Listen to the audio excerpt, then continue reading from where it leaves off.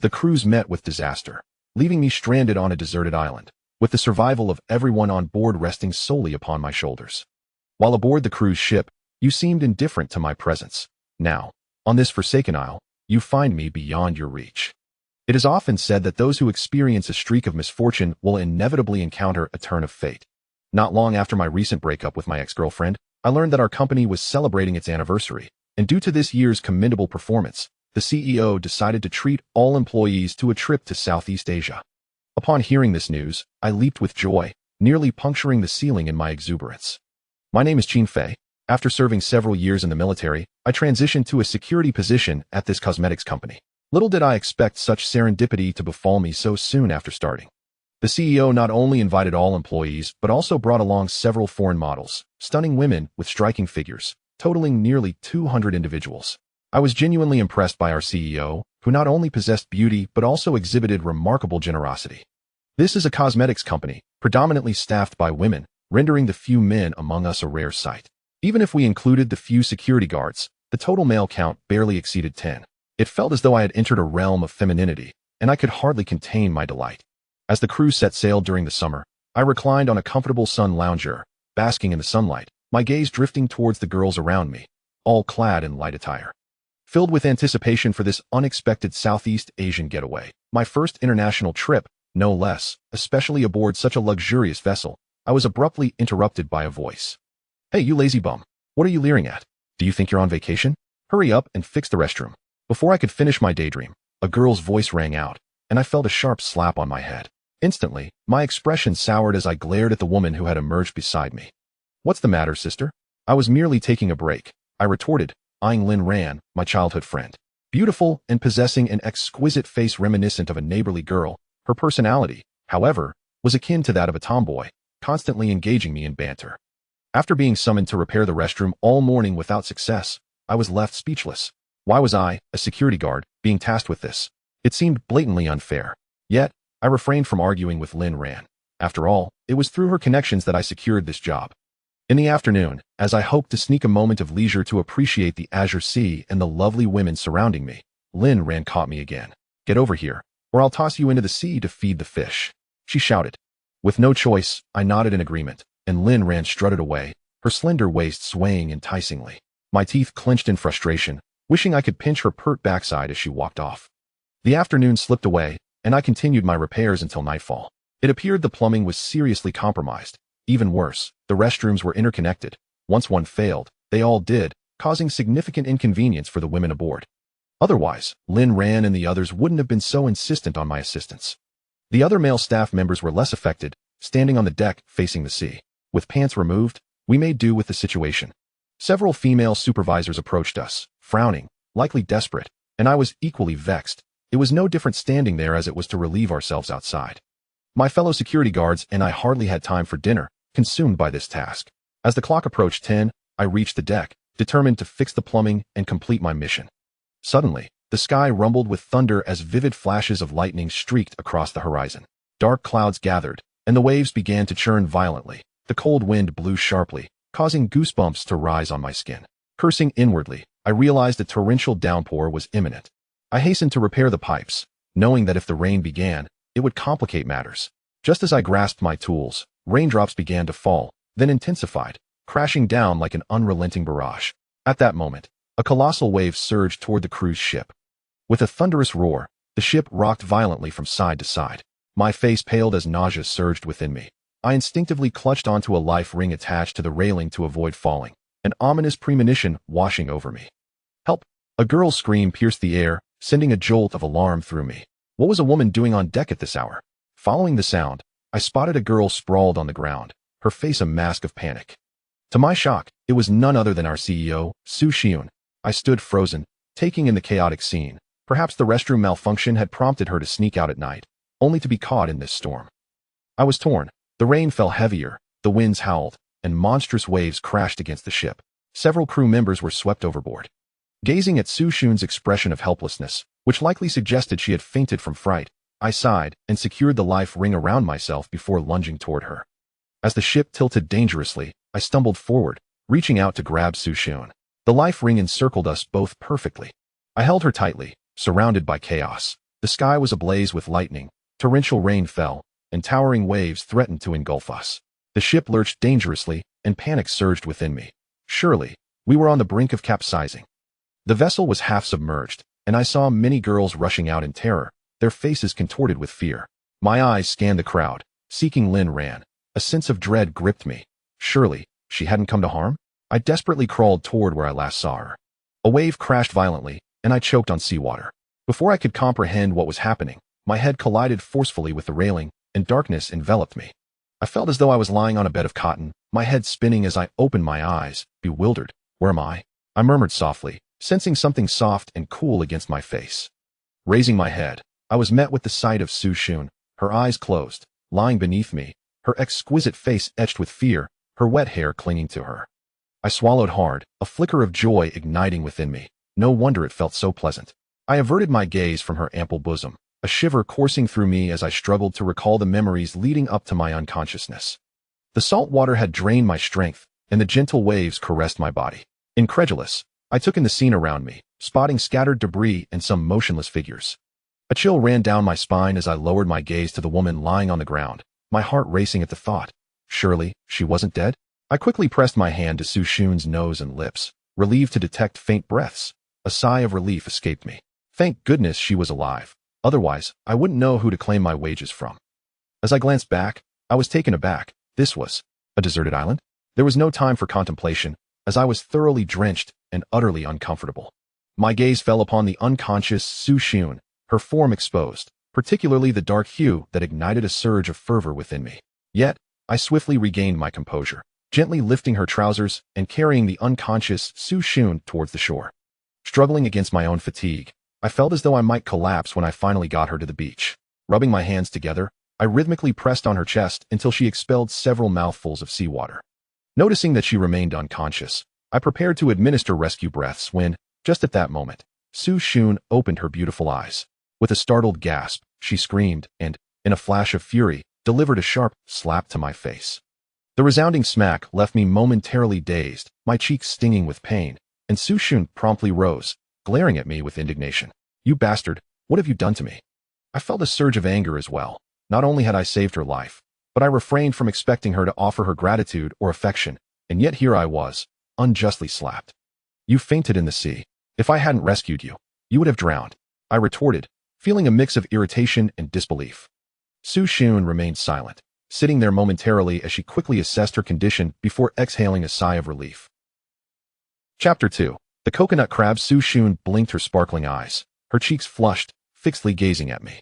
I felt a twinge of guilt under her scrutinizing stare, fearing she might later dismiss me from my position. Ah, Su Zong, I stammered awkwardly, feigning ignorance as I quickly averted my gaze. Su Xun glanced around, her beautiful eyes flitting about. It was just the two of us here. Biting her lip, she seemed on the verge of speaking but was interrupted by the rumble of her stomach, which turned her face an even deeper shade of crimson. Are you hungry? Let me see if there's anything edible on this island, I offered, and without waiting for a response, I dashed away, exhaling a sigh of relief. I suspected Su Xun was aware of my unease but chose not to address it, perhaps to avoid an awkward atmosphere. Nevertheless, I didn't dwell on it further. I had no idea how long Su Xun and I had been unconscious at sea, but my own hunger was becoming unbearable. I felt weak and decided to catch a few fish to satiate my appetite. Upon reaching the shoreline, I noticed two individuals lying motionless on the beach, one male and one female. A sense of urgency surged within me as I worried about Lin Ran and hurried over to them. The man was sprawled on the sand, shirtless. I flipped him over and, upon recognizing his face, was taken aback. He was a security guard from our company. My hand brushed against his cold skin, and as I checked for a pulse, I found none. A wave of anxiety washed over me, and my lips trembled as I glanced at the woman lying nearby. Could it possibly be Lin Ran? As I approached and discerned her features, I sighed in relief. She was not Lin Ran, but rather a female employee from our company. Frowning, I turned to look at Su Xun, who was staring downcast, seemingly in low spirits, not directing her gaze toward me. The surface of the sea was dotted with various objects that caught my eye, igniting a spark of hope within me. I dashed over to retrieve them. On a deserted island, such items were invaluable. With the cruise ship having met with disaster and the rescue team's arrival uncertain, I feared we might be stranded for several days. However, many of these supplies floated just out of reach, 30 or 40 meters away, leaving me to helplessly watch them drift away. Given my current stamina, I doubted I could swim halfway without succumbing to exhaustion. Yet, not all was in vain. I spotted a box wedged between two large rocks and eagerly pulled it out, my spirits soaring. "Hey, Qin-Fei, what are you doing?" A sudden voice from behind startled me. I turned to see Su Xiun, and I breathed a sigh of relief. Her lips were still pale, and she appeared somewhat haggard. I remained silent, merely gesturing toward the box before us, and Su Xiun curiously leaned in to observe. Upon opening it, my expression darkened. It was evidently a woman's box, filled with vibrant clothing and an array of cosmetics. Frustration welled within me. I couldn't fathom why a girl would pack such items for a trip. Both Su Xiun and I felt a sense of disappointment. These items held little practical value. I glanced at the clothes within the box, gathering them close to my chest. As the night promised to be rather chilly, these items were not entirely without purpose. Once dried, they could indeed serve to keep warm. "What do you intend to do with those?" I inquired, only to find Su Xiun stifling her sobs. "To keep warm, it will be quite cold tonight," I explained, then chose to ignore her further. After placing the items on the beach, I resolved to catch a few fish. Just moments ago, I had spotted numerous fish shadows beneath the rocks and reefs. With a stroke of luck, a satisfying meal was within reach. However, as I took a few steps, I noticed Su Xiun trailing behind me. "Su, please do not follow me. I am going to catch fish." Observing her stealthy demeanor, I feared that if she accompanied me, my chances of catching anything would be thwarted. Upon hearing my words, Su Xiun's eyes reddened, perhaps feeling the stark contrast between her usual position as the esteemed CEO and my role as an ordinary security guard. Feeling slighted, she pouted and promptly ran off. I chose not to engage. Despite her beauty, we were marooned on a deserted island, and what good was beauty if it could not fill our stomachs? Had I not spoken so bluntly, starvation might have been our fate. I wandered among the rocks, reflecting on my time in the military, where my reflexes and physical prowess had been unparalleled. Yet, after enduring such hunger, my strength had diminished, and the cunning fish evaded me. After over half an hour of fruitless efforts, frustration welled within me. Once a Special Forces soldier, I felt a sting of humiliation, but I dismissed it, resigned to my plight. As I sat on a rock, lost in thought, I was suddenly startled by Su Xiun's shouts. My heart raced as I rushed toward her, fearing she was in distress. To my surprise, she was yelling at a large crab, her words somewhat incoherent. Following her gaze, I was astonished to discover a coconut crab, nearly the size of a basketball. "Look, a giant crab. Hurry, look," Su Xiun exclaimed, her eyes sparkling with excitement. I couldn't help but share in her joy. Fortune was on our side. I quickly approached and seized the coconut crab, lifting it triumphantly. Chapter 3. The cave. As I beheld the coconut crab, joy filled my heart. Searching my surroundings, I realized I had no knife. Grabbing a stone from the ground, I struck the crab's head with fervor. Su Xiun glanced away, seemingly unable to witness the act. To my surprise, the creature proved remarkably resilient, enduring over 20 strikes before succumbing. I wiped my hands and discarded the lifeless crab on the ground, instructing Su Xiun to keep a close watch over it. "Where are you going?" she asked, apprehensive that I might abandon her. "I am going to gather some firewood. Stay here and do not wander off." "All right, and please remember to dry those clothes as well." With that, I made my way toward the dense thicket, knowing that without a lighter, I would have to resort to the primitive method of friction to kindle a fire. Within the confines of the beach lies a dense forest, lush and verdant, teeming with ancient trees whose branches stretch wide. I dared not venture deeper. Such a vast thicket must harbor a myriad of venomous creatures and wild beasts. Should I be bitten, the absence of medicine on this desolate island would spell certain doom. As I surveyed the periphery of the thicket, I stumbled upon several rocky caves, and my spirits lifted at the sight. Entering one, I found it spacious. Tonight, I had a place to rest. Glancing at the sky, I noted that the sun was nearing the horizon. Time was of the essence. I needed to ignite a fire soon. I hastily gathered a substantial amount of dry grass and some withered branches from the thicket, and beneath a coconut tree, I discovered 3 fallen coconuts. Truly, a fortuitous find, especially as I had been fretting over the need for fresh water. Just as I prepared to return, a series of beastly roars echoed from the depths of the forest, causing my complexion to pale. In the wilderness, one fears encounters with large predators, and judging by that sound, this island surely harbors them in abundance. There was no time to dwell on such thoughts. Clutching the dry grass, branches, and coconuts, I hurried back to my previous location, where Su Xiun sat forlornly. Upon my return, she offered a faint smile, though she appeared somewhat weary. I set to work on igniting a fire, knowing that sustenance would soon follow. Observing her pallid complexion, I initially assumed she was merely hungry. I positioned the gathered dry grass into a bundle, sprinkled some dead leaves atop, and grasped a stick to begin fervently rubbing. Thankfully, during my military training, I had acquired some skills in this regard. Otherwise, kindling a fire would have proven exceedingly challenging. Success. The flames sparked to life. Su Xiun cheered beside me, and I smiled, feeling a wave of relief wash over me. I then dashed back to collect additional kindling, and before long, a vibrant fire blazed before us. What did you do before? How are you so skilled? Su Xiun gazed at me with admiration and curiosity, her eyes shimmering with intrigue. It was a gratifying moment. After all, receiving praise from such a beautiful woman, our company as president, was a rare delight. Having served a few years in the military, I possess a modicum of knowledge in these matters. Now you see my capabilities, don't you? When we return, I expect a raise, I jest. Qin Fei, how can you joke at a time like this? We don't know how the others are faring, Su Xiun replied with a bittersweet smile. Her words cast a shadow over the atmosphere, and I too lowered my gaze, anxiety creeping in for Lin Ran's safety. I sighed inwardly, hoping fervently that Lin Ran had not succumbed to the depths of the sea. It's my fault. I shouldn't have brought you all on this trip. Su Xiun expressed her guilt, leaving me at a loss for words. Do not fret, everything will be all right. Perhaps the rescue team will arrive in a few days. I reassured her. On a desolate island, such melancholic moods are the most disheartening, easily extinguishing one's will to survive. Many are not devoid of the means to endure. Rather, they succumb to their own fears. Su Xiun nodded in acknowledgement as I tore off the 2 large pincers of the coconut crab, skewering them on a branch before placing them over the fire. Before long, an enticing aroma wafted through the air. I handed one to Su Xiun and, after cracking open the shell, devoured it hungrily, my appetite insatiable. Su Xiun, too, was famished, yet she maintained an air of elegance, delicately nibbling at her food. For the first time in my life, I felt that I was living less splendidly than a mere crab. She consumed little, satisfied with just 1 claw. And when I urged her to eat more, she replied that it would affect her figure. I chose not to argue. Finishing off the remaining edible parts of the coconut crab and patting my belly, feeling rejuvenated and invigorated. I then took the coconut I had just collected, cracked it open, and offered her 1/2. Su Xiun's eyes sparkled with delight, and without a hint of modesty, she took several generous sips. I opened my own coconut as well. What shall we do tonight? She inquired, her complexion noticeably brighter after a few sips of coconut water. At that moment, the sky had darkened considerably, and recollecting the distant roars I had heard in the forest filled me with unease. Grasping Su Xiun's hand, I hurried toward a nearby cave, without uttering a word. She followed me into the cavern, which was surprisingly spacious, sufficient to accommodate 5 or 6 individuals comfortably. Are we staying here tonight? She asked, a hint of uncertainty in her voice as she surveyed the cave with a critical eye. Yes, of course, I replied. Where else would I sleep? I refrained from further discussion and quickly built a small fire within the cave. I then stepped outside to gather a large handful of dry grass, laying it on the ground to create a warmer sleeping area, albeit somewhat prickly.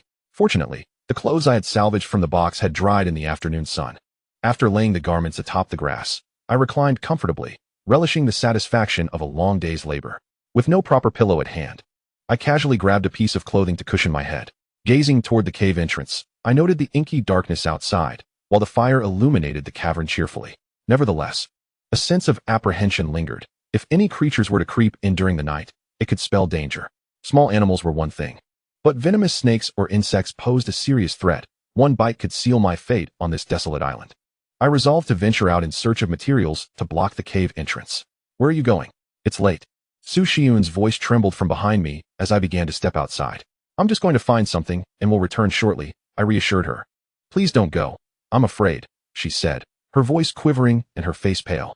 Turning to her, I could see her concern mirrored in my own expression, and I softly replied, I'll find something to secure the entrance. Just wait for me here, and I promise I'll be back soon.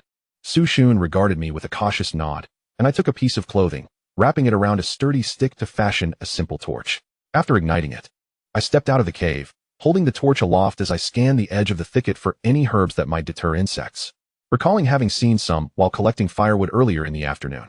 To speak candidly, I truly had no desire to venture out, for many beasts emerge only at night to hunt. Listening to the calls resonating from the depths of the lush forest, I trembled slightly as I searched for a while, gathering some mugwort and collecting a few twigs before returning to the cave. The scent of the mugwort serves to repel mosquitoes, offering us some respite from their bites during the night. For the time being, I could not find anything suitable to block the entrance, and could only pray that fortune would not be too unkind, hoping that no wild creature would wander into our cave after dark. Su Xiun had been observing me, lost in her thoughts. I glanced at the makeshift bed I had prepared and said to her, You may sleep there tonight. I will rest by the cave entrance. Oh, Thank you, she replied, a hint of embarrassment in her voice. I waved my hand, urging her to sleep early. She nodded in acknowledgement. And a wave of fatigue washed over me as I gazed into the inky darkness outside, listening to the rhythmic crashing of the waves, feeling a twinge of melancholy. I couldn't help but wonder about Lin Ran and how many others from the company had survived. I was certain that the number of those who remained would be scant. Considering how sudden that day had been, many only managed to escape when the cruise ship was on the verge of capsizing. And there were only so many life jackets and life buoys to go around. With a sigh, I recalled the eerie azure lightning from the day of the disaster. My heart racing at the memory. Lin Ran had been my childhood companion, and though we often playfully bickered, our bond was undeniably strong. My mind wandered to many thoughts, including my parents and friends, who must be searching for me frantically. Lost in my reverie, I was on the brink of slumber when a voice called out to me. "Qinfei, are you asleep?" It was Su Xun's voice, accompanied by the sound of footsteps, seemingly approaching me. A surge of anxiety struck me. Could she be intending to take advantage of my drowsiness? I muttered to myself in disbelief. I chose not to respond, narrowing my eyes into a slit. I saw Su Xun leaning closer, staring intently at me, and I felt a rush of excitement. She appeared somewhat distressed, her cheeks tinged with red. I anticipated she might do something unexpected, but instead, she stealthily stepped outside, only to return apprehensively, standing at the cave entrance. Feeling bashful, she glanced back at me, prompting me to quickly shut my eyes. Chapter 4. The voice of Su Lily. Once Su Xun returned to the cave, I felt a sudden urge to relieve myself. Initially, I intended to hold it in, but considering that Su Xun likely hadn't fallen asleep yet, and after the earlier tantalizing moment, my body was less than cooperative. After a brief moment of restraint, I decided not to deprive myself any longer. With a chuckle, I disregarded my reservations, rising to stand at the cave entrance, and unfastening my trousers, the sound of nature echoing around me. "Qinfei, were you not asleep just now?" I heard Su Xun's voice, her tone tinged with shyness, speaking in a barely audible whisper. Awakened abruptly, Su Xun's sudden remark left me bewildered, prompting an unexpected response from me. As night deepened, an awkward silence enveloped the cave, with no one daring to utter a word. The following day, I rose early to find Su Xun still asleep, her hair tousled and brow furrowed, likely a remnant of the previous night's restless slumber. Yet, in this disheveled state, she appeared quite endearing. At the office, she was often stern and taciturn, but here, a charming side emerged. I exited the cave and strolled towards the shoreline. Due to the ebb and flow of the tide the previous afternoon, the sea was nearly devoid of debris, most having been swept away. However, several items had washed ashore. In the shallow waters, a men's backpack bobbed gently, and I hurried over to retrieve it, speculating it contained useful belongings, certainly preferable to the box I had salvaged yesterday, which had been filled entirely with cosmetics and other trifles. Upon unzipping the backpack, I discovered a collection of books, all soaked by seawater. I emptied its contents and found a fruit knife nestled among them. In this desolate island, a knife is an invaluable asset, ideal for self-defense and other necessities. The backpack now held only a water bottle of some utility, while the rest of its contents proved to be of little use. Continuing my walk along the beach, I stumbled upon a sheet of metal from a cruise ship, which I fashioned into a makeshift pot for cooking, an undoubtedly practical find. I stowed these items back in the cave, where Su Xun remained in slumber, and I hesitated to disturb her. Reflecting on our dire situation, it became clear that our most pressing need was fresh water, in addition to food. I glanced once more at the peacefully sleeping Su Xun before shouldering the salvaged backpack and grasping the fruit knife, venturing into the depths of the surrounding forest. The jungle seemed vast, an endless expanse of trees. I was acutely aware of the lurking dangers, yet the urgency of our predicament compelled me to press on. After a short while, I encountered a myriad of strange creatures and the remains of others, some reduced to mere skeletons. Despite my years of military training, the sight still caused me to frown. As I traversed the area, I marked my path to avoid losing my way in the wilderness. Just as I was about to rest, I suddenly heard the sound of rushing water. A smile crept across my face, and I hurried towards the source of the sound. Before me lay a crystal-clear pool, teeming with fish darting about. My heart raced with exhilaration. At last, I had found water. Surveying my surroundings, I prepared to approach the pool when suddenly, a nearby thicket rustled, accompanied by the sound of snapping twigs. I swiftly concealed myself behind a bush, peering through the foliage. I saw several figures emerge from the underbrush. To my astonishment, they were all familiar faces from our company, including the petite Lin Ran. I stood up, causing the group to tense momentarily. However, upon recognizing me, their expressions softened into smiles. Lin Ran's eyes glistened with tears as she spotted me, and she rushed towards me with unrestrained joy. Qin Fei, you scoundrel. I thought you had perished in the sea, feeding the fish. Lin Ran clung to me tightly. Her voice tinged with a hint of tears, and I felt a wave of emotion, grateful that she was still alive. All right, don't hold on so tightly. You're squeezing the breath out of me. I teased her, reluctant to part from the softness of her embrace. Upon hearing this, Lin Ran's face flushed red, and she playfully struck my head. You haven't changed one bit. Humph. She huffed, pouting slightly, then wiped her eyes. Having grown up together. This was the first time I had witnessed her cry, and to my surprise, it was for my sake. Enough of this lovey-dovey banter. Suddenly, a man called out. His tone rather unfriendly. Indeed, how shameless. Another woman chimed in.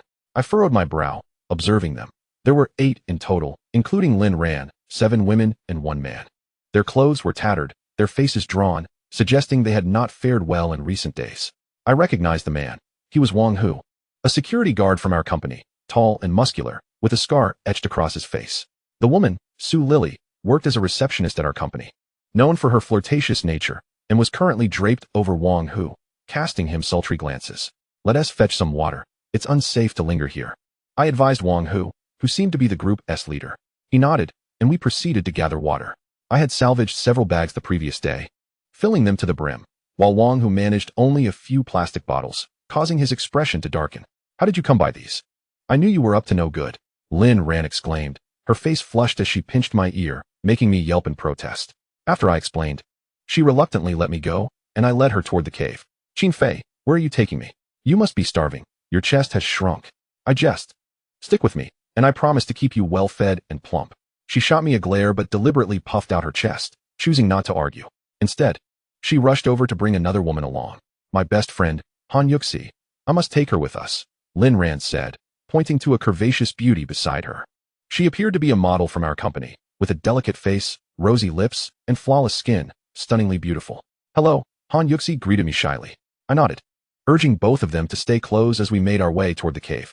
To my dismay, Wang Hu and Su Lily followed along too. I couldn't very well stop them. After all, we were all from the same company, stranded on this deserted island together. It was better to lend a helping hand. Upon reaching our stretch of beach, the group erupted in cheers. Su Xun also emerged, and upon seeing the crowd, she rushed over, her face beaming with joy. As dusk approached, I gestured to Wang Hu, indicating that there were several caves nearby for them to prepare. Subsequently, we gathered on the beach to create a large bonfire, feasting on the small yellow fish I had painstakingly caught, which tugged at my heartstrings. Eventually, we congregated around the fire, sharing stories of our recent tribulations, with a few women even shedding tears. We must have faith in ourselves. We shall endure, for it will not be long before the rescue team arrives to save us. Su Xun, being the company's leader, commanded the respect of the girls, who quickly ceased their crying. I lost track of time as we conversed, fatigue gradually enveloping us. Wang Hu had discovered a particularly expansive cave that seemed to offer a greater sense of security, prompting the girls who accompanied him to follow him there. Lin Ran and Han Yuxi, however, steadfastly remained by my side, and the 4 of us returned to the cave together. I positioned myself at the entrance, and as I drifted toward slumber, I was suddenly roused by the sound of a woman calling out in distress. Instantly alert, I thought I was caught in a dream. Upon closer inspection, I realized the voice was emanating from outside, and it bore a striking resemblance to Su Lily's voice. Chapter 5. Division of Supplies. I promptly rose and stepped outside the cave. Illuminated by the moonlight, I discerned 2 familiar figures in the distance, Wang Hu and Su Lily. Qin Fei, what are you doing here? Suddenly, someone called out my name from behind. Turning around, I was taken aback to find Lin Ran standing there. I quickly placed my hand over her mouth, urging her to remain silent. Once Wang Hu and Su Lily, that pair of scoundrels, departed, Lin Ran immediately pushed me away. Her cheeks flushed with anger as she exclaimed, "Are you trying to get us killed?" With that, she turned and dashed back into the cave. I shook my head. Could this truly be my fault? After enjoying a breath of fresh air, I finally made my way back into the cave. The following morning, I was awakened by the exuberant chatter of the girls, who were enthusiastically scavenging for scallops on the beach. Su Xiun and Han Yuxi were in hot pursuit of a crab the size of a fist, giggling uncontrollably as they chased it around. Before long, we gathered as a group to cook the scallops and starfish we had caught with our torches. However, with so many of us, each individual barely received a morsel, insufficient even to satisfy hunger. Su Lily even found herself in a dispute with another girl over who had received a larger share of food. A sense of concern crept into my mind. Tensions had already begun to surface, and if food scarcity became an issue, Escalating conflicts could lead to dire consequences among us on this desolate island. Perhaps we should consider splitting into 2 groups to mitigate disputes over meals. I voiced my regret for having brought them along. Isn't that unwise? We are all on this deserted island together. Our strength lies in unity. Why would we want to separate? A girl murmured softly. Soon, a lively debate erupted among the group, with some in favor of my suggestion and others vehemently opposed. Lin Ran, Su Xiun, and Han Yuxi gazed at me with expressions of bewilderment, uncertain as to why I had spoken in such a manner. I found myself in agreement with Qin Fei's perspective. At that moment, Wang Hu suddenly exclaimed, catching me off guard. I had just been contemplating how to persuade them, and I was surprised by Wang Hu's promptness. It seemed to come down to a choice between him and me. I am with Brother Hu, he declared. As soon as his words left his lips, Su Lily immediately chimed in, exclaiming, goodness, they truly are a pair of shameless individuals. With a leader established, the remaining girls, regardless of their willingness, made their choices. Suzong, won't you join us? Wang Hu extended an olive branch to the still-standing Su Xiun. At that time, she appeared quite anxious, glancing between me and Wang Hu, and unexpectedly chose to approach my side. I smiled at her, while Wang Hu shot me a fierce glare, his expression darkening. The outcome was as I had anticipated. Only Su Xiun, Lin Ran, and Han Yuxi stood by my side. Wang Hu, being a formidable figure, exuded a sense of security that the girls likely found appealing, as they believed that aligning with someone stronger would enhance their chances of survival on this deserted island. Very well, it is settled then. We shall each look after our own, I remarked to Wang Hu. Wait a moment, we ought to discuss the allocation of our resources, Wang Hu suggested with a smile. Upon hearing this, my expression changed instantly. It was clear why he had agreed so readily. He had his eyes set on our supplies. Indeed, we must distribute them fairly, I conceded. Exactly, Brother Hu is right. We have more people here, so we ought to receive a larger share. The girls on Wang Hu's side began to raise their voices in protest, particularly Su Lily, who regarded me with disdain. The expressions of Su Xiun, Lin Ran, and Han Yuxi also turned pale. In their quest for survival, they seemed unconcerned about my position as the company as president. I had no choice. If I did not concede some supplies today, it would be impossible to coexist. Fine, you may also present your supplies. If you say we should divide them more generously, then so be it, I acquiesced. Wang Hu's demeanor brightened upon hearing my words, and he beckoned a few girls over.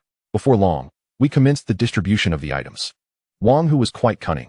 He likely had hidden treasures, yet he did not overreach. I ended up giving them a water bottle and over a pound of dried fish. In contrast, I managed to acquire an axe and 3 bottles of mineral water, clearly indicating that we had suffered a significant loss. Lin Ran, visibly exasperated, was ready to confront them, but I restrained her. After the distribution of resources, we parted ways. Upon returning to the cave, the 3 girls surrounded me. Are you out of your mind, giving them so many valuable items?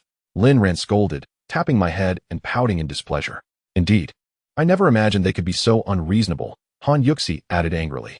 The most disheartened of all was Su Xiun, who lowered her head in silence. I offered her a few words of comfort, and Lin Ran and the others chimed in to reassure her that everything would be all right. No matter. What are those trivial matters? The fish jerky has been mostly snatched away by them, so I instructed a few of the girls to catch some small yellow croakers here, smoke them into jerky, and store up food for unforeseen circumstances. After giving them my instructions, I picked up the axe I had exchanged from Wang Hu, tucked the fruit knife at my waist, slung my backpack over my shoulders, and prepared to venture into the jungle in search of luck. However, the girls held me back, expressing their concerns and urging me to be cautious. I understood. At that moment, I had become their pillar of strength. If anything were to befall me, their lives would become considerably more difficult. With their worried gazes upon me, I walked into the depths of the forest. Armed with these tools, I felt fairly confident despite the lurking dangers within the jungle. After all, those years of military training were not in vain. I recognized the weight of my responsibility. I needed to gather ample food to support Lin Ran and the other girls. Chapter 6.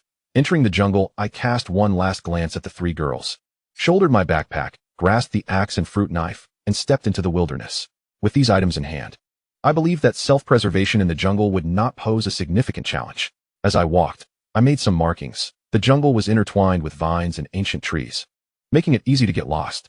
Various peculiar creatures roamed, and I even spotted a few pythons as thick as my leg. After traversing the jungle for quite some time, my heart racing with trepidation, I was preparing to find a spot to rest when I suddenly heard rustling sounds nearby. I immediately tensed up and scanned my surroundings. My anxiety eased slightly upon spotting a wild rabbit digging in a nearby thicket. Before I could make a move to catch it, the rabbit bolted away at the slightest noise. I wiped the sweat from my brow and gazed at the spot where the rabbit had been digging. As a thought struck me, the most effective method of foraging for food in the jungle is often to observe the tracks of wild animals, which can lead to the discovery of sustenance. I stared blankly at the thicket before me. The leaves of these plants were quite large, but their roots were tightly intertwined, resembling a cluster, and there were signs of animal gnawing. A smile broke across my face. The fruits of these plants were likely similar to peanuts, growing underground. Otherwise, the rabbits wouldn't be digging holes here. With that in mind, I swiftly took the fruit knife to cut through the surrounding vines, and, using both hands, vigorously began to unearth the soil above. Sweat dripped down my face, yet I felt no fatigue, only a sense of small happiness. Indeed, after digging for a while, the roots of these plants became somewhat loosened. I seized the thickest root and yanked it back with force, pulling it out entirely. What lay before me left me utterly astonished. They were all tubers resembling sweet potatoes, some even ruptured, oozing a milky juice. Yes, just like that. I shook my head to dispel any errant thoughts and, feeling a bit nauseated, leaned into taste. It was sweet, likely starch. The wild rabbits that are edible indicate that this particular item should be non-toxic. I took a few bites of one, and its flavor was remarkably akin to that of sweet potatoes. There are numerous such thickets in the vicinity. Time passed, and after filling my backpack to the brim with sweet potatoes, I felt a sense of satisfaction as I prepared to return. Once dried, these could serve as provisions, though I was uncertain if Lin Ran, Su Xiun, and Han Yuxi would partake in them. This location was in close proximity to the waterhole I had discovered earlier, so I promptly made my way there. I removed all the sweet potatoes from my backpack and rinsed them in the waterhole before placing them back in the bag. The soil beside the waterhole was quite damp, and beneath several large trees, a plethora of mushrooms had sprouted. Upon closer inspection, I determined these were likely just ordinary tree mushrooms. As long as their colors were not overly vibrant, they should be safe to consume. Excitedly, I gathered a generous handful and stuffed them into my backpack. An inexplicable sense of happiness washed over me. I had not anticipated that my first venture into the jungle would yield such an abundance of food, enough to last several days. After exiting the thicket, I made my way toward the cave, where Su Xiun was busily smoking small yellow fish on a makeshift stove. Her once pristine face was now comically charred, prompting a blend of laughter and sympathy within me. Not far off, Lin Ran and Han Yuxi were joyfully catching fish, darting about the beach. Su Xiun's focused demeanor while smoking the fish was endearing. Her bright, glistening eyes were brimming with tears from the smoke, evoking a twinge of concern in me.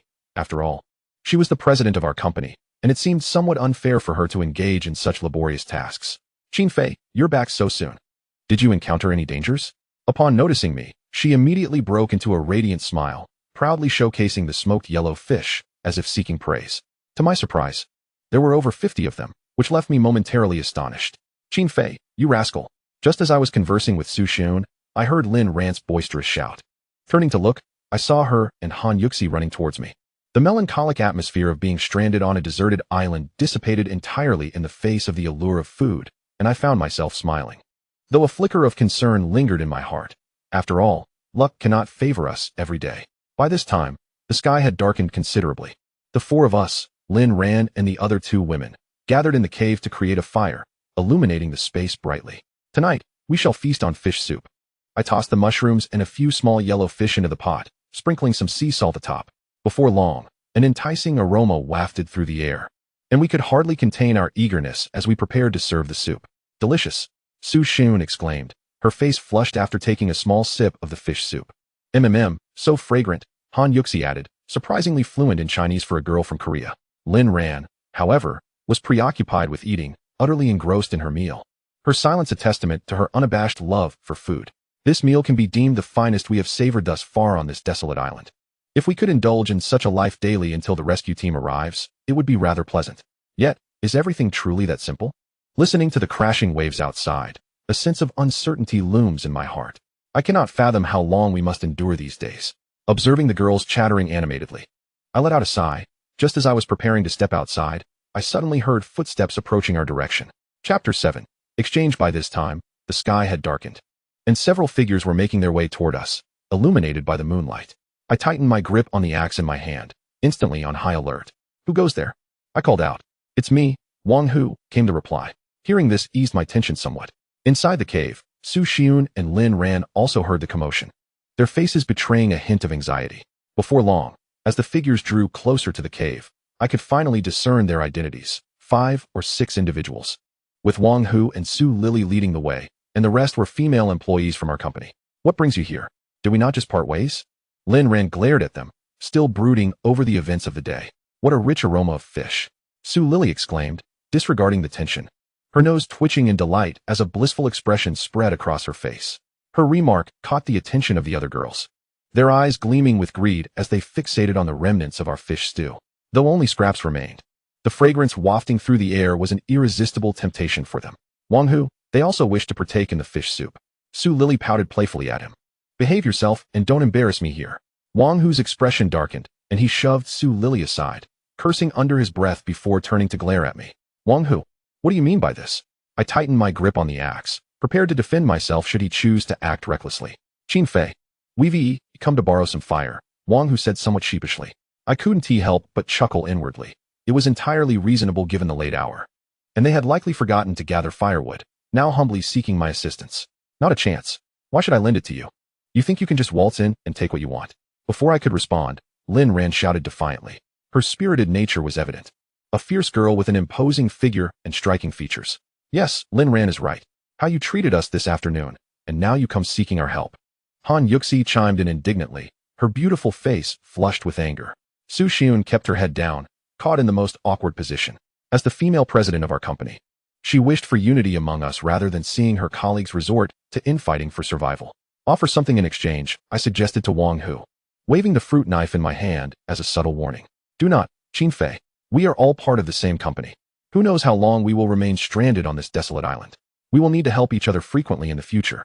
There is no need for such hostility, as it benefits neither of us, Wang Hu said with a stern expression, his tone tinged with a hint of menace that irked me. Damn it. Am I the one seeking his favor, or is he the one seeking mine? If he is unwilling, he can simply leave. We have no time to waste here with you. I furrowed my brow and shouted back at Wang Hu, who seemed to think he could dominate this barren island. Wang Hu pointed at me, then, in a fit of anger, waved his hand dismissively and retrieved 2 crumbly biscuits from his pocket, reluctantly offering them to me. I was taken aback. I had not expected Wang Hu to possess such provisions, especially for the sake of exchanging for fire. However, I recognized the wisdom in his actions. After all, he was surrounded by several girls, and if he failed to procure something as vital as fire, his standing among them would significantly diminish. Is this acceptable? Do not overstep your bounds, or else, well, we shall see each other again under less pleasant circumstances. Wang Hu glared at me. I nodded in agreement. It was still a fair trade. Lin Ran and Han Yuxi, the 2 girls, immediately appeared displeased, casting anxious glances my way, as if they wished to voice their concerns. I gestured for them to remain calm. Upon seeing my nod, Wang Hu approached the fire, grabbed a piece of dry wood, and prepared to depart, likely feeling he had lost face in front of me. Brother Hu, the fish soup, Su Lily called out at that moment, nearly infuriating Wang Hu, who finally left after a round of expletives directed at her. Once Wang Hu and his group departed, I proudly examined the 2 biscuits he had given me. Lin Ran rushed towards me, her delicate hand twisting my ear with fervor. Qin Fei, you scoundrel. Did you not just say you wouldn't give them anything? She scolded, her rosy lips curling in frustration. Han Yuxi also stared at me intently, her sparkling eyes filled with confusion. It's all right, after all. We are all from the same company, and fire is of utmost importance. Besides, these biscuits are quite a treasure, I explained, knowing that now was not the time to clash with Wang Hu and his crew. These measly biscuits? They wouldn't even suffice for a single bite. Lin Ran rolled her eyes at me. You will see. I chuckled to myself, convinced of the significant utility of these biscuits. I felt I had made a wise decision. Subsequently, we ceased discussing that matter and gathered around the campfire, exchanging light-hearted stories to uplift our spirits and enhance our will to survive. We spoke of many things, and eventually, the conversation drifted to family and friends. The eyes of the 3 girls immediately glistened with tears, their voices quivering with emotion. Even I, a grown man, found it difficult to contain my own feelings. It had been so long. Why had there been no sign of the rescue team?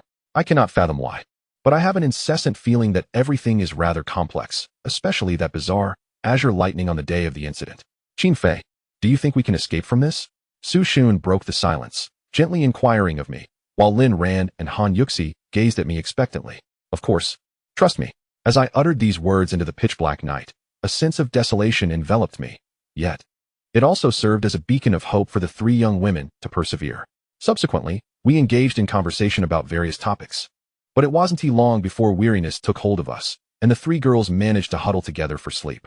I lay at the cave's entrance, the sea breeze howling as it swept in, causing me to shiver uncontrollably, The chill was unbearable. Chapter 8. The Great Black Fish. I found it difficult to fall asleep.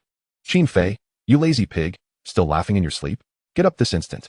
A sudden shout jolted me awake, and I opened my eyes to see Lin Ran standing before me, her expression one of indignation.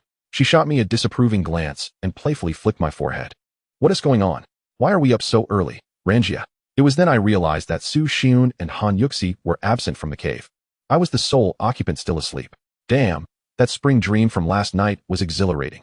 I wonder if it could ever become reality. Qin Fei, you need to check outside right away. Wang Hu and his gang are truly out of line, Lin Ran urged, her beautiful eyes ablaze with anger. Heeding her words, I swiftly grabbed my axe and rushed outside alongside her. Upon reaching the beach, I was taken aback to see Wang Hu and his 8 companions had claimed our fishing spot from the previous day. Han Yuxi and Su Xiun were engaged in a heated discussion with them, particularly with Su Lily, who was brazenly pointing and gesticulating. The 2 girls stomped their feet in frustration, and my expression darkened as I approached Wang Hu. Wang Hu, what is the meaning of this? We discovered this spot first. Isn't it rather unethical to seize it so forcefully? As I arrived, the group fell silent. I ignored their gazes and fixed a stern look on Wang Hu. Qin Fei, are you here to jest? What does it matter who discovered this place first? Wang Hu replied with a smirk, a hint of disdain lingering on his face. Exactly. Qin Fei, who do you think you are? This spot belongs to our brother Hu now. You should just step aside, Su Lily chimed in, her voice echoing the sentiments of her companion. Witnessing their collusion made me aware of the depths of their depravity. Previously at the company, Su Lily held us security personnel in contempt, but now, stranded on this deserted island, she was calling out brother Hu with fervor, a sight that repulsed me. Su Xiun and Lin Ran shared similar expressions of disgust towards Su Lily. Indeed, the current predicament unfolded as I had anticipated. However, I had not foreseen its rapid descent into chaos, as survival became the catalyst for conflict among us. Wang Hu stood to the side, a cold smile playing on his lips, his arms crossed, seemingly reveling in his current dominion. Very well, this place is yours, I said, after a moment's contemplation, directing my words towards Wang Hu. He was immediately taken aback, while Lin Ran, Han Yuxi, and Su Xiun displayed expressions of anxiety, ready to voice their concerns. Listen to me, I shouted at the 3 of them. Now is not the time to quarrel over such matters. Wang Hu has the advantage in numbers. A confrontation would only lead to our disadvantage. Haha. Qin Fei, you truly are wise. Wang Hu laughed heartily, mistakenly believing I had succumbed to fear, when in fact I simply chose to avoid conflict for the moment. However, I have one stipulation. Once you take this place, do not disturb us again, or you know the consequences, I warned Wang Hu, tightening my grip on the axe in my hand. The situation had not yet escalated to violence, but I feared they might come to quarrel with us over food scarcity. All right, agreed, Wang Hu nodded in response. I reciprocated the gesture and exchanged a knowing glance with Lin Ran, Han Yuxi, and Su Xiun before turning to leave. Upon our return to the cave, the 3 girls immediately surrounded me, their charming faces etched with discontent, eager to voice their grievances. Yesterday was one thing, but why must we continue to endure today? Lin Ran inquired, twisting my ear painfully until I grit my teeth and pleaded for mercy, at which point she finally relented. Serves you right, humph, Han Yuxi teased. Her cheeks flushed, while Su Xiun opted for silence. Let them have that place. I have a far better location in mind. One that is guaranteed to be 100 times superior, I cheerfully declared. Intrigued by my proclamation, the 3 girls leaned in closer and asked, where is it? Don't boast. Don't believe me? Today, I shall catch you all a big fat fish. I responded, their expressions turning skeptical as they looked at me. Eventually, Lin Ran nodded first. How will you manage that? She asked. Hee, with this in hand, it will be a breeze, I replied with a smug grin, pulling out the 2 packages of crumbly biscuits that Wang Hu had given us the previous night. Just these 2 biscuits? Han Yuxi remarked, her voice faltering as she shot me an exasperated glance, her red lips pouting adorably. Damn, I recalled that Han Yuxi had mentioned something yesterday. If I returned safely, she would allow me a kiss. How could I have forgotten such a thing? Han Yuxi, noticing my gaze fixed upon her, seemed to recall something as well, quickly turning her head away, unable to meet my eyes. Of course, you girls can eat some sweet potatoes for breakfast. I will venture into the forest once more, I told Lin Ran and Han Yuxi. Stay safe, they cautioned me, treating each of my forest excursions as if we were parting for a life or death scenario. I waved them off, grasped my axe, slung on my backpack, and stepped into the forest once more, just as I had the day before. The destination I seek is that small pool, where I recall numerous black fish swimming, albeit too swiftly to catch. Now, armed with 2 packets of crispy biscuits, my chances of capturing these elusive creatures have significantly increased, bolstering my resolve to relinquish that spot to Wang Hu. Before long, I arrived at the familiar waterside, where the stream flowed incessantly, producing a melodious sound. Within the pool, a black fish, as large as my thigh, caught my eye. A surge of joy washed over me. A fish of such size could easily sustain me and several of the girls, including Lin Ran, for an entire day if rationed wisely. With this thought in mind, I swiftly tore open a packet of biscuits, grinding them in my hands before scattering the crumbs into the water, creating ripples akin to a gentle rainfall. I stood by the pool, patiently waiting as the initially cautious black fish began to venture closer, nibbling at the biscuit powder. Discarding my axe to the side, I watched intently, and when the moment arrived, I lunged forward, only to grasp the slippery scales of the fish, splashing water everywhere. Undeterred, I persisted in my attempts, and at last, I succeeded in catching one. Swiftly, I brandished my fruit knife and dispatched the fish with 2 decisive strokes, tossing it onto the bank before resuming my hunt. The sun, now scorching, bore down upon me, and after such effort, I had only managed to catch 3 fish. Gazing at my modest haul filled me with a sense of pride. Nearby, I gathered some vines, often underestimated, but invaluable for securing my catch. We frequently employed them during my time in the military. I deftly bound the 3 sizable black fish together, cheerfully lifting them while shouldering my axe, resembling a modern-day Tarzan as I prepared to head towards the beach. Suddenly, I heard an unusual sound, akin to that of a wild animal. A chill ran down my spine as I wiped the perspiration from my brow. I had been so focused on fishing that I had neglected to observe my surroundings. In places with water sources, large beasts are likely to roam. Chapter 9. Bathing frozen in place, I wiped my brow again, recognizing the sound as that of a wild boar. From the nearby thicket came rustling noises, leaves trembling amidst the boar's grunts. Just as I contemplated fleeing, a shadowy figure burst forth from the underbrush, revealing long, blood-stained tusks and coarse, brownish-gray fur. As it raised its head, we locked eyes. My God, a massive wild boar. Cold sweat trickled down my forehead. While I had encountered wild boars before, I had never seen one of such formidable size, akin to a calf. The wild boar continued to bellow, its hind legs relentlessly digging into the earth. Suddenly, it charged directly towards me, grasping 3 hefty black fish. I fled into the thicket beside me, the boar hot on my heels. In my frantic escape, I stumbled and fell, my mouth full of dirt. At that moment, the pungent odor of the boar wafted into my nostrils. I quickly regained my footing and resumed my flight. Had the dense jungle not hindered the boar's massive frame, I might have met my demise. I cannot ascertain how long I ran, but when silence fell behind me, I paused to catch my breath, scanning my surroundings. To my dismay, in my panic, I had lost my sense of direction. Losing one's way in the jungle is a terrifying ordeal. Sighing, I resolved to retrace my steps, though the thought of encountering the boar again filled me with dread. I lingered for a moment, assessing my disheveled appearance. My clothes were tattered, and my hands bore scrapes. Gathering my courage, I ventured back along the path I had taken. My heart raced with trepidation, but fortunately, I did not encounter the boar again. I dared not tarry, heading straight for the beach. Not long after emerging from the jungle, I spotted Lin Ran, Su Xiun, and Han Yuxi waiting for me, each wearing expressions of concern. Upon seeing my disheveled state, Lin Ran rushed towards me, throwing herself into my embrace. "Qin Fei, you scoundrel. I feared something terrible had happened to you." Lin Ran's voice trembled with emotion, her arms encircling my waist. "Dear Lin Ran, please do not clutch me so tightly. I might struggle to breathe." I chuckled lightly in response. "Breathe? You're a cad, always causing others to worry." Lin Ran's cheeks flushed, and she intentionally tightened her grip. I glanced at Su Xiun and Han Yuxi. Su Xiun's eyes glistened with tears, likely from concern, while Han Yuxi smiled weakly upon my safe return. The 2 girls appeared somewhat awkward, observing Lin Ran and me in our embrace. After Lin Ran released me, she gestured towards Su Xiun, to which I nodded. Approaching Su Xiun, I gently enveloped her in a hug, prompting an immediate blush on her face, though she did not resist.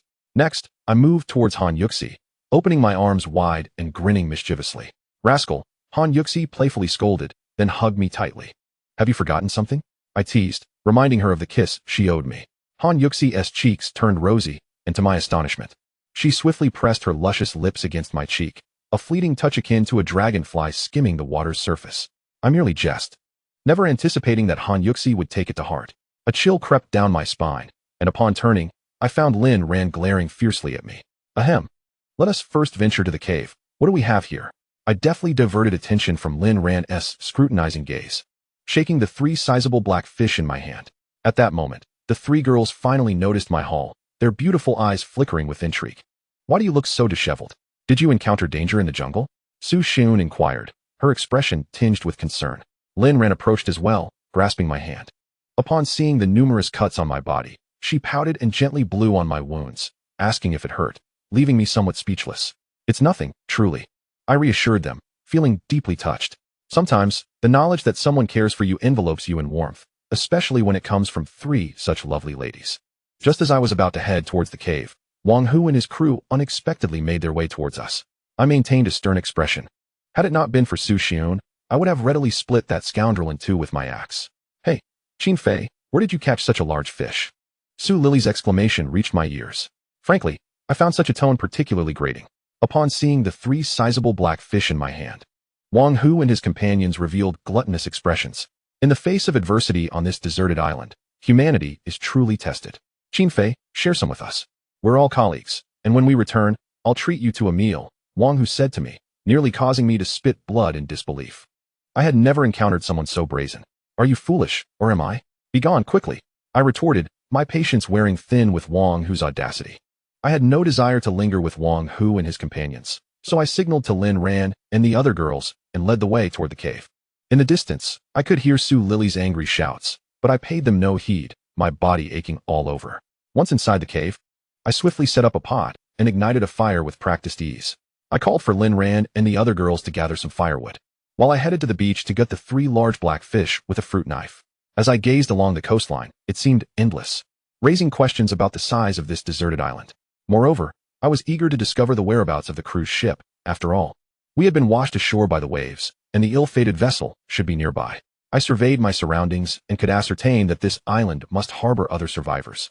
It was simply too vast for our small group from the company to be the only ones, with other passengers likely scattered across various parts of the island. Once I had cleaned the 3 black fish, I made my way back to the cave, confronting the myriad of unknowns ahead. May we find a way to survive unscathed. I placed a large black fish into the pot, relieved that there was ample water stored in the previous container.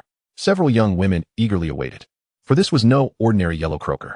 I then set the remaining 2 fish on the outdoor stove to smoke. The heat on the beach was stifling, and without proper drying, they would spoil swiftly. After a while, the fish stew was ready. The 3 girls consumed modest portions, savoring each bite. I urged them to eat more, insisting it would not affect their figures. What happened to you? Speak up. Did you encounter some danger in the jungle? Lin Ran inquired. Her gaze fixed upon me. I waved my hand dismissively and recounted the events that transpired in the jungle, which caused their eyes to well with emotion. You're not allowed to go in alone next time. I will accompany you, Lin Ran declared. I will too, Su Xiun chimed in. And I, Han Yuxi added, unwilling to be left out. Witnessing their concern, I couldn't help but smile wryly and shook my head, urging them not to complicate matters. I glanced toward the cave entrance. Dusk was swiftly approaching. To think that I had entered the jungle in the morning and was now returning as night fell, it seemed I had lingered too long inside, which explained their anxiety. We chatted for a while longer in the cave, relishing the leisure of a satisfied appetite. Before long, under the luminous moonlight, Lin Ran, Su Xiun, and Han Yuxi whispered among themselves before rising, preparing to venture outside the cave. Where are you going? I asked, perplexed. To wash up, they replied, each with a playful charm. Cough, cough, lovely ladies, where do you intend to wash at this late hour? I inquired. Just on the beach, there's south no other place. Su Xiun replied, frowning thoughtfully. Upon reaching the beach, Lin Ran first tested the water temperature with her hand. I followed suit and found it quite chilly, prompting Su Xiun to frown even more. Perhaps it's best to forego it. The water is too cold and could lead to a cold, I stated earnestly. On this deserted island, even a minor cold could escalate into something serious. The girls frowned but remained resolute in their desire to wash. They cherished cleanliness. And after so many days, it was understandable. I had no choice but to pray for the best. My gaze drifted toward the distant jungle, seeking to distract myself. When suddenly, I caught sight of a pair of eerie green eyes. A chill ran down my spine, and goosebumps prickled my skin. These were the eyes of an animal, illuminated in the moonlight, perhaps a wolf or a leopard. If that were the case, our safety during the night would be compromised. As I pondered this unsettling thought, a sudden exclamation from the girls behind me broke my reverie. Without a moment's hesitation, I instinctively turned to face them. What's wrong? I asked. There's a monster, Han Yuxi screamed. A shadow flitted by, its size modest yet its agility remarkable. It appeared to be a monkey, emitting a series of chattering sounds as it clutched several garments and darted away. Without hesitation, I took off in pursuit, but that creature was extraordinarily swift, vanishing into the jungle in the blink of an eye, leaving no trace. Cursing under my breath, I realized that with the darkness enveloping us, it would be reckless to chase after it. With a heavy sigh, I turned back. Did you not catch it? Surely it was just a monkey, so fast. Lin Ran inquired, to which I could only nod helplessly, glancing at Su Shun, whose complexion had also turned pale. What about Han Yuxi? Still getting dressed, I replied. Feeling a sense of unease creep in, the memory of those eerie green eyes lingered in my mind. A reminder that we might be in the presence of some wild beast. If we failed to implement protective measures at the cave's entrance, our slumber could be perilously compromised. Chapter 11. Crisis. If a wild animal were to wander in during the night, it was likely that we would fall into a deep slumber, never to awaken. This thought sent a shiver down my spine, yet the hour was late, and I could find nothing more to aid our situation. The girls, Lin Ran and her companions, were still engaged in conversation. I hurried over, gathering the remaining firewood and placing it at the cave entrance, arranging several small fires around it before igniting them. What are you doing, Qin Fei? Lin Ran approached, her eyes wide with curiosity as she gazed at me, followed closely by Su Shun and Han Yuxi.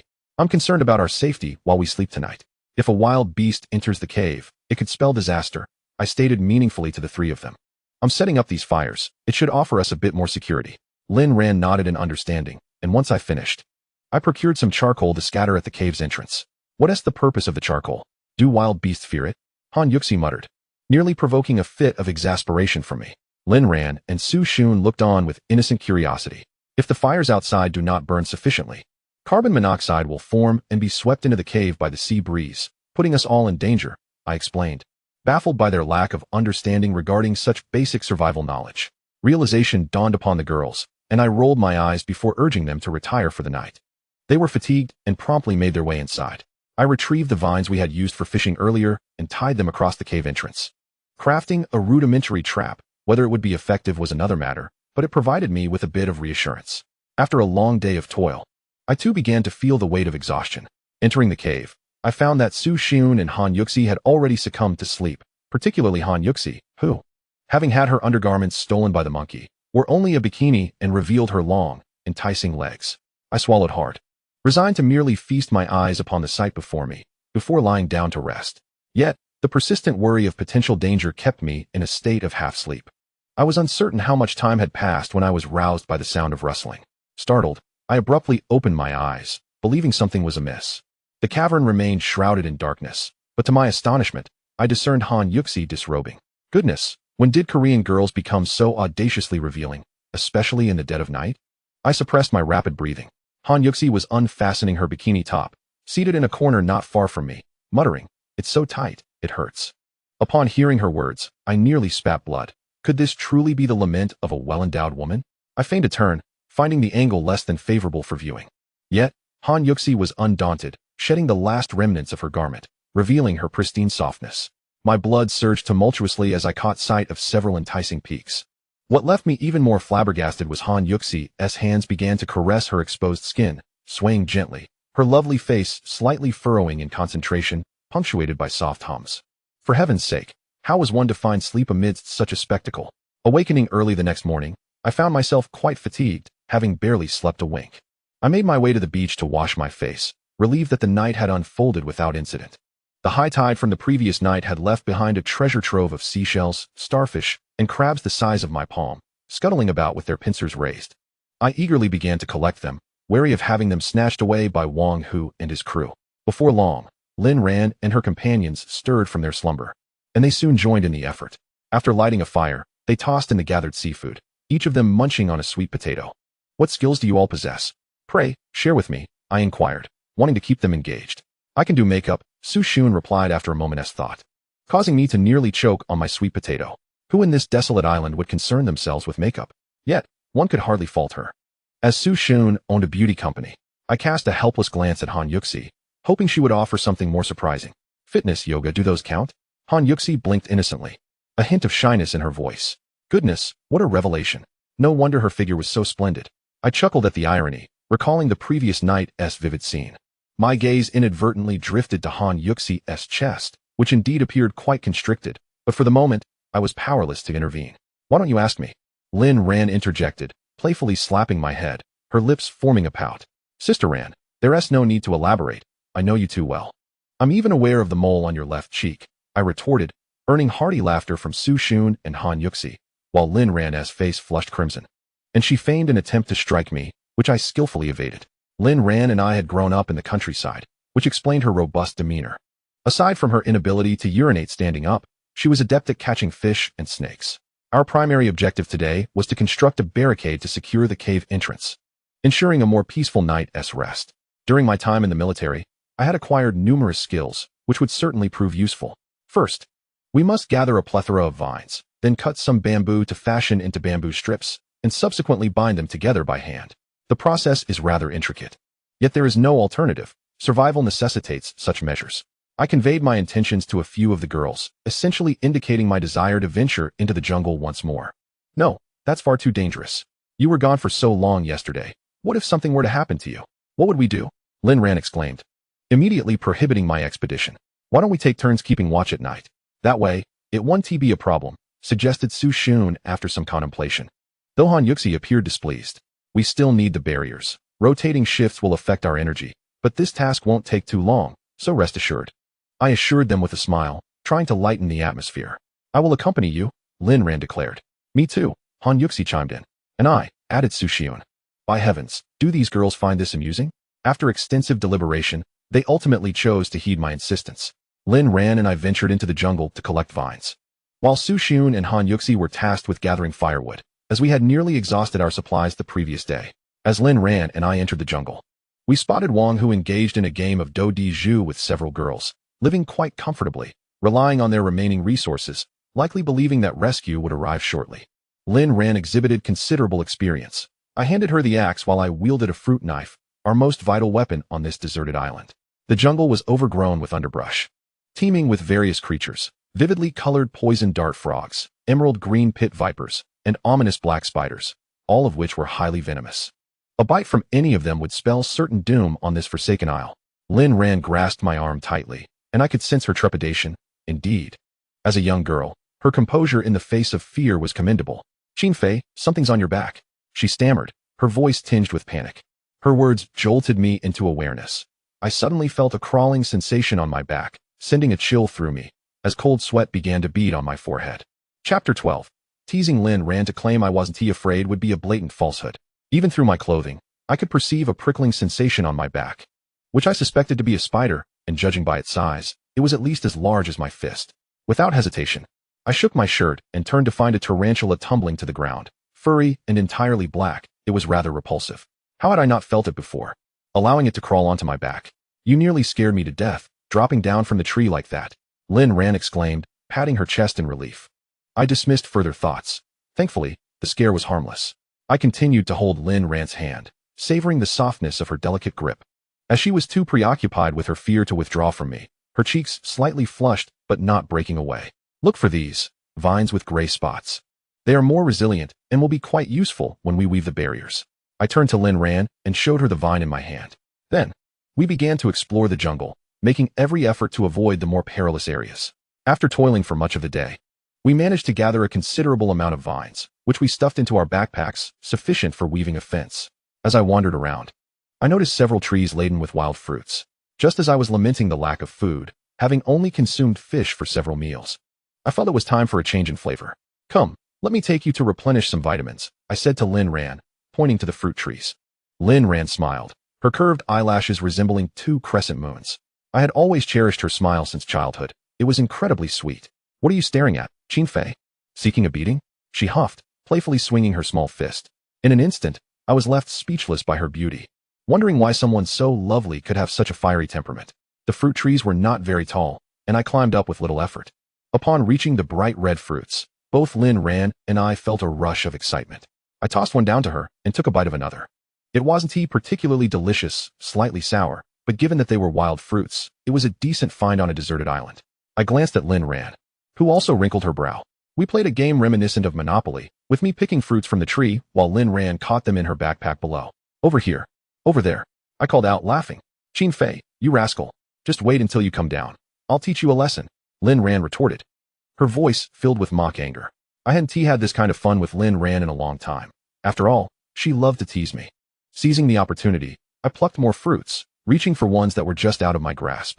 After gathering about a dozen, I decided to play a little trick on her. Lynn ran behind you. A wild boar. I feigned panic, pointing behind her. What? Lynn Ran's face turned pale as she instinctively turned around. Haha. I laughed uncontrollably. But my amusement quickly turned to misfortune as I lost my grip and fell from the tree, landing on my back. Lynn Ran was furious, her eyes practically blazing with anger. She tossed her backpack aside, seized my ear, and exclaimed, "Little Fei, was that fun?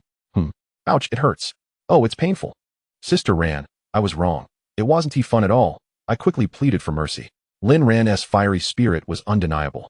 Whoever marries her will surely endure daily trials that make life feel unbearable. After our playful scuffle, Lynn Ran handed everything over to me, her backpack brimming with heavy items. As we retraced our steps, she strutted proudly, deliberately flaunting her victory before me, occasionally pinching my face and playfully slapping me. Whenever I pretended to retaliate, she would swiftly turn and flee, her laughter echoing through the jungle. My frustration has reached such a peak that I feel compelled to express my anger physically. Imagining the urge to grasp her curvaceous form and then subdue her, binding her and suspending her from the ceiling, stripping her of her garments, and wielding vines as a whip while dripping fish broth like wax. Just as my imagination spiraled, I was interrupted by Lynn Ran's startled exclamation, "Qin Fei, come quickly." Her tone was tinged with urgency, prompting me to rush over, fearing something might be amiss. Lynn Ran pointed in a certain direction, and as I followed her gaze, I was left speechless. Hanging from a large tree was a black lace bra and a pair of panties. Goodness, those are Han Yuxi's undergarments. How did they end up here? I was in disbelief. Perhaps that mischievous monkey had tossed them here. Nonetheless, recalling that Han Yuxi had complained about her chest being uncomfortably constricted last night, I was struck by the absurdity of the situation. How do you know it's Yuxi's? Have you seen them? Lynn Ran questioned me with an incredulous expression, causing my face to flush with embarrassment. I certainly couldn't confess to having caught a glimpse of Han Yuxi's chest before, inadvertently noticing this black lace piece. Ahem. Let's just retrieve them quickly so we can head back. It's unsafe to linger in the jungle for too long, I awkwardly suggested, attempting to divert the conversation. Lynn Ran's every remark left me feeling increasingly exasperated. "You rogue," she muttered under her breath. "Shall I go, or will you?" I inquired of Lynn Ran, pondering the possibility of a more advantageous approach if I were to undertake the task. "I'll go. You better not entertain any of your mischievous thoughts," she retorted, climbing up with agility. The tree lacked sufficient footholds, and Lynn Ran, ever the overachiever, struggled to ascend, her rear end sticking out comically. Unable to bear the sight any longer, I rushed over, grasping her hips firmly, and with a swift motion, propelled her upward until she grasped a branch. "Qin Fei, how dare you touch my rear? You scoundrel!" she exclaimed, her cheeks flushed with indignation. "What is the big deal? When we were kids, we were all too carefree to care about modesty." I shot back defiantly, relishing the chance to retaliate after her earlier antics. "You're going to regret this when we return," Lynn Ran warned, her eyes narrowing. Having become accustomed to her threats, I found them less intimidating with each occurrence. Lynn Ran, noticing my nonchalant demeanor, shot me an exasperated glare before eventually managing to retrieve all of Han Yuxi's garments from the tree. Feeling a bit parched myself, I unwrapped a water pouch and took a few sips, noticing that Lynn Ran remained perched on the tree, seemingly lost in thought. "What is keeping you up there? Is it enjoyable? There are plenty of insects. They might just crawl onto you," I called out, growing increasingly impatient as time passed. If we delayed any longer, Su Xiun and Han Yuxi would surely begin to worry. My voice echoed through the air, yet Lynn Ran remained frozen in place. "Afraid to come down, are you? Understandable. It is a bit high. Let me help you. Just leap into my arms," I suggested, thinking she might be apprehensive. "Qin Fei, there's a wild boar behind you," she suddenly warned. Lynn Ran stammered as she sat on the tree, gesturing behind me. "Is it fun, Lynn Ran? Who would believe you? Let's change the topic. I've already played everything. You could mention tigers or lions, for instance," I remarked to Lynn Ran, entirely unconvinced by her words. However, her expression seemed earnest, albeit with a disquieting undertone, an unpleasant odor reminiscent of the wild boar I encountered the other day. Could it be that Lynn Ran was indeed speaking the truth? Chapter 13. Lynn Ran kissed me. I was momentarily stunned, gradually turning my head away to discover a large wild boar, cloaked in a coat of brownish-gray fur, standing amidst the grass behind me. It was snorting through its snout, its long tusks stained with blood. Indeed, it was the very wild boar I had encountered 2 days prior. "Quick, come up," Lynn Ran shouted from the tree, prompting my immediate reaction as I dashed toward the tree where she perched. Simultaneously, the wild boar emitted a thunderous roar, trampling through the dry branches and leaves as it charged toward me. "Hurry, it's coming." Qing Fei, grab my hand. Lin Ran urged, extending a hand down. Her delicate face etched with anxiety. The foul odor intensified, indicating that the boar was drawing nearer. I lunged upward, leaping into action, my hands firmly grasping the tree bark. With a resounding crash, the boar barreled into the trunk of the massive tree, its size comparable to that of a bull, causing the tree to sway and leaves to cascade down. Hold on to me. The boar is right beneath you, Lin Ran exclaimed, her voice laced with panic. I glanced down and nearly lost my grip, but quickly seized Lin Ran's hand and scrambled onto a branch. The enraged wild boar roared furiously, its egg-sized eyes glaring at both Lin Ran and me. I was utterly flabbergasted. In the civilized world, the largest wild boars are only about half its size. This island harbored a monstrous beast. What do we do now, Qing Fei? Lin Ran called out, still clutching my hand, her body trembling. I wiped the sweat from my brow, uncertain of our predicament. What the hell could we do? The wild boar stepped back, and I thought it might retreat, but it displayed surprising cunning, launching itself into a sprint before crashing into our tree once more, shaking it violently. Sweat soaked my back. Although the tree was substantial, repeated impacts from the wild boar would surely compromise it.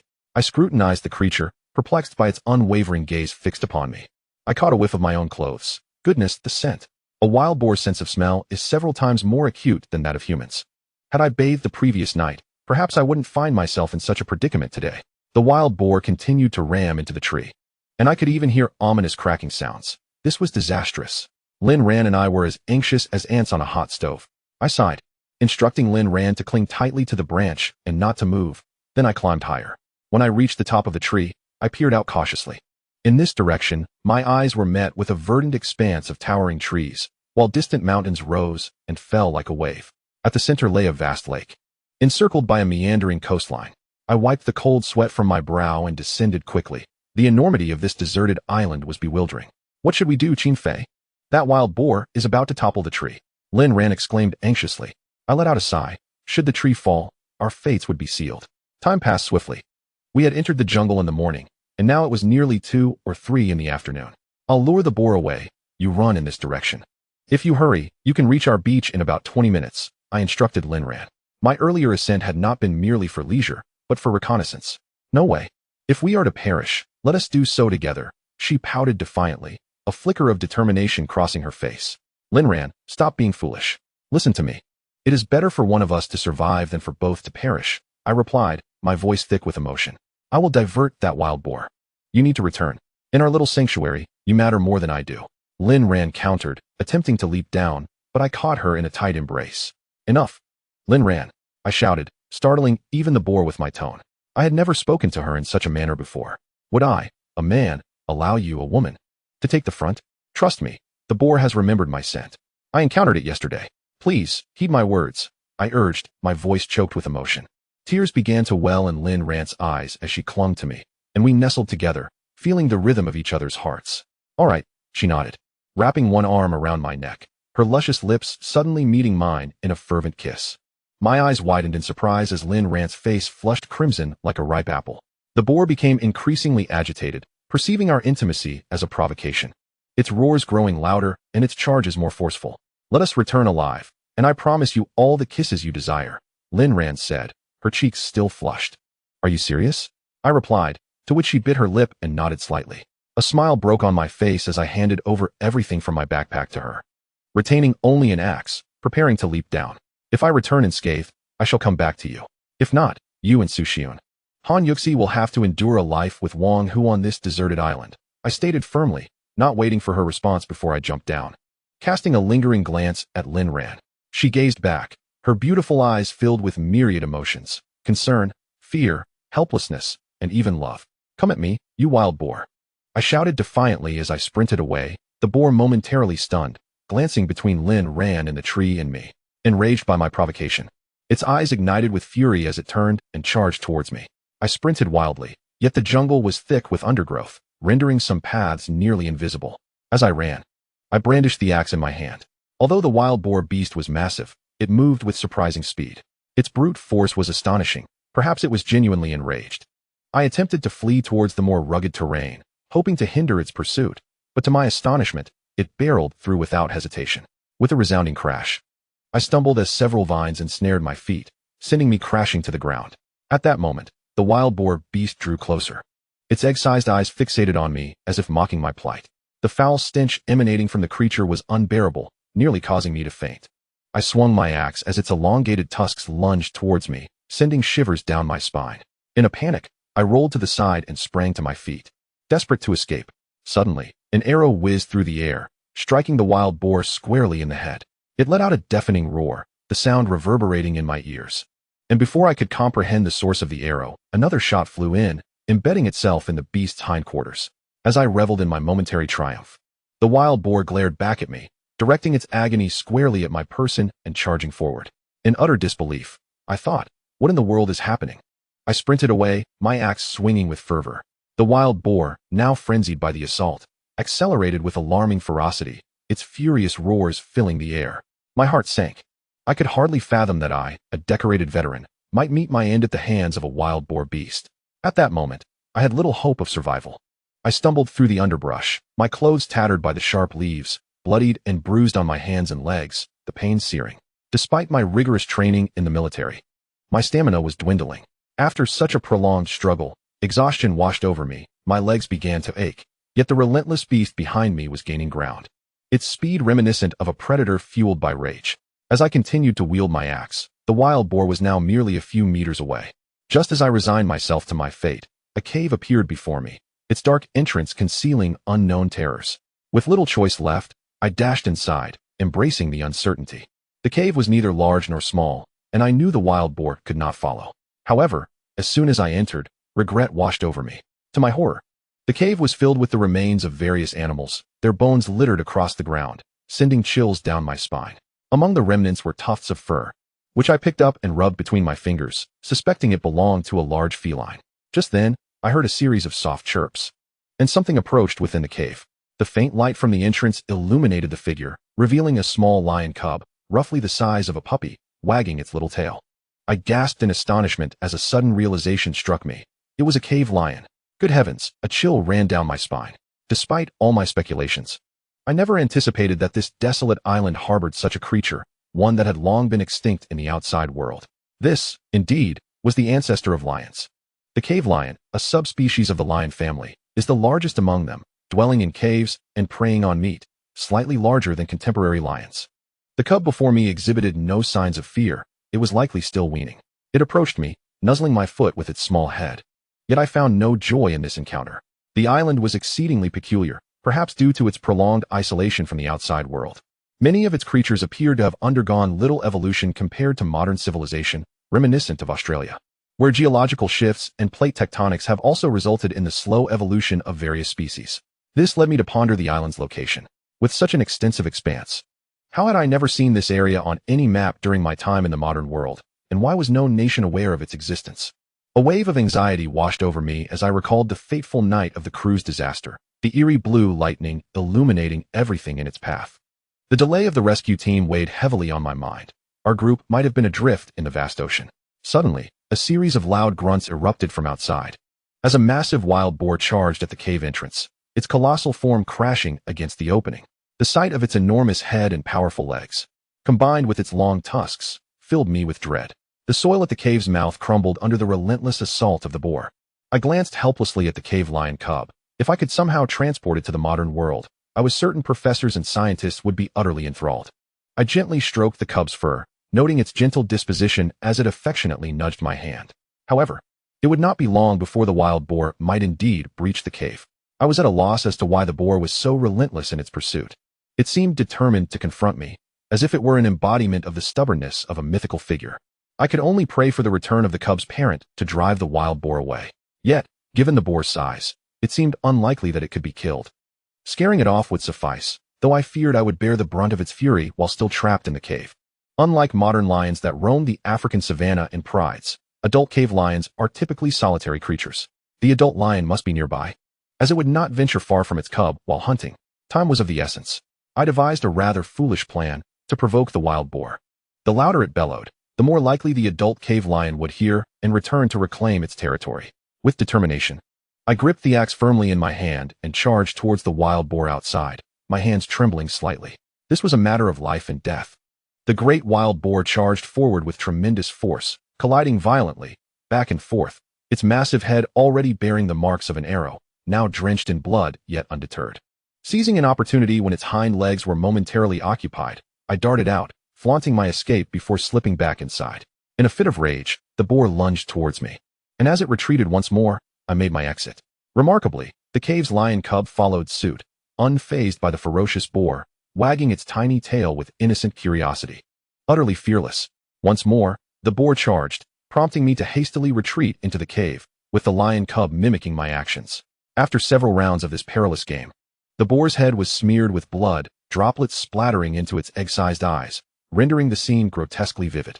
Exhaustion weighed heavily upon me, and as I contemplated a moment's respite, I noticed the diminutive lion cub, seemingly unscathed, prancing around me with eager eyes, as if questioning my reluctance to rejoin the fray. To my dismay, it appeared that this little creature genuinely thought we were engaged in a game, and perhaps had developed an addiction to our antics.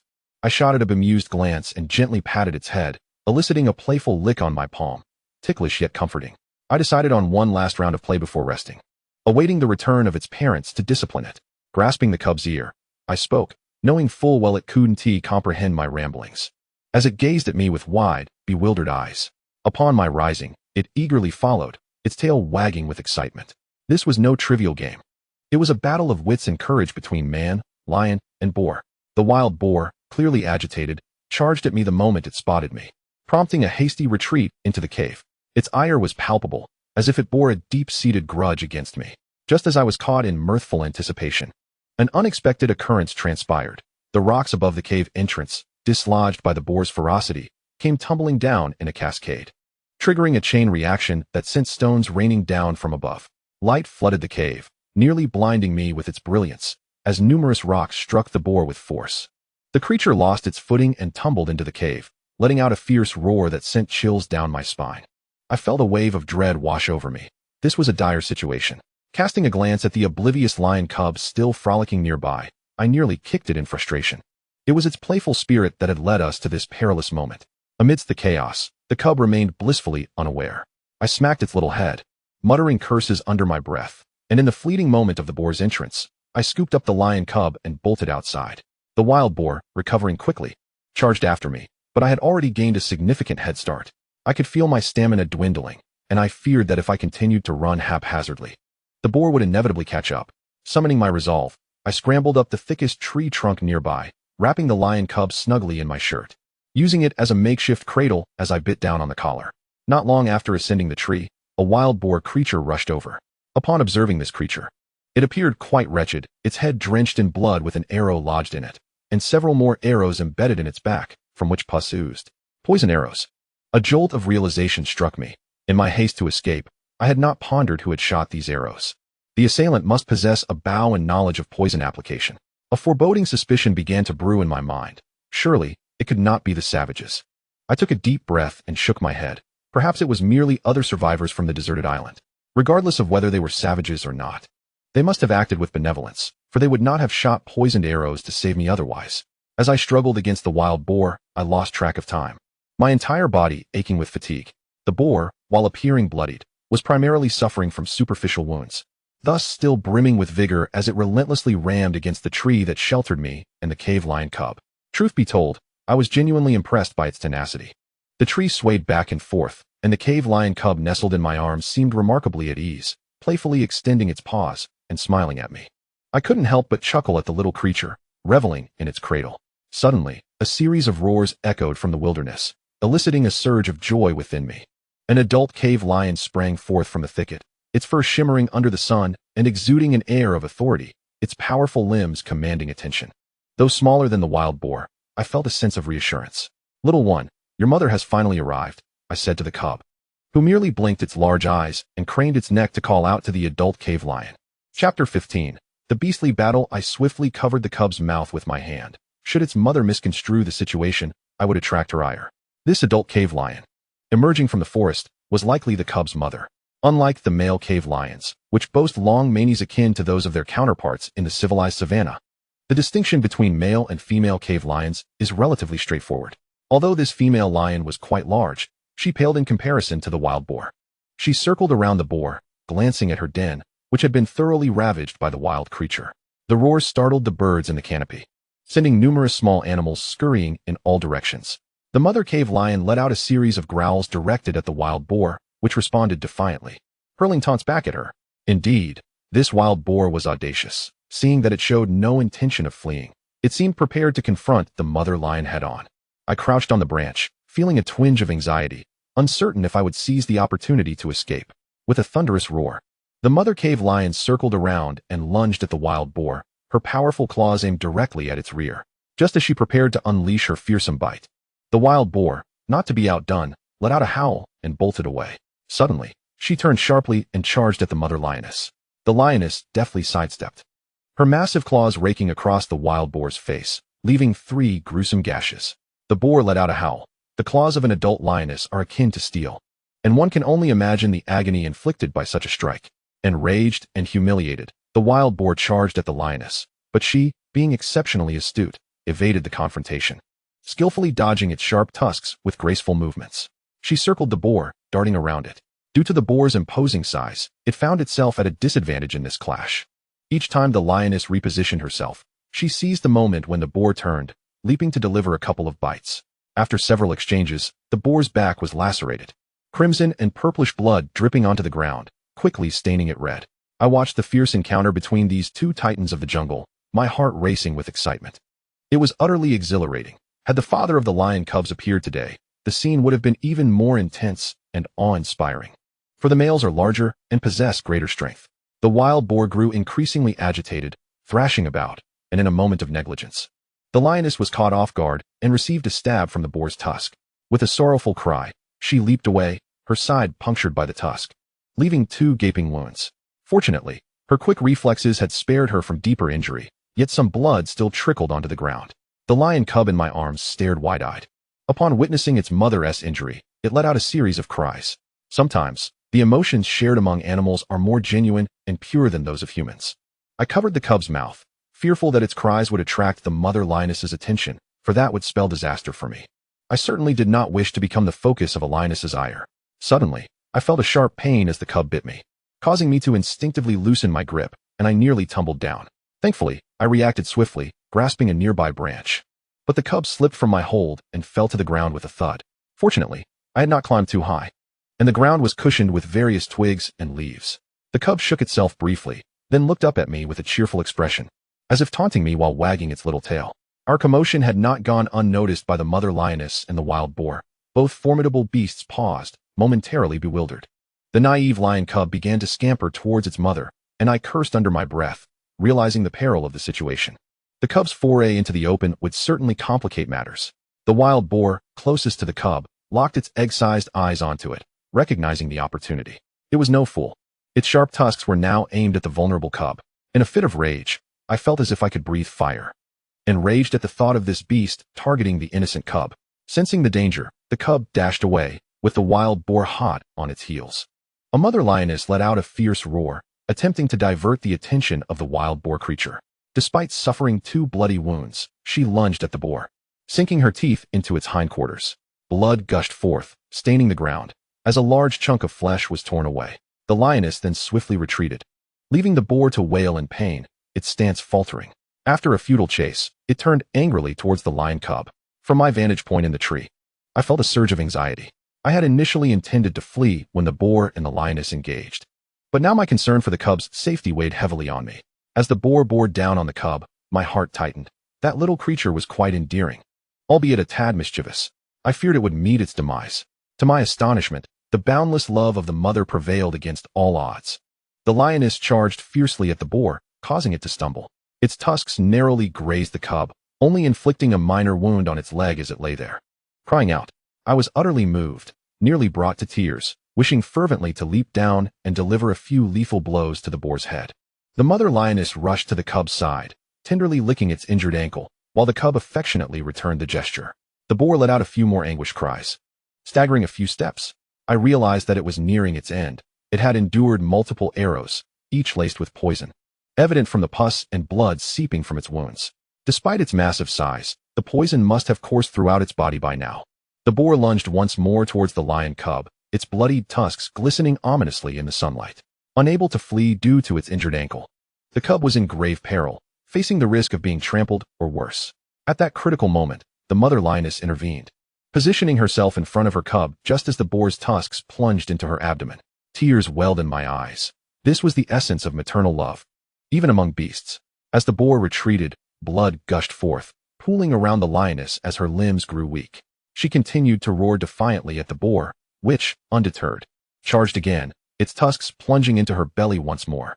She did not flinch. To do so would mean certain death for her cub. With each repeated assault, the lioness's roars grew fainter, her insides torn asunder, creating a profoundly tragic scene. In a fit of rage, I could bear it no longer. "You wretched beast!" I shouted. Leaping from the tree, seizing my axe, I charged at the boar from behind, delivering powerful strikes to its grievous wound. "You monster, perish!" I screamed, my hands trembling around the axe, yet my fury blazed uncontrollably within me. The wild boar wailed incessantly, and I leapt up, striking down with my axe.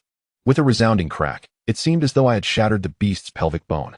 The immense body of the wild boar collapsed helplessly onto the ground, causing the earth to tremble slightly.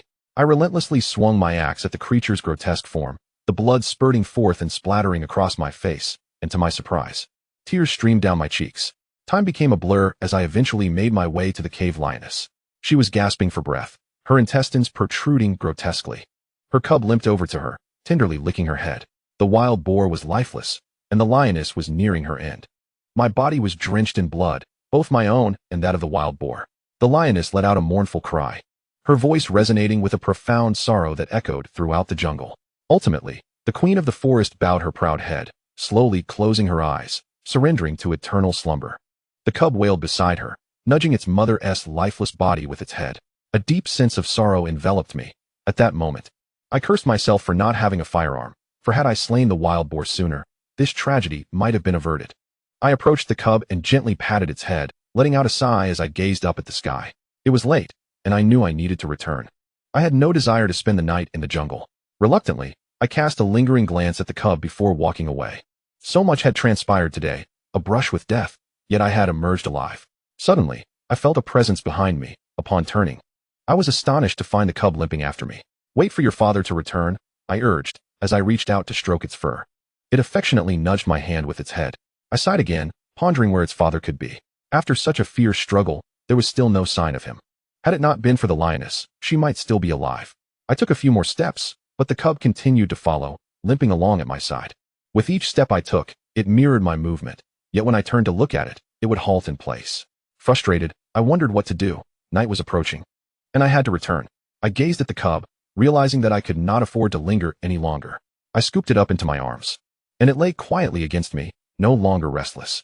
I faced the direction of the beach and ran with all my might. Perhaps having a cave lion as a pet wouldn't be such a bad idea after all.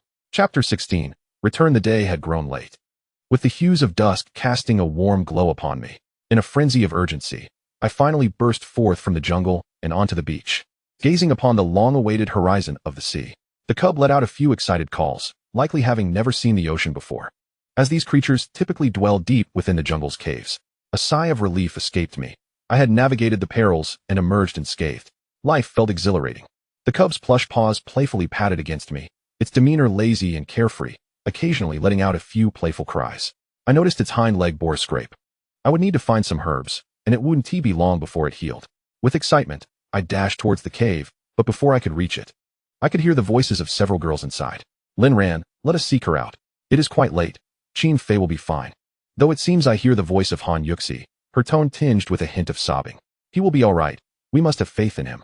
Everything will be well. It will turn out fine," Su Xun added, her voice also laced with tears. "Do not venture outside. That young man will return. He promised me."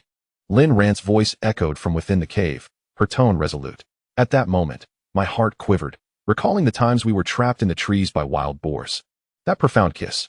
Perhaps Lin Ran and I. The cry of the cave lion cub pierced the air, followed by a chorus of shrieks from the girls inside the cave. I sighed, feeling somewhat sympathetic towards the three girls. I had left a deep impression on their hearts. "Ah, ghost. Is Wang Hu coming again? We will confront him. We have you. Qin Fei, come save us." I was taken aback, the girls' screams rendering me speechless. What transpired during my absence? Why were they so frightened? "Sisters, it is I, Qin Fei," I called out from the mouth of the cave, and the cave lion cub in my arms echoed my cries. This little creature truly enjoys mimicking me. "Qin Fei," Lin Ran called from within the cave. followed by a flurry of footsteps. Soon, Lin Ran, Su Xiun, and Han Yuxi appeared before me, gazing at me in astonishment. "Where did you find this adorable pup?" Lin Ran exclaimed upon seeing the cave lion cub in my arms, a flicker of excitement in her eyes. Su Xiun and Han Yuxi hurried over, unable to resist caressing the cub, their lovely faces glowing with delight. I stood there bemused. A pup? Good heavens, have they never watched Animal Planet? This is the ancestor of lions, a cave lion. I mused, just as the boldest, Lin Ran, snatched the cub from my embrace. What about me? Why is no one concerned for my well-being? Was everything I heard by the cave mere pretense? Amid their melodious laughter and the cries of the cave lion cub, the last rays of sunlight vanished from the horizon. I sighed, facing yet another unknown tomorrow. I entered the cave, kindled a fire, illuminating the space, and at that moment, I truly felt a sense of warmth. "Qin Fei, why is there so much blood on you?" Han Yuxi asked, her voice trembling. Perhaps due to the dim light and the presence of the cave lion cub, they had not noticed my disheveled state. Upon her inquiry, Lin Ran and Su Xiun rushed over, concern etched on their faces. "What occurred after we parted?" Lin Ran inquired, her beautiful eyes wide with worry, gazing at me intently. "It is nothing, merely the blood of that monstrous wild boar," I replied, waving my hand dismissively. They continued to press for details, and with a resigned sigh, I recounted the entire ordeal to them vividly. As I recounted our harrowing escape from the wild boar monster in the jungle, Lin Ran and Han Yuxi, along with a few other girls, furrowed their brows and pressed their lips together. When I mentioned encountering a lion in the cave, their mouths fell agape in astonishment. Finally, when the cave lion battled the wild boar monster and the mother of the lion cub met her noble demise, silence enveloped the room. Their eyes glistened with unshed tears as they quietly expressed their disdain, leaving the cave steeped in a somber stillness. "That poor lion cub, losing its mother at such a young age," Han Yuxi remarked, gently stroking the cub's head, which elicited a whine of impatience from it. "From now on, we shall be your mothers," Su Xiun said, blinking her large eyes at the cub. It responded with several eager cries, lazily sprawled across Lin Ran's ample bosom, nuzzling in contentment. "Damn it, that is my territory. How could this little creature usurp my space?" I sighed and retrieved the preserved black fish I had prepared earlier, slicing it into pieces with a fruit knife before placing them in a pot with a splash of water to cook. It was late, and my body ached in various places, forcing me to make do with what I had. As I took a bite, I detected only a faint fishy taste. The texture was chewy, reminiscent of gnawing on tree bark. Lin Ran and the other girls hesitated for a long while before finally tearing off a piece to mimic my actions. Each of them wore a frown, though they could have opted for sweet potatoes, which I refrained from mentioning. Life in the jungle was harsh, and I had no idea how long we would be stranded here. For now, our meager rations were somewhat tolerable. Should the day come when calamity struck and food became scarce, we might be reduced to licking tree roots, consuming raw meat, or even resorting to cannibalism. It might not be a bad idea for them to accept this reality sooner rather than later. The lion cub, growing restless in Lin Ran's embrace, fixated its small eyes on our pot of fish, reaching out with its paw to grasp the fish in Lin Ran's hand, which made me chuckle in exasperation. I smiled, uncertain whether bringing the lion cub back was the right decision. On this deserted island, we struggled to sustain ourselves, let alone care for a young lion. The cub gazed at me with wide eyes, licking its lips and playfully seeking my affection, as if pleading for something. It was quite clever, and I couldn't help but feel amused as I retrieved the remaining piece of black fish. Never mind, I would care for it for now. I owed its mother my survival against the wild boar monster, and now that she was gone, I could not abandon the cub. Without the guidance of an adult lion, the cub's chances of survival were slim. Moreover, Lin Ran and the other girls were overflowing with maternal instincts, likely disallowing me from discarding the cub. "You're in luck," I said, slicing half of the black fish and cradling the lion cub in my arms. The cub of the cave lion immediately began to nonchalantly munch on the dried fish, occasionally wagging its tail. Lin Ran and her friends would tease it from time to time, creating a scene that was particularly amusing and heartwarming. Such moments are indeed rare on a deserted island. The cave lion cub had injured its hind leg, and seizing the opportunity, I claimed I needed to step out to relieve myself. Armed with a flashlight, I wandered through the jungle and, without much effort, found a medicinal herb for treating wounds. I also located a stick-like stone on the beach, intending to use it for grinding the medicine. Upon returning to the cave, I found the cub lazily sprawled on Han Yuxi's long, fair legs. And I couldn't help but marvel, how could this creature, a lion no less, be so unafraid and quickly bond with Lin Ran and Su Xiun? Perhaps I had adopted a false lion. I managed a wry smile as I took out a water bottle, sliced it open with a fruit knife, and placed all the collected herbs inside. Using the stone I had found, I ground the herbs into a paste, extracting a greenish juice. Before long, I was nearing completion, and the cub seemed quite intrigued, limping around me, occasionally glancing up with a curious expression that was utterly adorable, melting my heart and undoubtedly charming the girls even more. You girls help this little one with its medicine. It's quite simple. I'll step out for a shower. I'm filthy, I mentioned to them. They responded affirmatively, and I exited the cave. The moon hung high in the sky as I gazed at the stars, feeling somewhat lost about the path ahead. Chapter 17. Confession under the moonlight. The water's surface sparkled, occasionally disturbed by waves. Facing the vast ocean, we felt as insignificant as ants. Lacking a change of clothes, after all. The box contained only women's garments. I had no choice but to bathe in the nude. In a swift motion, I shed all my clothes. I carefully placed stones on my garments to weigh them down, exasperated by that thieving monkey, silently praying it wouldn't show up today. Otherwise, I would truly be speechless.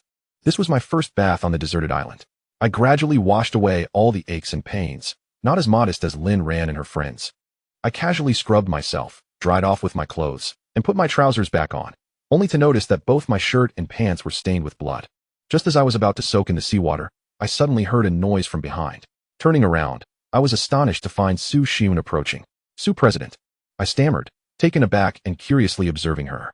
Her face bore a hint of redness in the moonlight, making her appear exceptionally beautiful, as if a fairy had descended from the heavens. "Qin Fei," Su Xiun replied, her voice faltering, appearing somewhat shy, which left me utterly bewildered. What could this mean?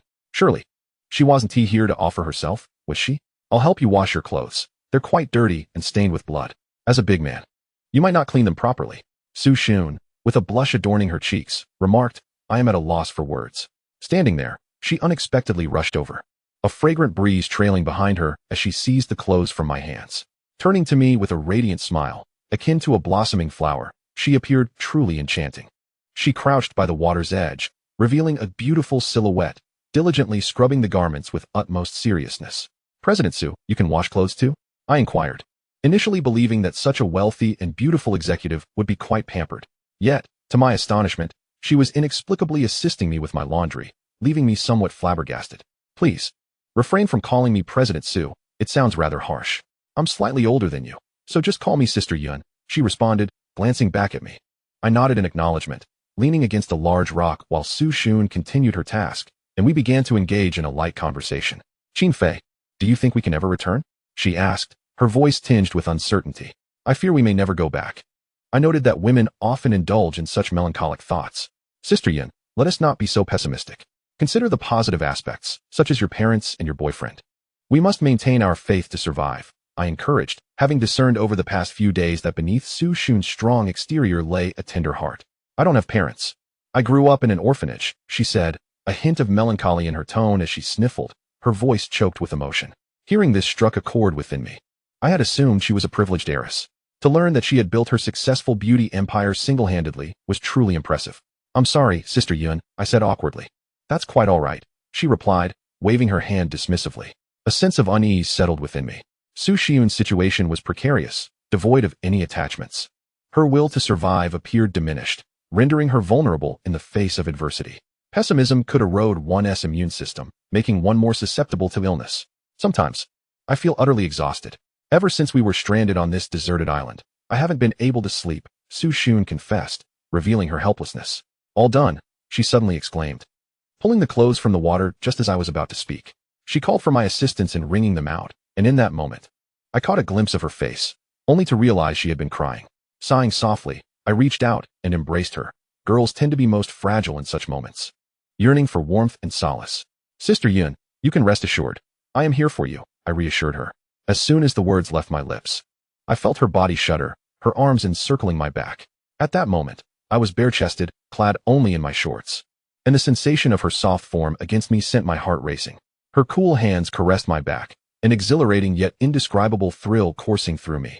Inhaling her faint, enticing fragrance, I found myself utterly entranced. She was indeed a captivating beauty. Unbeknownst to me, I found myself pressed against Su Xiun's abdomen. "Ah," she softly exclaimed, hastily pushing me away, her hands covering her face in a flurry of embarrassment. A slight gap revealed itself, and upon catching sight of the little tent beneath me, she immediately turned away. I felt a bit at a loss. Could I really be blamed for this? It was merely a natural physiological response. "Qin Fei, Why are you taking so long in the shower? Hurry back. Suddenly, I heard Lin Ran call out, sending a shiver through my entire being. Su Xiun also flinched, her lovely face betraying a hint of tension. I couldn't shake the feeling that we resembled two lovers caught in a secret tryst. You big pervert. I won't talk to you anymore, Su Xiun retorted playfully before darting towards the cave, leaving me with the sight of her graceful figure. Staring at Su Xiun's delicate demeanor momentarily left me speechless. Upon noticing my little brother below, my expression darkened instantly. It felt so unjust to him. I cursed under my breath and vigorously wrung out my freshly washed clothes, surprised to find that Su Xiun had done a decent job with her laundry. Once my little brother settled down, I dared to enter the cave. After all, I was only clad in a pair of shorts, feeling quite exposed. As I stepped inside, the three girls widened their eyes at my appearance, and even the young lion cub mirrored their astonished expressions. I came in without any clean clothes, I remarked. Feeling a bit sheepish under their scrutiny, I gathered by the fire, using a longer branch to hang my clothes in front of it, hoping they would dry faster. At that moment, I felt no different from a wild man. What happened today? I heard you mention Wang Hu, I asked in a low voice. Realizing that amidst the chaos, I had nearly forgotten about this matter. To be honest, I had been enduring Wang Hu's antics for quite some time. If it weren't for the presence of these girls, I would have long since put an end to that scoundrel with an axe. He's a jerk, a beast. Han Yuxi exclaimed, her face flushing crimson. I found her fierce words amusing. I liked her fiery spirit. The girls surrounded me, animatedly chattering away. As I listened, my frustration grew. How dare Wang Hu mock Su Xiun and the others in my absence? Particularly Su Lily, who had even argued with Su Xiun. It was no wonder their clothes bore signs of wear. My gaze hardened. I could not allow the girls accompanying me to suffer indignities. Wang Hu had truly crossed the line. Previously, I had shown him leniency due to our shared workplace, but now that he was targeting my women, I had to take action. I clenched my fists, determined to show him the consequences of his actions. Enough of that. Let's discuss something more cheerful, Lin Ran suggested, casting me a knowing glance. Having grown up together, she understood me well. The slightest hint of my thoughts was easily discerned by her perceptive eyes. The baby cave lion gazed at us with a look of utter bewilderment, utterly oblivious to our animated chatter. Indeed, there was nothing of great consequence at hand. Why not bestow a name upon this little creature? Suggested Su Xiun, pointing at the cub. Instantly, the other girls became intrigued. They simply could not resist such an adorable being, showering it with affection, embracing and cooing over it. Xiao Xiao, Hua Hua, little cutie, Xian, little beauty, they exclaimed. I was utterly perplexed, thinking, what on earth are these names? In that moment, the girls turned their heads toward me in unison. I was bare-chested, goosebumps prickling my skin, fearing they might conspire to push me over. You brought this little one, Qin Fei, you should name it, the girls insisted. The cub chimed in with a playful sound, eliciting laughter from the girls. Let me first ascertain whether it is male or female, I retorted with a roll of my eyes. I reached out my hand to the cub, but it wriggled restlessly. I seized its front legs and flipped it over. It's a male. Let us call it Wang Ke. Lai Fu would also suffice, I said nonchalantly, surprised to find it was indeed a male. Just imagine riding a majestic lion in the future. How grand that would be. Get lost. Is that how you name things? The girls rolled their eyes in exasperation. Feeling a bit weary, I glanced outside and urged them to settle on a name quickly so we could rest. They nodded, murmuring for a while before finally reaching a consensus. Let us call it Xiao Budian. Is that all right? I nodded. Whatever it was called mattered little. After tidying up briefly, we lay down on our beds. Chapter 18. Wild Men. The next morning, I was roused from slumber by the affectionate licking of the baby cave lion. I thought for a moment that a girl had come to steal a kiss in the night. On the beach, I collected several scallops, and soon, Lin Ran, Su Xiun, and Han Yuxi awoke as well. I reflected on the vines that Lin Ran and I had gathered the previous day with a sense of nostalgia. Our breakfast was casual. We finished off the remaining sweet potatoes together. Looking at our dwindling freshwater supply, I noted that despite our efforts to economize over the past few days, we were nearing depletion. As for the baby cave lion, it was feasting far better than us. Lin Ran generously tossed yesterday's leftover half-fish to it. I sighed, realizing that our food reserves were again exhausted.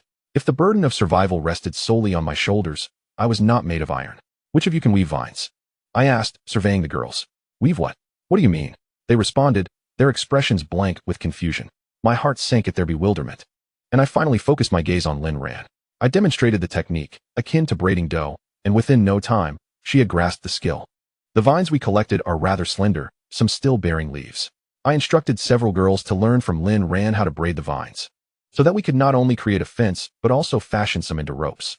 I hurriedly donned my clothes. Fortunately, they dried quickly. or I would have truly resembled a wild person today. After briefing the girls, I made my way towards the bamboo grove by the beach. This grove is quite expansive, with towering bamboo that may or may not harbor tender shoots.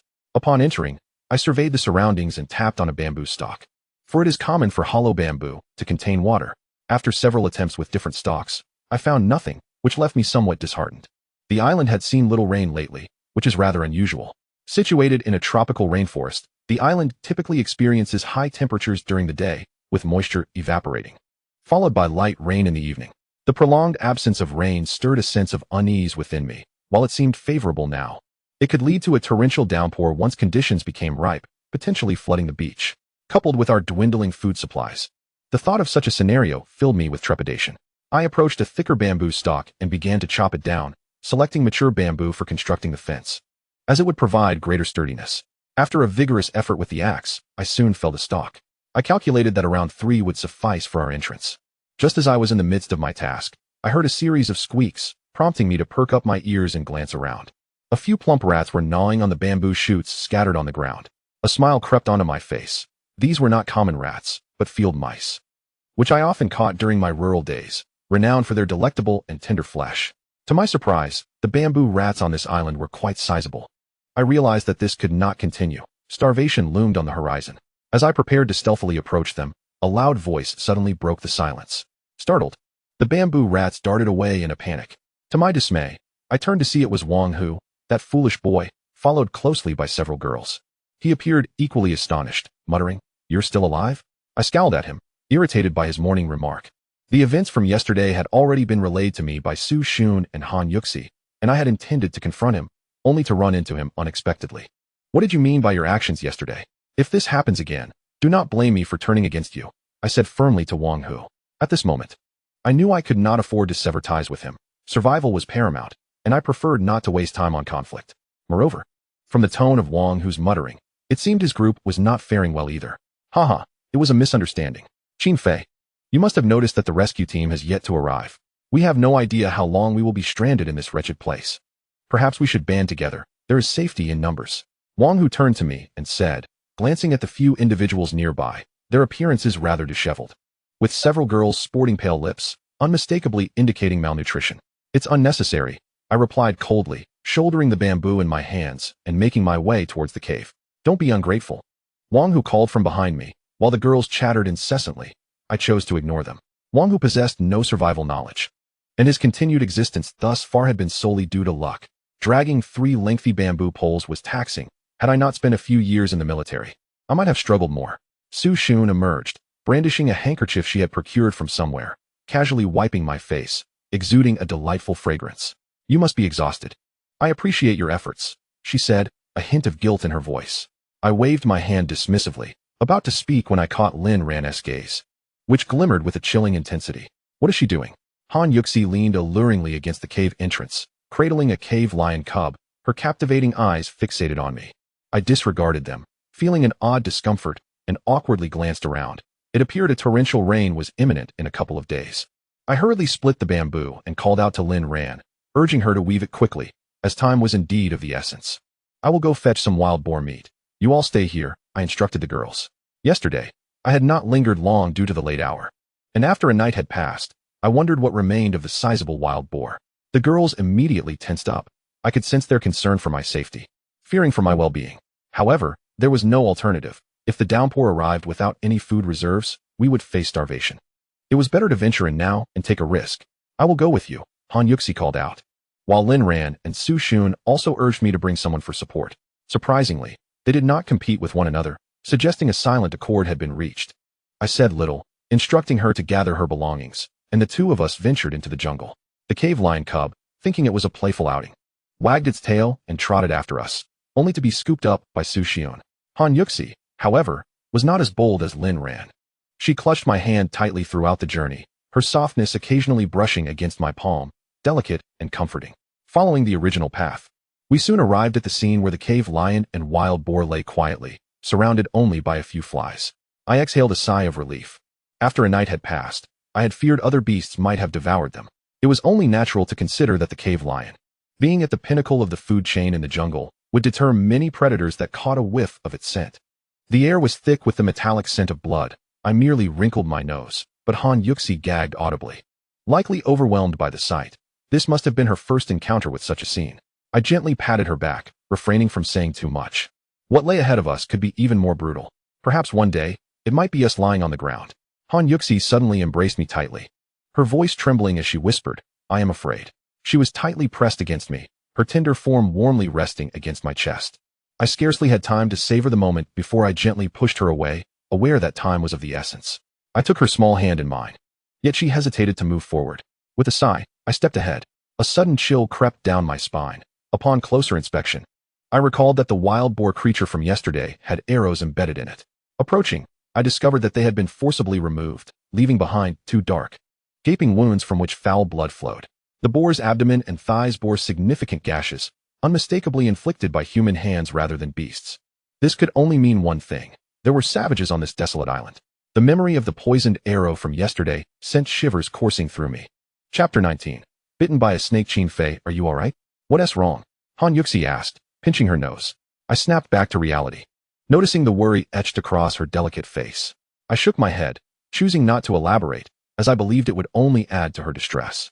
It's nothing. Just a strong odor, I offered as a cover. Han Yuxi nodded, her innocence shining through, and I proceeded to slice open the carcass of the wild boar with the fruit knife. Given that the arrow had been poisoned, I was uncertain if the meat was still safe to consume. As I inspected the flesh, much of it seemed somewhat stiff. With a sigh, I concluded it was likely inedible. The wild man had only taken a small portion, presumably due to the poison. Turning my gaze toward the cave lion's body, I found myself in a moral quandary. Truth be told, I coveted the lion's hide for warmth during the night. It would be quite comfortable. However, survival took precedence, and the boar's hide was too coarse and riddled with holes, rendering it unworthy of my effort. As my knife penetrated the lion's carcass, blood seeped forth, prompting Han Yuxi to exclaim in surprise and turn away. After skinning the lion, I wrapped the hide in vines and scanned the area, realizing there was little of value left. "Let us go," I said to Han Yuxi, feeling that our excursion today had yielded little besides my own amusement. "What do you need that for?" "It's quite frightening," Han Yuxi remarked, frowning at the lion's hide slung across my back. "For sleeping," I replied with a smile, which elicited a brightening of her expression, her lips parting in a soft grin as she gazed at me, making me feel slightly bashful. As we passed by a waterhole, I led Han Yuxi over, knowing it was brimming with treasures. We had only managed to acquire a lion's hide from the boar, with no other gains to show for our efforts. "Here, take this, fill it with water," I said, handing her several water bags. Her cheeks flushed as she hesitantly accepted them from my hands. I chuckled inwardly, recalling how freely we had drunk from the cave's water, yet she felt shy now. The bags bobbed in the waterhole, bubbling as we filled them, and soon we had collected enough to satisfy our needs. Observing the large black fish swimming about, I felt a twinge of temptation but ultimately decided against pursuing them, casting a glance at Han Yuxi beside me. The soil near the waterhole was indeed moist, and I made my way to the spot where I had initially discovered the sweet potatoes, with Han Yuxi closely following behind me. Han Yuxi displayed remarkable resilience. She wore a pair of shorts that revealed her long, fair legs, which had been marred by the surrounding flora, with blood seeping from several cuts. Yet she uttered not a sound. Before long, we arrived at the area where sweet potatoes could be found abundantly. After a brief search, we uncovered numerous vines of the same kind, while Han Yuxi looked on, bewildered, unsure of my intentions. Without elaborating, I took my axe and began to clear away the surrounding branches, exposing the roots beneath. Han Yuxi joined me in the endeavor, and a smile broke across her face when we finally revealed the white fruits after a few moments of effort. "Search over there. Take this axe," I instructed Han Yuxi. The task was relatively straightforward, and she nodded eagerly, taking the axe and moving to the side. There were plenty of these plants around, and sensing that rain was imminent, I realized I needed to procure some food to sustain us for the days ahead. After a short while of digging, I had gathered a considerable amount of sweet potatoes. Sweat dripped onto the ground, and glancing at Han Yuxi, I noticed she was also working hard, likely finding the activity enjoyable. I sighed, feeling the weight of the remaining pack of biscuits in my possession, and thought I could return later to catch some fish, as there was still ample time. As I pondered this, I was suddenly jolted by Han Yuxi's scream. She fell backward in shock. Alarmed, I rushed over, noticing the nearby thicket had rustled slightly before vanishing from sight. "What happened? Was it a snake?" I asked anxiously, a sense of foreboding creeping over me, as it indeed appeared to be a snake. "I've been bitten, Qin Fei." Han Yuxi's voice trembled, and upon hearing this, my heart sank. "Where? Quickly, tell me where," I urged her, noticing her body shaking and her beautiful eyes wide with fear. Down below, she hesitated before pointing towards her groin, her expression one of embarrassment. With little time to spare, I knew that if it were a venomous snake, the longer we delayed, the greater the danger. It's all right. Just lie down, and I'll take a look. Trust me, it will be fine, I reassured her, though she continued to shiver, her face pale. I positioned her legs apart, forming an enticing M shape, yet my mind was far from such thoughts. I glanced at her, her cheeks flushed with shyness. And upon closer inspection, I discovered the snake had indeed bitten her in a sensitive area, with 2 small puncture wounds at the base of her thigh, surrounded by redness. This is quite serious, I remarked, feeling exasperated. You need to remove your pants. I'll help you extract the venom. At that moment, Chapter 20. Fainting. Han Yuxi grew anxious at my words, her hands flailing uncertainly. Without waiting for her to contemplate further, I acted swiftly, pulling down her shorts with determination. Han Yuxi stammered, seemingly at a loss for what to do. After she removed her trousers, her lower body was completely exposed to my gaze, clad only in delicate pink lingerie, while the rest of her skin was a pristine white. Goodness, did this girl bathe in milk every day? Her complexion was so fair that it evoked a desire to rush forward and taste it. Do you value your life or your pride? I remarked to Han Yuxi, not intending to take advantage of her, but feeling utterly helpless. I was overwhelmed, nearly retching blood from my throat. Ignoring her, I leaned down and kissed the wound, uncertain whether the snake was venomous, having barely caught a glimpse of it as it fled. As I hovered near her, I noticed her face flush with embarrassment, rendering me speechless. I spat out the blood in my mouth, and when I looked up, I was met with Han Yuxi's alluring visage, her cheeks a vivid crimson. If you feel unwell, do not hesitate to tell me, I instructed her firmly, or else it could lead to dire consequences. She nodded in response. But when I urged her to rise, she claimed to lack strength. I helped her into her trousers and stowed away the sweet potatoes in my backpack, gripping her hand. I attempted to support her as we took a few steps, but she nearly collapsed. I was uncertain whether it was poison or simply fatigue. I instructed her to climb onto my back. One hand supported her delicate form while the other clutched the backpack. Slowly, I made my way toward the beach, pausing intermittently as the burden grew overwhelming. Am I going to die? Han Yuxi murmured from my back. Do not dwell on that thought. The snake was not venomous. With your beauty, how could you perish? You are merely frightened, I reassured her. Really? But I feel so sleepy, she replied weakly. Do not succumb to slumber.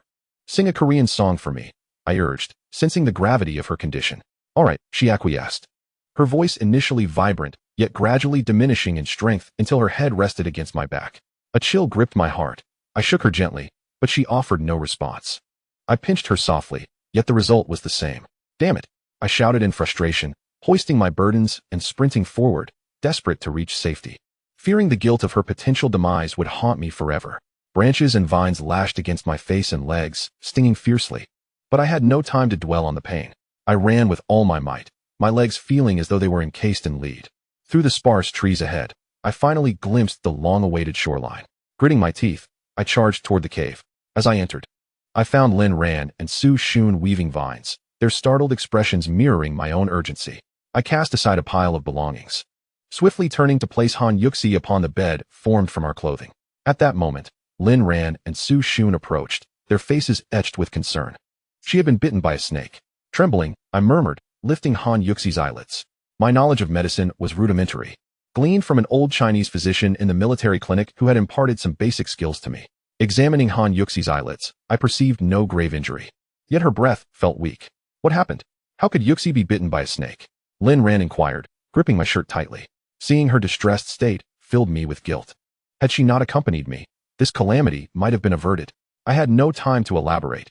Neither of them possessed any medical knowledge. And I swiftly turned to remove Han Yuxi's trousers again. What are you doing, you beast? Lin Ran seized my hand, glaring at me in fury. Just as I was about to respond, Su Xun intervened, defending me. Qin Fei is not that kind of person, let us not hinder him.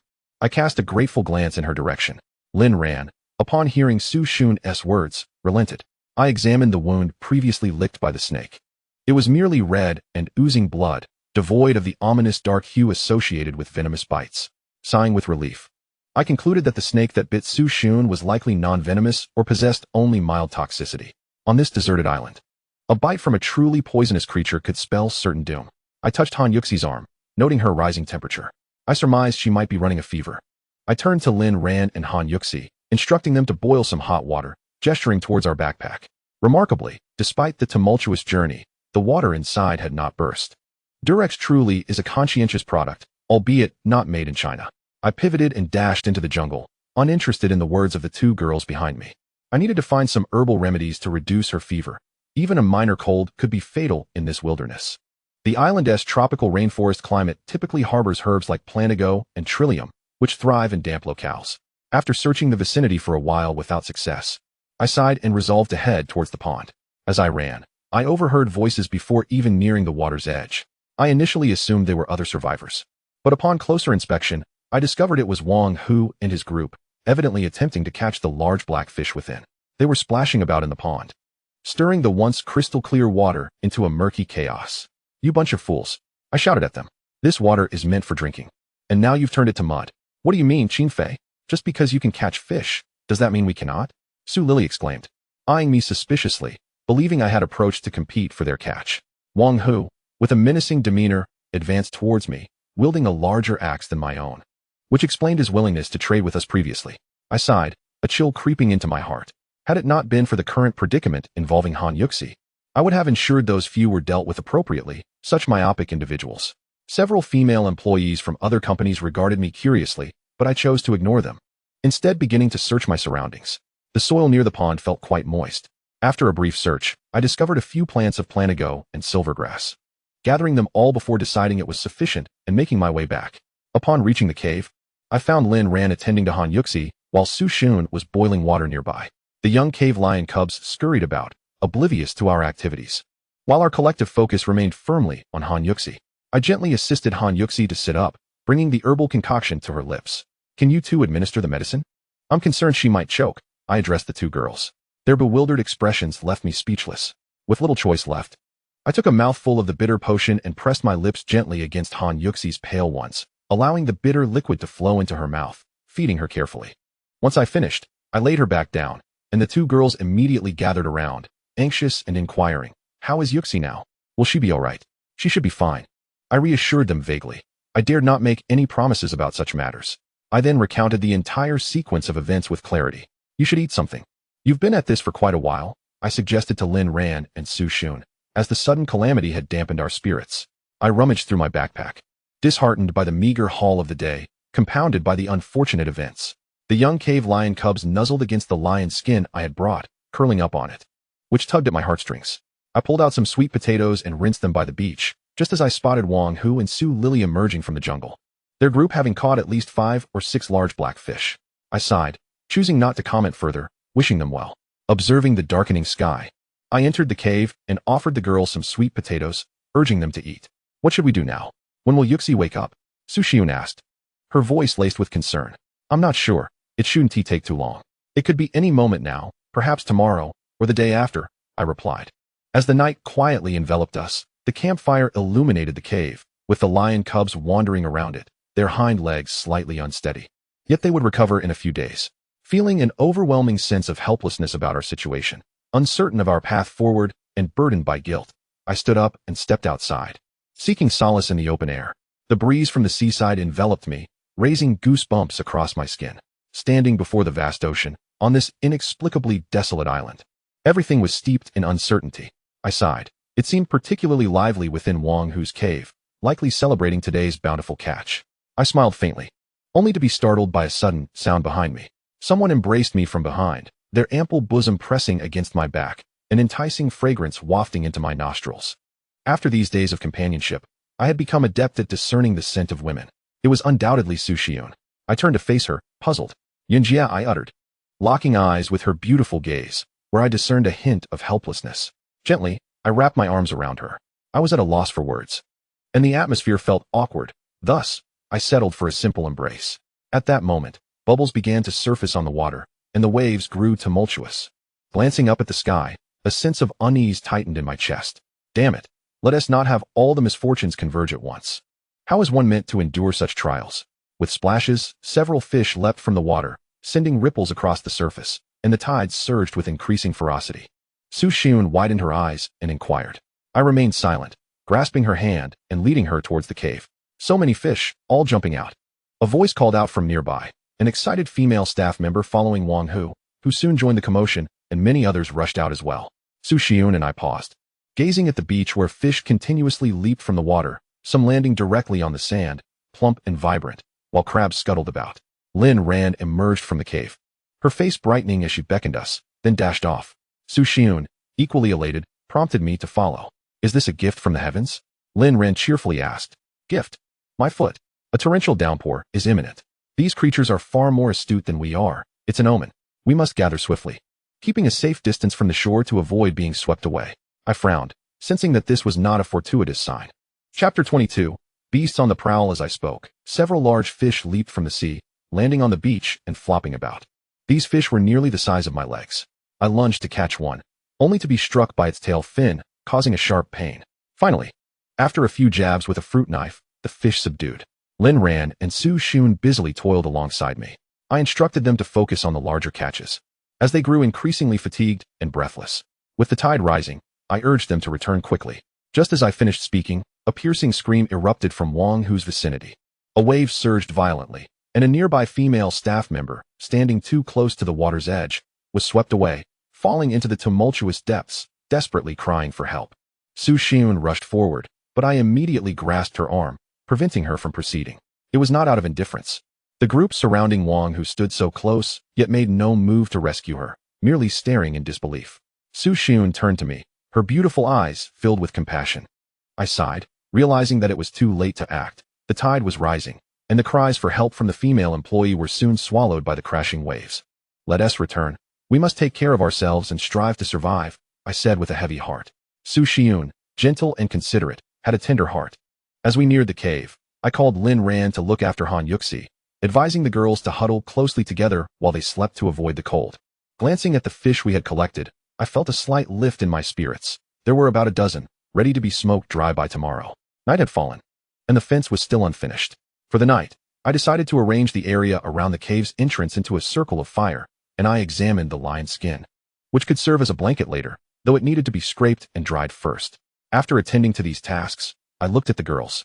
The events of the day had been overwhelming, and they were exhausted, huddled together for warmth, while the lion cub slept peacefully.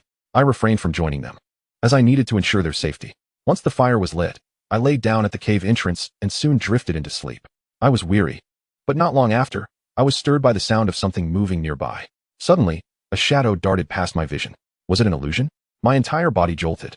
Was it merely my eyes playing tricks, or was there indeed something lurking, perhaps a wild beast? Recalling what I had seen that day, I grasped the axe in my hand and rose, fully alert. Thankfully, I had built the fire. Otherwise, we would have been in dire straits during these nights. I remained vigilant, axe in hand, staring into the darkness outside. After a while, my eyelids grew heavy, and I relaxed slightly, assuming whatever it was had moved on. Suddenly, a roar pierced the night, mingled with the terrified cries of a woman, resonating throughout the desolate island. The commotion outside grew louder, accompanied by several beastly roars. My heart sank as I dashed out. Not far from Wang Hu's cave, several figures erupted, screaming in panic. Leopard! Leopard!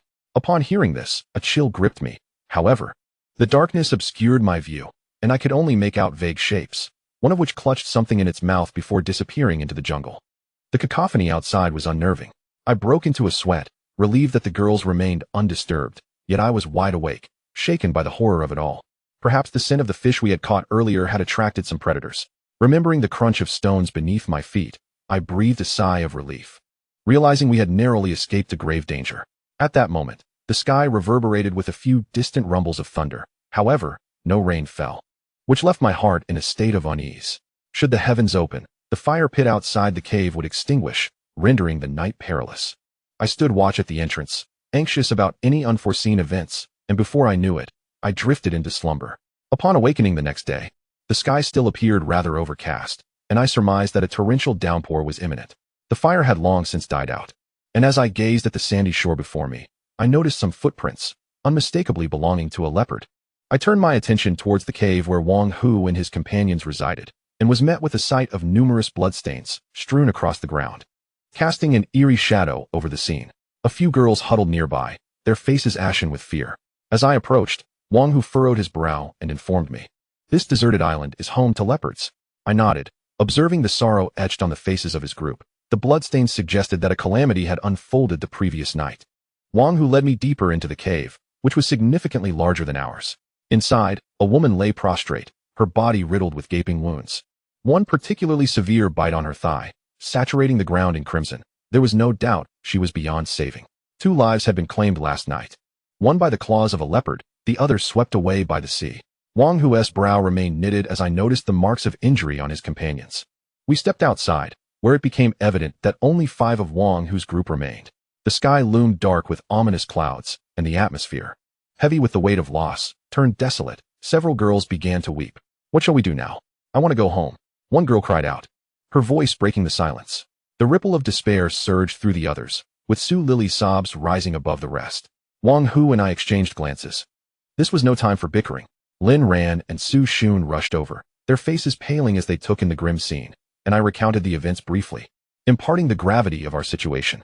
"We must leave this place. If another leopard comes, we will be doomed," Su Lily exclaimed in panic. "Brother Hu, let us go. We cannot linger here any longer, I implore you." The other girls echoed her sentiments. "Silence," Wang Hu commanded, his tone brooking no argument, and the girls fell silent, clearly intimidated by him. He turned to me, asking, "What do you say? Let's depart. A heavy storm is on the horizon, and it is unsafe to sleep here at night." After a moment's contemplation, I conceded that the danger was indeed palpable. I too was inclined to leave, as the threat posed by wild beasts was secondary to the impending storm. If the sea surged, the cave could easily become inundated. Yet, Han Yuxi had not yet awakened, and it was unthinkable to abandon her. To carry her away now might exacerbate her condition. The gazes of those around me converged upon me, and I looked to Wang Hu, saying, "If we are to leave, you all should go ahead." "Qin Fei," Wang Hu bellowed. Without further ado, I urged them to depart swiftly. Any delay would risk the onset of rain. Ignoring their protests, I grasped the hands of Lin Ran and Su Xun and led them toward the cave. At that moment, Wang Hu approached me with overt friendliness.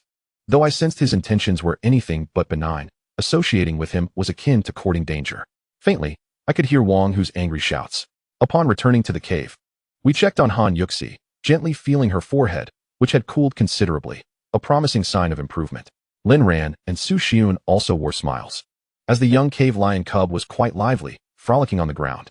I picked up the lion's skin and made my way to the beach to rinse it off.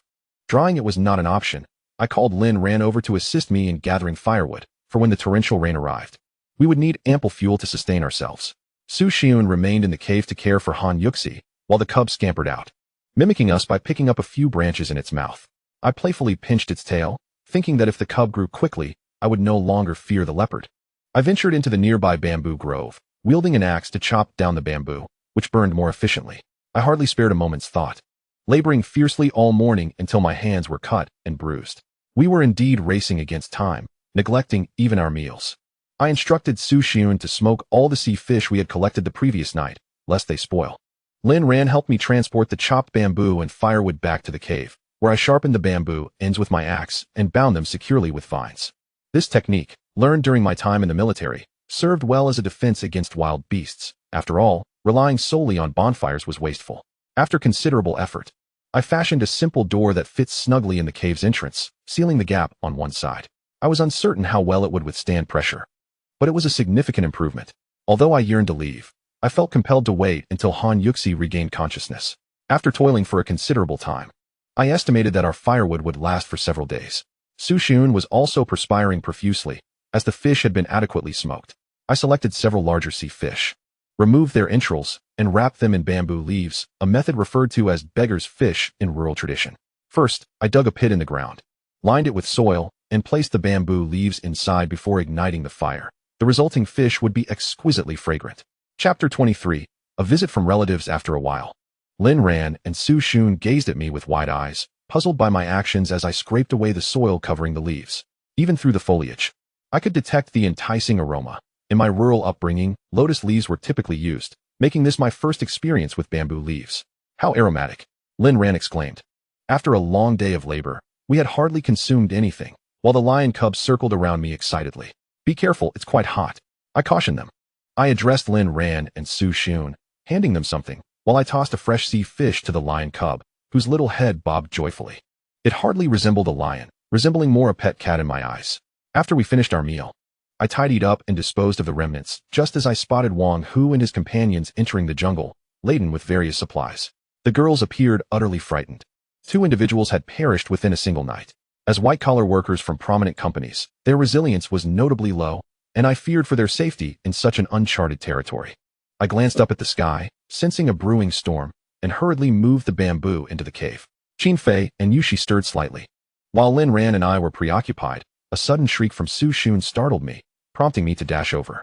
I focused intently on Han Yushi's delicate face.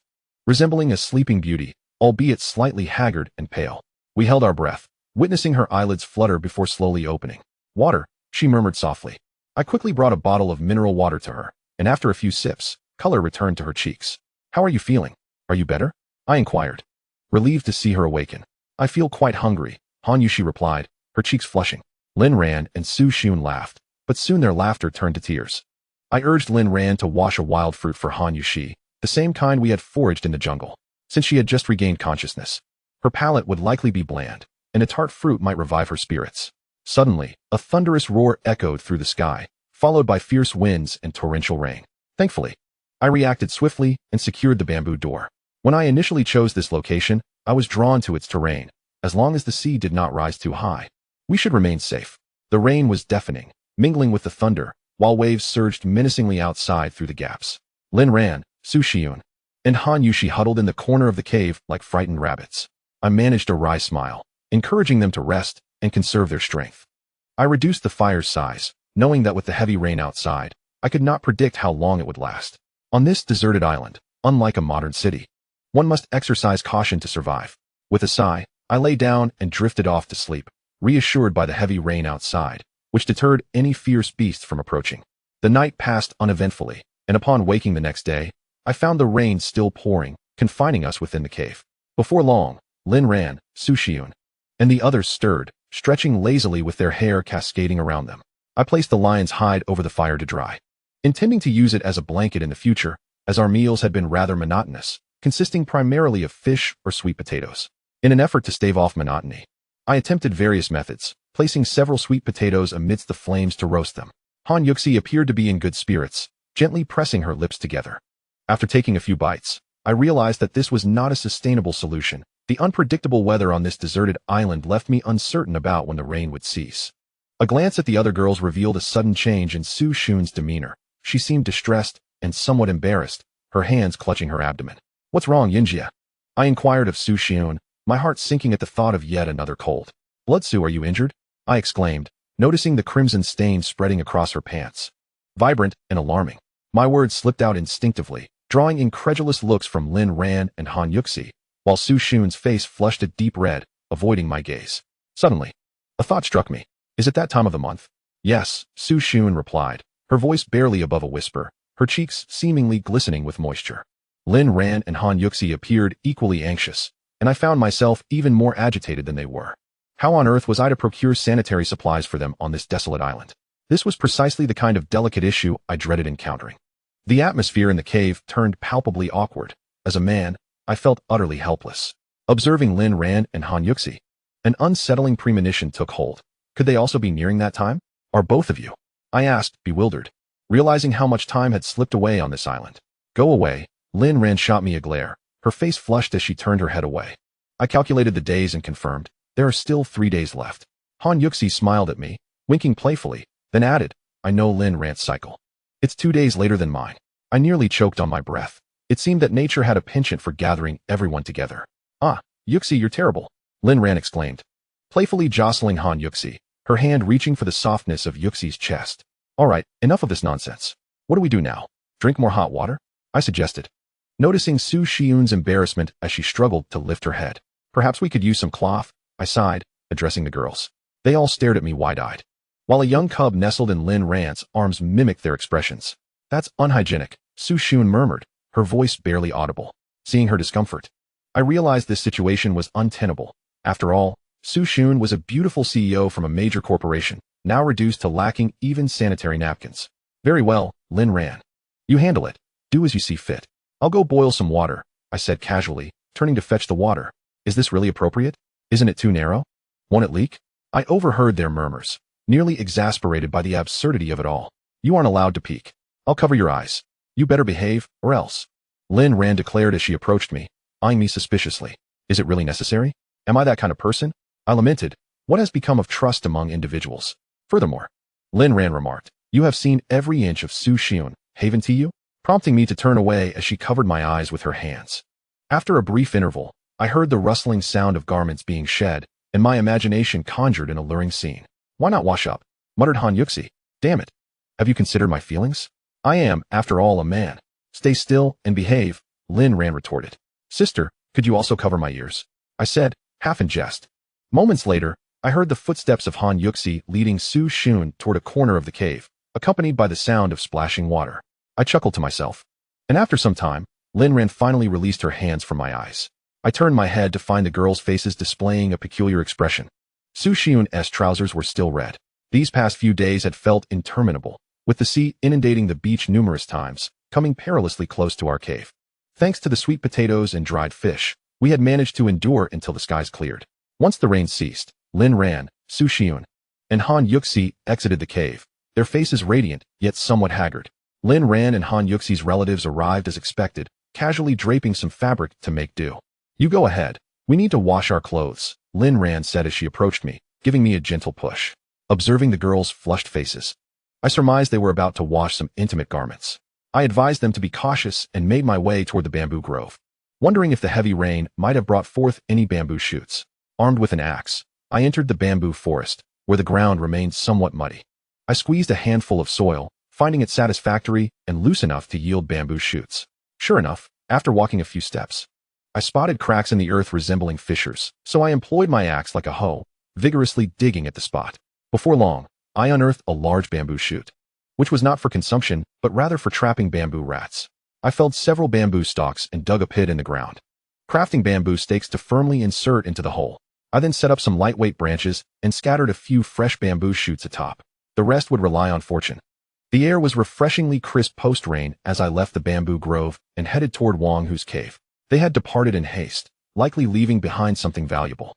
As I approached Wang Hu's cave, I couldn't shake the unsettling feeling I had upon noticing paw prints on the ground, identical to those from that day, belonging to a feline. The imprints of the hind paws were lighter, suggesting that the creature could move with near silence. A leopard. I hastened my steps and, upon entering the abandoned cave, recalled a corpse that had once lain there. Now, only remnants remained, and the cave exuded a nauseating stench of decaying flesh. I dared not linger any longer and swiftly made my exit. Days have passed, and within this interval, the leopard must have resumed its prowling. The bloodstains on the ground likely washed away by the rain. A sense of unease enveloped me. This place was truly unsuitable for an extended stay. Although our cave had some protective measures, the rickety bamboo could withstand only so much. Sleep at night was fraught with anxiety. After much contemplation, I concluded that it was best to depart. While our current situation was tolerable, danger still lurked in the vicinity. A moment's negligence could lead to our demise in slumber. As I approached our cave, I noticed the girls had found a bamboo stick and were hanging their underwear and bras out to dry. The pink ones belonged to Su Xun, adorned with a cartoon image that reflected a young lady's whimsical heart. The black lace panties were distinctly those of Han Yuxi, a detail etched vividly in my memory, having brushed against my face. To my utter disbelief, there was even a thong. Goodness, Lin Ran. Chapter 24. Departure. The sight was enough to ignite a surge of blood within me. Indeed, that little rascal had not been in vain, accomplishing what I dared not. Coughing lightly to regain my composure, I chuckled as Lin Ran and Su Xun flushed crimson, rolling their eyes at me before continuing their pursuit of the lion cubs.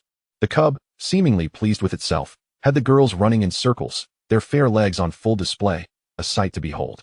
I stood by, observing as they bent down, revealing a delightful expanse of pale skin, particularly noticeable on Han Yuxi.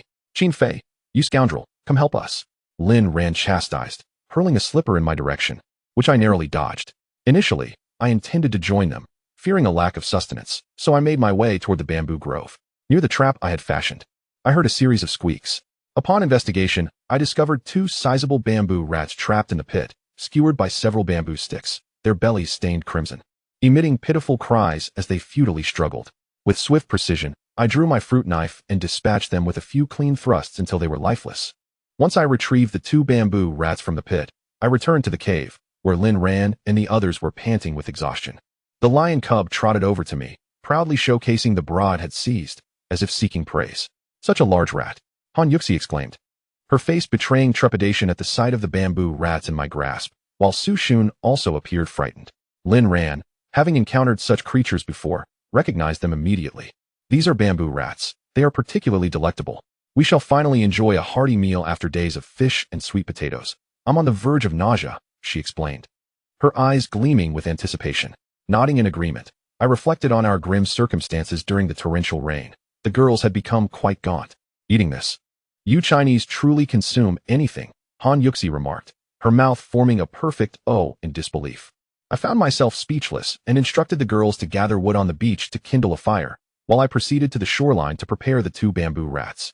The young sand lion cub followed suit, and if one were to assess who had fared the best in these past few days, it would undoubtedly be this creature. It feasted and then slumbered, only to awaken and frolic about, occasionally taking advantage of Lin Ran and the other girls, which left me quite envious. After tending to the bamboo rat, Lin Ran and the others set up a fire pit. I took a fruit knife and sliced off some meat from the bamboo rat, tossing a generous chunk to the sand lion cub, feeling a pang of regret for nurturing such a layabout. I hoped it wouldn't disappoint me as it grew. I fashioned a few bamboo skewers and threaded the bamboo rat meat onto them, placing them over the fire. When they turned a golden brown, I eagerly took a bite. The texture was somewhat loose, though the flavor was a tad bland, likely due to the absence of seasoning. Is this really edible? Su Xun pointed, her disbelief evident. And Han Yuxi shared her skepticism.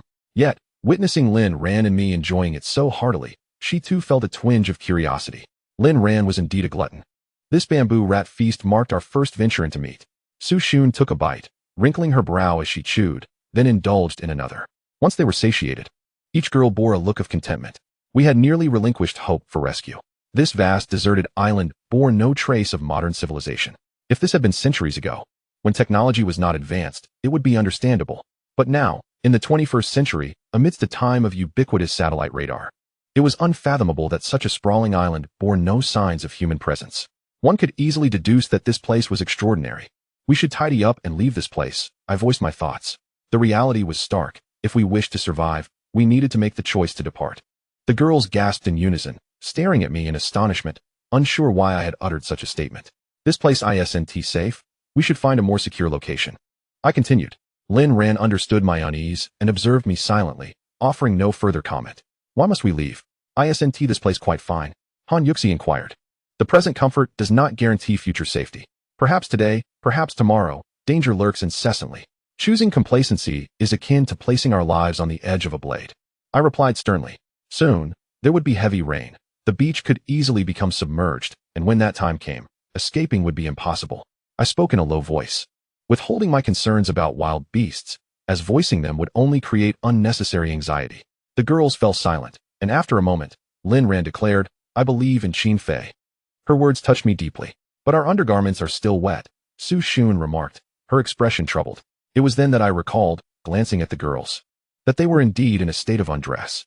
Let us pack up, it's getting late, and it could lead to complications, I suggested. If we didn't act swiftly, the night would bring us trouble. Upon hearing this, the girls rose to gather their belongings, with Lin Ran leading. Su Xun and Han Yuxi followed suit. The food has nearly run out, and while I am somewhat reluctant to part with those clothes, there is no other choice but to dispose of them. However, I managed to stuff the lion's skin into my backpack.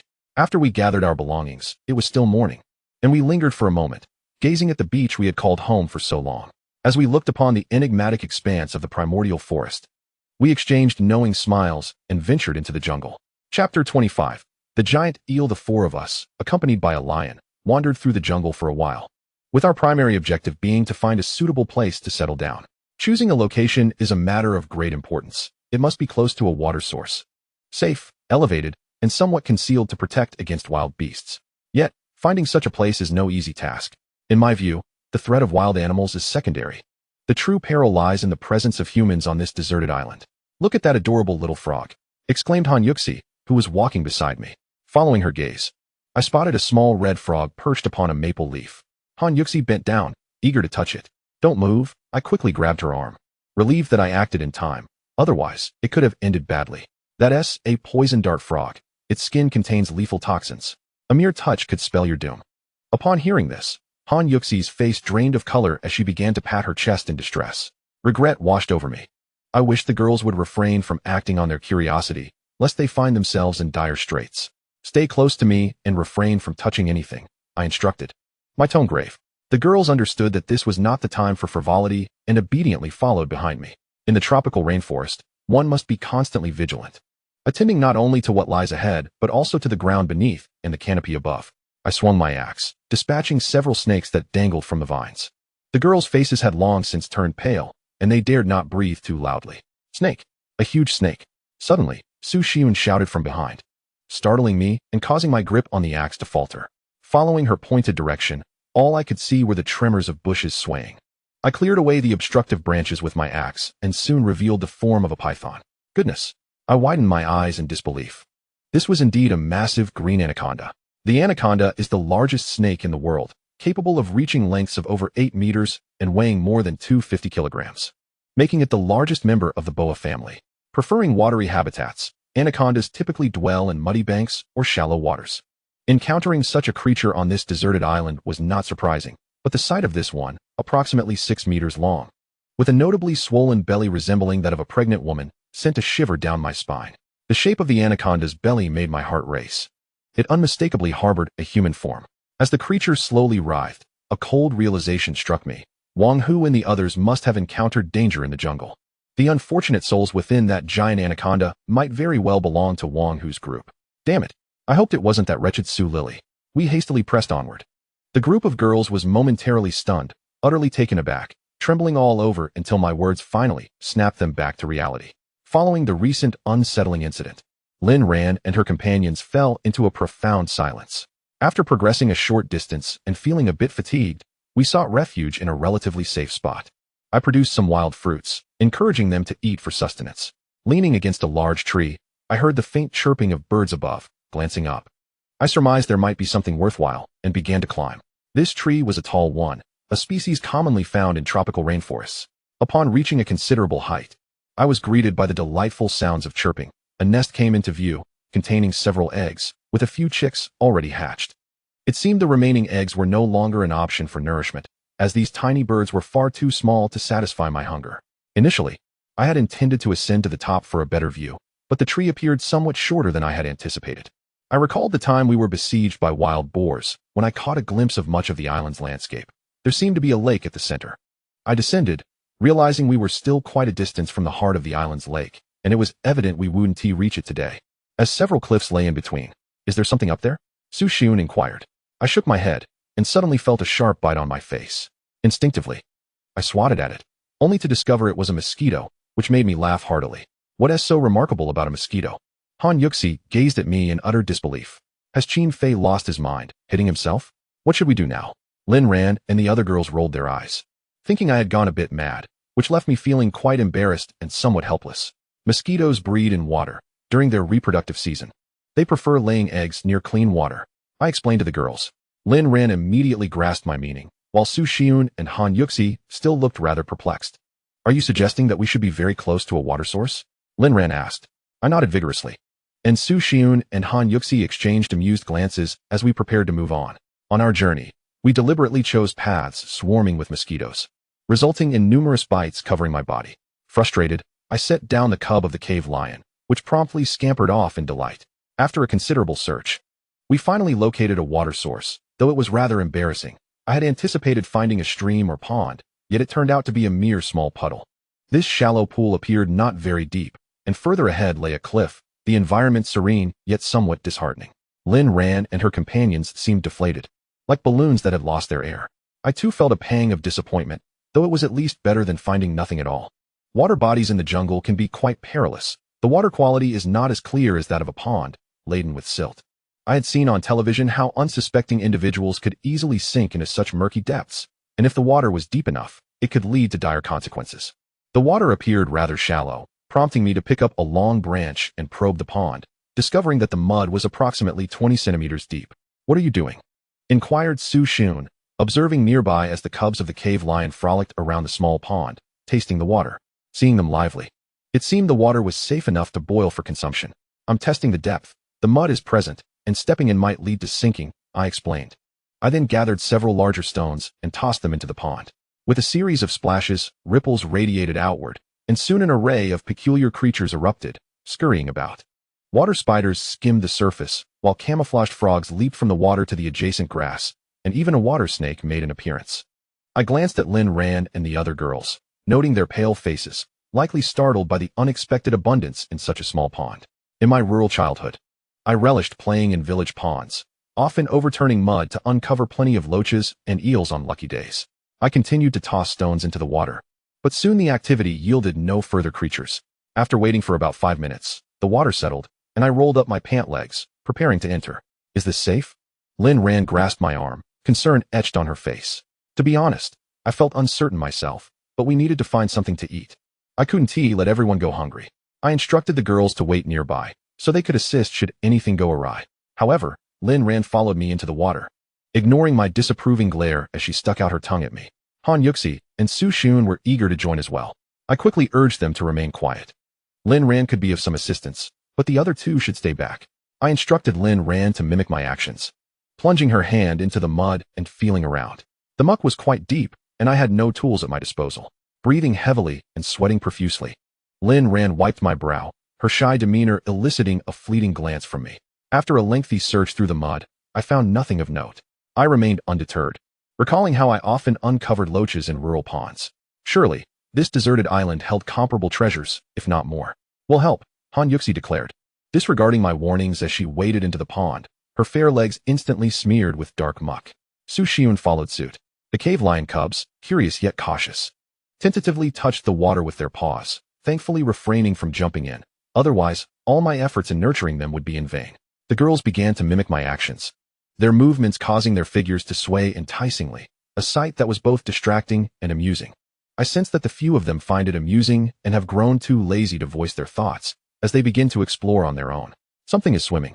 Qin Fei, do you see it? Lin Ran suddenly exclaimed, her voice filled with excitement. Following the direction of her pointed finger, I indeed noticed something gliding through the water. Overcome by her excitement, Lin Ran lost her balance and fell directly onto me, her form pressing against mine. With her being in a state of sheer softness, I could distinctly feel her two curves brushing against my chest. Lin Ran's cheeks turned crimson as she quickly pushed herself away from me, leaving me feeling somewhat embarrassed, while Su Xun and Han Yuxi stared at me intently. I directed my gaze toward the spot Lin Ran had indicated. Initially, I thought it might be a water snake, but under the sunlight's reflection, I caught sight of some slippery scales. Before I could utter another word, something collided with my ankle, causing a jolt of surprise to course through my body. Instinctively, I reached down to grasp it. The sensation was slick, and soon the creature began to thrash, splattering mud everywhere. It turned out to be a large eel. With a series of splashes, it rolled violently in the pond, and I lunged forward, managing to pin its head down. Drawing my knife with my left hand, I swiftly struck down upon the eel's head, lifting it up as it bled profusely. Lin Ran, Su Xiun, and the other girls immediately gathered around, their curiosity piqued. What is this? Han Yuxi inquired. An eel, I replied, finding it peculiar. This eel was significantly larger than any I had seen before. Easily 2 to 3 times the size, though I couldn't be certain. Keep going, let's catch a few more, I cheerfully urged the girls, tossing the large eel onto the bank. This creature was undoubtedly edible, and it seemed there were many more lurking within the pond. Chapter 26. The mysterious woman. Upon hearing my words, the girls enthusiastically began to scoop as well, although they were mostly just playing around, relying on Lin Ran and me to do the actual catching. After a while, we managed to capture several lively eels, 5 or 6 in total, though one smaller eel was snatched away by a young animal. Emerging from the pond, we were covered in mud and dirt, looking quite disheveled, as were the girls. Their fair faces were speckled with mud, and I couldn't help but think, could this be a real-life version of Robinson Crusoe, but with several beautiful women? Let's continue on, I said to the girls, glancing around the surroundings before heading toward the area where the trees were most lush. The denser the foliage, the closer we were to a water source. This place surely harbored more than just this one pond. There had to be other sources nearby. After walking a few hundred meters, we heard a loud rushing sound of water, a delightful cacophony that made our faces light up with joy as we quickened our pace. As we traversed through the thicket, we were greeted by the sight of a magnificent waterfall, torrents of water cascading down the rocky cliff, crashing against the stones below with a thunderous roar. The surging waters formed a pool at the bottom, and the girls, brimming with excitement, sparkled with an unusual gleam in their eyes as they prepared to shed their clothes for a refreshing bath. I glanced around, noting that this place was rather secluded, and it seemed there was no immediate danger. Moreover, we were caked in mud, which was unbearable for me, let alone for the 3 stunning beauties with me. Turn your head away, and do not sneak a peek, Lin Ran said sternly. I rolled my eyes and turned away. After all, there would be plenty of time ahead. I couldn't help but think that Lin Ran was the only one I hadn't seen entirely. Lin Ran reached out, preparing to cover my eyes. I shot her a glare and replied, "You should wash up too. I'll wander over there for a bit and perhaps collect some bird eggs. I promise I won't peek. If I were to have any intentions, do you three girls think you could stop me, a grown man?" Lynn ran, taken aback by my words, hesitated, unsure of how to respond. I couldn't be bothered to say anything more and simply walked toward the nearby thicket. My primary purpose was to search for a cave, and with the sun now at 2 or 3 in the afternoon, if I hadn't found one, we would likely have to spend the night in the jungle. I perked up my ears, sensing a faint rustling sound, as if leaves were being chewed. Thankfully, I had received training for such situations in the military, which most people would not be able to detect. Upon confirming the direction, I crouched down and parted the leaves before me, revealing 2 fuzzy antlers. To my astonishment, it was a spotted deer. My eyes sparkled with excitement. A deer was a treasure trove of resources. Its hide, blood, and antlers held immense value. If only I had a firearm or a bow and arrow at that moment. This deer would be mine. I swallowed hard, feeling a surge of eagerness. Although I lacked those tools and only possessed an axe, I still had my wits. I cautiously circled around, holding my breath as the deer continued to graze contentedly, occasionally emitting soft grunts. With each step, I drew nearer, and in a split second, I hurled the axe with all my might. The deer reacted even faster than I did, darting into the thicket, its silhouette vanishing amidst the lush greenery. Damn it! I retrieved my axe, realizing I had been overly optimistic. The wild deer on this island were especially crafty, unlike those in a zoo, which had been domesticated. Continuing in that direction, I observed that there seemed to be an abundance of wild rabbits in the area, often seen nibbling at the bushes. If I couldn't catch the deer, a wild rabbit would still make for a fine alternative. I spotted a particularly plump rabbit, likely overindulged, dozing beside a bush. This time, I couldn't afford to fail. I lunged forward, pinning the rabbit to my chest. It immediately began to thrash about, struggling against me. A smile crept onto my face as I reached for its large ears and lifted it up. Back in my rural days, I often went up the mountains to hunt rabbits, but this was my first time catching one by hand. Observing its formidable incisors, which could easily sever a finger, I noted that it was quite unruly. I took out my fruit knife and swiftly made a cut across its throat. It can be considered an unexpected gain. I calculated the time and realized that it had been a while since I left Lynn Rand and the other girls. They must have finished bathing, and I dared not linger, fearing for their safety from potential wild animal attacks. With no suitable place in sight, I reluctantly decided to return, carrying the large wild rabbit in my grasp. As I approached the waterfall we had discovered, I suddenly noticed a disturbance in the nearby thicket. I rubbed my eyes, initially believing it to be an illusion. To my surprise, it was indeed real. I tightened my grip on the axe, judging by the movement of the leaves. It was likely not a large beast, which eased my apprehension, leaving me merely curious. As I ventured closer, the surroundings fell into a silence punctuated only by the chirping of insects and the calls of birds. The sounds drew nearer, and I readied my axe, prepared to strike should the situation demand it. Suddenly, I heard the faint sound of trickling water, leaving me momentarily bewildered. I parted the surrounding grass, and a snowy white posterior came into view, accompanied by a patch of darkness below, where the thighs were adorned with netted stockings.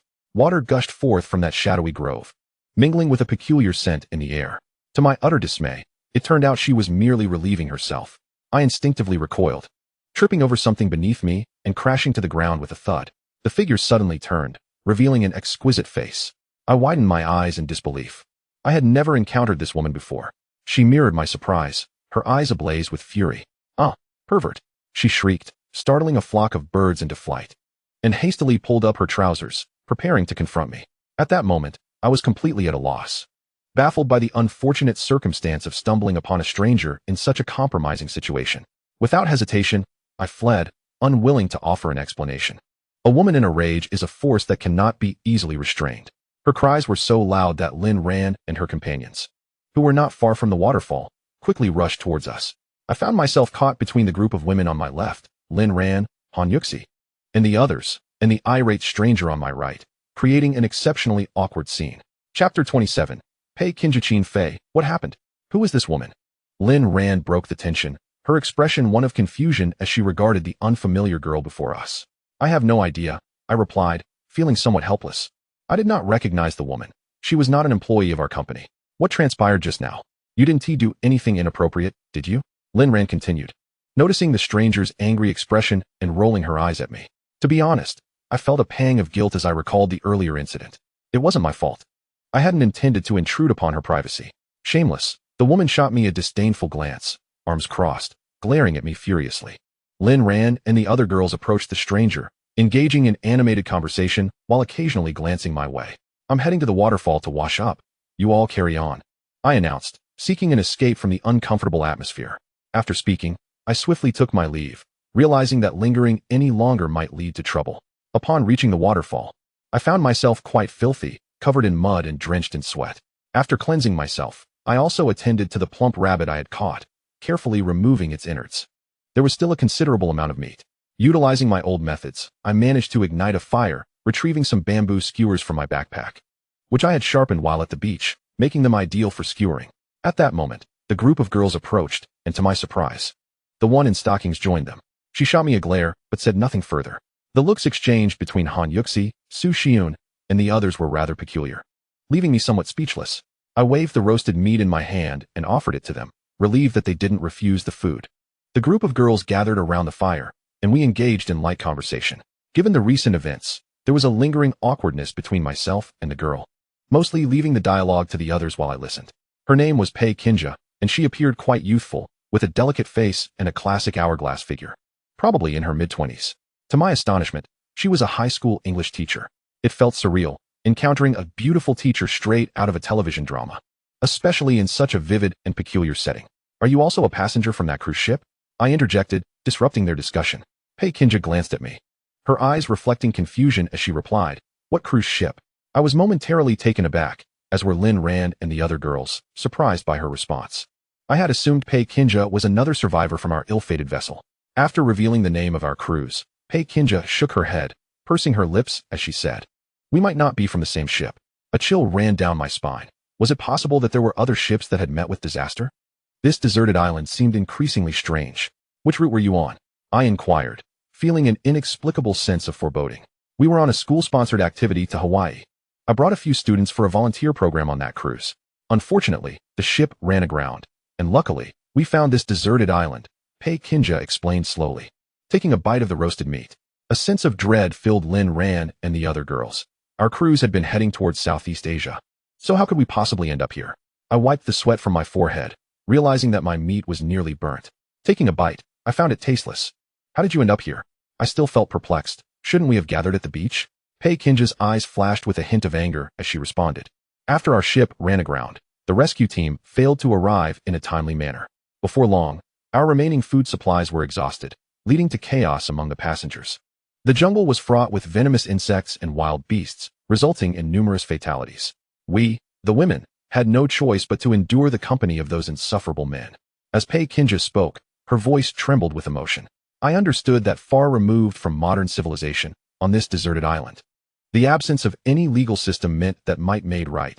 Those with strength could dominate the land, compounded by the looming threat of death. Many women had become mere playthings for men, and those who resisted found themselves facing starvation. Upon finishing her words, Pei Kinja's eyes glistened with unshed tears, and she shot a glare in my direction. It was no wonder she harbored such animosity towards me. Sorry about earlier, it wasn't intentional. I saw a movement over there and thought it might be a wild beast, I awkwardly explained, realizing that her hostility stemmed from a deeper psychological scar. It's all right. I can differentiate between good and bad, Pei Kinja replied dismissively, her gaze sweeping over Lin Ran, Su Xiun, and Han Yuxi. She struck me as quite perceptive. From her subtle gestures, it was evident she was assessing the three girls and deducing that I was not the kind of person she had initially feared. Not wishing to linger, I chose to step away and venture deeper into the thicket. Pei Kinja continued speaking, and as I listened, my heart was a mixture of joy and concern. The joy came from knowing that our situation on this deserted island wouldn't be so monotonous. At least we were not alone. The concern, however, stemmed from the realization that this island was indeed peculiar, and the prospect of external rescue seemed increasingly bleak. I found myself somewhat admiring Pei Kinja's audacity. She was remarkably brave to venture alone into the jungle. Noticing her lick her lips, I promptly offered her a generous piece of rabbit meat. As the evening descended, the light from the fire flickered brightly, and the sounds of birds, beasts, and insects echoed around us. Where will we sleep tonight? Here? Han Yuxi inquired, a hint of worry etched on her face, while the other girls looked to me for guidance. After a long day of travel, fatigue was evident among them, and it appeared we might have no choice but to camp out in the jungle. I know a place. Follow me, Pei Kinja suddenly declared as we felt utterly helpless. I slapped my forehead, realizing I should have thought of this sooner. Pei Kinja was the only girl who had survived in the jungle for so long. Surely, she had devised a means of shelter. Lin Ran and the others paused momentarily, a flicker of hope crossing their faces. I nodded in agreement. Pei Kinja didn't seem like a malevolent person. After a brief preparation, we set off in the direction she indicated. The jungle was a tangled mass of vines and trees, and I led the way with an axe in hand, while Su Xun, Lin Ran, and the other girls followed closely behind, the young lion cub trotting merrily beside me. Observing this scene filled me with a sense of contentment. If we could survive and escape this island, I would undoubtedly pen a memoir to commemorate this extraordinary experience. Under Pei Kinja's guidance, we soon arrived at the location she had mentioned. It was a cave. The entrance appeared small, but upon entering, we discovered it opened into a spacious interior. It could easily accommodate not just the 4 of us, but even 4 or 5 more. Did you discover this? I asked. I turned to Pei Kinja with a hint of perplexity, feeling that this cave bore signs of having been excavated, unlike the lair of any creature. However, it seemed implausible that a delicate woman such as Pei Kinja possessed the strength to do so. I had stumbled into this place by sheer chance, having no alternative. Finding a spot to rest was certainly preferable to wandering aimlessly. Pei Kinja, being a perceptive individual, noticed the uncertainty in my gaze. I nodded, realizing that by now the outside was cloaked in complete darkness, rendering any search for a refuge futile. We would have to spend the night here. Upon seeing my agreement, Lin Ran, Han Yuxi, and Su Xun beamed with satisfaction, their faces illuminated with smiles, especially after enduring a tiring day in the wilderness. A hardship they had never encountered before. What troubled me was the impending nightfall. It seemed impossible to start a fire by friction. Without a flame, the night was laden with countless hidden dangers. Before I could dwell on my worries, Pei Kinja gathered some dry twigs and skillfully produced a lighter, igniting a fire with a swift flick. Ahem. I felt a bit awkward as the scent of the large eel I had caught wafted through the air, its fishy odor lingering. Although we had just roasted a wild rabbit, with so many of us present, we scarcely had enough to eat. It was essential to maintain sufficient strength on this deserted island. One could never know when they might fall prey to a beast. I skewered the eel on bamboo sticks and offered it to the other girls. The cub of the cave lion, perhaps weary, was sprawled across Su Xun's lap, lazily dozing off.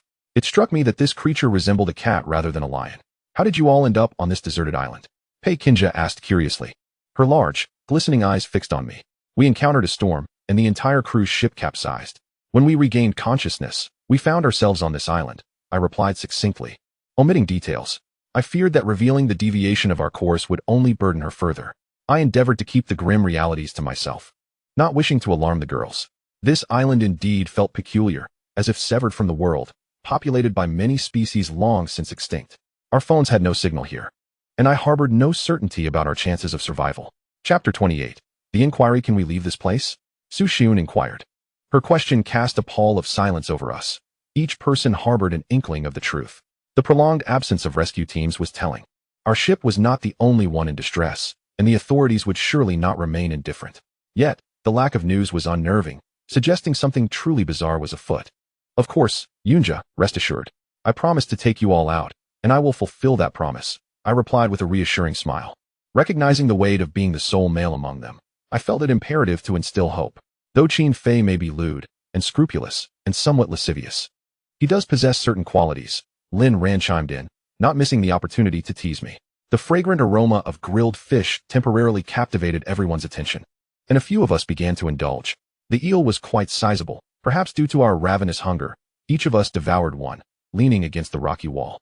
The scarcity of food compelled me to devise a strategy. After all, with so many individuals and insufficient provisions, even the absence of wild beasts would not spare us from starvation. Sister Pei, what is the situation like at your beach? A sudden thought struck me, recalling what Pei Kinja had shared with me earlier. That beach was rather expansive, where most survivors from our cruise had congregated, and essential supplies had also accumulated there. Pei Kinja regarded me, her prior prejudices seemingly diminished, yet the circumstances were complex, for many had lost their humanity. As she spoke, her eyes brimmed with indignation, as if recalling past events. I paused. Though unaware of her exact experiences, I surmised a great deal. Stranded on a deserted island, devoid of the constraints of civilized law, some individuals could act with impunity. Do you wish to return to that beach? I inquired solemnly, my gaze fixed upon Pei Kinja. What do you mean? Pei Kinja was taken aback, her eyes widening in surprise. Qin Fei, what nonsense are you spouting? Lin Ran shot me a disapproving glance. Su Xun and Han Yuxi looked at me curiously, puzzled by my statement. I smiled and replied, "Do you not wish to escape this deserted island? Strength lies in numbers. Relying solely on our small group is futile. We must reach the busier beach to procure the necessary supplies, which would give us hope of returning home." Upon hearing my mention of leaving the island, Lin Ran and Su Xun's eyes instantly lit up, as nothing could excite them more. "What do you all think?" I asked. "I agree," Han Yuxi immediately exclaimed, her enthusiasm palpable. "I will follow your lead," Su Xiun responded softly. Lin Ran seemed to acquiesce, and all eyes turned to Pei Qinja, for she alone knew the way to the beach. If she were unwilling to return, I could not compel her. Pei Qinja appeared somewhat conflicted, casting a deep glance my way before saying, "Qin Fei, come out with me for a moment." With that, she stood and exited the cave, leaving me momentarily bewildered. However, I did not dwell on it, exchanging glances with Lin Ran and the others before turning to follow her outside. I trailed behind Pei Qinja, taking in her appearance. She wore scant clothing, tattered and torn, revealing an expanse of pristine skin that added an alluring quality. Recalling the events of the afternoon stirred a sense of excitement within me. "Qin Fei, do you truly wish to go to that beach?" Pei Qinja turned to inquire. I nodded. For our current predicament, returning to a location with a greater number of survivors was undoubtedly the wisest choice. Previously, when I encountered that wild boar spirit, inexplicably poisoned arrows were shot at me. At that moment, I suspected the presence of savages on this desolate island. Now, from the cave that Pei Qinja led us to today, and the marks of excavation within, I can confirm it with absolute certainty. Remaining in the jungle any longer is perilous. Should fortune favor us with an encounter of a savage horde, our entire group would likely be captured and made into stew. One must always guard against lurking dangers before they arise. Upon reaching the beach, such concerns would diminish. I agreed to escort you there, but you must do me a favor first. At that moment, Pei Qinja seemed to have resolved something and spoke to me earnestly. "Speak freely. If it is within my power, I shall assist you." Since she called me out, I sensed she bore some unspeakable burden. "Help me exact revenge. Kill a man for me." When Pei Qinja uttered those words, I drew a sharp breath, utterly unprepared for such a request. To be asked to kill for her, what immense grudge must she hold? Of course, I would not do this for naught. "Should you succeed, I shall consider myself your ally." Noticing my astonishment, Pei Qinja added this assurance. Curious, I urged her to recount the full tale. She nodded and proceeded to narrate everything from beginning to end. Upon hearing it, my anger was barely contained. Though I had long suspected chaos on this forsaken island, I had not imagined such madness. "So what say you? If you agree, I can offer you a taste of sweetness now." Pei Qinja looked at me intently. "No need. If the opportunity arises, I will attempt it." I inhaled deeply, unwilling to promise anything rash. Although Pei Qinja was undeniably beautiful, I was not lacking in women. She said nothing more, biting her lip before seizing my hand and pressing it firmly against the generous, alabaster curves of her bosom. My palm met the soft, tender flesh, sending a shudder through my entire being. Honestly, I had not anticipated such a bold move from Pei Qinja. "How does it feel?" she asked with an impassive expression, increasing the pressure. The magnificent swell beneath my hand was distorted by my grasp. Seeing her demeanor, I realized that to refuse now would be unmanly. Moreover, I had already come to understand the island's sinister nature. As time passed, to survive, killing might become commonplace. Very well, I agreed, unable to resist the temptation any longer. Taking initiative, my large hands parted the black bra beneath Pei Qinja's clothing and began to brazenly caress. Having spent these past days with Lin Ran, Su Xiun, and Han Yuxi, I had been frequently tempted. At last, I found a place to vent my desires. As I fondled her thus, Pei Qinja's face flushed deep crimson, a soft moan escaping her lips. Bathed in moonlight, her blushing countenance was all the more enchanting. A certain part of me rose in response. Clearing my throat, I said, "It's getting late. We should go inside and rest." Just as I was poised to take the next step, a few coughs echoed behind me. Turning around, I discovered it was Lin Ran, who shot me several fierce glares before turning and entering the cave. Pei Qinja hastily adjusted her clothing, and I felt a twinge of embarrassment. Yet, the expression on Lin Ran's face seemed to suggest a hint of jealousy. Upon entering the cave, the flickering light of the fire illuminated our surroundings. Having brought along some warm fabric earlier, coupled with the fire, we had no fear of the night chill. The following morning, I observed that the girls were still in peaceful slumber, and I couldn't bear to disturb them. Instead, I ventured out of the cave alone. I intended to forage for food, as our previous day's bounty had already been consumed. The jungle was replete with ancient trees and exotic flora, much of which I had never encountered before. Buzzing in the air caught my attention. A few bees were flitting nearby. These were tropical carpenter bees, known for their ferocity, yet they produced honey that could provide us with a hearty meal. A surge of excitement coursed through me as I deduced that the hive must be nearby based on their foraging patterns. I intently followed one bee, sprinting after it for over 20 minutes until I finally discovered the hive clinging to a cliff face. It was at least the size of a basin, and astonishingly, there were not just one, but 7 or 8 large hives. However, I was disheartened to realize that they were far too high to reach without some means to bring them down, and attempting to do so would likely cost me my life. Frustrated, I muttered to myself, feeling a mix of disappointment and unwillingness to give up. Just as I was about to turn back, I suddenly felt the ground tremble beneath me. Could it be an earthquake? A chill ran down my spine as I turned to see 2 large black bears emerging not far away, their chests marked with crescent-shaped white patches. They were so enormous, easily twice the size of the bears I had seen at the zoo. I wanted to flee, but the bears blocked my path. The cliff face constrained me. To escape, I would have to pass right in front of them, and my small frame would surely be no match for their strength. Were these the legendary Bear Big and Bear 2? Not daring to linger, I quickly climbed the tallest tree nearby while the bears ambled toward my direction. Their size immense and their eyes as large as eggs. My heart raced as I realized they had not noticed me, their attention fully fixated on the hive on the cliff. I breathed a sigh of relief, but to my astonishment, the bears displayed surprising intelligence. They began picking up stones from the ground and stood on their hind legs to smash the hive, their towering forms reaching 2 to 3 meters high. They struck the hive several times, yet it stubbornly remained intact, with some stones even falling back onto them. Growing impatient and fueled by the bees' stings, the bears became increasingly agitated, clawing at the hive and occasionally letting out furious roars. I stood by, my heart blooming with joy, wishing fervently that the jagged cliffs might whisk away the 2 hulking bears. Yet, reality proved me wrong. The 2 bears turned and charged towards a nearby massive tree, relentlessly colliding with it until its roots began to give way, uprooting it entirely. I was left utterly dumbfounded. How astute they were. The bears then proceeded to poke at a beehive, nearly reaching it, but just short of success.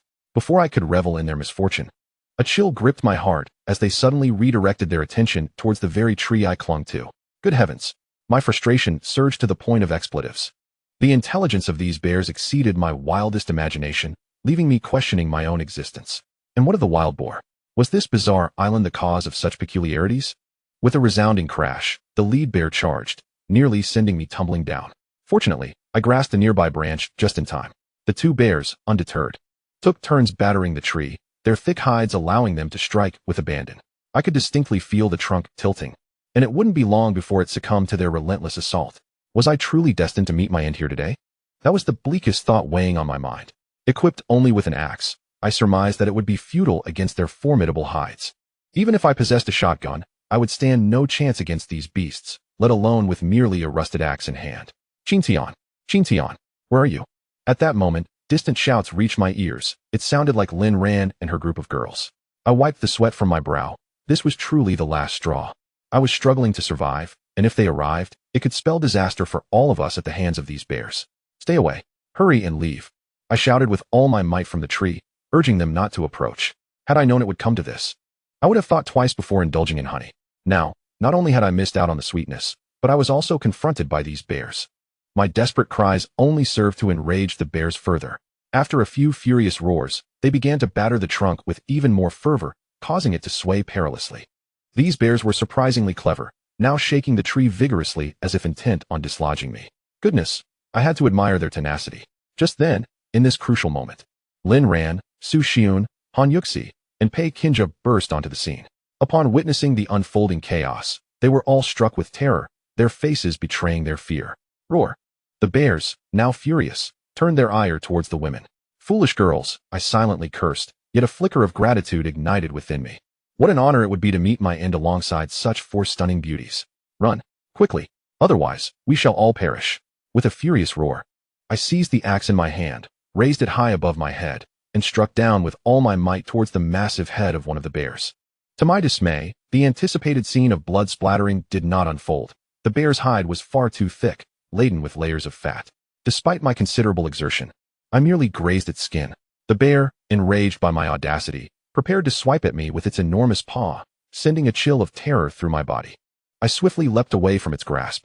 Qin Fei, Lin Ran called out, her voice laced with urgency, while the other girls looked on with deep concern. We must return to the cave immediately. If I do not make it back, consider me lost. I instructed Lin Ran hastily, realizing time was of the essence. The foul stench emanating from the bears assaulted my nostrils as Lin Rant's gaze flickered with determination. She rallied the other girls to depart. One bear immediately pursued them, and I could not allow it to escape. Though the bear's hide was tough, it possessed vulnerabilities, notably in its paws. I deftly dodged another bear's sweeping paw and swung my axe directly at its foot. The blow was effective. The massive paw, akin to a basin, received my strike, and blood gushed forth, revealing bone beneath the flesh. The bear staggered and collapsed, howling in agony, as I too fell to the ground.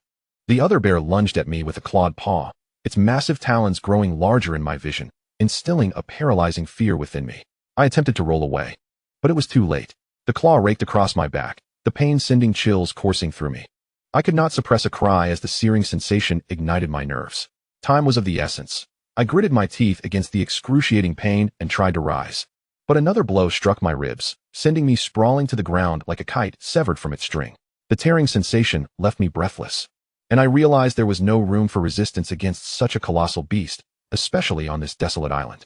I lay on the ground, contemplating whether feigning death might allow me to evade this peril. The enormous bear's head loomed above me, sniffing curiously, its saliva dripping onto my body, mingling with my blood and emanating a foul odor. Just as I believed my end was imminent, a sudden whoosh pierced the air, and an arrow shot forth from the underbrush, striking the bear squarely in its back. Could it be that someone had come to my rescue? Chapter 30. Lin. Seeing the arrow fly from the depths of the jungle, my heart swelled with gratitude. The bear let out an enraged roar. Turning to investigate the source of its discomfort, I gazed at the arrow embedded in the bear's back. It had penetrated deeply, mirroring the one that had struck the wild boar previously. The tension in the air was palpable. Once again, an arrow flew directly towards me, grazing the eye of the great bear. It howled in rage, clutching its wounded eye as blood gushed forth like a broken dam. Seizing the moment, I disregarded the excruciating pain coursing through my body and dashed behind a nearby tree trunk. The two bears roared in fury, unleashing a frenzied assault on the surrounding trees, causing the entire jungle to tremble. Curiosity piqued. I wondered about the identity of the archer. However, given the current circumstances, it seemed that this individual bore no ill will towards me. I began to surmise that this mysterious benefactor was likely one of the island's indigenous people. Although they had shown me kindness, their sudden intervention indicated that they had been observing my movements closely. The sensation of being watched was unsettling, and the wound on my back drained me of strength, rendering my complexion pale and my eyelids heavy with fatigue. My consciousness began to fade, and I succumbed to darkness. In a haze, I sensed a figure turning me over and applying something to my back, a tingling sensation coursing through me, yet I could not discern their face. The moistness on my lips suggested that some herbal remedy had been placed in my mouth. I abruptly opened my eyes, eager to identify this person. She possessed sun-kissed skin and crystalline eyes, exuding an aura of innocence. Startled, she released her grip, and I collapsed, my wound meeting the earth with a painful thud, causing me to wince, yet I remained focused on her. Upon closer inspection, it became evident that she was a woman, clad in primitive animal skins, adorned with a necklace of bone, and equipped with a large bow slung across her back. She radiated a wild beauty that was unmistakably that of a native inhabitant of the island. As I regained consciousness, her fearful demeanor suggested she was wary of me, her eyes darting away in uncertainty. This was far from the savage cannibals I had envisioned. She did not appear to be the type to snarl and stew her prey. "Hello," I ventured politely, but she seemed perplexed by my words. "Hello, Hachiwa." My attempts at communication only deepened her confusion, and her worried gaze seemed to convey a silent question. Had I been rendered senseless? It dawned on me that I was indeed in the presence of a true wildling. By now, darkness had descended, and the two frenzied bears had vanished, leaving behind only dried bloodstains on the ground. I realized I had been unconscious for 7 or 8 hours since I had ventured out that morning. I needed to return quickly, otherwise, Lin Ran, Su Shun, Han Yuxi, and Pei Kinja might encounter peril. Yet, I remained uncertain about the wild woman's intentions. If not for her, I likely would have fallen victim to those bears. But what compelled her to rescue me repeatedly? "I must return. Will you accompany me?" I tentatively inquired of her, yet she remained oblivious to my intentions. Cursed language barrier. I resorted to gesturing with sign language, and only then did she begin to comprehend my meaning. She seemed to relax, her tension dissipating, and as I prepared to rise, I found my legs somewhat unsteady. She promptly steadied me, her soft curves pressing against my arm, causing a shiver to course through me. And I felt invigorated as we walked. What a wild creature. I could hardly believe I was sharing such an intimate moment with a female savage. As she supported me, it became apparent that she was quite familiar with the trails of the jungle, skillfully avoiding numerous dangers. Occasionally, she would gather various herbs and flowers from the roadside, crushing some between her hands and applying the fragrant concoction to both our bodies. To my astonishment, this simple act seemed to ward off the mosquitoes, showcasing her remarkable prowess. Before long, we arrived at the cave where Pei Kinja had led us. She appeared somewhat anxious, her grip on my arm trembling slightly. I gazed deeply into her eyes, attempting to convey reassurance despite our communication barrier. I sensed that the eyes could express sentiments beyond words. Indeed, she calmed considerably and followed me as we approached the cave's entrance. "Who goes there?" A voice echoed from within the cave. "It is I, Qin Fei," I called back, fully aware that the girls had likely been fretting over my prolonged unconsciousness of 7 or 8 hours. Soon enough, Lin Ran, Su Kinja, Han Yuxi, and Pei Kinja emerged, their faces lighting up with joy and their eyes glistening with tears upon seeing me standing alive before them. "I knew you weren't so easy to dispatch," Lin Ran exclaimed as she rushed forward to embrace me, only then noticing the primitive woman standing behind me. "Who is she?" Pei Kinja's eyes widened, and both Han Yuxi and Su Xun were taken aback. "Do not be alarmed. Let us discuss it inside," I reassured them, gesturing for calm as we stepped into the cave together. The flickering fire illuminated the space brightly, and as we gathered around it, the girls' attention was entirely drawn to the wild woman beside me, their expressions tinged with curiosity. Today, it was she who saved me. Without her, you might never have seen this dashing, handsome figure again, I jested, eliciting laughter from the group. "Look at you." Lin Ran rolled her eyes playfully, a smile gracing her face. "What about her?" Su Xun asked, casting a glance toward the wild woman beside me, prompting the others to look my way as well. The sudden addition of a wild woman to our group left everyone feeling somewhat unsettled, and I too harbored uncertainties. However, the wild woman's capabilities were indisputable. Furthermore, her knowledge of this desolate island surely surpassed that of us outsiders. Retaining her presence could prove beneficial for our survival. I conveyed my thoughts to Lin Ran and the others, who concurred with my perspective, though I kept my underlying concerns to myself. "She cannot speak Chinese? Then we shall teach her," I suggested. Han Yuxi cheerfully remarked, and I found myself at a loss for words. It was evident that speaking Chinese was a struggle for her. "Let us first give her a name," suggested Pei Kinja, demonstrating the astuteness of a teacher by honing in on the crux of the matter. I nodded in agreement, for it would be inconvenient to refer to her otherwise. I conveyed our intentions to her through simple sign language, and she responded with a delighted nod. The girls chattered excitedly, reminiscent of the enthusiasm we once had while naming the cubs of the cave lion. Ultimately, we arrived at a unanimous decision. Lin. Surviving such adversity brought a collective sigh of relief from all of us, and weariness began to settle in. The day's events had been overwhelming, exacerbating my stress. I had scarcely eaten, only managing to sip a bit of water before succumbing to sleep. The past few days flew by. Initially, I had proposed we head directly to the beach where Pei Kinja had once been, but due to my injuries, Lin Ran and the other girls insisted that I rest here for a few more days. Reluctantly, I acquiesced. Surprisingly, the girls quickly bonded with Lin, who proved to be a remarkable asset. Her skills in hunting and foraging for wild fruits were astonishingly proficient, and most impressively, her archery was exceptional, ensuring that we enjoyed meat with every meal. Lin Ran and Su Xun were equally captivated by Lin's talents, each eager for her instruction. Time passed swiftly as we resided in the modest cave for 4 or 5 days. Lin diligently tended to my wounds, demonstrating a profound knowledge of the island's medicinal plants, and my back wounds soon began to scab over. "Let us go," I said, stretching my limbs and turning to the girls. The days of rest had rejuvenated me considerably. "All right." Pei Kinja nodded in agreement. The little creature yelped a few times, having formed a bond with Lin, evoking a curious sense of beauty and the beast, despite its resemblance to a mere puppy. Pei Kinja led the way, while Lin and I cleared the path on either side. With Lin's assistance, we adeptly avoided numerous dangers.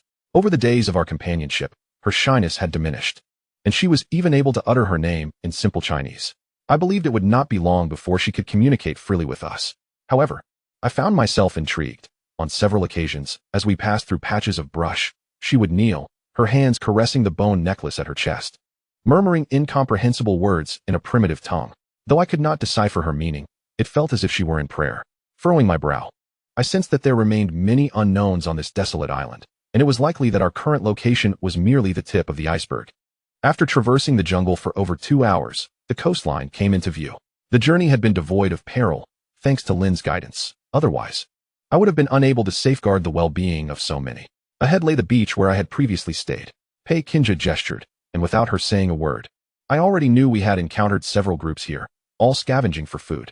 We had even seen a few corpses, seemingly victims of venomous insect bites. There are numerous caves in this area.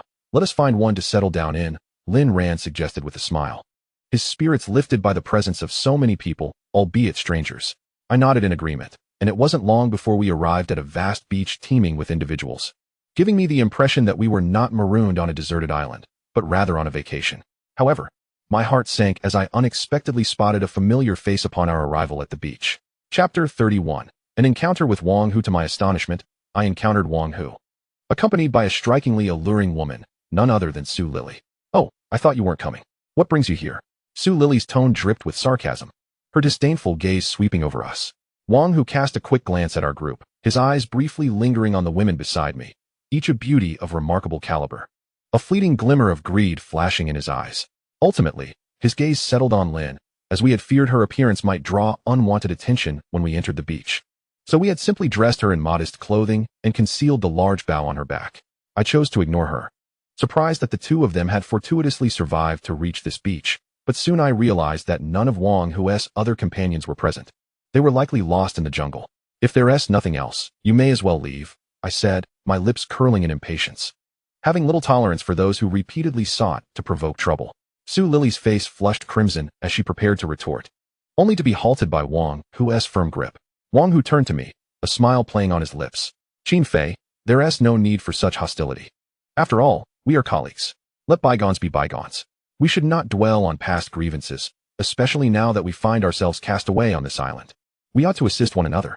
I regarded Wang Hu with a hint of skepticism, taken aback by his unexpected overture of peace, leaving me somewhat bewildered. Just speak plainly. There's no need for this charade, I replied, my expression impassive, while Lin Ran appeared particularly irked by Su Lily's presence. Don't be this way. You've just arrived at the beach and likely have nowhere to settle. Why not come to my cave? Wang Hu, surprisingly unperturbed, extended a warm invitation. This only heightened my suspicion of Wang Hu. Typically, his character would not allow for such unreciprocated generosity. Was he plotting something?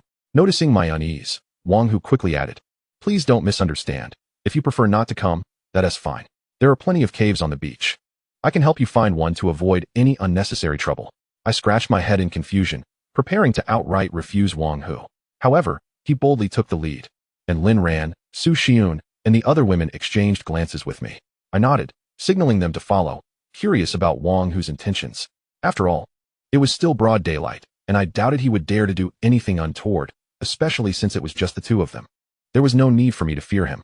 The coastline of this beach was indeed extensive, dotted with countless caves, though most of the prime spots had already been claimed, leaving only a few dilapidated caverns. Upon reaching one such cave entrance, Wang Hu paused and glanced back at me. I examined it closely.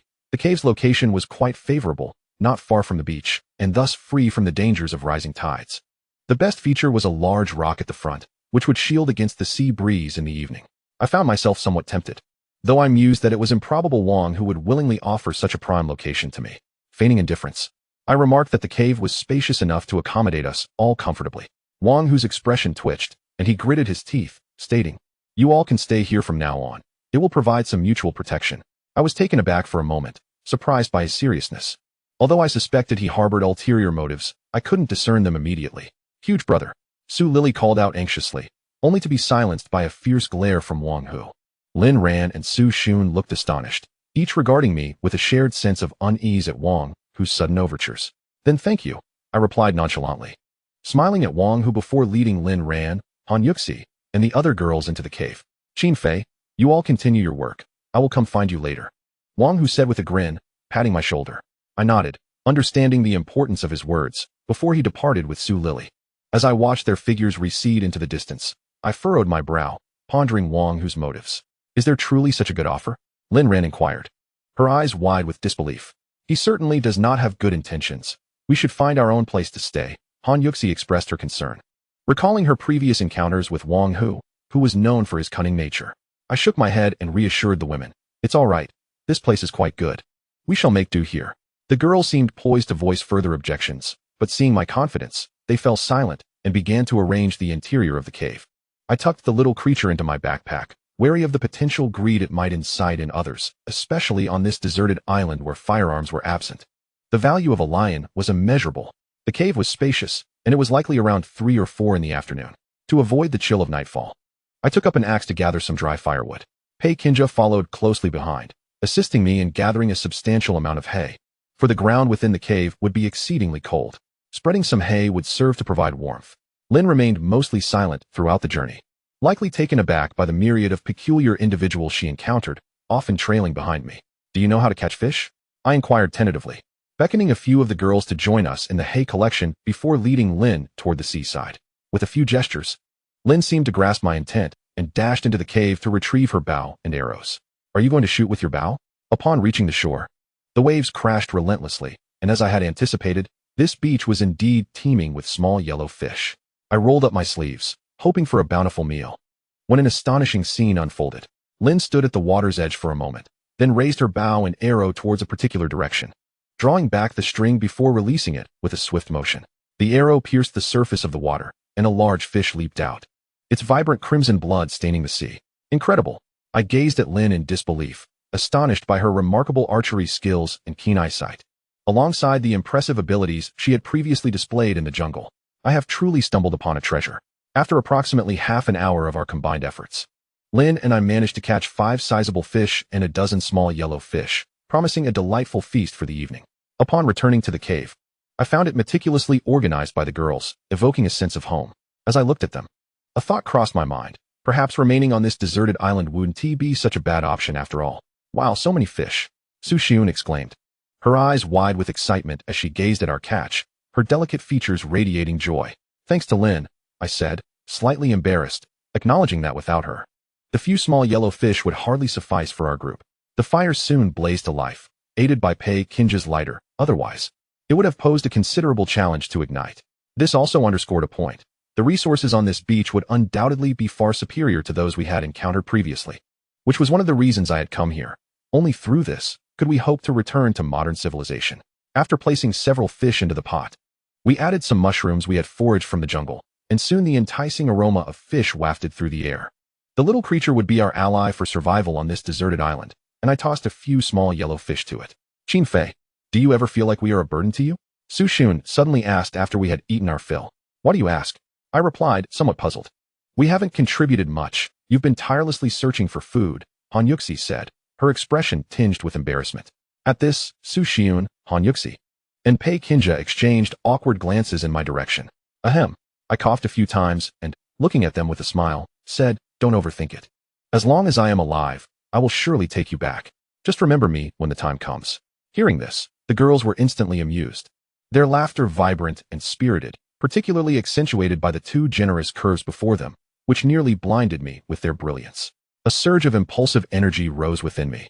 If this continued long-term, how could I possibly restrain myself? At that moment, Pei Kinja stole a glance at me, her beautiful eyes seemingly laced with a hint of provocation. Was this a subtle hint directed at me? The atmosphere in the cavern grew lively, exuding a warm ambience. Qin Fei. Suddenly, a shout from Wang Hu echoed through the cave, causing the girls to tense up. I gestured for them to remain calm and proceeded to walk outside. Wang Hu must have something important to discuss with me. Chapter 32. Seeking wealth amidst danger. I knew that Wang Hu had come to find me for a reason, and his unusually generous demeanor today likely pointed to this very matter. Thus, it seemed he had no intention of causing me harm. Upon exiting the cave, I spotted Wang Hu standing a short distance away, flashlight in hand. I approached him, my curiosity piqued by the object he held. Qin Fei, did you sleep well in the cave? The soundproofing is excellent, so rest assured, Wang Hu said, a lewd grin plastered on his face. I certainly understood his insinuation. Just get to the point. It's getting late, and I need to get some sleep. I replied directly, my tone less frosty than before, having accepted his favors. Wang Hu rubbed his nose and leaned closer, saying, Qin Fei, I've come here to help us both make a fortune. Make a fortune? I was somewhat perplexed. On a deserted island, wealth seemed futile. Even if you had money, it would be of no use. You're new to this beach and unaware of its intricacies. Wang Hu chuckled, shaking his head. The people here are not sailing the same cruise ship as us. Do you know why their ship encountered trouble? I shook my head, signaling him to continue without delay. Seeing my interest, Wang Hu nodded eagerly and elaborated. That cruise ship ran aground, leaving a significant hole in the hull. The most crucial part is that the ship is not far from our beach. Just imagine, if we managed to reach it, all the supplies aboard would belong to the 2 of us. His enthusiasm was palpable, and I found myself intrigued. On this deserted island, resources were exceedingly scarce, making the prospect of the cruise ship's supplies immensely tempting. Is this a secret known only to you? Why hasn't anyone else thought of this? I scoffed, not fully trusting his words. Perhaps he was setting a trap, waiting for me to fall into it. Moreover, the incident with the cruise ship should be common knowledge among all the survivors on this beach. Upon hearing my words, Wang Hu continued, they are certainly aware. But this season coincides with the breeding period of the tiger sharks, and the area around the cruise ship is teeming with them. Upon hearing this, I rolled my eyes. Not that I doubted his words, but if there were indeed sharks, the pursuit of those supplies could lead to either nothing or worse, becoming shark bait. What a ridiculous notion, I scoffed, feeling as though he had spoken a torrent of nonsense. Cough, cough, let us not speak so lightly, Wang Hu replied. Fortune favors the bold. Although danger lurks, the cruise ship is on the verge of sinking. If we do not take a chance now, all that remains aboard will be lost. Hesitation crept into my mind. Indeed, it was hard to ignore the allure of the supplies aboard a cruise ship, especially for anyone stranded on a deserted island. It's a matter of days. If we do not act soon, it will likely be too late. Many have already begun to stir, preparing rafts and the like, Wang Hu continued. So you want me to go, huh? I sensed his persistent persuasion was laced with ulterior motives. Wang Hu shivered slightly, a hint of guilt evident in his expression as he replied, how could I? I came all this way to share such a wonderful opportunity with you. I'll think about it, I nodded in acknowledgement. Upon seeing my response, a fleeting smile broke across Wang Hu's face. I then noticed the flashlight in his hand, remarking, this is quite bright. It's yours. Wang Hu grit his teeth and reluctantly handed it over. I smiled and expressed my gratitude. Thank you, Brother Hu. You can accompany me tomorrow to take a look. I shall return now, he said before departing. I toyed with the flashlight, a smile unwittingly gracing my lips. Dare to deceive me? Prepare to face my wrath. Upon returning to the cave, I found the group of girls animatedly engaged in conversation, their excitement palpable. They quieted upon my arrival. Wang Hu, didn't he give you a hard time, did he? Lin Ran inquired. I shook my head, signaling that all was well, but I recalled their previous discussions. Indeed, we were stranded on this island, perhaps forever, and relying solely on my strength was insufficient to sustain everyone. They needed to cultivate their own survival skills. I resolved to teach them, alleviating my burden while empowering them for self-preservation. In the worst-case scenario, should anything happen to me, they would not perish easily on this desolate isle. From tomorrow onward, we shall each take on roles and collaborate, I stated earnestly, looking at the girls. Yinjie, Yushi, you two will be responsible for cooking, maintaining the home, and managing our daily needs, including food storage. Based on their performance over the past few days, they were undoubtedly the most suited for these tasks. All right, they affirmed. The two of them quickly agreed, and my decision was made with their best interests in mind. This way, they would not feel like they were burdening others or contributing nothing. Lin Ran, Pei Kinja, you two are tasked with gathering firewood and some warm items. As well as taking the night watch, I instructed. Lin Ran immediately looked displeased, glaring at me in frustration, but upon seeing my serious demeanor, she refrained from arguing. Lian and I would be responsible for hunting. At this moment, only Lian and I possessed the skills necessary for the hunt. Bringing along the girls would merely hinder our efforts and distract us with the need to care for them. Once I had conveyed my thoughts, everyone nodded in agreement, though I could sense Lin Ran's discomfort.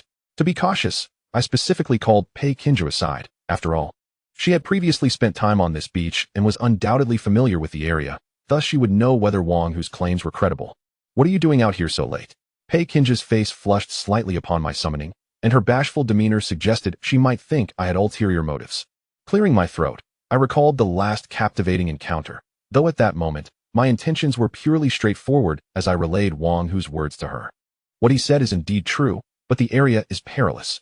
When our cruise ship ran aground, many people who swam to this deserted island were attacked by tiger sharks, resulting in numerous fatalities. At this point, Pei Kinja's delicate face paled, likely haunted by those past experiences. You really shouldn't go, she urged, grasping my hand with a pleading look in her eyes. I remained silent and simply led her into the cave. The following morning, as dawn broke, we awoke to find several people gathered on the beach. Not far from the reef, a cruise ship lay partially submerged. Approximately 700 or 800 meters away, neither too far nor too close, affirming Wang Hu's claims. After contemplating through the night, I had resolved to seize the opportunity. Fortune favors the bold. Chapter 33. A sudden turn. By this time, many individuals had begun constructing bamboo rafts, seemingly intent on acquiring the abundant supplies from the cruise ship. Without hesitation, I returned to my cave and, alongside Lian, armed with an axe, I selected a few trees nearby. Swimming to the cruise ship was out of the question. We would need to fashion a bamboo raft, while also considering the lurking danger of sharks. Judging by the actions of the people this morning, Wang Hu's words appeared to hold truth. Otherwise, they would not have hesitated for so long. What do you plan to do? Lin Ran approached to assist. Puzzled by my intentions, making a bamboo raft, I replied succinctly, withholding further details. If she were to discover my plan to venture towards the cruise ship, along with the risk of a shark attack, she would undoubtedly do everything in her power to prevent me from going. Though Lin Ran found the situation somewhat peculiar. Noticing my reluctance to elaborate, she refrained from pressing further. The necessary timber for constructing the raft was soon prepared, and what we now required were the exceptionally sturdy vines to bind the cut trees together. Lin quickly grasped my intent and ventured into the jungle alone. After approximately 10 minutes, she returned with an abundant collection of purple vines, which I had never encountered before. They were not particularly thick, yet their resilience was remarkable. Accustomed to the surprises Lin brought me, I swiftly utilized the vines to secure the trees, fashioning a rudimentary bamboo raft. After a brief trial, I deemed it sufficiently stable. At that moment, a few figures approached from a distance. Among them was Wang Hu. Qin Fei, let us depart this afternoon. Some have already reaped significant rewards. There are even fire axes and tools among the bounty. Wang Hu cheerfully informed me, accompanied by a shifty-eyed man named Su Wendong. Wang Hu, noticing my skepticism, promptly introduced him. Greetings, I am Qin Fei, I said, extending my hand for a shake. We shall all be brothers from here on out. As long as we stand united, we might manage to secure some resources from the cruise ship, Wang Hu stated. When he had previously sought me out, he had elucidated the major factions on the beach, asserting that to monopolize the resources from the cruise ship, one must possess strength. This was Wang Hu's primary motivation for recruiting me. He recognized my capabilities. However, I was acutely aware of the underlying tension between us. Our relationship was rooted in mere self-interest. Should conflict arise, the camaraderie we shared could swiftly dissolve. We shall return to prepare and set off shortly. The sooner we depart, the greater our gains, Wang Hu remarked before he and his companion turned to leave. I returned to the cave, summoning the few women present. You are aware of the situation with the cruise ship, correct? Lin and I must go there. You will wait for us here. I observed them gravely. For the resources aboard the ship were of utmost importance, and I felt compelled to take the risk. Upon hearing my declaration, Pei Qin's expression shifted dramatically. The other women seemed perplexed, yet recognizing the seriousness of my demeanor, they understood that danger loomed. Before they could voice their concerns, I interjected. Feeling it imperative to establish my authority, lingering indecision could hinder our progress, despite knowing their intentions were rooted in care for me. Ultimately, upon witnessing my resolute stance, the women reluctantly nodded in agreement. I will be back soon. Do not worry, I assured them with a smile, harboring a degree of confidence. For I held my own life in high regard.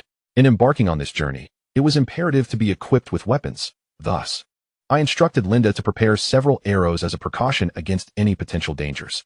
To ensure that Wang Hu behaved himself, I also brought along a fruit knife. While the axe was entrusted to Lin Ran and her companions due to its cumbersome weight, rendering it inconvenient for use in water. After waiting for a while at the designated location, it wasn't long before I spotted Wang Hu and that Su Wendong, accompanied by 4 or 5 women, paddling over on a wooden raft. You're only bringing one person? Wang Hu remarked in surprise, casting a glance at Linda behind me.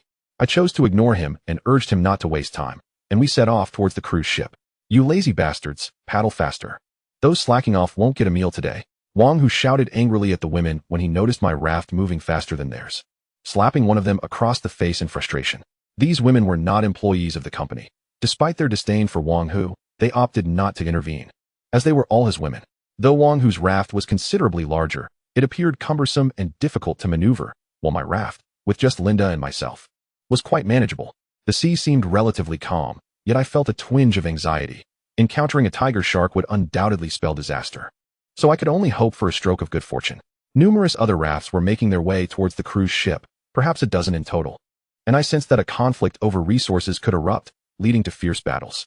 The distance of 600 to 700 meters took us over 20 minutes to cover before we finally approached the massive cruise ship, which had unfortunately sunk by 2/3, leaving limited access points. Wang Hu, now visibly anxious, urged his women to paddle more vigorously. My raft, however, was swift, and we soon neared the ship. By this time, those who had arrived before us had already climbed aboard, armed and preventing others from ascending. I understood their motivations. The resources aboard the cruise ship were finite, and naturally, each sought to claim a larger share. Wang Hu was increasingly agitated, especially upon seeing me ascend. Among the 5 groups that successfully boarded, one led by a bald man appeared to wield the most power, flanked by 3 men and 4 or 5 women. My group was the weakest. And our ascent was merely a stroke of luck, as others regarded Linda and me with watchful eyes. Xin Fei, pull us up. Don't forget about us. Wang Hu called out in desperation, fearing I might abandon them. I nodded, signaling for Wang Hu and Su Wendong to steer their raft towards me. I did not feel pity for Wang Hu. After all, the group aboard the cruise ship did not seem benevolent and could very well engage in treachery. Bringing Wang Hu over would also serve to bolster our presence, dissuading any immediate aggression from the others. Thank you, my good brother, Wang Hu expressed gratefully as. With my assistance, his group managed to board the cruise ship, cheerfully patting my shoulder. Stay here, both of you. The rest of us will search for supplies. Wang Hu instructed the two women beside him, intent on preventing others from boarding the cruise ship. I furrowed my brow as the other groups began to scavenge, finding ourselves in the pantry of the cruise, filled with beverages and snacks. Hurry and eat, I called out to Lin, who was fascinated by the assortment. Playfully handling a bag of chips. Having never encountered such a thing before, she quickly grasped my intent and understood that these items were indeed edible. After such a long time, it was a delightful indulgence. The others cast disparaging glances, perceiving me as someone lacking ambition. As I savored the moment, instead of hastily searching for supplies, once I felt it was sufficient, I prepared to lead Lin down to scavenge further, but stumbled upon a metallic object wedged beneath the table. To my astonishment, it was a fire axe. My heart swelled with joy. Such fortune often strikes unexpectedly. In the context of a deserted island, a fire axe is invaluable. After calming my excitement, I followed Lin, trailing behind the others. Noting that many rooms below the cruise had already been rifled through, likely by those who had come before us. To obtain more bountiful supplies, we needed to venture deeper. However, an unsettling feeling crept over me regarding Wang Hu and Su Wendong. Something about their demeanor seemed off. While the five groups entered the cargo hold of the cruise, methodically searching each room, Wang Hu's earlier behavior suggested he would also be frantically scavenging. Yet, they appeared rather leisurely, as if their route had been premeditated. A sense of foreboding welled within me. Though I couldn't pinpoint the source of my discomfort, it was palpable. Stop for a moment, I called to Lin, who looked at me, puzzled. I replayed my earlier conversation with Wang Hu, his expressions, and the oddities therein, feeling increasingly unsettled. Suddenly, a gunshot rang out, jolting me to my core.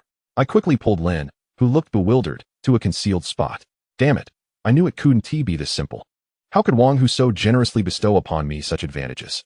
The gunshot not only startled me, but also darkened the expressions of the other groups. I frowned, realizing I should have anticipated this. On such a large cruise, the captain would certainly possess firearms. In a deserted island scenario, whoever wielded a weapon of such caliber could easily dominate. Cursing under my breath, I acknowledged the cunning nature of this young man. I had initially overlooked these facts, and it was evident that Su Wendong had played a significant role in Wang Hu's familiarity with the ship. Hello everyone, why the pause? As we all came to a halt, the triumphant laughter of Wang Hu resonated nearby. He approached step by step, wielding a standard-issue revolver, his face beaming with self-satisfaction as he surveyed everyone present. Su Wendong trailed closely behind him, suggesting that the two had clandestinely struck some deal. My friend, your harvest appears substantial. How about I trade you this handful of searchlights and a fine stag for that gun in your hand? A bespectacled man cheerfully proposed to Wang Hu, his gaze fixated greedily on the revolver, as if it were already his. I recalled Pei Qinjia mentioning that this man was named Yang Yun, who was not to be underestimated on the beach. Evident from the supplies he had just offered for exchange. Are you a fool, or am I? Do you still covet the gun in my possession? Wang Hu scoffed, casting a disdainful glance at Yang Yun. He then blew on the cold barrel of the gun and slowly aimed it at Yang Yun. At Wang Hu's gesture, Yang Yun's face contorted in horror, resembling someone who had just ingested something foul. He realized that a few more words could provoke Wang Hu to send him to meet his demise. You know what to choose, life or supplies, Wang Hu taunted, surveying Yang Yun with a smug look. Don't push your luck. We may cross paths again, Yang Yun replied darkly, his expression betraying his reluctance to relinquish what he had worked hard to acquire. With a sudden bang, Wang Hu pulled the trigger, and a spray of crimson erupted from Yang Yun's thigh, creating a gruesome spectacle. Ah! Yang Yun wailed, veins bulging on his forehead, a ghastly expression overtaking his features as cold sweat poured down his brow. It's all yours. Blood gushed from Yang Yun's wound, soaking the floor, and the others present, including myself, collectively gasped. Lin, beside me, was startled, likely having never witnessed such destructive force before. I offered her some reassurances. Though it was impossible to claim that I was unafraid, I too felt a knot of anxiety. As the person with the most significant enmity towards Wang Hu here, I knew he would not easily let me off the hook. Moreover, the women in the cave, Lin Ran, Su Xun, Han Yuxi, And even Pei Kinja might also fall victim to Wang Hu's malevolence. I gritted my teeth, resolute that I must survive at all costs. Now, this is the way of it. Don't try to defy me here, or I'll give each of you a bullet. Wang Hu laughed triumphantly, casting a wild gaze at everyone present. Though they were clearly reluctant, the value of their lives outweighed the supplies acquired from the cruise ship, and one by one, they complied with Wang Hu's demands. You go ahead and make a raft to return. You need not wait for me, I instructed Lin, who looked at me with confusion. I resorted to gesturing, and finally, she grasped my meaning. Understanding the precariousness of my situation, Lin hesitated to leave, but after I feigned anger, she reluctantly departed, her expression tinged with sorrow. If Lin were by my side, one could only speculate what outrageous actions Wang Hu might undertake. Her departure is certainly preferable to both of us falling into Wang Hu's clutches. Those individuals laid all the acquired supplies before Wang Hu, a veritable cornucopia. Enough to incite envy within me. Were it not for the gun in Wang Hu's possession, I would have long since seized an axe and rendered him unrecognizable. Qin Fei, let's have a chat. I owe you a debt of gratitude, Wang Hu remarked with a sinister smile, unexpectedly addressing me. From my concealed position, he could not see me, and for the moment, I had no inclination to reveal myself. In such a precarious situation, I lacked the means to resist. I could only submit to Wang Hu's whims. Qin Fei, are you still not coming out? When I return, those women of yours. Heh. Don't blame me for being ungracious, he continued, displaying no urgency as a lewd grin spread across his face, making his intentions painfully clear. Damn it, I cursed silently, wishing I had dealt with this fool Wang Hu sooner.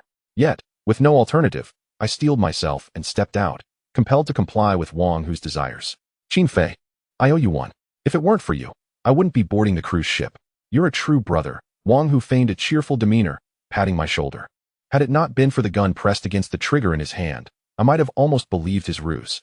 His words drew scornful glances from the others, as if blaming me for bringing this calamity upon us. Damn it, he's inciting hatred against me. My heart was heavy with frustration, though I dared not display my displeasure. Instead, donning a facade of humility, replying, it was nothing at all. Wang Hu, taken aback by my audacity, kicked me sharply in the abdomen, growling, nothing at all. You say?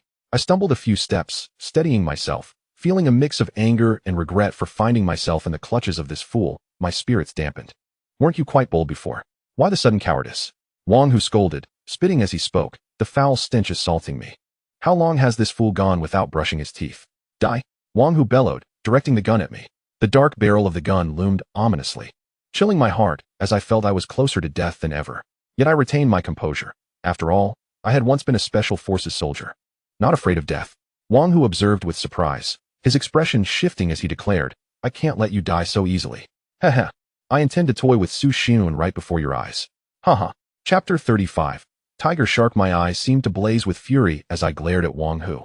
If you have the guts, come at me. Do not dare lay a hand on women. Upon hearing that Wang Hu had resorted to violence against the women around me, a fierce desire surged within me to confront him head-on. I could vividly envision the confrontation in my mind. Enough of your nonsense. Kneel before me. Wang Hu delivered a powerful kick to my chest, as if to unleash his pent-up frustration. I stood firm, resolute even in such dire circumstances. Clinging to my last shred of dignity, a man ought not to bow to such a scoundrel. Seeing my unwavering stance seemed to infuriate Wang Hu further, prompting him to kick me several more times. Just as he prepared to escalate the assault, he was halted by Su Wendong, who interjected, That's enough. Let us deal with him later. We need to return now and load these supplies onto the bamboo raft. Su frowned as he addressed Wang Hu. Wang Hu nodded in agreement, delivering one last vicious kick to remind me to behave. After which the women behind him began transporting the plundered supplies onto the deck of the cruise ship. Thank you all for your assistance. I will express my gratitude upon our return, Wang Hu stated as he oversaw the transfer of supplies to his bamboo raft. A wave of anger swept through the crowd. Many teeth clenched in frustration, yearning to confront Wang Hu directly. Yet, no one dared to step forward, for the recent fate of Yang Yun served as a stark warning. The priority on this deserted island was survival. Without life, what use were these supplies? Observing Wang Hu's smug expression, I realized that once we returned to the beach, armed with guns, he would reign supreme. Wang Hu's gaze swept over the crowd, lingering on me for a moment, his eyes glinting with mockery. I could not fathom why he chose not to kill me. Perhaps he intended to torment me at a later time. Qin Fei, where is your woman?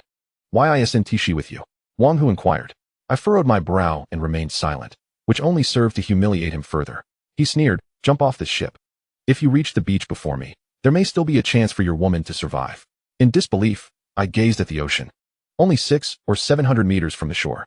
Yet, the lurking presence of tiger sharks made it feel like a death sentence. What's the matter? Reluctant?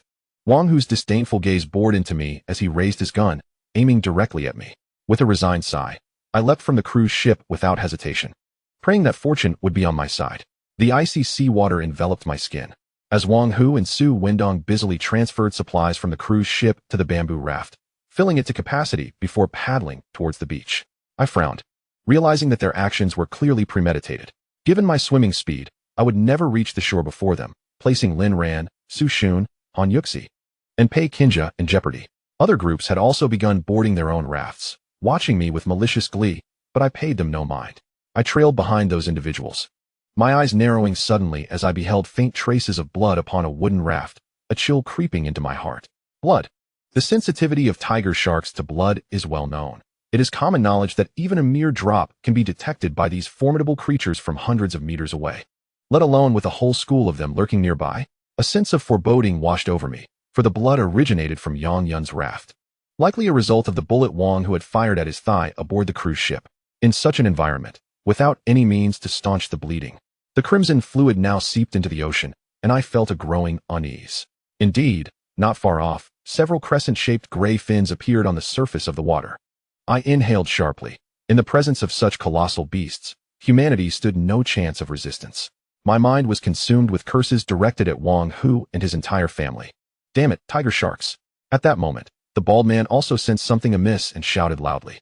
Tension gripped everyone. Yang Yun's face had turned pale, likely due to excessive blood loss, and it seemed he was doomed, for there was no means of halting the bleeding on this deserted island. The medical kit aboard the cruise ship had been seized by Wang Hu. If I die, you all shall perish too. Yang Yun cackled ominously, his face ashen, blood gushing from his leg. Everyone's expression shifted dramatically. Yang Yun appeared intent on taking us all down with him. Just then, he brandished a maritime knife, presumably found on the cruise ship, and without a moment's hesitation, plunged it into his own leg. Damn it, madman. You've lost your mind.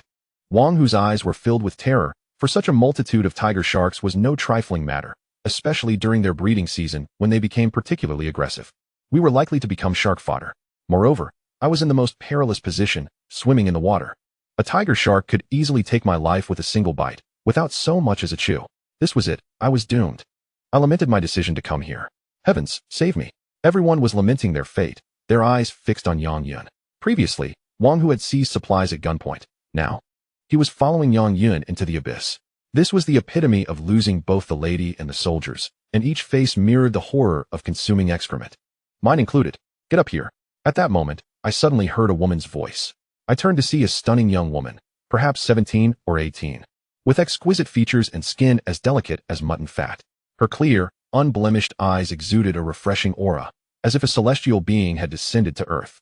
Even in such dire circumstances, I found myself captivated, unable to look away from her pure beauty. Seeing my momentary daze, she waved her slender hand before my eyes, jolting me back to reality, and I scrambled onto her raft. Most importantly, she was the sole occupant of the raft. Chapter 36. Lei Yiman, thank you. I paused for a moment, struggling to articulate those words. It's nothing, but I fear we may not be able to return. She brushed her silky hair aside, offering a bittersweet smile and gesturing toward the distance. I returned a sheepish grin, realizing that we might indeed perish here. Nevertheless, I must admit that since arriving on this desolate island, my fortune with women has remarkably intensified. Everywhere I go, I encounter an array of stunning beauties. Why had I never experienced such luck before? Before I could dwell further on my thoughts, Wang Hu and the bald man began frantically paddling. I gazed at their antics in disbelief. Were they truly attempting to race the tiger sharks? Some individuals, lacking sufficient supplies on their raft, quickly found themselves ahead of Wang Hu. Seeing this, Wang Hu became agitated, cursing vehemently, seemingly blaming the women for their lack of effort, and began hurling supplies overboard. My heart ached at the sight. These supplies were akin to non-renewable resources on this island. Yet, in the face of survival, material possessions pale in comparison to one's life. Yang Yun's frenzied actions soon attracted the attention of the tiger sharks. I could see at least 5 dorsal fins slicing through the water. One shark glided perilously close to my raft, startling the innocent beauty beside me, whose face paled with fear as she clutched her chest. With a sudden splash, a tiger shark leapt from the depths, its gaping maw displaying menacing teeth that sent chills down everyone's spine. Yang Yun's raft was instantly crushed, and he plunged into the water. Rather than fear, Yang Yun's eyes reflected a cold, vengeful despair, since Wang Hu had shot him. He had virtually lost all hope of survival. 4 or 5 tiger sharks surged toward him, launching a frenzied assault, their teeth tearing into flesh amidst the acrid scent of blood mingling with the salty sea. The water quickly turned crimson, and under the blazing sun, the scene resembled an apocalyptic nightmare, chilling the hearts of all onlookers. The young beauty beside me covered her eyes, unable to bear the gruesome spectacle. I even caught sight of entrails drifting on the surface, and I, too, felt a wave of nausea wash over me. Never before had I felt such helplessness in the face of these oceanic behemoths. This experience truly deepened my understanding of our vulnerability. The scent of blood seemed to send the tiger sharks into a frenzy, their tempers escalating as they swam erratically. Panic ensued among the others, terrified of meeting the same fate as Yang Yun, desperately paddling their rafts. Let them perish, Wang Hu suddenly bellowed, kicking a nearby woman into the water. Help me, tiger brother. The woman's face drained of color, trembling uncontrollably as she splashed into the vast sea, a minuscule figure against the expanse. Yet, her fall ignited chaos. The tiger sharks, having found their target, surged toward her with ferocious intent, and the bloody scene replayed itself once more. In Wang Hu's gaze, there was not a trace of compassion, as if he deemed such matters utterly trivial. A chill crept into my heart, after so many days on this desolate island. Without the arrival of a rescue team, I was astounded to witness the depths to which humanity could sink in civilized society. While Wang Hu may have exhibited some indiscretions at the company, he certainly would not have descended to such a callous state, resembling a merciless executioner. You all jump in. Do not force me to pull the trigger, Wang Hu commanded, gesturing towards a few individuals nearby and brandishing his gun. His meaning unmistakable. He intended for those in front to sacrifice themselves. Wang Hu, you are going too far. The bald man, his face darkened, shot a warning at the women. Even a cornered rabbit will bite. Is Wang Hu not clearly denying them any chance of survival? Wang Hu's intention was evident. He sought to divert the attention of the tiger sharks towards those individuals, thus securing a sliver of hope for his own survival. Fine, Wang Hu, I'll fight you. At that moment, a woman beside Wang Hu suddenly shouted and, in a fit of desperation, embraced him tightly before leaping into the sea. Everyone was taken aback, including Wang Hu himself, who had not anticipated being betrayed by someone so close. The woman appeared to have endured a tremendous shock, likely due to Wang Hu's recent coercion leading to another woman's demise. Fearing she might also meet a similar fate at his hands, she decided to tear off the facade, thinking it preferable to perish together. Madwoman, let go of me, Wang Hu cursed, the surging waves causing the makeshift raft to sway perilously. Despite his substantial frame, he found it challenging to free himself from her death grip. The woman clung too closely, her hands grasping the gun in Wang Hu's possession, rendering him powerless. Shui Wendong rushed over to assist, but the woman seemed genuinely willing to risk her life, leaving the two men at a disadvantage. Wang Hu's fists rained down upon her head, her hair becoming disheveled. My heart ached at the sight. Wang Hu was truly despicable. Damn it, you want to kill me? I was going to keep you around for warmth, given your skills in bed, but if you seek death, then I shall not be blamed, Wang Hu growled, breaking free from her grasp and viciously clutching her neck, the malice in his eyes unmistakable. The woman struggled, her vision beginning to fade. Suddenly, with a loud crash, a tiger shark collided with the raft on which Wang Hu and Shui Wendong stood. The massive creature rendered the flimsy raft feeble by comparison. All aboard the raft tilted dangerously, and Wang Hu's grip loosened. Although the woman escaped his clutches, she plunged directly into the ocean. Wang Hu nearly followed suit. Half of his body submerged in the water, but he managed to grasp a vine on the raft, scrambling back onto the bamboo structure.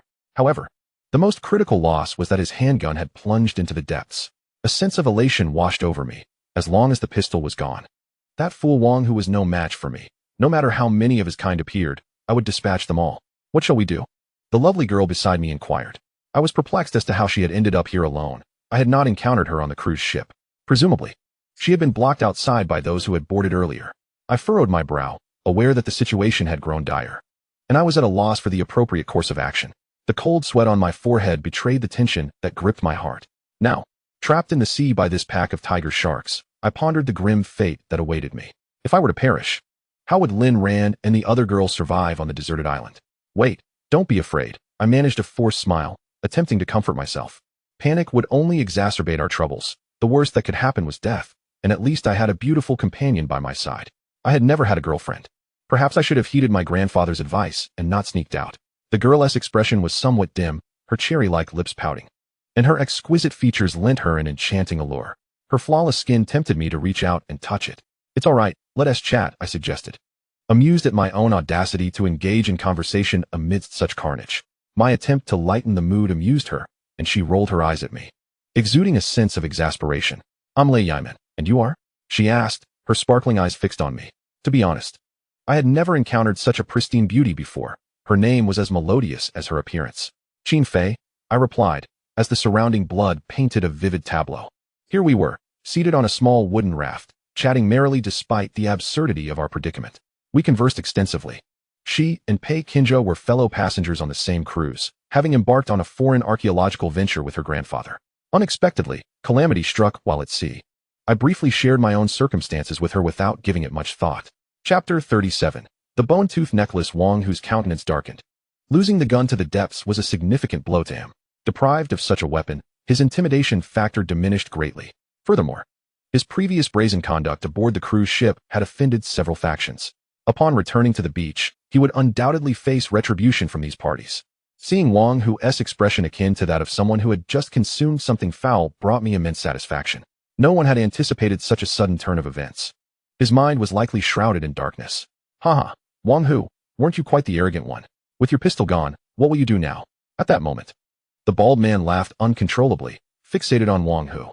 Without the gun, Wang Hu was utterly insignificant on the deserted island. Upon his return, it was likely that he would be dealt with by those he had wronged without me needing to lift a finger. It was all a misunderstanding. The supplies fell into the sea. I didn't retrieve anything. "Even if I hadn't attempted to seize your resources, the outcome would have been the same," he stammered, desperately trying to salvage his dignity. Wang Hu awkwardly glanced at the crowd, acutely aware that his greatest support had vanished. Consequently, his demeanor shifted to one of submission. At this moment, he lacked the capacity to offend anyone, for doing so could result in dire consequences. If you hadn't shot Yang Yun, would he have dragged us down with him? Would we have found ourselves in this predicament? The bald man showed no regard for Wang Hu. Had it not been for Wang Hu's previous actions, they would never have encountered these sharks. Wang Hu found himself momentarily speechless, realizing he had thoroughly alienated this group. Once they reached the beach, he was uncertain how to confront the situation. Furrowing his brow, he remarked, "Discussing this now is futile. We should focus on how to escape the jaws of these sharks. As for what comes next, we can address that later." Wang Hu was merely buying time. With so many perishing at the hands of these sharks, the sea was stained crimson. From a distance, he could see that those on the beach seemed to have noticed something amiss. Pei Kinja had previously mentioned that they had suffered at the hands of these sharks upon their arrival at this beach. The people on the shore were likely in a state of urgent concern, yet there was little they could do at present. However, there were some who managed to paddle over on makeshift rafts. Suddenly, his sharp gaze caught sight of a familiar figure. A person was approaching in a wooden raft, a large bough slung across her back. To his astonishment, it was Lin. Was she coming to rescue him? It was impossible not to feel moved. He had not anticipated her arrival. This foolish woman, time and again, had come to his aid, stirring deep emotions within him. Why was this native from the deserted island so kind to him? She was even risking her life to save him. Doubts crept into his mind, pondering whether Lin was truly as innocent as she seemed, or if she harbored some ulterior motive for her kindness towards him. He was not arrogant enough to believe that his charm could captivate a wild woman he had never met. "What's wrong with you?" Lei Yiman noticed his troubled expression and inquired with concern. He waved his hand dismissively and offered her a reassuring smile, indicating that all was well. Looking up at the sky, he realized that they had been stranded on the sea for 4 or 5 hours, and the tide was rising. The sea breeze swept through, dissipating the metallic scent of blood. The sharks had calmed, yet the surface remained stained red, a testament to their recent encounter. Before long, these sharks should retreat. He turned to Lei Yiman, feeling a sense of relief wash over him, considering it a stroke of fortune amidst misfortune. With the tide coming in, the sharks would likely not linger in the shallow waters, as being swept ashore by the waves could lead to stranding. At that moment, Lin was paddling her raft not far from him, yet 3 or 4 sharks still circled menacingly, preventing her from approaching. She watched him with an anxious expression. I smiled at her, signaling that all was well. As long as those tiger sharks departed, we should be safe. With this thought, I felt an overwhelming sense of relief at having narrowly escaped disaster. Upon returning, I would certainly ensure that Wang Hu, that fool, received a thorough reprimand. How could he nearly lead me to my demise? "Do you know her?" Suddenly, Lei Yiman spoke from behind me, her eyes betraying a hint of confusion. "A friend," I replied, instantly feeling awkward, sensing that her words carried a deeper meaning. From her expression, it was evident that she was somewhat puzzled. "What's the matter?" I glanced at her, feeling a twinge of guilt, surprised that perhaps Lei Yimin had noticed something amiss with Lin. She doesn't seem like a normal person. Lei Yimin murmured, her bright eyes fixed on me. I felt a wave of embarrassment wash over me as I attempted to dismiss her insinuation. Cough, cough. What's so abnormal? She merely enjoys carrying a bow and arrow. After all, hunting in the jungle is a matter of survival. Although Lin's bow and arrow were indeed peculiar, in the context of a deserted island, it hardly warranted suspicion. Moreover, Han Yuxi and the others had dressed Lin in ordinary attire, so there should be no reason for doubt. I mean, she is like a wild woman from the island. Lei Yimin exclaimed, and my mind erupted in turmoil. She actually knew that Lin was referred to as a wild woman. Given Lei Yimin's fervent conviction, I realized that denying it was futile. With a hint of resignation, I looked at her and asked, how did you figure that out? Have you encountered wild people on the island? It seemed there was no other explanation. Otherwise, how would Lei Yimin possess such knowledge? Lei Yimin twirled a strand of her hair, her eyes narrowing into crescent moons as she replied, well, my grandfather once mentioned that necklace of bone teeth she wears. He mentioned it belonged to some tribe, although I can't recall the specifics. Wait, did you meet her on the island? Lei Yimin's eyes widened in disbelief as she regarded me. What's wrong? Is there something off? I asked, puzzled by her reaction, which seemed rather unusual. It appeared that Lei Yimin was privy to some insider information, igniting my curiosity about Lin and this mysterious island, compelling me to unravel its secrets. I couldn't recall the details my grandfather had shared. I hadn't paid much attention at the time. The only course of action left was to consult him upon my return. Lei Yimin looked a bit embarrassed, leaving me at a loss for words. Was she jesting with me? I smiled reassuringly, recalling her earlier mention that her grandfather was an archaeologist, likely more knowledgeable about such enigmatic matters than I. Where is your grandfather? I inquired, my excitement mounting. If I could locate Lei Yimin's grandfather, it could potentially lead to a breakthrough in unraveling the mysteries of this island.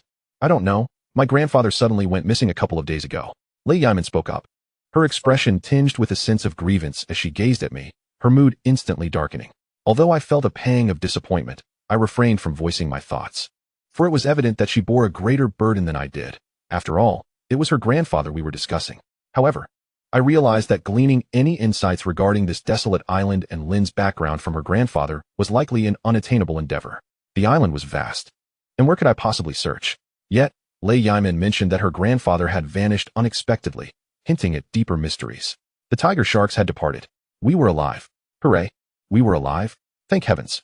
At that moment, the remaining tiger sharks swam away, and the others erupted in cheers, with some of the men unable to contain their tears, while the women were no less emotional. At this juncture, Lin paddled over to me, and upon seeing that I was unharmed, she raised her hand in a gesture I could not comprehend, yet it conveyed a sense of prayer from her tribe. Let us return. With the peril before us now dissipated, a wave of relief washed over me. This was indeed the best outcome. No one was harmed. And we had even procured a fire axe. When I had previously urged Lin to leave, I had entrusted the axe to her. From this perspective, we were quite fortunate. Although our gains were modest, they were certainly preferable to returning empty-handed. It was lamentable, however, to think of the supplies that had sunk into the sea. The loss of those items weighed heavily on my heart, and I could only attribute this misfortune to Wang Hu's folly. Upon returning to the beach, I found Lin Ran, Su Xun, Han Yuxi, and Pei Qinzhou waiting for me on the sand. Their anxiousness eased upon seeing Lin and me return together. You fool. I told you not to go, yet you insisted. What would we have done if something had happened to you? Lin Ran's voice quivered with emotion as she reproached me. Her eyes reddened. Su Xun, Han Yuxi, and Pei Qinzhou also had tear-filled eyes, having worried for my safety after I had drifted at sea for so long, nearly losing my life. I am sorry. I offered a heartfelt apology, recognizing my position in their hearts. I had indeed been somewhat presumptuous, believing that Wang Hu would not cause any trouble, only to find myself nearly capsizing in dire straits. If you ever act so recklessly again, I shall not hesitate to thrash you. Lin Ran approached, her anger palpable as she pinched my ear. I immediately pleaded for mercy, then turned to indicate Lei Yimin beside me, saying, this is a friend of mine. If it weren't for her, I might well have become shark bait. My words were sincere. Had it not been for Lei Yimin's timely intervention, I would have likely fed the sharks. Upon hearing this, Lin Ran, Su Xun, Han Yuxi, and Pei Qinzhou finally took notice of Lei Yimin and expressed their gratitude. After a round of introductions, we became acquainted, and I suggested, let us stay and share a meal together. Lei Yimin nodded, her sparkling eyes glancing over the group of women, before she turned to me with an expression of incredulous delight that made even this rugged man feel a tad bashful. You've truly outdone yourself, haven't you? With so many women on this deserted island, Do you fancy yourself a king now? Lin Ran remarked, stepping closer to me and whispering with a hint of reproach in her gaze. It seemed she was somewhat displeased with my frequent company of women. While I could understand if it were one, each of these ladies was strikingly beautiful, each with her own unique charm. I shot Lin Ran a glance of helplessness, rendered speechless by her attitude, which hinted at a touch of jealousy. I couldn't help it if my allure was so potent, could I? Lin Ran, could it be that you're feeling a twinge of jealousy? I jested, resting a hand on her shoulder. Bah, look at you, who would be jealous? Lin Ran replied, slightly flustered by my teasing, her cheeks flushing a delightful shade of crimson, enhancing her beauty to such an extent that I found myself entranced. What are you staring at? I'm off to prepare dinner, she said, feeling a bit bashful under my gaze, and quickly scurried away, her demeanor reminiscent of a coy young woman. Witnessing this side of her stirred something within me. With so many enchanting women around, if I were to spend a lifetime on this island, I must admit, I felt quite content. Surrounded by such exquisite companions, and given my physique, it would be no trouble at all to have a brood of plump, rosy children in a year or so. Ahem, the mere thought of such a scenario made me feel somewhat bashful. Nonetheless, the likelihood of such an occurrence remained exceedingly low. As night fell, under the culinary skills of Su Xiun and Han Yuxi, our group gathered around a large bonfire, savoring the fruits of our labor with simple ingredients, feeling a profound sense of contentment. At that moment, I desired nothing more than to relish their company, for after enduring so many perils, surviving was a pleasure in itself. Chapter 39. Conspiracy. Lin Ran, Su Xiun, Han Yuxi, and Pei Qinjia listened intently as I recounted my encounters at sea, particularly the moment when Wang Hu brandished his firearm. A chill swept through them, and they grew anxious about what was to unfold next. When I mentioned the appearance of the tiger shark, their hearts collectively sank, and they held their breath in suspense. I could sense their tension. After all, they were young women who had never witnessed the brutality of such scenes in civilized society and had never encountered a fearsome predator like a tiger shark. Once I had narrated the entire saga from beginning to end, the expressions on their faces were a medley of emotions, leaving them momentarily at a loss for words. Promise us you won't engage in such dangerous endeavors again. What would we do if something were to happen to you? Su Xiun gazed at me with gentle eyes and said, Qin Fei, let us live well together on this deserted island. Han Yuxi looked at me and softly added. I nodded and assured the girls that I would refrain from engaging in such perilous endeavors in the future, especially considering the multitude of events that had transpired recently. Not only had we encountered a massive bear, but today we also faced a tiger shark. I felt rather unfortunate indeed. At that moment, the little creature let out a few cries. It had grown considerably since our first encounter. Isn't that a cave lion? Exclaimed Lei Yiman, who had also spotted the little one and immediately displayed a look of curiosity. I smiled, knowing that her grandfather was an archaeologist and likely possessed some knowledge about these extinct beings, so I was not overly surprised. Did you catch this on the island? Lei Yiman asked with intrigue, reaching out to touch the little creature. I found myself somewhat speechless, as if she believed I was capable of anything. With a smirk, I replied, how could that be? I merely found it. Lei Yiman chuckled and seemed utterly enamored with the little one, petting it affectionately before cradling it against her chest. The little creature, unperturbed, appeared to relish being nestled there, nuzzling its head against her in a display of sheer enjoyment. A pang of envy struck me. This little one was indeed something remarkable. Lin Ran, Su Xiun, Han Yuxi, and Pei Qinjia had never been so fortunate, and here it was, thriving in the embrace of this group. This island was peculiar. I had witnessed numerous species long extinct in the annals of history, and it was nothing short of miraculous. How do you know so much? I inquired, intrigued by Lei Yiman's extensive knowledge of these ancient creatures, as I was quite oblivious to many of them. I studied paleontology in university, so I have some understanding, she replied without hesitation. I nodded, recognizing that her field of study could prove invaluable on this island, teeming with unfamiliar entities. If Lei Yiman could identify them, it might help us avoid various dangers and even procure medicinal herbs. What happened to your grandfather? I asked, genuinely curious about him, as I suspected he held many secrets. If we could locate Lei Yiman's grandfather, the mysteries of this island might very well unravel. Upon hearing my question, Lei Yiman's demeanor shifted, her spirits dampened as she replied, I don't know.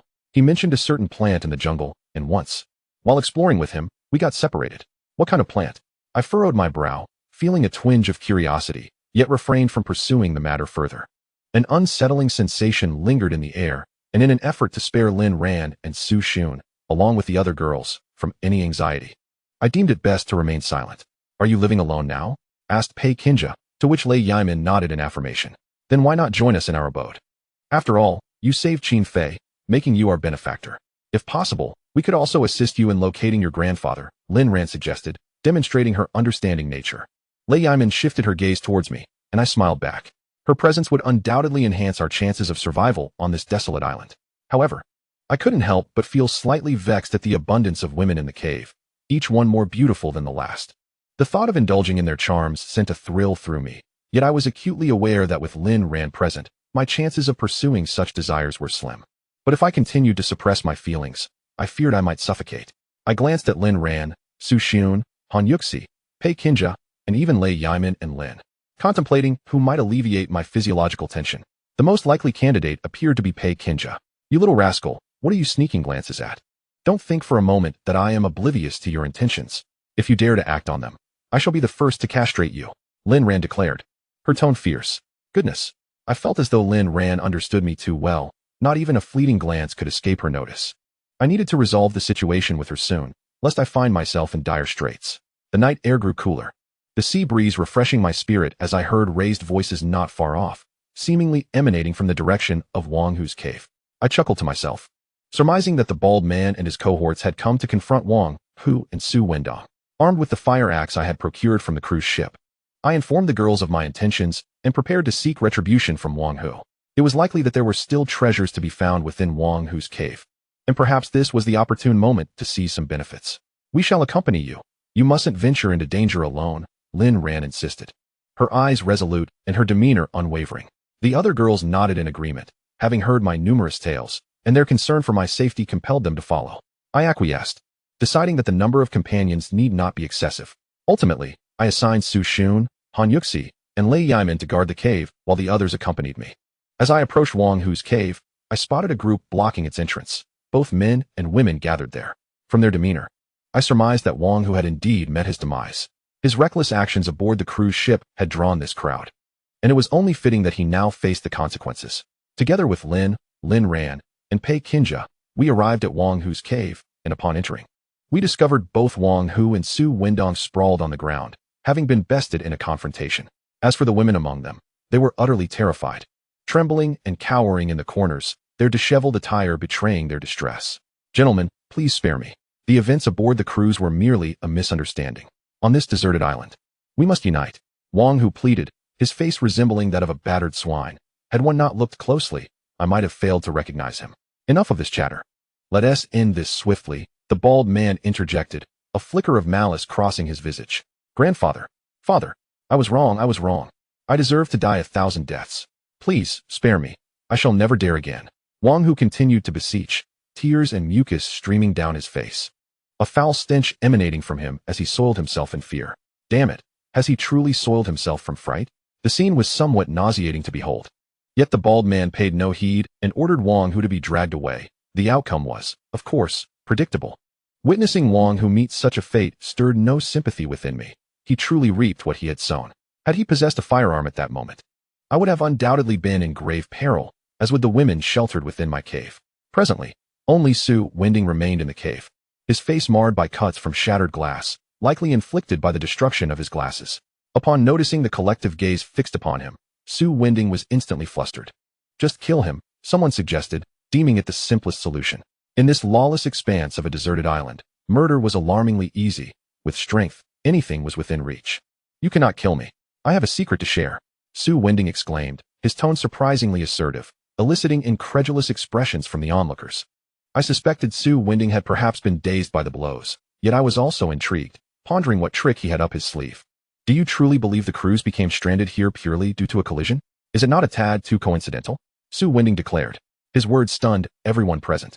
And as they pondered, a chilling realization began to dawn upon them. Damn it, are you trying to deceive us? Do not play games with me. The bald man, though curious, remained skeptical and struck Su Wending across the face. I speak the truth. I am one of the designers of this cruise ship. Everything is part of a conspiracy, Su Wending shouted, covering his face, his declaration leaving all present in astonishment. Is that true? Someone queried incredulously. Otherwise, how could I possess such knowledge of the ship's structure? Without me, could Wang Hu have acquired that firearm? Su Wending asserted. Everyone, myself included, furrowed our brows in contemplation. Was it possible that everything was indeed part of an elaborate conspiracy? Chapter 40. Agony relay everything you know, candidly and thoroughly. The bald man's tone was grave. The information gleaned from Su Wendong proving to be explosively significant. I am aware that Su Wendong is indeed speaking the truth. After all, the cruise ship that Wang Hu and I are aboard is entirely different from theirs. Without Su Wendong's assistance, Wang Hu could never possess such profound knowledge of the ship's structure.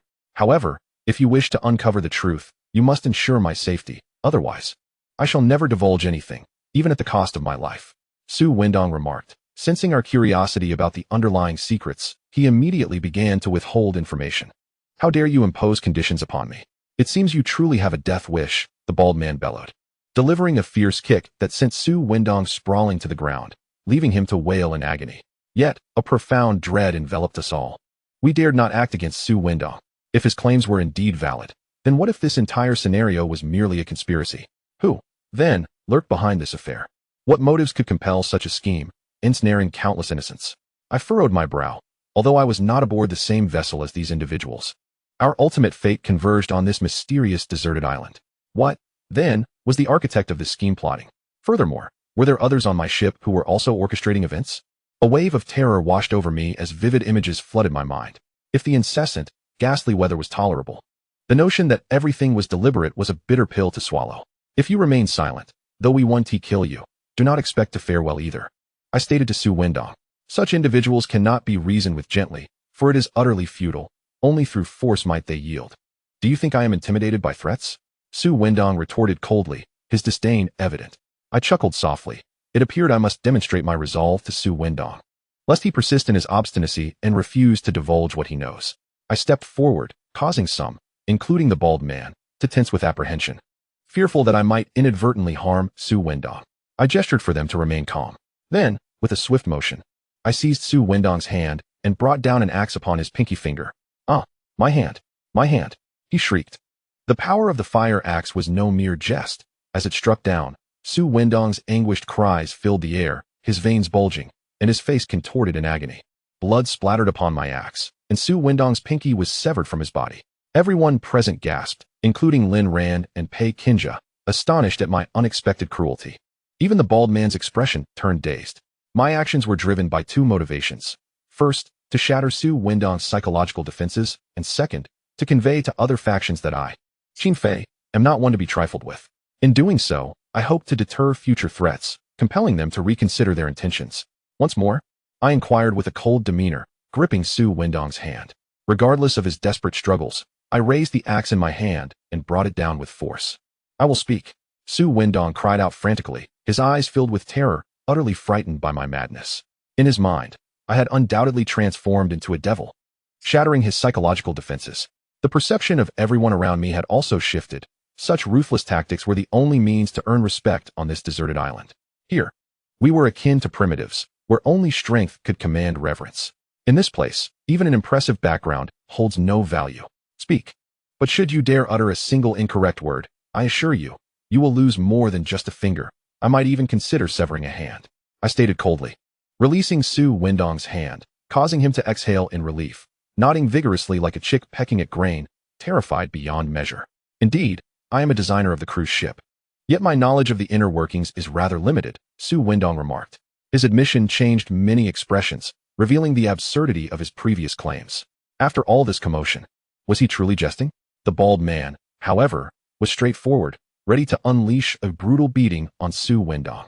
Wait, I have not finished speaking. Su Wendong was genuinely frightened, stripped of all defiance, fearing he might meet his demise at the hands of the bald man. By chance, I overheard the captain of the cruise ship mention an astonishing secret, along with a specific time, precisely when we set sail. My curiosity led me to follow him, he continued. I had not anticipated that I would end up stranded on this desolate island. Su Wendong's countenance darkened as he divulged all he knew.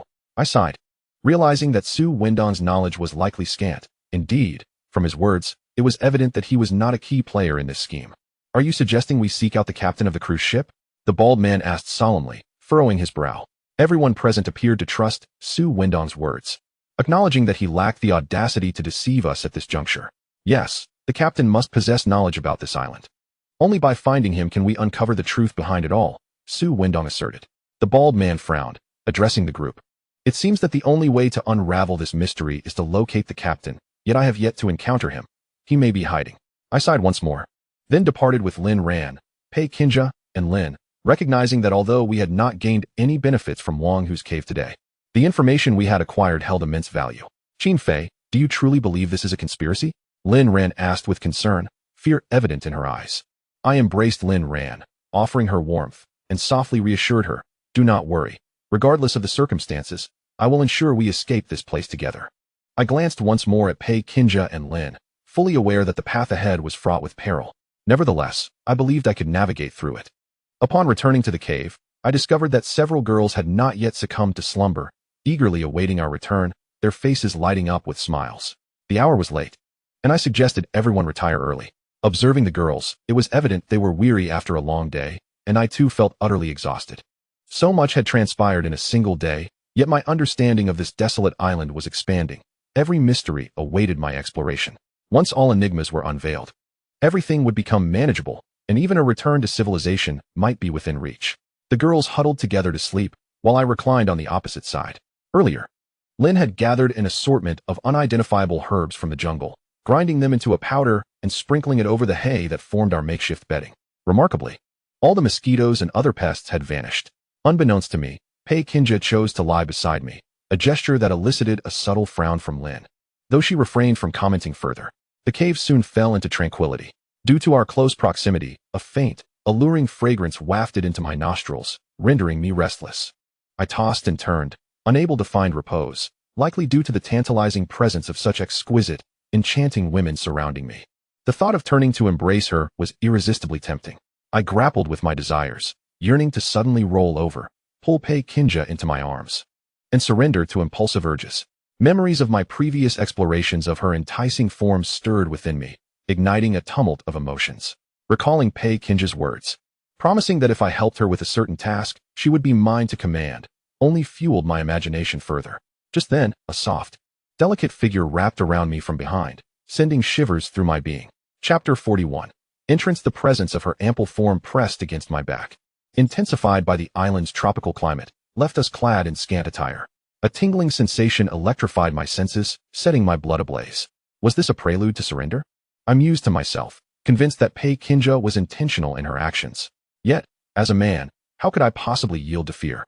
The cave was so quiet that I could hear the gentle caress of the sea breeze outside and the rhythmic breaths of the other girls. Feeling somewhat guilty, I turned over, feigning sleep. My hand instinctively found its way to Pei Qinja's delicate form, causing her to shudder, yet she made no move to push me away. We both understood one another without words. As I slipped my fingers beneath the fabric of her white shirt, I encountered the smoothness of her skin, gliding over her flat abdomen until I reached the peaks that had captivated me time and again.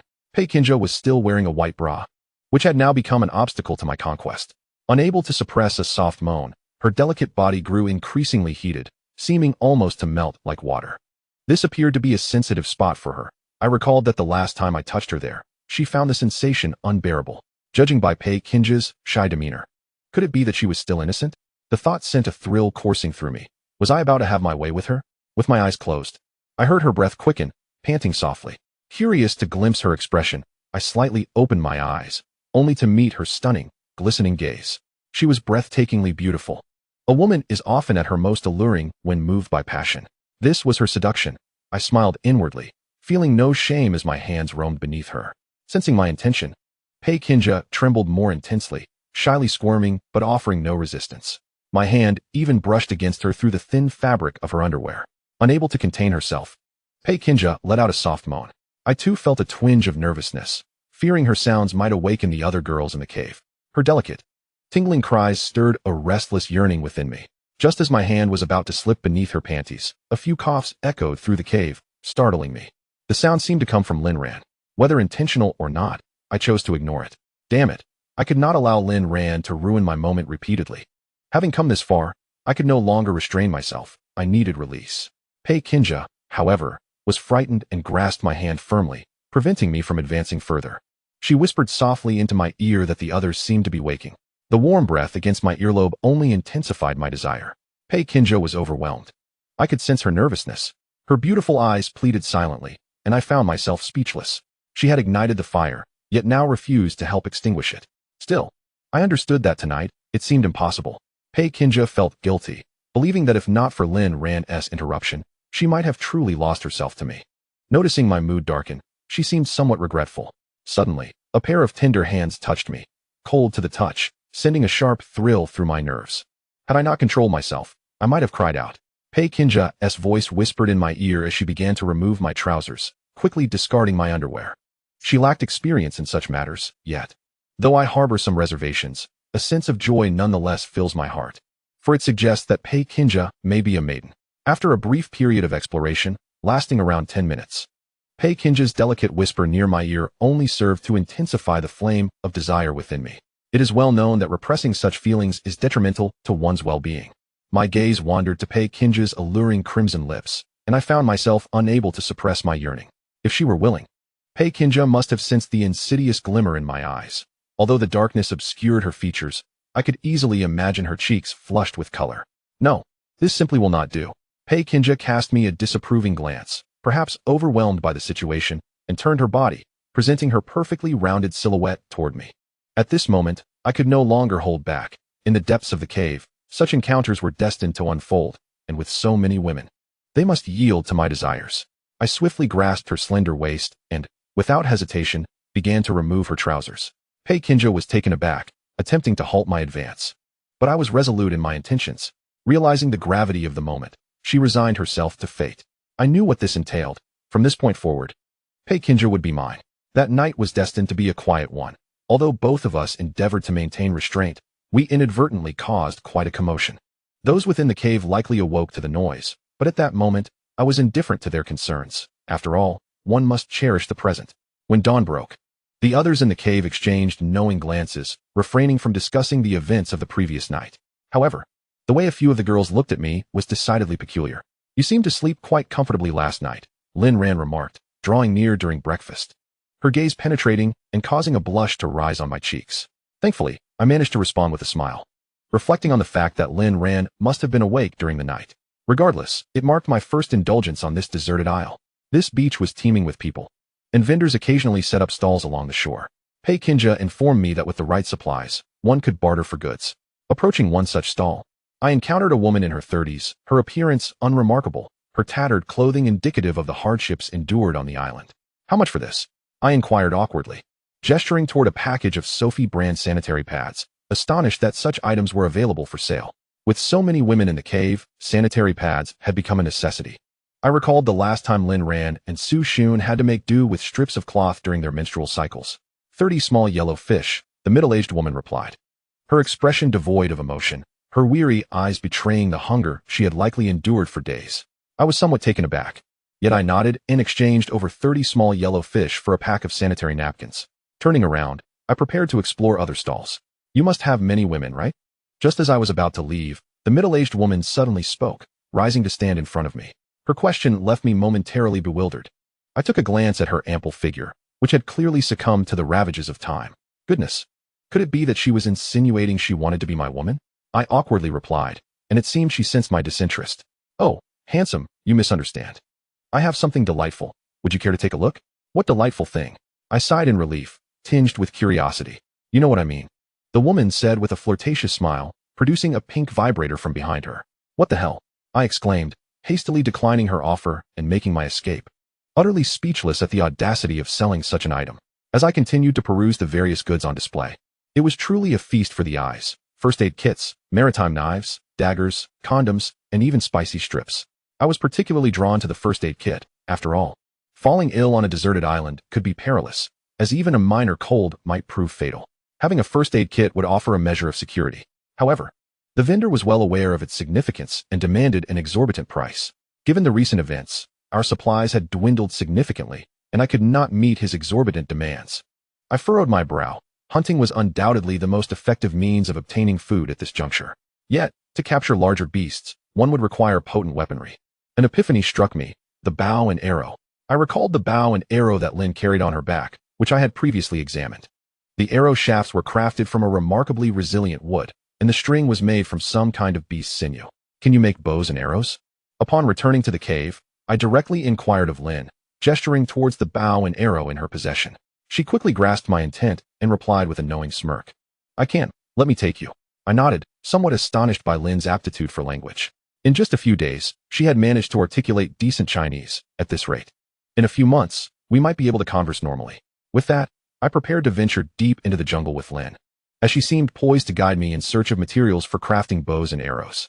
I will join as well. At that moment, Lei Yiman interjected. I nodded in agreement. Her knowledge of the plants in the jungle would undoubtedly be invaluable in identifying those with suitable resilience. As the three of us delved deeper into the forest, we occasionally encountered other survivors who had come in search of food. Lin led us further into the thicket, where the number of people dwindled. A sense of apprehension washed over me. One could never be certain of encountering peculiar beasts in such an uncharted territory. After a considerable amount of time spent traversing the terrain, Lin came to a halt before a towering ancient tree, its branches flourishing and leaves abundant. The trunk appeared robust and powerful, and even to someone as inexperienced as I, it was evident that this tree would serve as an exceptional material for crafting a bow. It seemed to be a maple tree, though perhaps not entirely. The tropical climate is hardly conducive to the growth of maples. Lei Yiman, somewhat perplexed, remarked as she reached out to caress the trunk, her beautiful eyes scanning the surroundings. At that moment, I was too indifferent to concern myself with the tree's identity and seized a fire axe, striking the trunk. The ancient tree, though not particularly thick, possessed a bark that was surprisingly hard. I exerted nearly all my strength, and after quite some time, I managed to carve a small notch into it.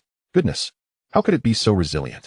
I gasped for breath, resting for a moment, and after what felt like an eternity, I finally succeeded in felling the ancient tree, which measured over 3 meters in length. Despite its formidable hardness, the wood was remarkably light, allowing me to lift it with ease, indicating that this species possessed a low density, ideal for the crafting of bows and arrows. Just as we were preparing to return, we suddenly heard cries for help from a distance, mingled with chattering and commotion. Let us go take a look, I suggested to Lin and Lei Yiman, feeling a sense of unease, as the sounds resembled those of monkeys. Following the direction of the noise, we soon encountered 2 exceptionally large monkeys encircling 7 or 8 individuals. Leading them was a man with a scarred face, exuding a menacing aura. 2 women lay prone on the ground, having been battered into a grotesque state by the 2 large monkeys.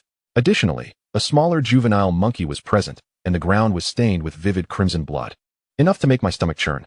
However, upon glimpsing the scarred man, my eyes narrowed instinctively, for he was none other than the beast that Pei Kinja had mentioned to me.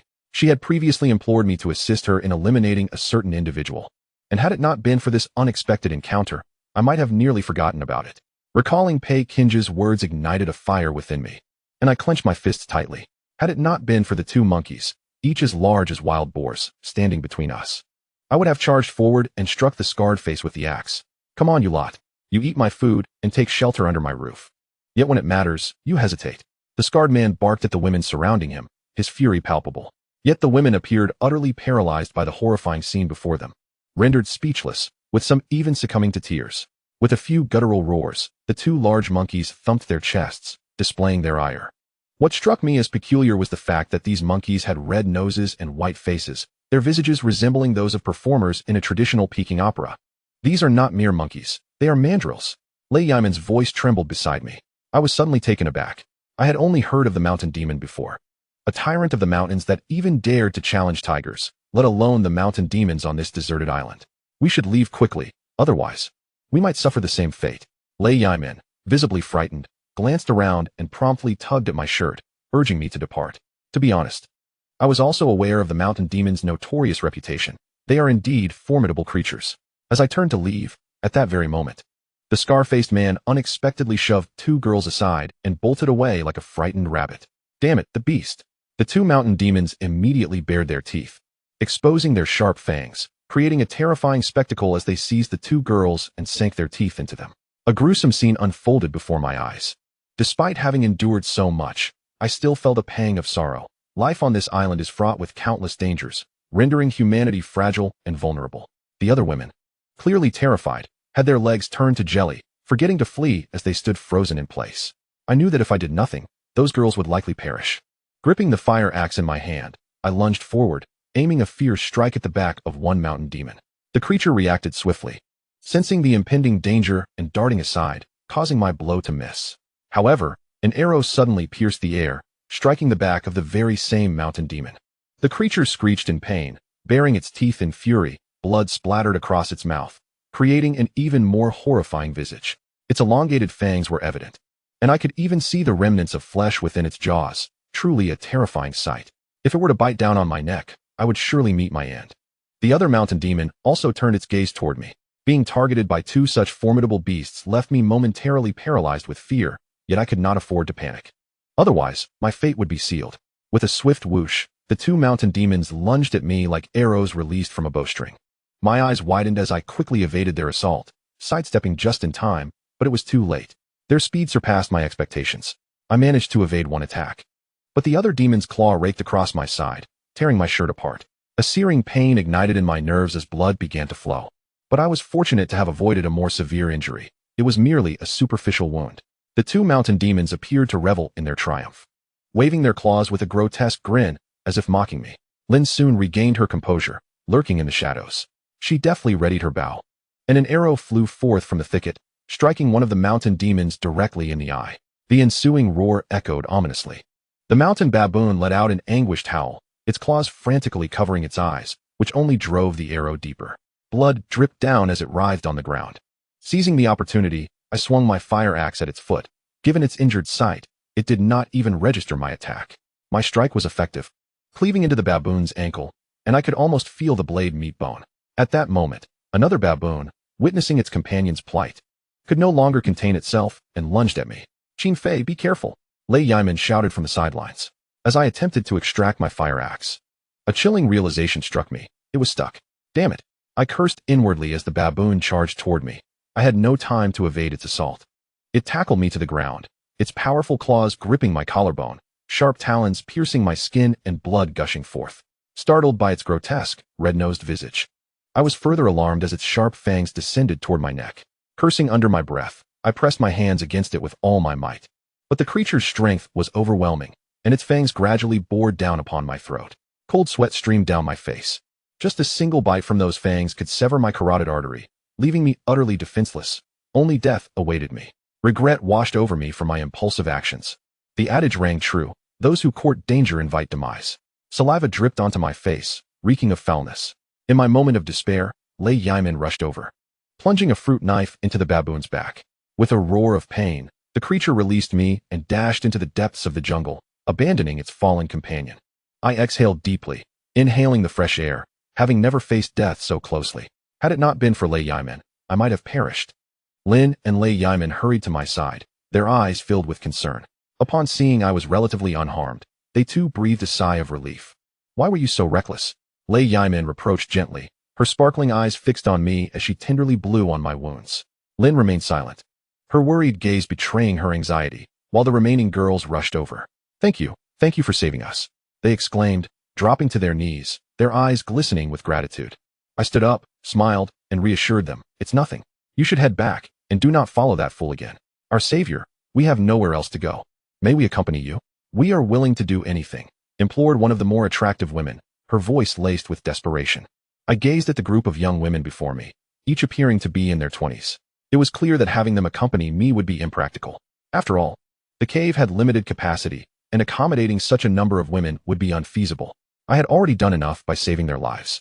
Given the abundance of caves along the beach, I suggested they seek refuge elsewhere, assuring them that they could survive independently without relying on men. If they encountered difficulties, or if the scarred man troubled them, they were welcome to seek my assistance.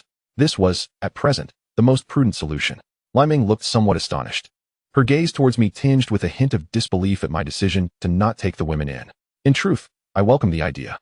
A life akin to that of an emperor on this deserted island was a tempting prospect. "Do you find us repulsive?" one of the girls lamented, teetering on the edge of tears, with a few even beginning to disrobe, leaving me utterly speechless. Their expressions shifted upon seeing my displeasure, and they relented. I understood their predicament. In this desolate setting, women remained at a disadvantage, and their bodies were their greatest assets for survival. "Thank you for your immense kindness. My name is Qin Lan, and I shall repay you in the future," one of the most beautiful girls declared.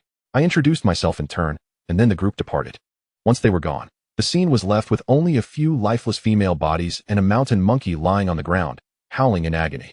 I turned to glance at the struggling creature, its eyes blinded and its feet severed, writhing while occasionally baring its teeth, a fierce spirit still intact. I seized the fire axe and, with several decisive swings, severed its neck, blood splattering onto my clothes in a gruesome display. The monkey twitched once before succumbing. "Assist me in removing the flesh and sinew from this mountain monkey," I instructed Lin and Li Ming, aiming to make the most of the creature's final utility. The monkey was of substantial size, comparable to a wild boar, and its meat would sustain us for days. Moreover, its sinews could be fashioned into bowstrings. Li Ming appeared apprehensive, unsettled by the bloody scene, and hesitantly handed me the fruit knife. "You take it," I insisted, my tone firm. Such occurrences would become frequent on this island. And if Li Ming could not acclimate to them, survival would be impossible. Being a perceptive girl, Li Ming grasped my intent. Frowning, she tremulously took the knife and cut a chunk of flesh from the monkey's thigh, emitting occasional cries that left me at a loss for words. Ultimately, it was Lin and I who took charge, effectively processing the valuable parts of the mountain monkey, securing them with sturdy vines, amounting to over 30 pounds. A delightful occurrence has transpired. The sinews of the mountain demon are exceedingly long, making the crafting of 5 or 6 bows and arrows an uncomplicated endeavor.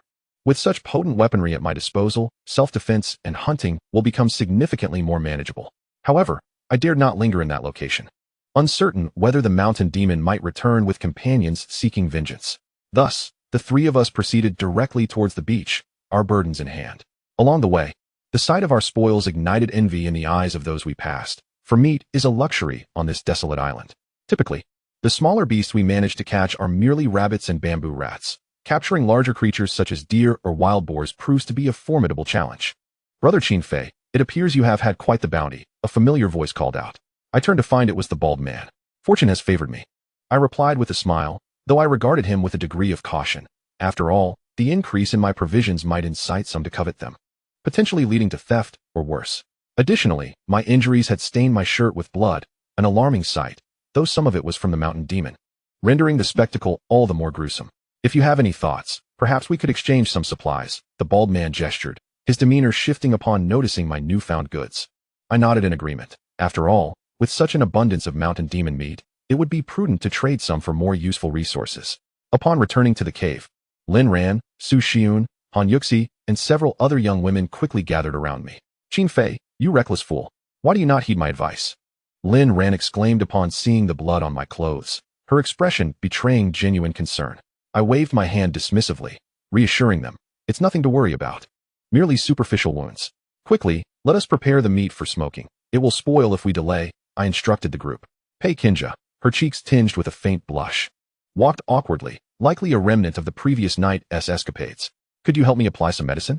I asked her, intending to recount the encounter with the scar-faced man in the jungle. Lin had gathered numerous herbs, some of which were intended for staunching bleeding. And as Pei Kinja tended to my wounds, I felt a sense of domestic tranquility. Chapter 44. Crafting bows and arrows. Once my injuries were tended to, our group gathered around the fire to roast the mountain demon's meat. Before long, the meat was ready, simply seasoned with a sprinkle of sea salt. However, the taste left much to be desired, accompanied by a faint fishy odor, and the texture was quite tough, akin to gnawing on tree bark. I couldn't help but voice my discontent, astonished that this creature was not only formidable, but also so unpalatable. If I found it so distasteful, I could only imagine the reactions of Lin Ran and the others, all of whom wore furrowed brows, though they remained silent. Acutely aware of the dire scarcity of food on this forsaken island, I resolved to trade some for more suitable provisions. I swiftly shoved 2 or 3 pieces of the monkey meat into my mouth and turned to address them, then proceeded to bind a portion of the meat with vines. Utilizing this to deceive others and exchange it for something of genuine value seemed to be a commendable strategy. Those individuals had likely never tasted such fare, making them easy to fool. I chuckled inwardly, for this was a one-time transaction. Once they sampled the flavor, they could not demand a refund. My first destination was the cave where the bald man resided. He was among the more formidable figures on this beach, and the resources within his cave would surely surpass those of the others. Furthermore, having previously pillaged Wang Hu's cave, he must have acquired numerous treasures, leaving it nearly emptied by the time I arrived. It was the perfect moment to outwit the bald man. "Who are you?" Just as I was about to enter the bald man's cave, a woman intercepted me, scrutinizing me before her gaze landed on the monkey meat in my hand. "I have business with the bald man," I stated, waving the meat before her. "Heh, you'll be in for a treat." The woman nodded and went inside to summon the bald man. Shortly after, he emerged, and upon seeing the item in my possession, a smile spread across his face. "Brother Qin Fei, what brings you here?" the bald man exclaimed, his eyes glinting as he clapped my shoulder. "I was just about to seek you out." I nodded in acknowledgement, and he led me into his cave. Upon entering, I was surprised to find several men already gathered there. Goodness, could the bald man be? I was taken aback, my gaze towards him filled with unease. It became clear why he was so cordial. Was he perhaps harboring ulterior motives? Noticing my expression, the bald man quickly wiped the sweat from his brow and said, "You've misunderstood. They are all leaders from other caves on the beach. We're planning something significant." "What sort of undertaking?" I breathed a sigh of relief, scanning the faces of the men present. To my astonishment, I spotted the scarred man again. He seemed to recognize my gaze, turning to look at me with a hint of confusion. I quickly feigned a smile. "Qin Fei, you likely are unaware of the circumstances here on the beach," the bald man explained with a grin. "We heeded Su Wendong's advice to seek out the captain of the cruise ship, only to discover he had already fled. Someone mentioned seeing him head in a particular direction, so we followed, only to stumble upon a wild boar den." Hearing this, my interest piqued. Wild boars are social creatures, and discovering a den could lead to great fortune. Yet, observing the bald man's demeanor, I surmised that he could not possibly consume them all alone, which was why he had summoned so many to confer. "To be frank, you're aware that this deserted island is rather peculiar, right? Those wild boars seem almost enchanted. Each one is as large as an ox," the bald man remarked. I nodded, recalling a previous encounter where I narrowly escaped death at the jaws of a wild boar. Had it not been for Lin's timely intervention, I likely would not be alive today. The only regret was that the wild boar I encountered had been poisoned, and thus I dared not take any of its flesh. We prepared to venture together to the boar's lair, hoping for a stroke of luck. Securing a boar would alleviate our food concerns entirely. The bald-headed one expressed his excitement and extended an invitation for me to join. "How about we all go together and share the spoils afterward?" someone in the cave suggested. I politely declined. Having narrowly escaped the mountain demon's grasp just that day and still nursing injuries, I doubted I could contribute much to the endeavor. In the jungle, wild boars are the apex predators, and I deemed them more formidable than the large grizzly I had previously encountered. These creatures exhibit an unwavering fearlessness, relentlessly pursuing their targets. Even the mother of a cave lion might struggle against them, and despite their numbers, the bald-headed crew would likely be courting disaster. They glanced at my wounds, realizing their severity, and refrained from further insistence. However, their eyes lingered on the mountain demon meat in my possession, evidently intrigued. A glimmer of greed sparkled in the bald-headed one's eyes, for such abundant meat was a rare sight for them. I had initially intended to instigate some competition among them, but given our circumstances in the bald-headed one's cave, it seemed unlikely they would dare to compete. He understood my intentions. Recognizing that I had come to negotiate for supplies, I articulated my desires, and without hesitation, he acquiesced, trading me a medical kit, a toolbox, and a sheet of iron. The toolbox and iron were essential for crafting bows and arrows. Upon returning to my own cave, I set about the task of bow making. The mountain demon's sinew had been promptly cleaned, and Lin grasped my intent. Together, we prepared the tree limb with an axe. I had never crafted a bow before, but fortunately, Lin was well versed in this craft. With her assistance, we soon produced 5 or 6 bows. The remaining wood was meticulously whittled down into fine shafts for arrows, and the iron was fashioned into small, sharp heads. The girls, Lin Ran, Su Xiun, and Han Yuxi, watched us with eager curiosity, their eyes alight with intrigue. "Completed," I exclaimed triumphantly. I had modified Lin's bows, primarily enhancing the arrowheads with iron, sharpening them into a lethal point against stone, significantly enhancing their potential lethality. A spark ignited in my mind as I recalled Lin's past use of poison on the arrows, which had proven fatal to wild boars. If we were to add some snake venom, we might even be capable of taking down a grizzly with ease. Chapter 45. The Flowering Deer. The following morning, when we awoke, the beach was abuzz with excitement, filled with adventurers preparing for an expedition to the wild boar's lair. Observing the thronging crowd, I found myself at a loss for words. Their demeanor resembled that of spectators rather than hunters. Yesterday, Baldy mentioned the location of the wild boar cave, which I duly noted, but I have no intention of venturing there. After all, food is not in such dire scarcity at present, and there seems to be little merit in courting trouble with wild boars. I doubt they would yield any significant rewards. "Aren't we going?" Lin Ran inquired curiously, as the tale of the wild boar cave had spread across the deserted island, and a few girls in the cave were already aware of it. "No, it's far too perilous," I replied before turning to gather the girls to learn archery from Lin. "In this desolate place, relying solely on my own strength is woefully insufficient. If these girls can master archery, it would greatly enhance our group's security." Initially, the girls found it quite enjoyable and were filled with enthusiasm, while Lin patiently guided them.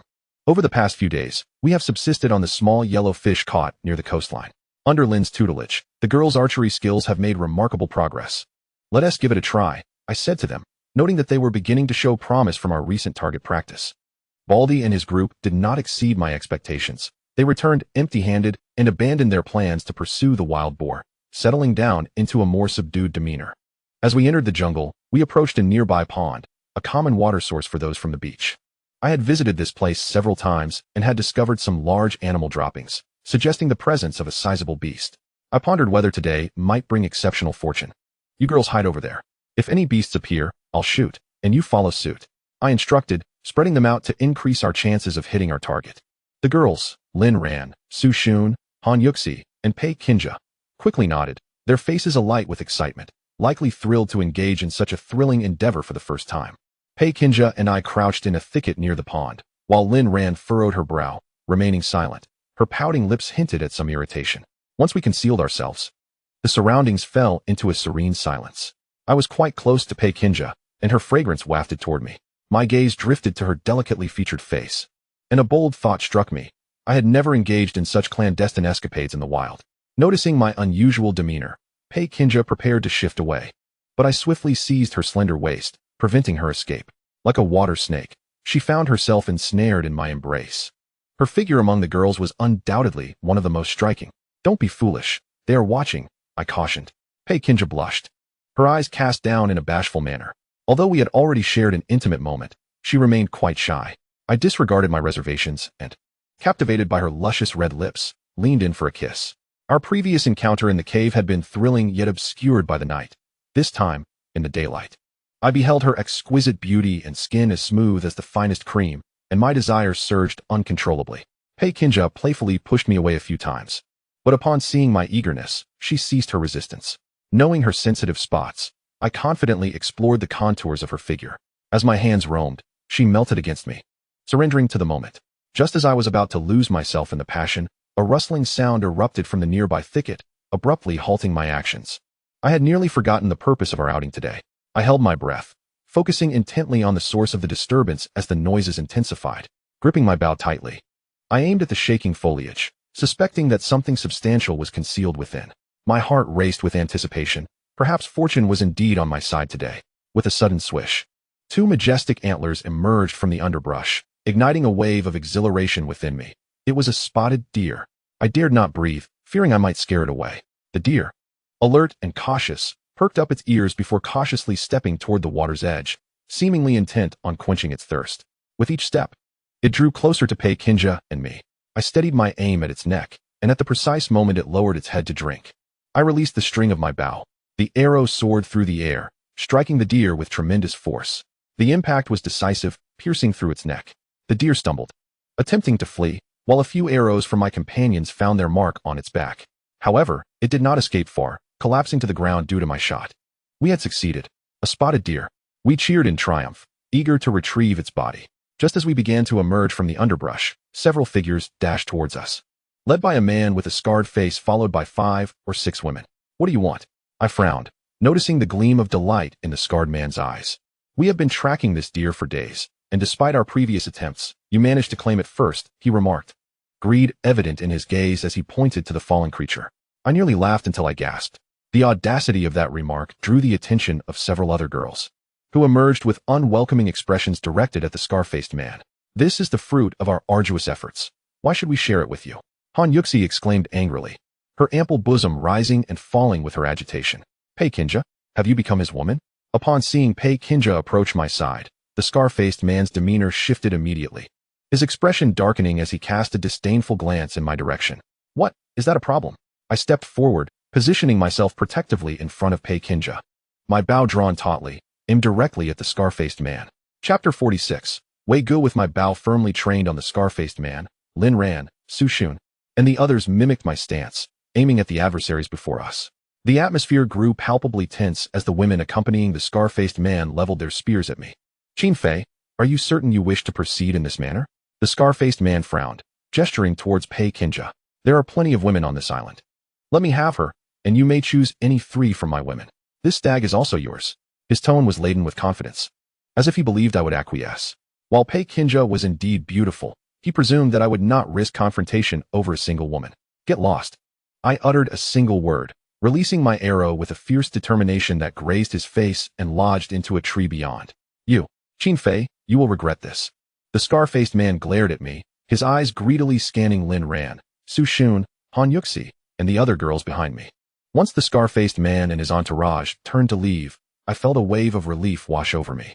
In terms of numbers, we were evenly matched. However, should a conflict arise, it was uncertain whether we would emerge unscathed, despite our possession of bows, while they wielded spears. My primary concern was for the safety of the girls. They too exhaled in relief, and I glanced back at Pei Kinja. A realization dawned upon me. Reflecting on the night spent in the cave when Pei Kinja had approached me with an alluring demeanor, I found it peculiar that she would so willingly offer herself. A girl's virtue is something they hold dear, and her deliberate seduction seemed a strategy for self-preservation. Having observed my potential within our group, she likely aimed to leverage my strength against the threat posed by the scar-faced man. Pei Kinja avoided my gaze, and I sighed, choosing not to dwell on the matter further. Instead, I turned my attention to the sizable stag, weighing nearly 200 pounds, lying on the ground before us. With this bounty, we could surely enjoy a few days of comfort. Let us harvest the useful meat from this stag, I instructed, having moved the carcass to a more concealed location. Are we really going to do this? Su Xiun gasped, her mouth forming an astonished S. She looked at me. I gestured for them to hasten their actions. Although we were merely on the outskirts of the jungle, it was inevitable that we might encounter envious individuals, or the scent of blood might attract some formidable beasts. The girls furrowed their brows. Lei Yiman had improved significantly after a prior experience. But it was Lin Ran who ultimately gritted her teeth and took the lead, using a maritime knife to slice a piece of meat from the deer's leg. Su Xiun and Han Yuxi, one a stunning corporate president and the other a model, found it difficult to adapt to such a scene and felt a wave of nausea. Observing their hesitation, I rushed over with a fruit knife and plunged it into the belly of the deer, causing its entrails to spill forth.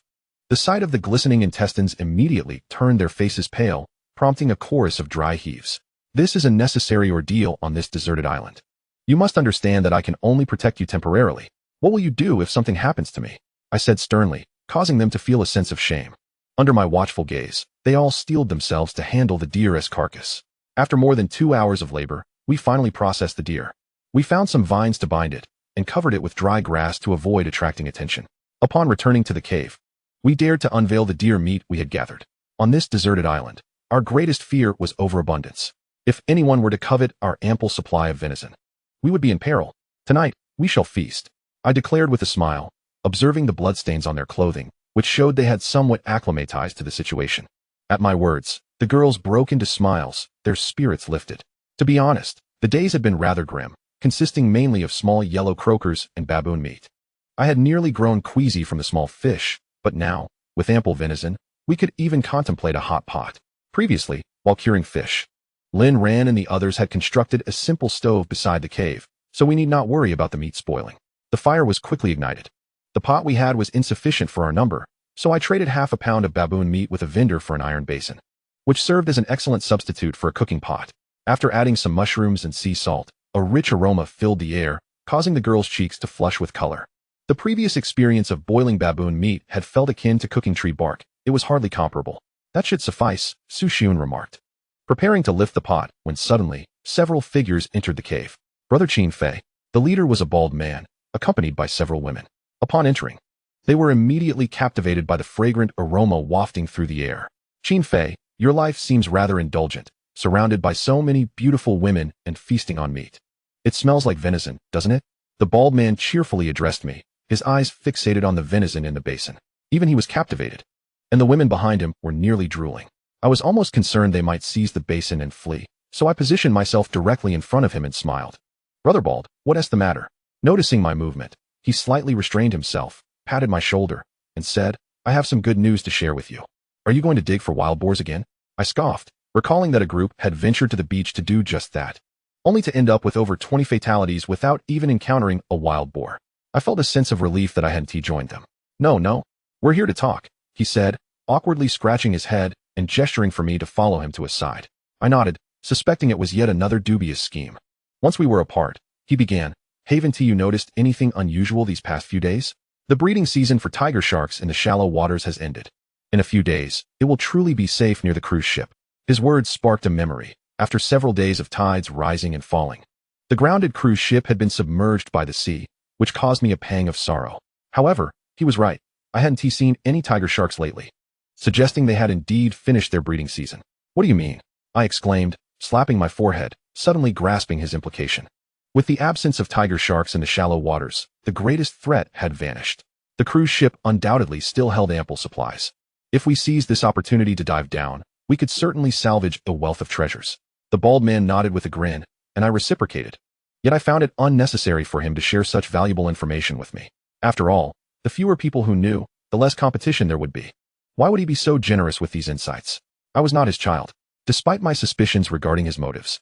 I had become far more cautious after my previous encounter with Wang Hu and did not wish to agree hastily. My last escape had been largely due to fortune. Qin Fei, do you have any thoughts? The bald man inquired. None, I replied directly. His expression turned somewhat awkward, though he didn't press me for a declaration. No worries, he chuckled, then suddenly wore a lewd grin as he remarked. I heard from Scarface that your haul today was quite bountiful. I was momentarily speechless. Scarface must have been envious to divulge that to the bald man. Nevertheless, I did not conceal anything and replied, about 100 pounds. It should last me for a while. Upon hearing this, the bald man's eyes instantly brightened, his brow furrowed with concern as he lamented, Brother, could you spare some? A trade would suffice. I'd love to have a taste. The last mountain monkey meat was truly akin to tree bark. Upon the mention of mountain goat meat, I felt a twinge of embarrassment. I glanced at the bald man, who nodded in acknowledgement.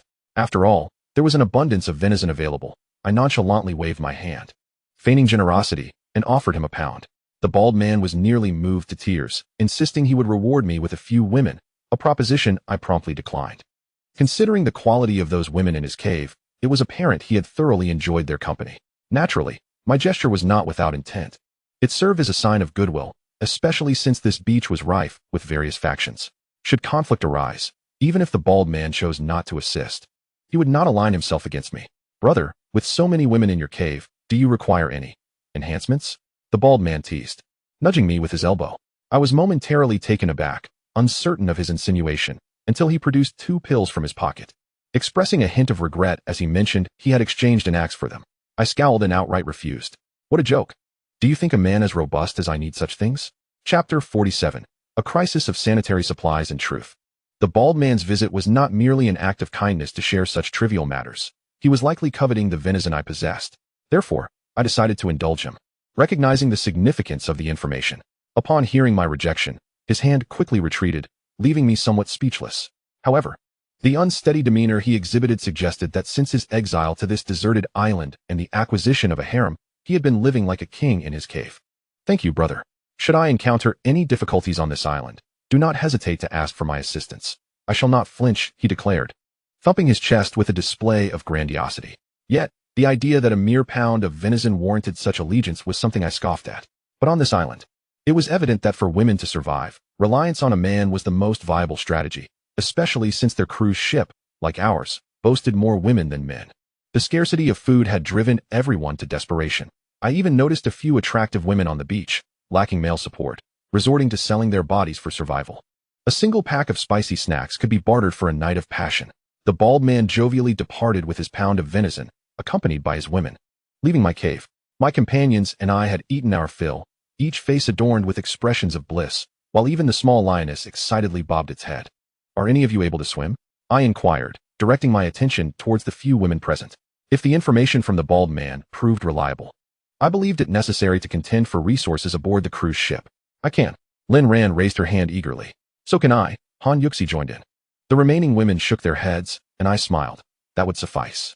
With Lin Ran and Han Yuxi, we had enough capable swimmers. What are you planning? Lin Ran asked, a hint of confusion in her voice. In these past few days, the two of you should prepare yourselves. The tiger sharks in the shallow waters have nearly vanished. And if the opportunity arises, we may venture forth to see if we can procure any essential supplies. I conveyed this to the group of girls. Although we are not currently lacking in food, this deserted island is unpredictable, and we might have to endure prolonged survival here. Thus, any items from the civilized world aboard the cruise ship that we can salvage should be sought after. Upon hearing this, the girls immediately grew anxious, fearing I was about to embark on another perilous adventure. After clarifying my intentions, they nodded in agreement, acknowledging the validity of my concerns. After our meal, I prepared to stroll along the beach, hoping to find some valuable items for barter. With ample venison at hand, I believed I could make some worthwhile exchanges. However, after walking for a short distance, I found most of the items along the path to be of little use, which left me somewhat disheartened. Just as I was about to turn back, I suddenly heard voices nearby, raised in argument. The tone sounded familiar, reminiscent of the scarred face I had encountered before. Furrowing my brow, I headed in that direction. Get the hell away from me, you filthy scoundrel. As I approached, I saw the scarred man surrounded by 7 or 8 women, forming a circle around 4 girls. He was gripping one of the girls by her hair, hurling insults. Upon closer inspection, I realized it was Qin Lan, the very girl I had once rescued. How had she ended up in the clutches of this brute? My brow furrowed deeper. Strip them of their clothes. The scarred man kicked Qin Lan in the waist, causing her to collapse heavily to the ground. The women behind him, upon hearing his command, rushed forward to tear the girls' clothes off. Given their already scant attire, some of the girls' bras were forcibly removed, exposing a significant expanse of skin. I felt a pang of compassion at witnessing the torment inflicted upon these girls, particularly the helplessness reflected in their eyes, which pierced my heart. At that moment, Qin Lan also caught sight of me. Yet, she remained silent, her dark pupils fixed upon me. I sighed. I had initially intended to walk away, but found myself unable to move. Stop this at once, I shouted as I charged towards them. My sudden outburst startled the women accompanying the scarred man, their expressions darkening, particularly after the earlier confrontation. What the hell do you want, Qin Fei? The scarred man's irritation was evident. He had not anticipated my interference. I shrugged, realizing the absurdity of my situation, as these women had initially aligned themselves with him. My intrusion seemed unjustified. I'll take these women. Name your price, I stated simply. On this deserted island, women had become mere commodities, with those of greater beauty commanding higher value, a reflection of the base instincts of men. 10 pounds of venison, the scarred man replied, his gaze sweeping across the girls, noting that only Qin Lan possessed a beauty worth mentioning, while the others were rather ordinary. My face twitched in disbelief. How audacious. I could easily disregard the fate of those 4 young women and barter 10 pounds of venison for them, women with whom I had no prior connection. Surely, anyone with a modicum of sense would decline such a proposition. I furrowed my brow and declared, 5 pounds. Take it or leave it. If not, so be it. On this deserted island, 5 pounds of venison could easily secure not just 4, but even 20 individuals. The scarred face of my counterpart lit up with delight, as he likely intended for me to retreat in the face of such a challenge, yet he was taken aback when I accepted. 8 pounds, said the scarred man, wagering the worth of those young women based on their looks. Qin Lan appeared visibly anxious. She understood their value all too well and shot me a worried glance. Very well, you must not harass them further, or else, I warned the scarred man, instructing him to retrieve the venison from my cave. After finalizing the transaction, the 4 young women followed me out, arriving at my cave. Thank you for saving us once again, Qin Lan murmured quietly, and the other 3 women cast grateful glances my way. Feel free to choose a cave for yourselves and live your lives. I will assist you within my capacity, I told them, my gaze lingering on Qin Lan. My substantial expenditure in securing their safety was largely influenced by her. There was an inexplicable allure to Qin Lan that I could not quite decipher. Nevertheless, I chose to trust my instincts. In my previous military endeavors, such intuition had served me well. At that moment, other women from the cave emerged, curious about the commotion. I briefly recounted the events, and Lin Ran and her companions expressed sympathy for the newcomer's plight. After engaging in light conversation and learning that they were nursing students on holiday, I was struck by the unfortunate turn of events they had encountered. Thank you. Thank you. Qin Lan and her friends reiterated their gratitude as they departed, omitting the request for shelter. Perhaps they had noticed Lin Ran, Su Xiun, and Lei Yiman in my cave, each of whom could incite chaos if unleashed. However, my concerns were not yet alleviated. I calculated the days and realized that the young women's monthly cycle was approaching. To my dismay, the first to experience this was, unexpectedly, Lei Yiman. Her face flushed with embarrassment as she looked at me, blood staining her trousers. Sanitary supplies are a rare commodity on this deserted island, Lei Yiman stammered, attempting to mask her awkwardness. The other women seemed unbothered, but I was present. Fortunately, I had previously procured a sanitary pad from a middle-aged woman, which provided Lei Yiman with temporary relief. I furrowed my brow. This situation was untenable. Lin Ran, Su Xiun, Han Yuxi, and Pei Qinzhe would soon encounter the same issue, as certain days of the month are inevitable. How could I make menstruation vanish? This notion flashed through my mind, suggesting that unless each of them were to conceive, giving birth annually, the troubles of menstruation could be avoided altogether. It seems the only viable option left is to resort to crafting sanitary pads, as it stands to be the most pragmatic solution. However, with frequent changes, the limited resources on this deserted island will soon dwindle, and the availability of replacements remains uncertain. To create these pads, I meticulously examined the sanitary pad I had provided to Lei Yiman, and sought the assistance of Su Xiun to elucidate the underlying principles. I grasped the general concept, The primary material required is something absorbent, akin to a sponge, yet such a resource is scarce on this island. Furrowing my brow, I realized that cotton, a type of vegetation, would serve as the optimal substitute, but I was utterly unaware of where on the island such flora might be found. With no choice but to rely on fortune, I enlisted Lin Ran and Han Yuxi, along with a few other girls, to scour the vicinity for any sign of this vegetation. After several days of searching, we found nothing. It became clear that I would need to venture into the jungle. Frankly, I felt rather noble, considering myself the first man on this island to embark on the endeavor of crafting sanitary pads. Initially, the girls had intended to accompany me into the jungle, as a larger group would broaden our search area. However, I firmly declined their offer. The depths of the jungle are fraught with perilous creatures and venomous insects, and I could hardly afford to be distracted by their presence. Reluctantly, they acquiesced to my decision to go alone. Uncertain if cotton grew on this island, I proceeded to search based on the environmental conditions conducive to its growth. The temperature was sweltering, and I wiped the sweat from my brow. Cotton, belonging to the Malvaceae family, thrives in warm, sunlit, and arid conditions, typically flourishing in loose, fertile soil. After over 2 hours of searching, just as I was on the verge of surrendering, I stumbled upon a patch of plants resembling cotton, adorned with several fist-sized spherical formations. A wave of excitement washed over me. I had likely found what I was seeking. The roots and stems of this plant bore a striking resemblance to cotton, albeit with some differences, and the delicate hairs on its surface were particularly notable, especially the large spherical structures at the top. Curiosity piqued, I plucked one from the plant and peeled away the thick outer layer, revealing several tufts of gray, fibrous material within. Indeed, I had struck gold. Elated, I rolled the gray fibers between my hands. They were remarkably similar to the cotton found in civilized society, making them excellent materials for crafting sanitary pads, or even quilts. Upon further inspection of the area where I discovered this gray cotton, I was delighted to find a vast expanse of such plants. With this abundance of raw materials, my efforts to locate cotton for the creation of sanitary pads were not merely practical, but also stemmed from a deeper consideration. The days on the deserted island are surely to extend for a considerable duration, and given the abundance of women on the island, sanitary pads are undoubtedly a necessity. Once I manage to mass-produce these pads, I shall hold a monopoly on the island, providing an excellent barter for other essential supplies. I casually gathered some of the gray cotton and retraced my steps to the cave. Upon my arrival, the sight of the cotton balls in my hands immediately lit up the eyes of the girls. "Is this cotton? Such a large bundle?" Han Yuxi exclaimed, her mouth agape in disbelief. I nodded and pulled out the gray fluff, turning to ask Su Xun, "Sister Yun, how does this material look? It seems promising." "Let me give it a try," Su Xun replied, taking the gray cotton from my hands. After moistening it slightly, she conducted a simple test, for absorbency is paramount. Her face brightened with delight as she exclaimed, "Qin Fei, where did you find this cotton? Is there more?" "The effectiveness is astonishing, and the permeability is excellent."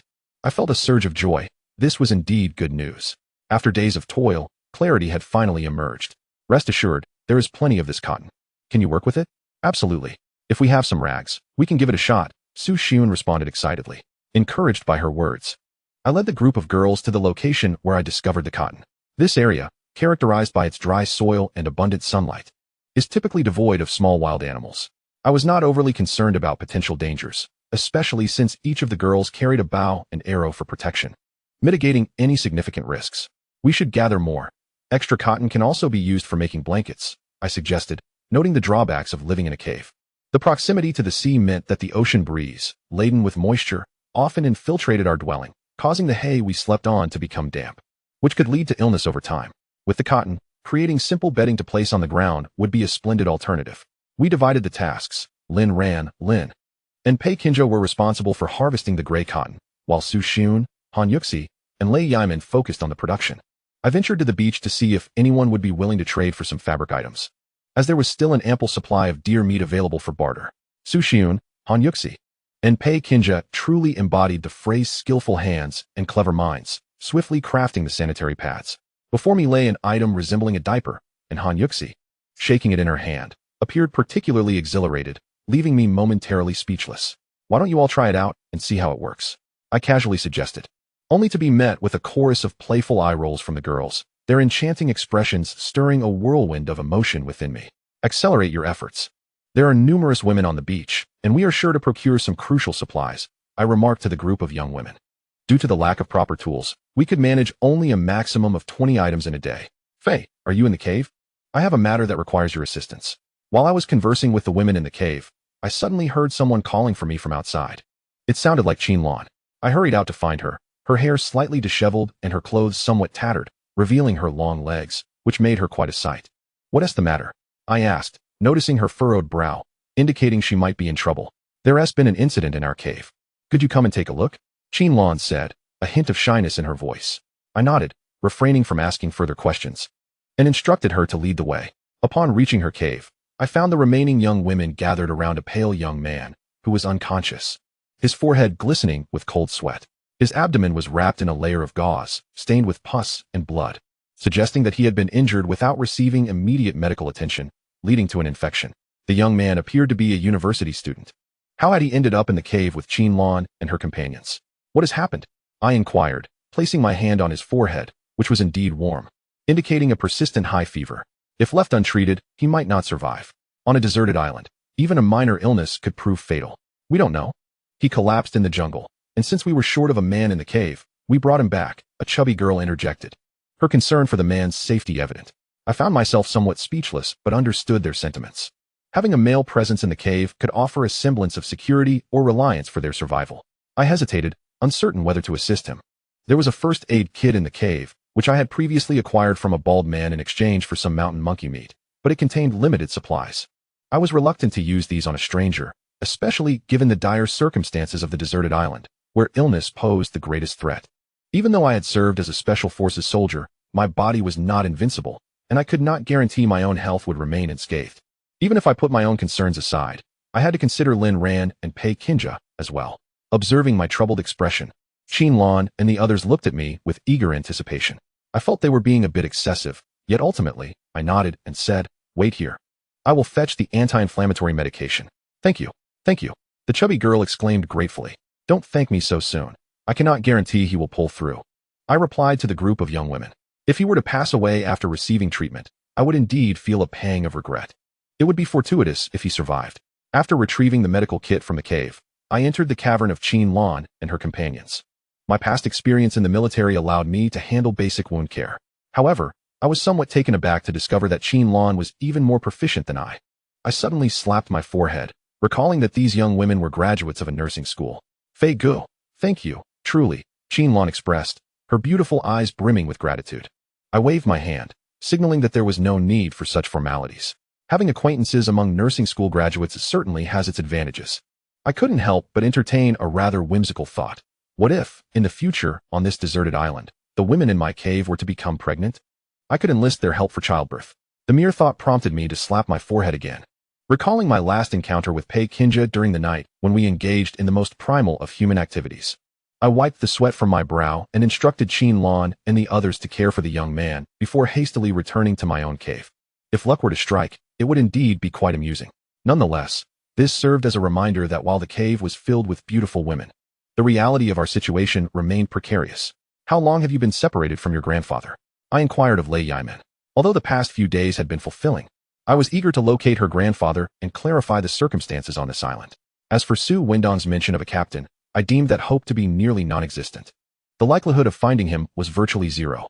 Our only hope rested on Lei Yiman's grandfather. "It's been about a week," Lei Yiman replied, her brows furrowing, her spirits evidently low. "I wonder how he is doing at his age." "Do not worry. The jungle is not safe, and as a young woman, it would be unwise for you to venture in search of him. Your grandfather would certainly not want you to be in any danger," I reassured her, aware of her profound concern for her grandfather's safety.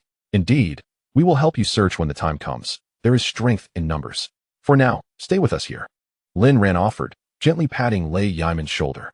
Chapter 49. The Revenge of the Mountain Demon. After several days of preparation, I instructed the women to remain in the cave to continue producing sanitary pads while I ventured into the jungle in search of fortune. Although our food supply was currently sufficient, it was monotonous and irregular. Subsisting solely on venison was not a sustainable approach. It was essential to maintain a balanced diet. Furthermore, the island's climate was notoriously unpredictable, as evidenced by our previous encounter with torrential rain that could last for days. The prospect of sourcing food on a whim was impractical, making the preparation of ample provisions vital. However, once these sanitary pads are mass-produced, they could potentially be exchanged for food, alleviating my sense of urgency. The weather on the island had been quite pleasant in recent days, and it was imperative to seize this opportunity to stockpile food supplies, just in case. If I were to venture alone, self-preservation would pose no issue.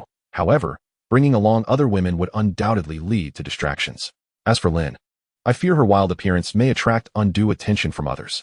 It would be prudent to have her remain in the cave, mingling with Lin Ran, Su Xun, Han Yuxi, and the other girls, which might mitigate her untamed aura. After all, I find myself merely in a corner of this beach, where over 200 individuals roam. And it is inevitable that someone might notice Lin's peculiar traits. She could easily be treated like a specimen, and thus, I must ensure her safety. Upon entering the jungle, I carry an axe and a quiver of arrows on my back, and I must admit, I am beginning to resemble a savage. This is a testament to adaptation. On a deserted island, those who acclimatize swiftly are more likely to integrate and survive. Though I feel a semblance of confidence, I remain cautious. The venomous insects and beasts here could spell my demise with a mere bite. Since cotton grows on this island, it stands to reason that other valuable resources may also exist, perhaps even tobacco. Securing such items would undoubtedly appeal to the men here. For men, tobacco holds the same significance as sanitary products do for women. I wandered aimlessly, marking simple signs along the way to avoid getting lost in the thicket. Suddenly, I stumbled upon a commotion nearby, where several voices echoed with laughter, a promising sign that many were gathered. Curiosity piqued, I hurried toward the sound, hoping they had uncovered some treasure, as any spoils would be advantageous. Upon arrival, I found 3 men laughing heartily, their spirits evidently high, surrounded by a stunning array of flowers, each bloom vibrant and alluring. However, my gaze narrowed as I focused intently on those flowers. If my instincts were correct, they were likely poppies, a plant prohibited in civilized society. Despite some differences, the earlier encounter with gray cotton and the triumphant expressions of the men led me to a near-certain conclusion. The leaves were lush, the blossoms a riot of colors, their stems elegantly poised, yet the sap extracted from the pods could be transformed into narcotics. "Are you seeing this?" inquired a middle-aged man with a buzz cut, directing his attention to another tattooed individual. "Absolutely," replied the tattooed man with confidence. "Have you forgotten that the flora and fauna on this island differ from what we commonly know? But what use is it?" remarked the muscular man, exuding an air of brute strength and simplicity. "How can we process it in this desolate place? Our tools are back on the cruise ship. We can't do anything here." "There is no need for fear. The tiger sharks seem to have drifted away. When the time comes, we shall dive near the cruise ship and retrieve what we seek," the tattooed man exclaimed with palpable excitement. I furrowed my brow, for the conversation among the three suggested that they were likely members of a drug trafficking gang aboard the vessel. My gaze fell upon the field of poppies behind them. Should they indeed process these flowers into narcotics, and subsequently ensnare the other survivors on this deserted island in addiction, it would spell disaster. How utterly reprehensible. I grimaced, realizing that I must thwart their nefarious plans. A solitary effort would be futile. Even if they chose not to proceed, others might be tempted should they discover their intentions. By wielding drugs to manipulate the masses, they could easily establish dominion over this forsaken isle. I contemplated igniting a fire to obliterate their ambitions. Yet I pondered how to lure them closer. Suddenly, my eyes caught sight of a wasp nest perched upon a tree. An idea sparked within me. I swiftly aimed my bow and released an arrow that struck the nest with unerring precision, causing it to plummet onto the muscle-bound man's head. The arrow unleashed chaos, sending the wasps into a frenzy, their incessant buzzing filling the air as they launched a relentless assault on the trio. "Damn it, wasps, run for your lives," shouted the man, their curses drowned out by the clamor of the enraged insects. In a panic, they scattered in all directions, abandoning their sinister plans. Once their figures faded from sight, I approached the field of poppies. They were undeniably beautiful, yet they concealed a deadly potential. While I contemplated their destruction, I worried that fire might spread uncontrollably, leading to catastrophic consequences. As I pondered a solution, a notion struck me. Rather than annihilating the entire patch of flowers, I could destroy their tools for processing. Surely that would be more effective? Furthermore, even if I incinerated this cluster, there might be more elsewhere on the island. After deliberating, I concluded that this was indeed the optimal course of action, though it would likely lead to a confrontation with the three men. I lingered for a moment before deciding to depart, wary of an ambush should they return unexpectedly. Despite my capabilities, they were 3 in number, armed with axes, and I had no desire to engage in conflict. An unsettling sensation crept over me, as if something were watching from the shadows. I spun around abruptly, only to find a baboon advancing towards me, now merely 4 or 5 meters away. It let out a furious roar, its red nose and pale face, coupled with 2 enormous tusks, rendering it exceedingly menacing. I instantly recognized this creature as a baboon, vividly recalling the wound inflicted upon its back by Lei Meng's knife. I had not anticipated that it would turn so treacherous, attempting to launch a surprise attack from behind. Fortunately, my reflexes were sharp, otherwise, I might have indeed succumbed to a fatal bite from this beast. It lunged toward me with great force, creating a gust of wind. Its mouth agape in a terrifying manner. I swiftly rolled aside, my body covered in a sheen of cold sweat, narrowly escaping its jaws. The proximity between the baboon and myself was alarmingly close, rendering my bow and arrows ineffective. I feared that by the time I nocked an arrow, it would have pounced and torn into my throat. Gripping my fire axe tightly, my palms were slick with perspiration. Engaging in hand-to-hand combat with a baboon of wild boar proportions was an unimaginable scenario, devoid of any semblance of comparison. I had no means of resistance against its explosive muscle fibers or razor-sharp claws. With a roar, I attempted to mimic its ferocity, hoping to intimidate it. But my effort only seemed to provoke it further. It pounded its chest and let out a roar even louder than mine. I took off running, choosing a direction and fleeing with all my might. Against this baboon, I doubted I could last even half a minute. My only option was to escape. The baboon pursued me relentlessly, and in the dense jungle terrain, I could hardly outrun it. The sounds of its pursuit grew increasingly distinct, and I wiped the sweat from my brow, realizing my situation had become dire. This baboon had likely been tracking me for some time. Its keen sense of smell might have detected me the moment I entered the jungle. It was hot on my heels, and I could only navigate through obstacles to buy myself some time. It seemed determined to catch me, driven by a desire for vengeance. For I had not only wounded it, but had also slain its companion. With a hiss, its claws swept across my back, the immense force nearly propelling me several meters away. The baboon seized the opportunity, lunging towards me, one massive paw aiming directly for my head. This was a threat to my very existence. With its power, striking my head would be as effortless as smashing a watermelon. I quickly rolled to the side, evading its claw, and sprang to my feet, sprinting forward. Just when I thought my end was nigh, I heard a cacophony of chattering ahead. Monkeys, perhaps. At that moment, I had no time to ponder. I dashed forward, the baboon trailing closely behind me into the territory of the monkeys. To my astonishment, I spotted a hole the size of a basin at the base of a colossal ancient tree. The trunk was so large that it would take at least 5 or 6 people to encircle it fully. A chilling breeze enveloped my back as I summoned every ounce of strength within me to dash towards the hollow beneath the ancient tree. The mountain ape, having spotted me, unleashed a furious roar and heft a nearby stone, preparing to hurl it in my direction. With a resounding crash, I executed a swift roll into the tree hollow just in time, as the stone struck the entrance. Had I delayed even a moment longer, my fate would have been sealed. Chapter 50. A night in the jungle. Upon witnessing my retreat into the hollow, the mountain ape erupted with rage, howling incessantly, and I could even sense its fury as it battered the tree trunk. It reached its hand through the opening, intent on extracting me, but I was resolute in my defiance. Armed with a fire axe, I swung wildly at its claws. My strikes landed with precision, severing one claw and causing a torrent of blood to spill forth. The beast, in agony, recoiled, hesitant to probe further. At that moment, I caught sight of a large troop of monkeys perched in the trees, their teeth bared, shrieking in unison at the mountain ape. A wave of amusement washed over me. I had spotted these monkeys upon entering this territory, which evidently belonged to them. The mountain ape had unwittingly intruded upon their domain in its fervent chase after me. Though these monkeys were significantly smaller than the mountain ape, their sheer numbers, nearly 200, gave them an undeniable advantage. The mountain ape, having suffered a setback and failed to capture me, was now confronted with the ire of the monkeys, which sent it into a frenzy as it pounded its chest in defiance. I was aware of the mountain ape's notoriously aggressive nature. It rarely displayed fear, especially not in the face of these monkeys, and it was clear it would not back down easily. True to my expectations, the monkeys were not to be underestimated. Seeing the mountain ape's audacity, a leader among them rallied a group of 10 or so, launching themselves towards the foe. In comparison to the mountain ape, they appeared diminutive. Yet the leader, with a fierce glare, locked eyes with the beast, its tail raised, a clear sign of imminent attack. A fierce confrontation was on the horizon. The monkeys surged forward, and the air was filled with the cacophony of the mountain ape's roars mingled with the chattering of the monkeys. I peered through the hollow, witnessing the unfolding chaos. The mountain ape's ferocity was no mere boast. With a single bite, any monkey caught in its jaws stood no chance.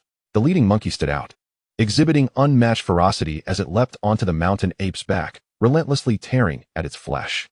With a thunderous roar, the mountain ape retaliated, its claws sinking sharply into the leading monkey's flesh, sending it crashing to the ground. Yet, the agile monkey swiftly evaded the next strike, despite the size disparity, prompting me to wipe the sweat from my brow in relief. I certainly hope this group of monkeys can prevail. It seems unlikely that I could vanquish them. If I could merely drive this mandrill away, I would then seek an opportunity to slip away. The battle rages outside, and as I sniffed the air, I began to inspect the tree hollow before me. It was quite spacious inside, the top solid. This hollow must have been excavated by some small beast.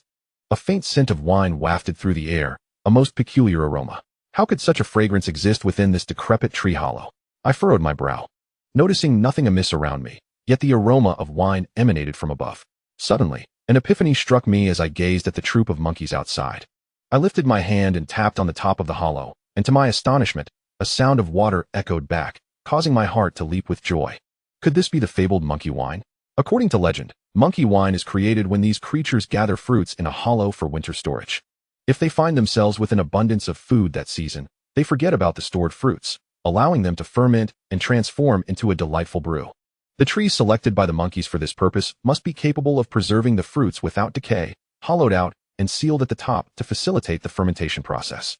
I found it hard to believe, even feeling a rush of excitement. Such a phenomenon could only occur in the wild, and to stumble upon it was nothing short of miraculous. I retrieved my trusty fruit knife and made a small incision at the edge of the hollow's top. With a gurgling sound, a delicate, pale yellow liquid began to flow down, filling the hollow with an intoxicating aroma of wine. By the heavens, it truly was monkey wine. Overwhelmed with joy, I positioned my mouth at the opening, the rich scent tantalizing my taste buds. What man does not relish the taste of wine? Especially one of such rarity? Having just endured a relentless chase from the mandrill, my body was fatigued and parched, compelling me to drink deeply. After what felt like an eternity, I finally paused, using a nearby twig to seal the opening and prevent any more of the precious liquid from escaping. At that moment, I was enveloped in a robust scent of alcohol. Though this wine was not particularly potent, having consumed so much in one go left me feeling lightheaded. Alas, my eyelids grew heavy, and my mind became foggy. The thought of losing consciousness at this precarious moment filled me with dread, as numerous dangers lurked that could easily tear me apart. Despite my efforts to resist, the wave of drowsiness surged forth. My axe slipped from my grasp, and I collapsed onto the ground, succumbing to sleep. In a state of drowsiness, I dreamt of following Lin Ran, Su Shun, and Pei Kinja, these women, as we lived carefree on a deserted island, surrounded by a flock of children. The sound of their laughter filled my ears. Gradually, I opened my eyes to my surroundings. Still nestled within the hollow of a tree, seemingly safe at last, I sensed something furry resting on me, and as I opened my eyes wide, I was startled to discover it was a monkey. Startled, I kicked back, causing the monkey to leap aside, though it appeared to have sustained an injury, limping as if it had been hurt in the chaos. It looked at me with a mixture of fear and aggression, baring its teeth and emitting a series of growls. Upon closer inspection of its little leg, I noted that the wound had opened, revealing a glimpse of bone within. If this continued, the poor creature would likely succumb to its injuries, as infection loomed dangerously close. I dared not approach it, for despite its injury, it still seemed robust enough to pose a threat. Should it go into a frenzy, summoning its companions, my own fate would be far from secure. We stared at each other, locked in a silent confrontation, neither willing to retreat from the tree hollow. After an indeterminate time, the monkey seemed to sense my lack of hostility, and its wariness began to fade. Seizing the opportunity, I shifted my position, deciding to remain hidden for a while longer. I surmised I had slept for 3 or 4 hours, and twilight was swiftly descending. Venturing out recklessly would expose me to the myriad dangers of the jungle at night. My stomach growled softly, signaling hunger, and I scanned the confines of the tree hollow. Aside from the monkey, all other edible provisions had vanished. Eating the monkey? I regarded it thoughtfully, prompting an immediate uproar from the creature as it chattered anxiously. I rolled my eyes. After all, monkeys and mandrills are fundamentally alike, and the meat of a mandrill is akin to gnawing on tree bark. I doubted this monkey would taste any better. It seemed I would have to subsist on a bit of monkey wine to stave off hunger. I hurried to reopen the small opening, and the familiar scent of light alcohol wafted towards me. I took a few sips, cautious not to indulge too much, fearing a deep slumber that could invite danger in the dark of the deserted island. The wilderness at night could harbor all manner of threats, and if a snake or other creature were to intrude, my fate would be sealed. Upon finishing my drink, I noticed the monkey had vanished, leaving me feeling somewhat desolate. The hollow felt eerily empty, with only darkness beyond. I resolved to venture out to gather firewood, as it appeared I must spend the night within the confines of the tree hollow. To mitigate the risks of encountering danger after dark, lighting a fire for warmth would be a prudent choice. Stepping out of the tree hollow, the surroundings were astonishingly quiet. The only sounds were the chirping of insects and the occasional call of distant beasts, which sent a shiver down my spine. After collecting some dry twigs, I retreated back into the hollow, unwilling to linger outside, for the prospect of an encounter with wild beasts was far from enticing. In the hollow of the tree, I kindled a fire, its bright glow illuminating every corner of the space. An uneasy feeling crept over me as I reflected on the fact that it was late, and the women in the cave must be frantic with worry. They might even venture into the jungle to search for me. Frowning, I realized that without a phone or any means of communication on this deserted island, I could only take one step at a time. At that moment, a series of squeaks echoed from outside the hollow. Gripping the axe firmly in my hands, I prepared to strike should anything intrude. The sound was oddly familiar, reminiscent of the monkey I had encountered earlier. Peering cautiously outside, the monkey sprang into the hollow, cradling 4 or 5 wild fruits. It appeared somewhat apprehensive of the fire. Chattering nervously, I chose to ignore it, my gaze fixated on the fruits it held. To my dismay, I had fallen so low that I was now contemplating robbing a monkey.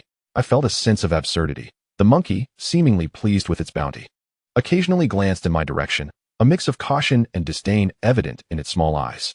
How humiliating it was to be looked down upon by such a creature. Chapter 51, Monkey Wine Goodness. If word of this were to spread, how could I ever assert my dominance on this island or command respect from the women? I dismissed the monkey, turning my gaze away. Were it not for my disdain for its unappetizing meat, I might have considered cooking it. It was truly pathetic. These past few days had seen me at odds with monkeys, chased by the baboons, and now subjected to the scorn of a mere monkey. Suddenly, I heard a thud. Instinctively turning to discover a wild fruit had rolled to my feet. I looked at the monkey, which waved its arms and gestured toward the fruit. To be honest, I felt a flicker of gratitude. This mischievous creature was surprisingly endearing. Aside from its rather contemptuous gaze, it had its merits. I shrugged off my reluctance and took the fruit, finding it surprisingly sweet. A pang of sadness struck me as I realized I, a grown man, had been reduced to relying on a monkey for sustenance. Yet, there was no alternative. The dangers of the night were too great to risk venturing out. The monkey grew quiet, occasionally baring its teeth. Initially, I mistook this for hostility, but then recalled it was likely due to its wound. I pondered why I felt compelled to help this creature. After all, if I neglected it, the infection from its injury might soon claim its life. Damn it.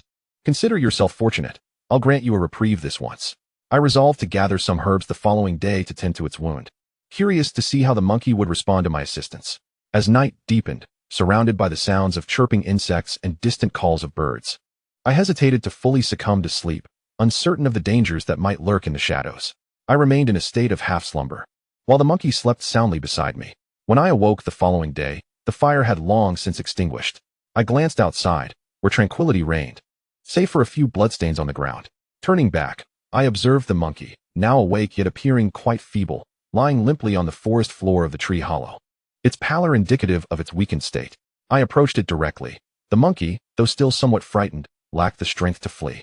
Upon inspecting its leg, I realized the injury was grave. Immediate treatment was imperative, lest it succumb to its wounds. Furrowing my brow, I recognized that time was of the essence. I exited the tree hollow, intent on foraging for medicinal herbs, and hastily returning to the cave for supplies from the first aid kit. Despite the lurking dangers outside, I could not afford to dwell on them. After a brief search, I found little of significance. The herbs I sought typically thrived in damp soil, and after an exhaustive search, I finally discovered what I needed near a small pond. Fortunately, the journey was devoid of peril. It seemed the baboon had vacated the area. With the herbs secured, I hurried back to the tree hollow. My greatest fear was that the monkey would vacate the hollow during my absence, rendering my efforts futile. Upon re-entering, I found the monkey barely clinging to life. With a sigh, I crushed the gathered herbs and applied them to its wounds, uncertain of their efficacy, but determined to prevent further deterioration. However, if the monkey could not endure the coming days, my efforts might prove in vain. The creature seemed to sense my benign intentions and cooperated with me. Idling here was unproductive. Yet my curiosity about the tree hollow that harbored the monkey liquor piqued my interest. On this deserted island, it was likely that the men had a taste for such spirits. I had previously witnessed individuals selling urquioado on the beach. If I could transport this monkey liquor to the shore, it might be exchanged for valuable provisions. The previous troop of monkeys had abandoned this area, likely due to the confrontation with the baboon yesterday, which inadvertently facilitated my endeavors. With relative ease, I ascended the tree, an impressive ancient specimen with sprawling branches and lush foliage. After climbing approximately 4 or 5 meters, I stumbled upon another small hollow, obstructed by various materials, likely the handiwork of the monkeys, used to seal the brewing process. A faint aroma of alcohol wafted from the space, confirming my suspicions. This was indeed a fortuitous find. After completing my tasks, I resolved to return to find Lin Ran and the other girls, who must have been exceedingly worried during my absence. However, I was troubled by the fate of the injured monkey. If I left, it would be unable to forage for food due to its injury, likely leading to its demise. After some contemplation, I decided to gather some wild fruits for the monkey, and, recalling I had eaten little the previous day, acknowledged my own hunger as well. The area is evidently abundant in fruit trees. Otherwise, this troop of monkeys would not have gathered here, indicating an ample supply of wild fruits. After searching the surrounding area for a while, I soon found a plethora of wild fruits. Although I could not identify them by name, their flavor was quite delightful. After spending the entire morning, I placed all these wild fruits into a tree hollow, observing that the quantity was sufficient to nourish the monkey for several days. I fashioned a makeshift bed of dry grass for the monkey's comfort, which seemed to express gratitude as it gazed at me intently. Noticing that the monkey's wound had begun to heal, I felt a sense of relief wash over me. Brash monkey, I must take my leave now. I shall return in a few days. If you happen to pass away, I will come to retrieve your remains. It would be best if you survive. As I departed, I chattered away to the monkey, feeling a twinge of reluctance as I left the tree hollow. Sometimes, there is little distinction between humans and animals. Had it not been for this monkey's kindness, I might have been indifferent to its fate. Due to the markings I had made earlier, I swiftly found my way back to the beach. Upon reaching the entrance of the cave, I overheard several girls engaged in animated conversation. I entered the cave with a mischievous grin, casually muttering, Lin Ran, Su Xiun, and the others, which immediately drew their attention. Where have you been? Have you considered our feelings? You've kept us worried for so long. Lin Ran questioned me with a tone full of dissatisfaction. We searched for you in the jungle all afternoon, and we thought something terrible had happened, Su Xiun added, her voice gentle yet tinged with concern. Feeling somewhat embarrassed, I shrugged my shoulders. I hadn't intended to worry them. I had not anticipated being targeted by that baboon and unexpectedly encountering another mischievous monkey. I signaled for the girls to come inside and gathered around the fire. I recounted the entire incident, leaving nothing to conceal. After listening, they grasped the situation's intricacies but urged me not to venture into the jungle alone again. I nodded in agreement, not wanting to cause them further distress. As I was no longer alone, their safety was intertwined with mine, and I bore the responsibility for them. By the way, while you were away, that girl from the medical school came looking for you, Lin Ran suddenly remarked. I nodded, realizing that Qin Lan likely intended to inform me about the male student. I instructed Lin Ran, Su Xiun, and Han Yuxi to remain in the cave while I hurried to Qin Lan's cave. Fei Gu, you've returned. Upon entering, the chubby girl exclaimed, addressing the male student beside her. It was Fei Gu who saved you. Otherwise, you probably wouldn't have made it. The young man appeared somewhat weak and, upon hearing the girl's words, his expression shifted to one of excitement as he weakly uttered, Thank you. Thank you for saving my life, Fei Gu. It's all right, you can lie down and rest, I said with a smile. After a brief conversation with the few girls, I prepared to leave. Fij, you are so kind to us. I hardly know how to repay you, Qin Lan exclaimed, chasing after me as I exited their cave. It's nothing.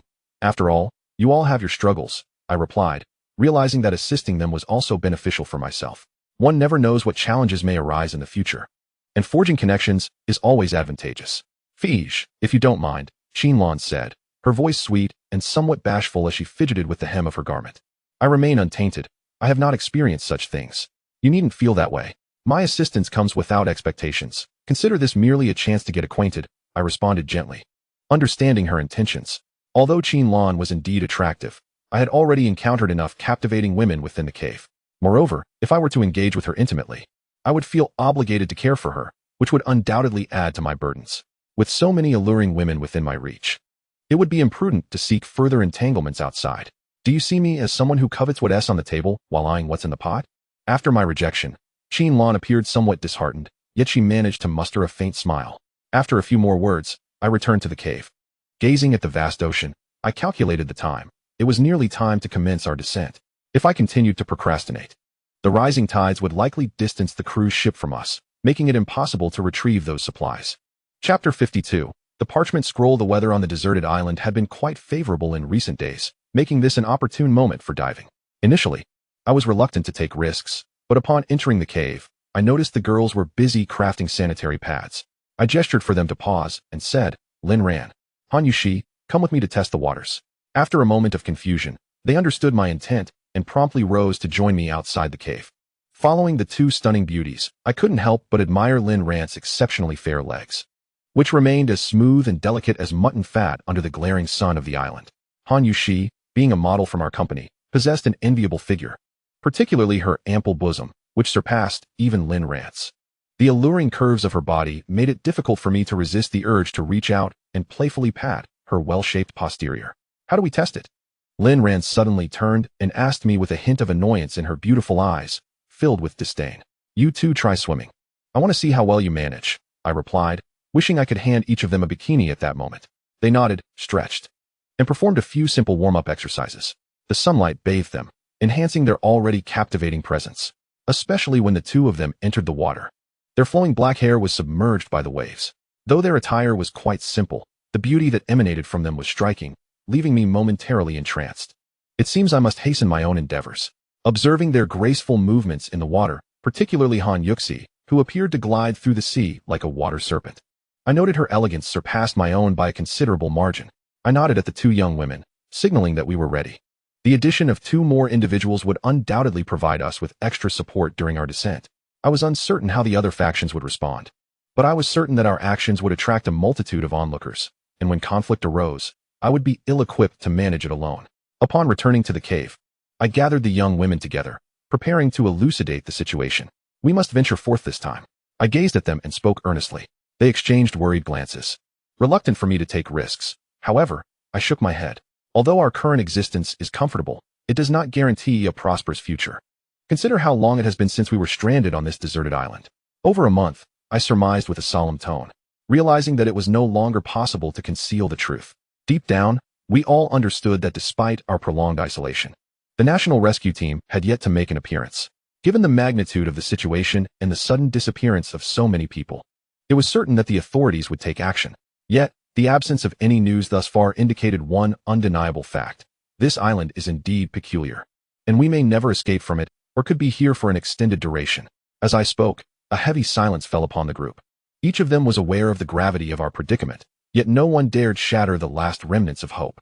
We could only resign ourselves to our fate. I continued, my tone brooking no dissent. The supplies aboard the cruise ship are of paramount importance to us. Otherwise, the cost of future exchanges would be exorbitant.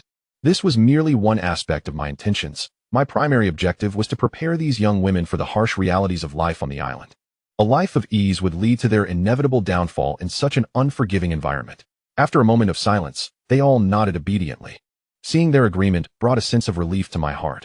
I felt reassured. After dinner in the cave, I contemplated setting up a stall on the beach, for it was time to test the fruits of our labor. After days of diligent work, the young women had produced over 80 makeshift sanitary pads. It was now late afternoon, approaching dusk, and many vendors had already begun to set up their stalls along the beach. Our location was somewhat remote, with the liveliest activity concentrated in the central area of the beach. Listening to the bald man, I was astounded to learn that a certain leader over there turned out to be a rather corpulent woman, commanding a following of no fewer than 30 women. What astonished me even more was that this hefty figure identified as bisexual, embracing both men and women alike, leaving no one untouched. I marveled inwardly. It appeared that this formidable woman possessed considerable influence, evidenced by her dominance over the prime location on the beach. Pei Kinja and Lei Ximen accompanied me as we made our way towards the center of the beach. Intending to barter the sanitary pads we had crafted for more useful supplies. By the time we arrived, a throng had gathered, creating a lively atmosphere where many had set up their own stalls laden with various goods. I mimicked the vendors around me, laying out all the sanitary pads I had, which piqued the curiosity of the crowd, unsure of what I was offering. What are you selling? Inquired a middle-aged man with a gold tooth, his curiosity evident. I scrutinized him. His sharp features and sly demeanor suggested he was a shrewd merchant. I replied directly, what I have is quite precious. Are you jesting? This dreary item is a treasure? He laughed derisively, glancing disdainfully at my wares before shifting his gaze to Pei Kinja and Lei Ximen behind me, his eyes nearly popping out in disbelief. What are you staring at? I felt a surge of irritation, feigning a menacing demeanor. Don't misunderstand, brother. Are these 2 women for sale? He chuckled, gesturing towards Pei Kinja and Lei Ximen. How dare he cast his gaze upon my companions? If it weren't for the crowd, I would have slapped him across the face. Hold on, I possess something of genuine value. Perhaps consider it? The middle-aged man approached me eagerly. My curiosity was piqued, and I wondered what intriguing item he could possibly have. Noticing he had laid out a Nokia phone among his goods, I was baffled. Who would sell a mobile phone on a deserted island? Had he lost his mind? Look at this, he said, pulling from his pocket a piece of parchment resembling half a sheepskin. I frowned. Could it be a treasure map? He generously handed it to me, and amidst the throng, I stole a few glances at it. It appeared to be a route map. What is this? I inquired, furrowing my brow as I examined it closely. It felt aged, hinting at some significance related to this deserted island. The man surveyed the surroundings before whispering in my ear. It's related to the island. I frowned again, uncertain of the veracity of his claim, and even if it were true, I could never part with Pei Kinja and Lei Xiamen in exchange. Moreover, if it were truly something of value, given the intentions of this unscrupulous merchant, he would undoubtedly refrain from offering it for exchange, likely rendering it devoid of any worth. A tattered piece of parchment. You might as well keep it for your own amusement. I smirked and spoke directly to him. The man suddenly appeared somewhat embarrassed. And just as he was about to respond, two girls approached, wielding makeshift spears, exuding an air of authority. Have you paid your fee? Who permitted you to set up a stall here? One of the girls stated haughtily, fixing her gaze upon me. I furrowed my brow. It was my first visit here, and I had only just learned of such fees. The middle-aged man kept casting furtive glances my way, evidently anxious. I nodded.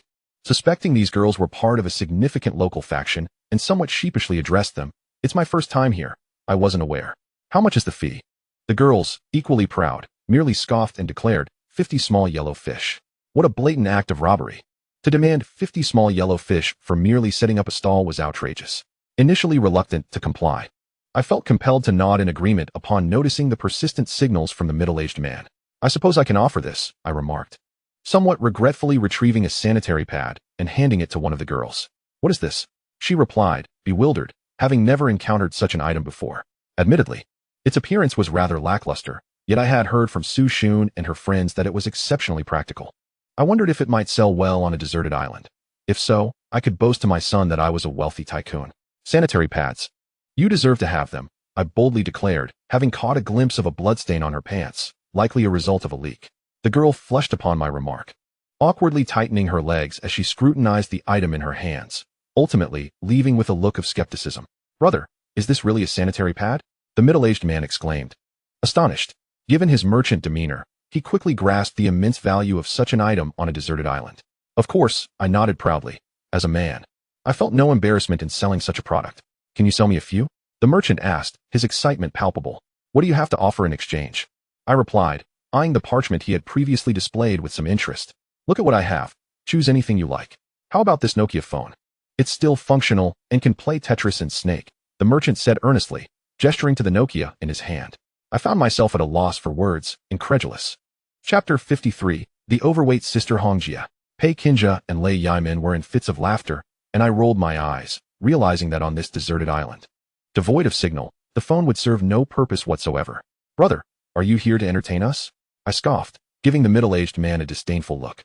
Seeing my reluctance, the unscrupulous merchant gritted his teeth, contemplated for a moment, and then retrieved the parchment scroll from his pocket.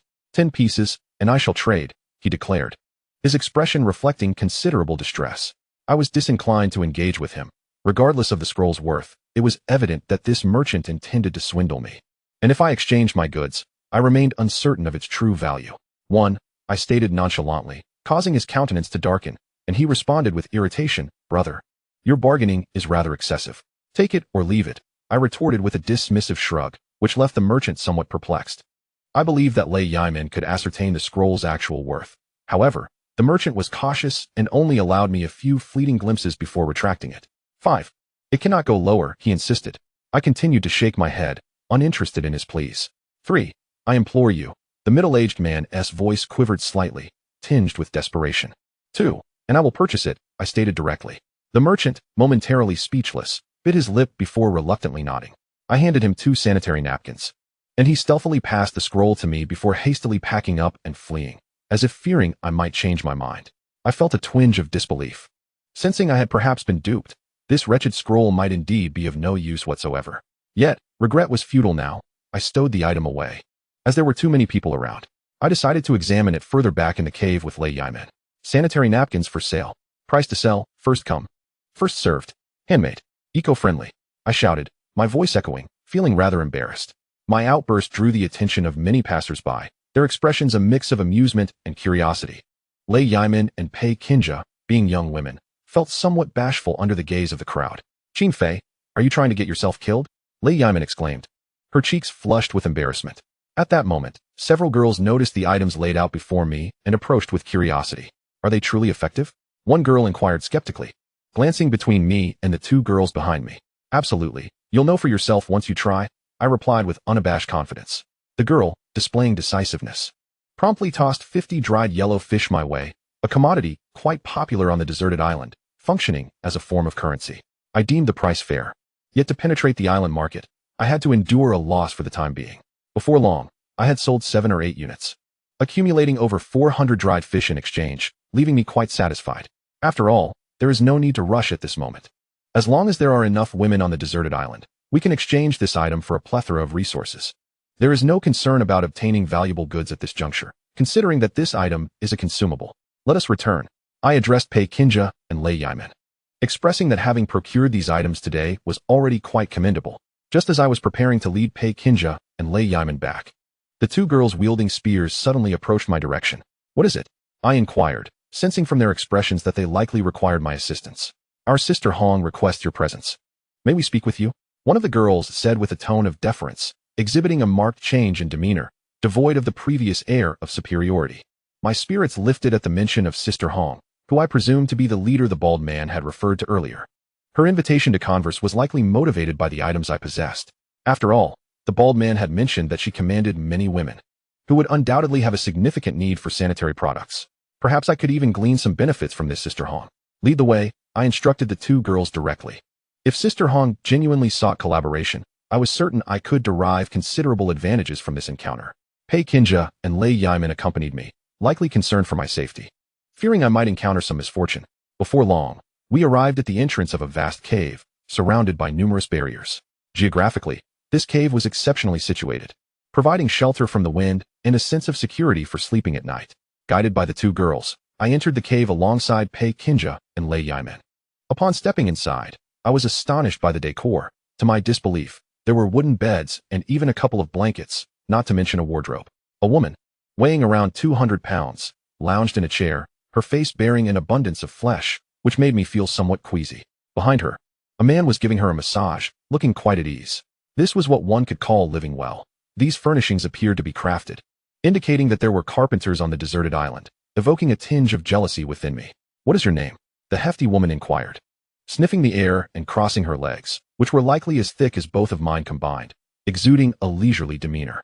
Suddenly, her eyes narrowed as she scrutinized Pei Kinja and Lei Yimin behind me, instilling an ominous feeling within me. Previously, the bald man had warned me that this Sister Hong had a proclivity for both genders, and given the beauty of Pei Kinja and Lei Yimin, I feared the woman might harbor unsavory intentions. Qin Fei, I replied, feeling a pang of regret. Having realized the situation, I should have allowed Pei Kinja and Lei Yimin to depart first. Sometimes, possessing beauty can attract trouble. After all, there is an old adage that says, a beautiful woman brings disaster. Is that your doing? How much do you have left? I want it all, Sister Hong boldly declared, exuding the air of a newly affluent individual. Yet, I sensed she was not jesting. She truly possessed the capability, being one of the first to establish her influence on this deserted island, which lent her a certain gravitas. Such items are difficult to procure. I only have about 20 left, I replied, concealing some details. My curiosity piqued regarding Sister Hong's true wealth. Perhaps she is indeed a prosperous woman. What do you desire? Speak your mind, Sister Hong urged, licking her lips. You must have carpenters among you. I need assistance in crafting a large bed, one that can accommodate 7 or 8 people, I stated, unable to suppress my excitement. The thought of sharing a night on this island with Lin Ran, Su Xiun, Han Yuxi, and the other lovely ladies had been a delightful fantasy of mine for quite some time. Living in a cave for an extended period can lead to the dampness of the cave's surface clinging to one's body. While it may be tolerable in the short term, it poses certain health risks over time. Constructing a bed would indeed be a wise choice. Initially, I had considered the idea of building a house on the island, but after some reflection, I decided against it. The unpredictable climate of the island could easily submerge any structure during flooding. No problem, Sister Hong nodded, and I sighed in relief, fearing she might refuse. Building a bed requires numerous materials, and exchanging 20 sanitary pads for a sizable bed seemed like a fair trade. Thank you, Sister Hong. If the opportunity arises, we can collaborate further in the future, I said with a smile, bowing slightly as I prepared to leave with Pei Kinja and Lei Yimin. To be honest, the way Sister Hong looked at me sent shivers down my spine, and Pei Kinja gently grasped my hand. These two young ladies appeared quite enchanting. At that moment, Sister Hong suddenly proposed. How about following me? You could enjoy sumptuous meals every day. Absolutely not. I furrowed my brow, aware of her ulterior motives. Letting out a cold snort as I led Pei Kinja and Lei Yiman away. Sister Hong did not obstruct my departure. After all, she still needed to negotiate with me and dared not offend me at this juncture. Upon returning to the cave, I felt a wave of relief. Sister Hong truly embodied the saying that ugly people often create trouble. I was terrified. Goosebumps rose on my skin. That was frightening. Lei Yiman pouted, patting her small chest. At that moment, Lin Ran and Su Xiun approached, their curiosity evident as they observed the three of us, leading to a brief discussion of the events that had just transpired. Suddenly, I recalled the parchment I had exchanged from that unscrupulous merchant and took it out from my pocket, presenting it to Lei Yiman. Take a look at what this is, I said. Lei Yiman nodded, unfurling the parchment with a furrowed brow, scrutinizing it as if she had made a significant discovery, her eyes widening in astonishment. Chapter 54. Oxygen tank. Noticing the peculiar expression on Lei Yiman's face, I felt a surge of anxiety within me, uncertain whether this item truly held any significance. What is it? I inquired, struggling to comprehend. My grandfather once possessed something that resembled this. Lei Yiman pouted, her brow knitted in thought. The more I pondered, the more I sensed that this object was anything but ordinary. I took it back, examining it closely. It was adorned with what appeared to be cryptic symbols. Could it be the script of wild men? I speculated, suddenly struck by the possibility. I promptly showed it to Lin, thinking she might decipher its meaning if it belonged to the wild men. However, upon receiving the parchment, Lin also frowned, unable to grasp its significance for quite some time. I sighed. It seemed that Lei Yiman's grandfather was indeed crucial, being an archaeologist with insights into such peculiar artifacts. Yet, there was no need for haste. I could only set the parchment aside for the time being. Having previously delayed matters with Hong Jia, it was now completely dark outside. I gathered the few girls, and we huddled around the campfire in the cave, feasting on the small yellow fish we had painstakingly obtained. According to my calculations, it wouldn't be long before these sanitary pads made from gray cotton could flourish on the deserted island. I was quite surprised to realize my own acumen for business. Pleased with myself, I addressed the girls. Yunjia, you all stay in the cave and try to produce more. As for the diving, that will be handled by Lin, Han Yuxi, and me. All right. Su Xiun nodded in agreement, and the others concurred with my division of labor. The following morning, I was awakened by the commotion outside the beach. When I ventured out, I found a large crowd had gathered. Numerous rafts had already set sail, and many people were lining the coastline. I frowned. With so many venturing out, no matter how plentiful the supplies on the cruise ship, it seemed unlikely that any benefits would be reaped. Let us go take a look and prepare ourselves to prevent any mishaps, I instructed Lin and Han Yuxi. Since the previous rafts were still available, I distributed all defensive items from the cave to the two girls. Given the likelihood of conflict with the crowd during the dive, it was wise to remain cautious. Otherwise, we might find ourselves in a predicament akin to the last time. At that moment, many people on the beach began paddling towards the location where the cruise ship had sunk.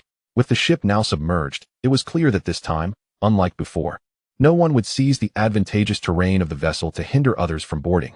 Moreover, I could not discern the reason, yet an unsettling feeling lingered within me, suggesting the possibility of impending danger. Thus, I signaled to the two young ladies to refrain from paddling too swiftly. Why? Was there something amiss? Upon noticing my disquieted expression, Lin Ran inquired directly, while Han Yuxi, with her wide, curious eyes, gazed at me. Let us pause for a moment, I addressed the two young women. Since the cruise ship had already sunk, any supplies within were undoubtedly lost, and the food would have likely spoiled entirely. The most valuable items remaining were merely metallic utensils. At this juncture, numerous individuals had gathered in the vicinity of the sunken vessel, and alongside Lin Ran and Han Yuxi, we approached the site, faintly perceiving the wreckage beneath the water. The crowd was substantial, far exceeding the number of those who had previously scavenged alongside Wang Hu. Nearly all the capable individuals within this coastal area had arrived. After all, with the tiger sharks having departed, those who previously lacked the courage to venture forth now recognized that this opportunity must not be squandered. I also encountered many familiar faces, the bald man, the bespectacled fellow from before, and even the unscrupulous merchant who had sold me the sheepskin scroll. Even Sister Hong had dispatched someone. However, due to the sheer number of people present, some individuals remained unrecognizable. Everyone was eager to hear my words first, to prevent unnecessary conflict. I urged them to avoid disputes when we descended. At that moment, the bald man suddenly shouted, making his intent clear, likely influenced by past experiences. He warned that should a brawl erupt, bloodshed would be inevitable, and there was a grave risk of attracting the tiger sharks once more, endangering everyone present. All right, understood, I replied, smirking at their prompt agreement. Yet, I knew that should we encounter something valuable, tensions would likely escalate, as such relationships were frail and could easily be shattered. With a few splashes, many had already begun to dive. I was not in such a rush upon my arrival. I had already consulted Pei Kinja regarding the cruise ship structure and the locations most abundant in supplies. However, now that the ship had entirely submerged, visibility was poor. After surveying my surroundings, I chose a spot against the current to make my descent. Moving with the flow would have been arduous, and considering the murky waters below, this seemed the most prudent choice. Lin ran. Please watch over the raft while Han Yuxi and I dive. If she tires, we shall switch, I instructed Lin ran. Acknowledging that, objectively, Han Yuxi possessed the best swimming skills among us. Understood, Lin ran nodded in agreement without contesting my decision, and with that, I leaped into the water alongside Han Yuxi. Lacking goggles, we could only open our eyes wide beneath the surface. As I descended further, the clarity remained satisfactory. I could barely make out the details. The cruise ship had already sunk, and had I arrived a few days later, it would have been impossible to recover any supplies. My time holding my breath underwater was limited. I recalled what Pei Kinja had previously told me about a hidden ladder on the side of the ship that led directly to the watertight compartment. I gestured towards that direction for Han Yuxi to follow me. Judging by her demeanor, she could likely hold her breath a while longer. Having received training during my time in the military, I had no trouble managing a minute. Han Yuxi nodded and followed me inside. The others were also exploring the interior of the ship, and since we were in a relatively secluded area, no one seemed to notice us. Every cruise ship is equipped with a watertight compartment to enhance safety, typically accessible through dedicated circuits in the control room for direct activation. However, now that the ship had become just a hunk of metal, we had to manually slide the door open to gain entry. Once we reached the ladder, we quickly spotted the watertight door, resembling a large manhole cover. Beside it was a sliding door. I exerted considerable effort to pry it open, but it remained immovable. Han Yuxi joined me in attempting to force the sliding door, and due to the pressure differential, it took a significant amount of time to shift it, even slightly. I began to feel a tightness in my chest, and Han Yuxi seemed close to her limit as she exhaled repeatedly, signaling that she needed to surface for air. I motioned for her to swim up. With a sudden gasp, I inhaled deeply. This approach would not suffice.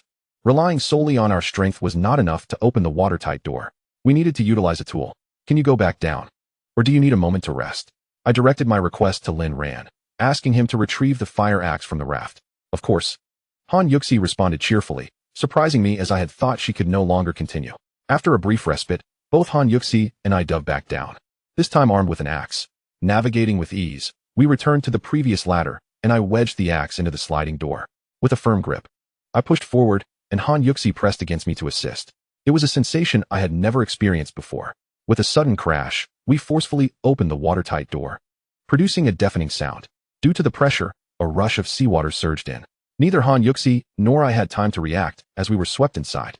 The watertight compartment was spacious, and I observed the water continuing to pour in. I promptly closed the watertight door behind us. Qin Fei, look at this. At that moment, Han Yuxi exclaimed, her face alight with surprise. Following the direction she indicated, I beheld an astonishing sight. 2 sets of sailor uniforms accompanied by 2 oxygen tanks. How remarkable! A surge of joy welled within me. Possessing these items would significantly alleviate our upcoming challenges and facilitate our search for supplies aboard the cruise ship. I approached to examine the tanks, uncertain whether the oxygen within was sufficient. One tank was full, while the other contained but a scant amount. You wear this, I declared, handing the full tank to Han Yuxi, and without allowing her to protest, I donned the nearly empty one. The watertight compartment was cluttered with various items. As I rummaged through it, aside from some navigational equipment, I stumbled upon a headlamp. I pressed the switch, and to my surprise, it functioned. I secured it upon my head. It proved to be exceedingly practical. After a brief search, my efforts yielded no further discoveries. Let us proceed this way, I suggested to Han Yuxi. At that moment, the entire cruise ship appeared to gently sway. Chapter 55. A great loss as we were situated within the watertight compartment. We felt the ship's movement keenly. The ship is moving, Han Yuxi remarked, her surprise palpable. I furrowed my brow, sensing that something was indeed amiss. The ship exhibited a noticeable tremor. Had the sea suddenly grown turbulent? I found this unlikely. How could the ocean shift so abruptly? Let us venture outside and investigate, I proposed, for within the confines of the ship, we were oblivious to the events unfolding outside. Han Yuxi nodded in agreement, and the 2 of us promptly reopened the watertight compartment's sliding door. As the compartment still contained air, we encountered little resistance in our endeavor. The seawater surged in, and we swam out. Before we could fully comprehend our surroundings, an enormous tentacle swept past us. I widened my eyes in shock, recognizing the tentacle. The surrounding waters turned dark. It was an octopus. Grabbing Han Yuxi's hand, I urged her to swim swiftly away. Just then, a violent shudder coursed through the water as a tentacle ensnared her slender waist. Han Yuxi trembled, her expression betraying sheer terror, her pupils dilating in fear. My heart raced with urgency as I followed the tentacle's path, discovering a colossal octopus clinging to the ship. Its size was terrifying. Could this be the fabled giant squid? I stared in astonishment. I had heard tales of these creatures, known to reach lengths of over 20 meters, with some legends claiming sizes exceeding 80 meters. I inhaled sharply, overwhelmed by shock. Logically, such a deep-sea creature should not inhabit these shallow waters. Yet here it was. The upper deck of the cruise ship was completely enveloped by the colossal squid, its vast form rendering its entirety nearly unrecognizable.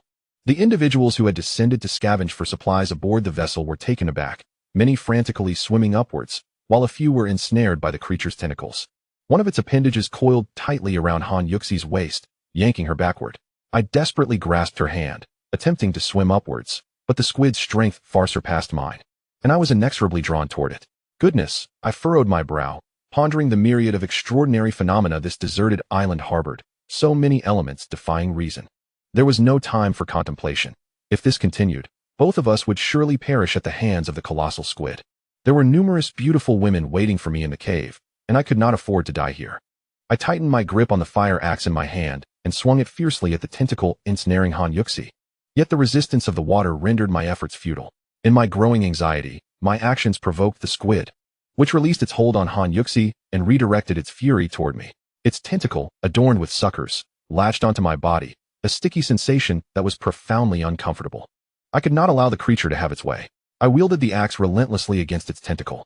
To my astonishment, the squid retaliated by slamming me against the side of the cruise ship with astonishing speed, leaving me no chance to resist as I crashed into the vessel's hull.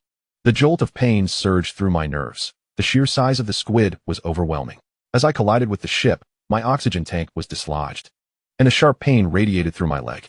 The tumultuous thrashing caused severe cramping in my left foot, and the back of my head made harsh contact with the ship's side, rendering me momentarily dizzy. Just as I prepared to swim away, the relentless squid wrapped another tentacle around me, tossing me about like a mere toy. My head spun from the disorienting motion, and with the loss of my oxygen tank, I found myself in a state of acute hypoxia. It appeared that I would meet my end here today. A chill swept through me as my consciousness began to wane, my limbs growing weak, a clear sign of severe oxygen deprivation. The colossal squid seemed to tire of its game and hurled me toward a particular spot. Water relentlessly flooded my ears and nostrils, and my mouth filled with salt water. Just as I felt the grip of death closing in, my body was seemingly caught by someone. My head rested against a soft surface, and my mouth was sealed by a warm, moist presence. Was someone attempting to revive me? At this moment, I was beyond caring. I seized the other person's neck and greedily drew closer, our tongues entwining in a fervent embrace. Upon abruptly opening my eyes, I was taken aback to discover that the individual was none other than Han Yuxi. She blinked her beautiful eyes, her cheeks tinged with a faint blush, and gently pushed me away. Grasping my waist, she led me upwards through the water. With a splash, we emerged above the surface, and I inhaled greedily, never having craved air so desperately before. After several deep breaths, I began to process what had just transpired. Qin Fei, how are you two faring? Suddenly, Lin Ran's voice broke through, her proximity to Han Yuxi and me evident as she paddled over on a raft. I waved at Lin Ran, and together with Han Yuxi, we swam towards her, soon collapsing onto the raft. What happened? The sea is stained black. And what about the wounds on both of you? As soon as we boarded the raft, Lin Ran immediately noticed the numerous scratches on Han Yuxi and me. I briefly explained the situation and signaled for her to depart swiftly. These injuries were inflicted by the tentacles of that giant squid. They possess tiny barbs that deliver a neurotoxin capable of paralyzing one's nerves. Otherwise, I would not have felt so dizzy after being tossed around by that creature. However, it should not be serious. Our lives are not in danger. We must leave this place at once. We can discuss it later, I urged Lin Ran. Understood, she nodded, recognizing that this was not the time for an in-depth discussion. Without further ado, she began to paddle towards the beach. At this moment, many others were frantically sprinting in the direction of the shore, terror-stricken by the earlier encounter with the giant squid. Reflecting on the recent harrowing events, I inhaled sharply. Had Han Yuxi not come to my rescue at the last moment, she might have perished in that dreadful encounter. Given that such creatures typically do not surface, The raft was indeed quite safe, allowing me to ease my tension slightly. Wiping the cold sweat from my brow, I marveled at how perilous the situation had been. How could a giant squid appear in shallow waters? Before long, Lin Ran, Han Yuxi, and I returned to the beach, my previously anxious heart finally at ease. Su Xiun, Pei Qinja, and Lei Yimin, along with several other girls, rushed out from the cave. Upon seeing our injuries, their eyes filled with concern as they assisted us into the cave. What happened? Did you encounter any danger? Let me help you with the medicine, Su Xiun exclaimed. Immediately reaching for the anti-inflammatory medication she had prepared earlier, I reclined upon the meticulously arranged hay as Su Xiun began to tend to my wounds. While Pei Qinja assisted Han Yuxi with her medication, I observed the numerous lacerations on my skin, some even exhibiting a purplish hue, a sign of the neurotoxin. In the presence of the colossal king squid, we humans truly seemed insignificant. Su Xiun's gentle touch upon my back sent tingling sensations coursing through my nerves. It appeared that embarking on the cruise was no longer an option. This desolate island harbored many peculiarities, and it would be prudent for us to remain on the beach. I furrowed my brow and addressed the girls, expressing my concerns. From the events of the past few days, it was evident that the creatures inhabiting this island and its surrounding waters were vastly different from those of civilized society. Until we possessed undeniable strength, further risks were unwise. The girls nodded in agreement, relieved at my decision to avoid danger. I inhaled deeply, lamenting the fact that we had acquired nothing this time. Previously, while in the watertight compartment, we had discovered some valuable items, only to have them all destroyed by that wretched king squid, leaving me grievously injured, a significant loss indeed. I was uncertain if others on the beach had managed to procure anything worthwhile, but I suspected not. Many were terrified by the king squid, abandoning their gathered supplies in a frantic rush to escape. During dinner that evening, the atmosphere within the cave was rather subdued. The other girls appeared downcast, likely due to our injuries. It was at this moment that a series of sounds from outside the cave disrupted the stillness. I frowned. The noise resembled that of monkeys. And Lin Ran and the other girls exchanged bewildered glances. Stay here. I shall investigate, I instructed them, puzzled by the sudden presence of monkeys at such a late hour. No, I'm coming with you. Lin Ran pouted defiantly, unwilling to let me face potential danger alone. Outside was enveloped in darkness, with the moonlight casting a serene glow upon the tranquil sea. Upon stepping out, I was astonished to discover a monkey, a mischievous monkey. My face lit up in delight as I recognized it to be the very one I had once rescued. It appeared to have fully recovered, and upon seeing me emerge from the cave, it rushed forward, tugging at my trousers. I noticed something was amiss. Although its injuries had healed considerably, it seemed agitated. Could it be that this monkey has been stung by bees? I thought, my eyes widening in disbelief. Seeing that I remained stationary, the monkey grew increasingly anxious, persistently tugging at me. Was it attempting to lead me somewhere? The monkey chattered away, gesturing toward a particular direction. I have come to comprehend its meaning. It seems to genuinely wish to lead us somewhere. Lin Ran, standing beside me, appeared somewhat bewildered, as I had never anticipated encountering a monkey on this deserted isle. The mischievous monkey took the lead, and Lin Ran and I followed closely behind. Although the night was deep and the jungle undoubtedly teemed with peril, I chose to follow the monkey into the depths. This path was one I had never traversed before. After a considerable pause, the monkey approached an ancient tree, surrounded by a large congregation of over 100 monkeys.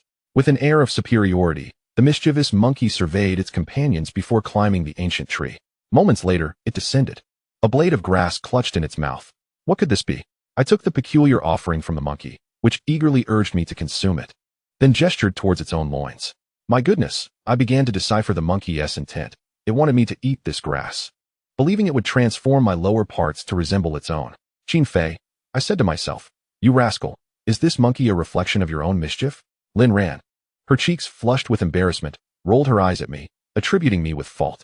This monkey seemed to have come to repay a debt of gratitude, presenting me with this gift. I felt it would be remiss to reject its goodwill, especially considering the potential benefits. An image began to form in my mind, suggesting that this monkey's assistance had not been in vain. I consumed the herb in a few swift bites. It bore little flavor, merely a hint of bitterness. The monkey appeared elated, cavorting joyfully, and the other monkeys began chattering excitedly. Ultimately, under the monkey's guidance, we departed from that place. I sensed no significant change within my body, nor did I dwell on it. I had merely wished to honor the monkey's kindness. You won't come to harm, will you? What with this lascivious monkey? Lin Ran inquired curiously. It has no flavor. I saved this monkey by chance last time, and it seems to wish to express its gratitude, I replied, glancing at my trousers with Lin Ran's incredulous expression lingering. We were not far from the cave, and Lin Ran and I prepared to head in that direction. The night was eerily quiet when Lin Ran suddenly asked, "Qin Fei, what are you planning to do about the woman in the cave?" Her question left me momentarily stunned. If I were to reside on this deserted island for an extended period, the implications were profound. Regardless of how many women I may encounter in the future, you shall always hold a place of utmost importance in my heart, I declared, causing her cheeks to redden. Pa, what nonsense are you spouting? Do you dare harbor designs on me? Lin Ran playfully punched my chest. I chuckled. Although she scolded me in jest, I could sense her true feelings.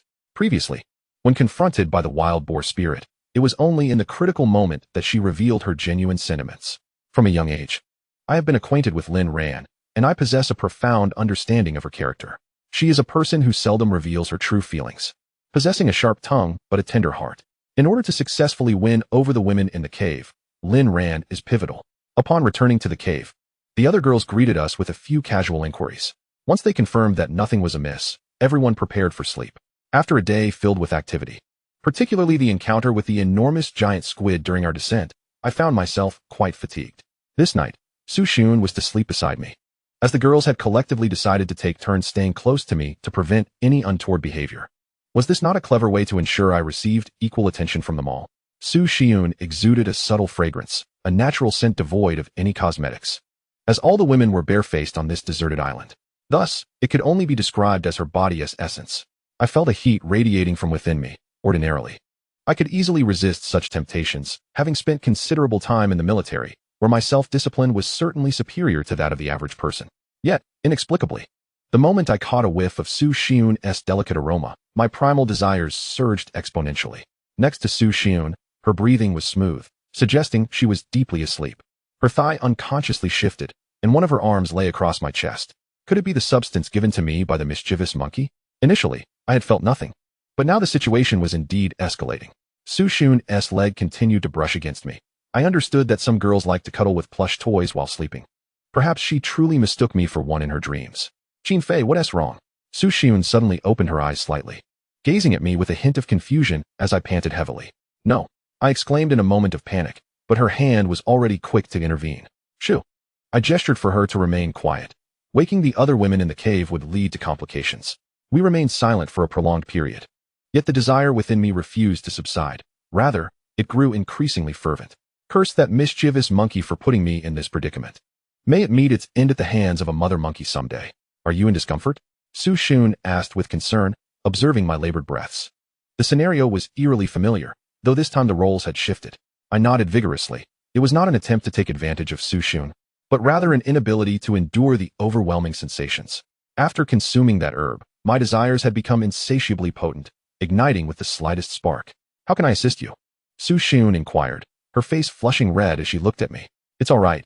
I just need a moment to collect myself, I replied, realizing that if I continued to seek her assistance, the night might unfold similarly to my previous encounter with Pei Kinja, and I could inadvertently cross a line.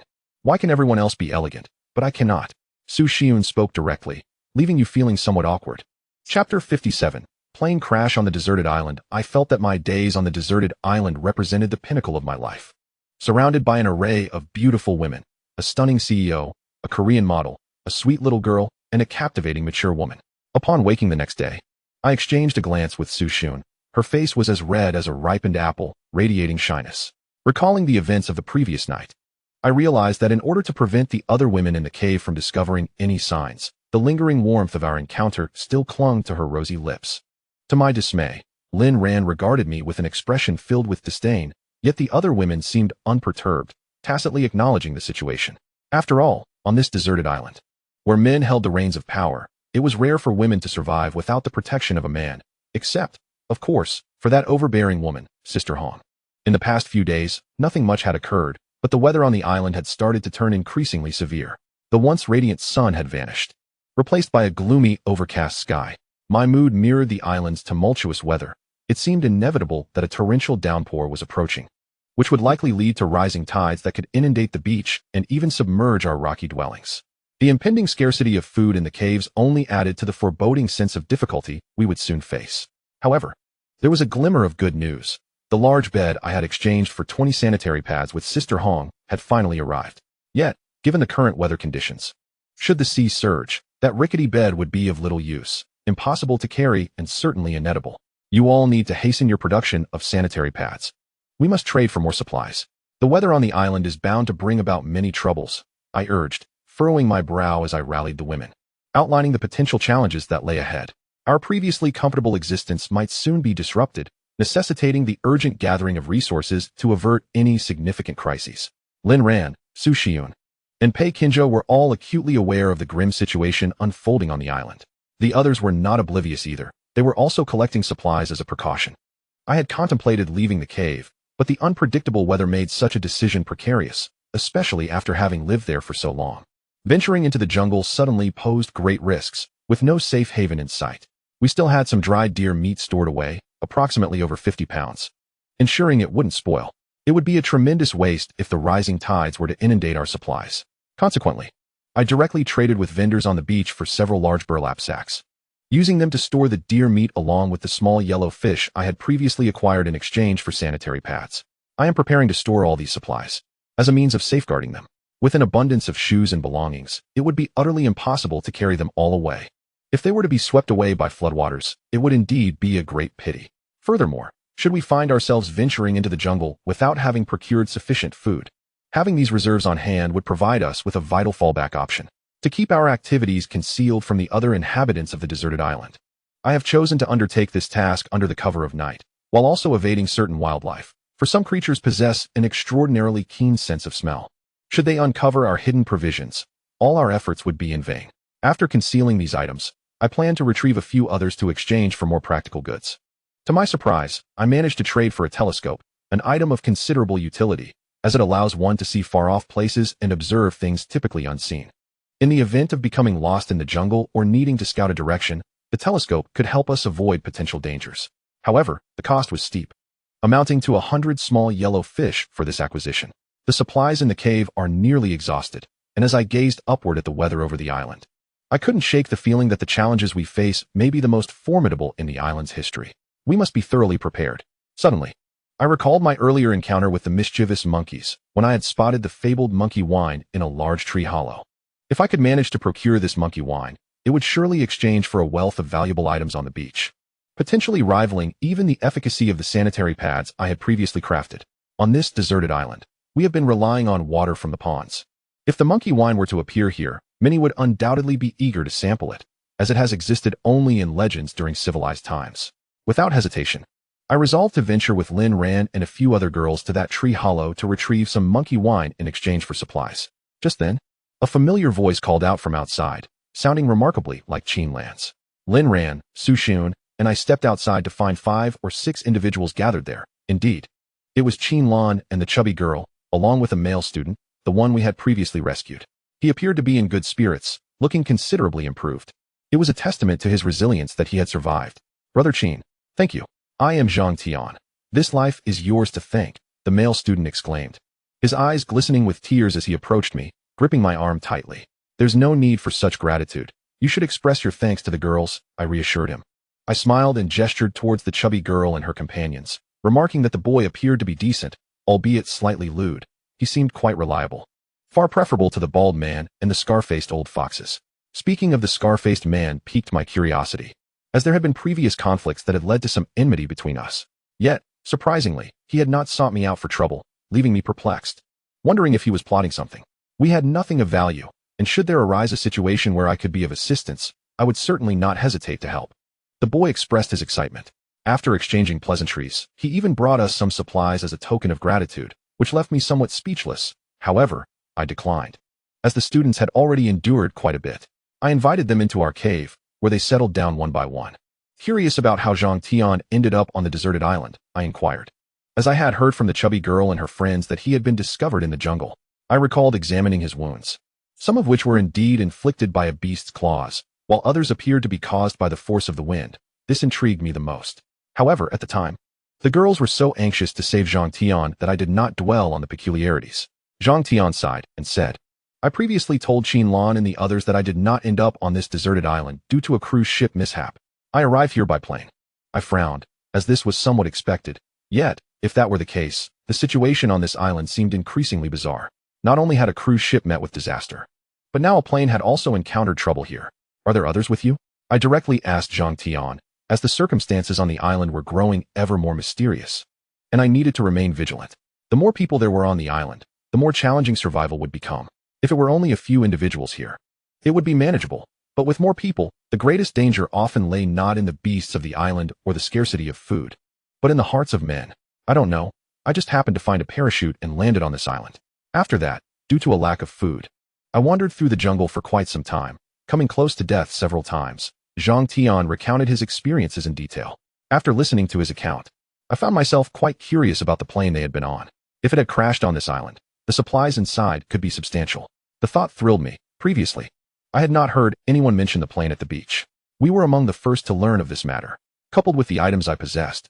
If I could reach the wreckage first, we would have access to a wealth of resources. It must have crashed on this island, Zhang Tian informed me. I have a rough idea of the direction we were heading when we jumped. I nodded thoughtfully.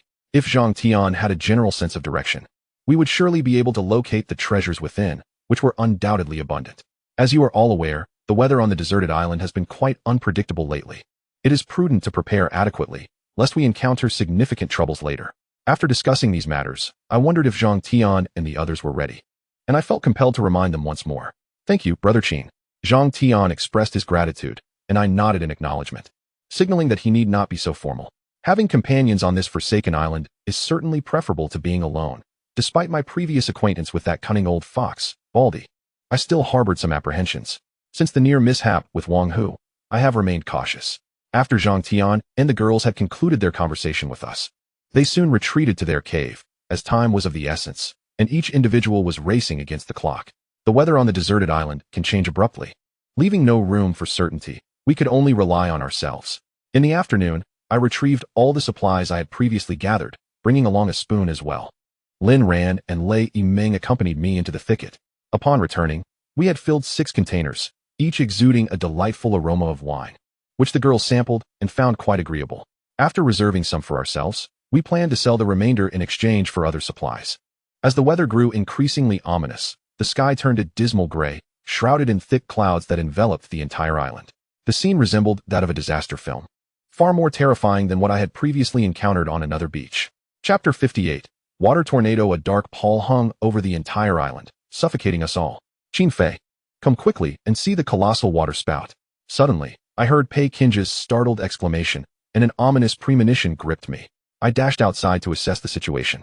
The sea was tumultuous, with throngs of people gathered on the shore, the waves crashing relentlessly against the coast. I observed 5 or 6 massive water spouts advancing towards us at an alarming speed. A water tornado.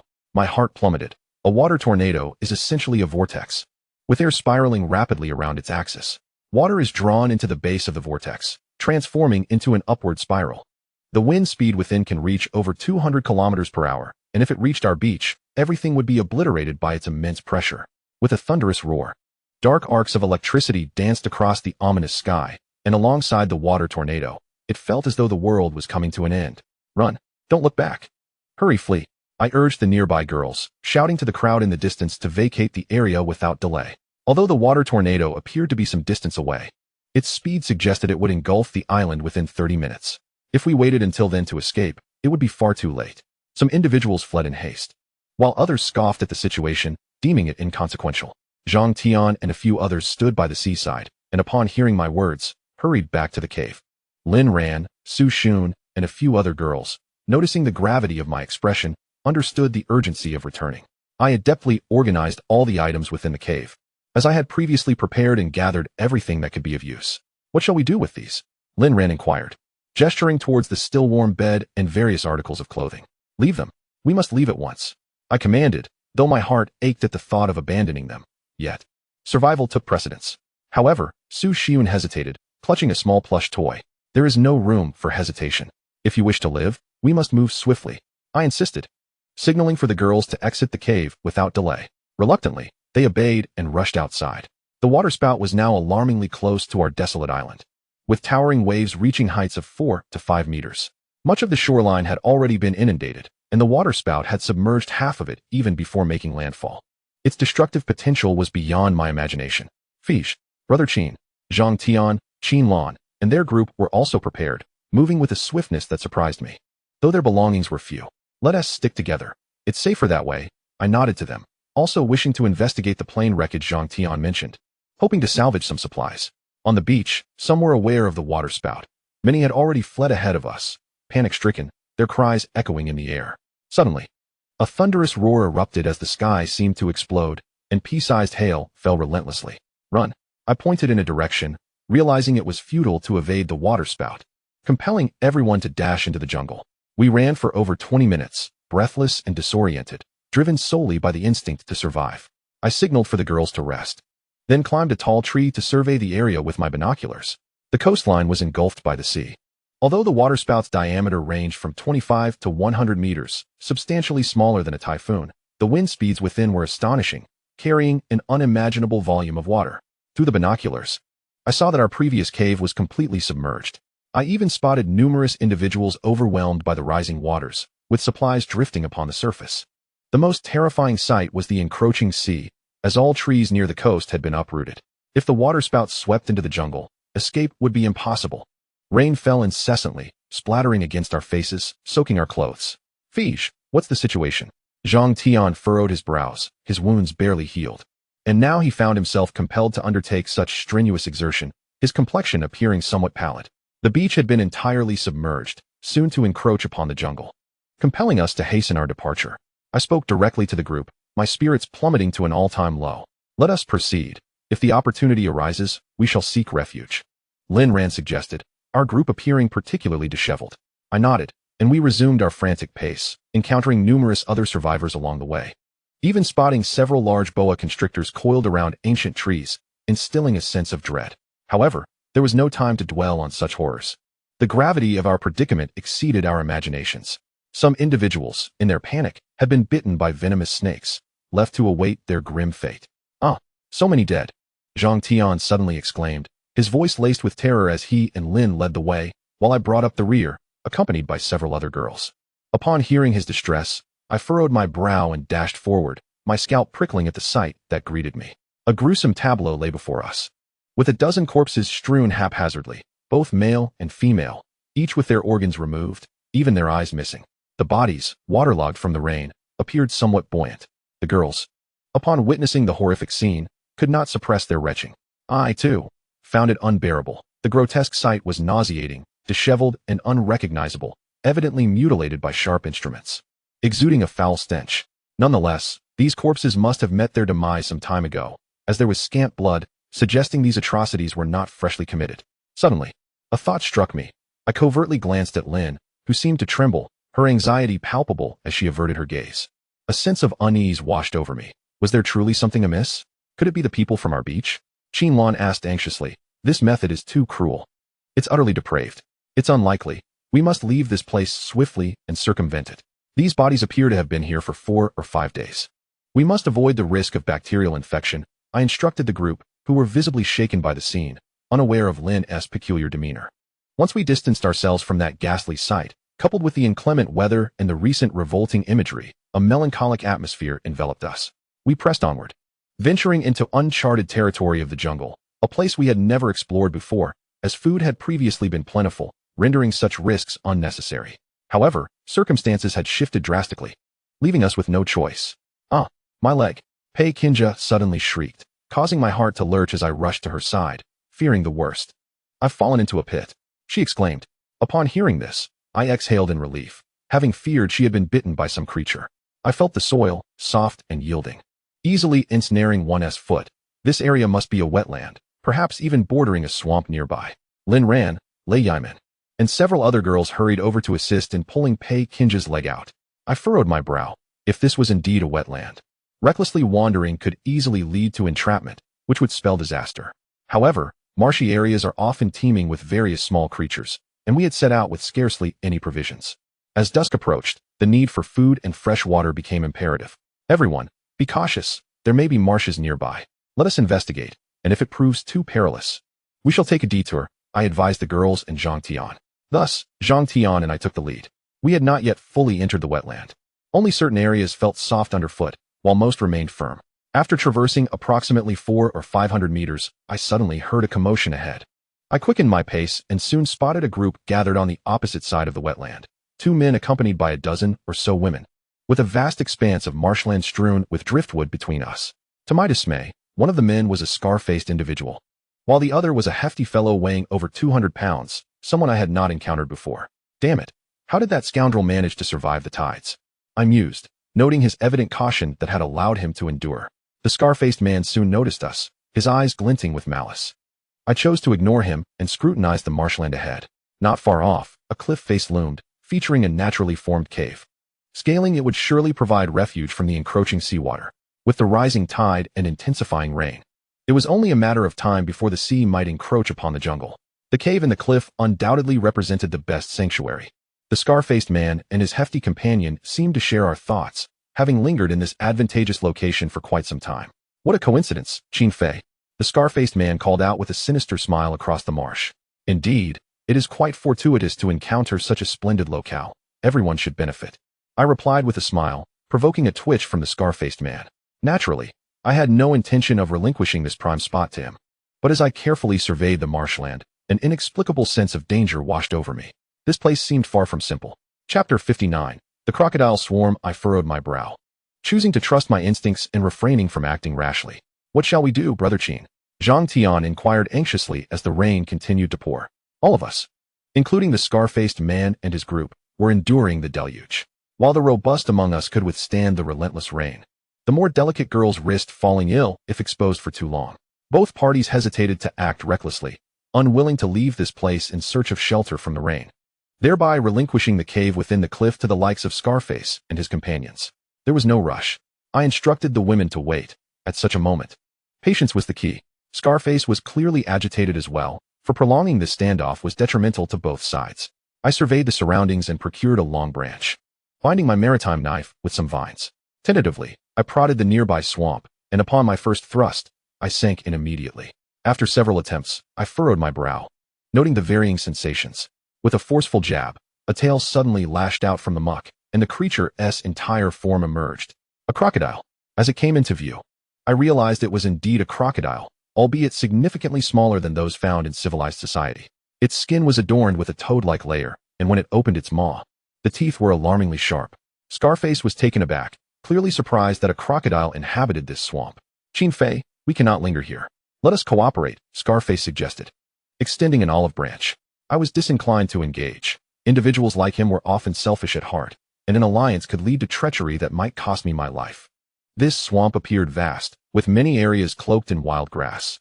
Who knew if one step could lead to a treacherous descent? To reach the cave and the cliff, traversing this swamp was imperative, yet the crocodiles posed the greatest peril. Let us move, I declared suddenly, casting a discreet glance towards Lin Ran and the others. Brother Qin, are we truly leaving? Such a prime location. Zhang Tian was momentarily stunned, only grasping my intent after my repeated gestures. I had no intention of abandoning the cave. It was a coveted position, yet Scarface's presence necessitated caution. Observing my departure, Scarface's expression soured considerably. After retracing my steps for a short distance, I instructed the group to wait for me, then circled back, concealing myself among the shrubbery beside the swamp to monitor Scarface and his crew's movements. Go on. Give it a try, Scarface commanded, delivering a kick to a nearby woman and gesturing towards the swamp. Damn it, I'm witnessing this. It's one of Scarface's typical tactics. Brother Huang, please don't make me go. I'm scared. I don't want to die. The woman trembled, clinging to Scarface's arm and pleading incessantly. Scarface ignored her completely, delivering a brutal kick that sent her sprawling into the swamp. As her foot touched the water, she instantly sank, and the surrounding small crocodiles erupted into a frenzy, all charging towards her. Ah, Scarface, I swear I will haunt you as a ghost.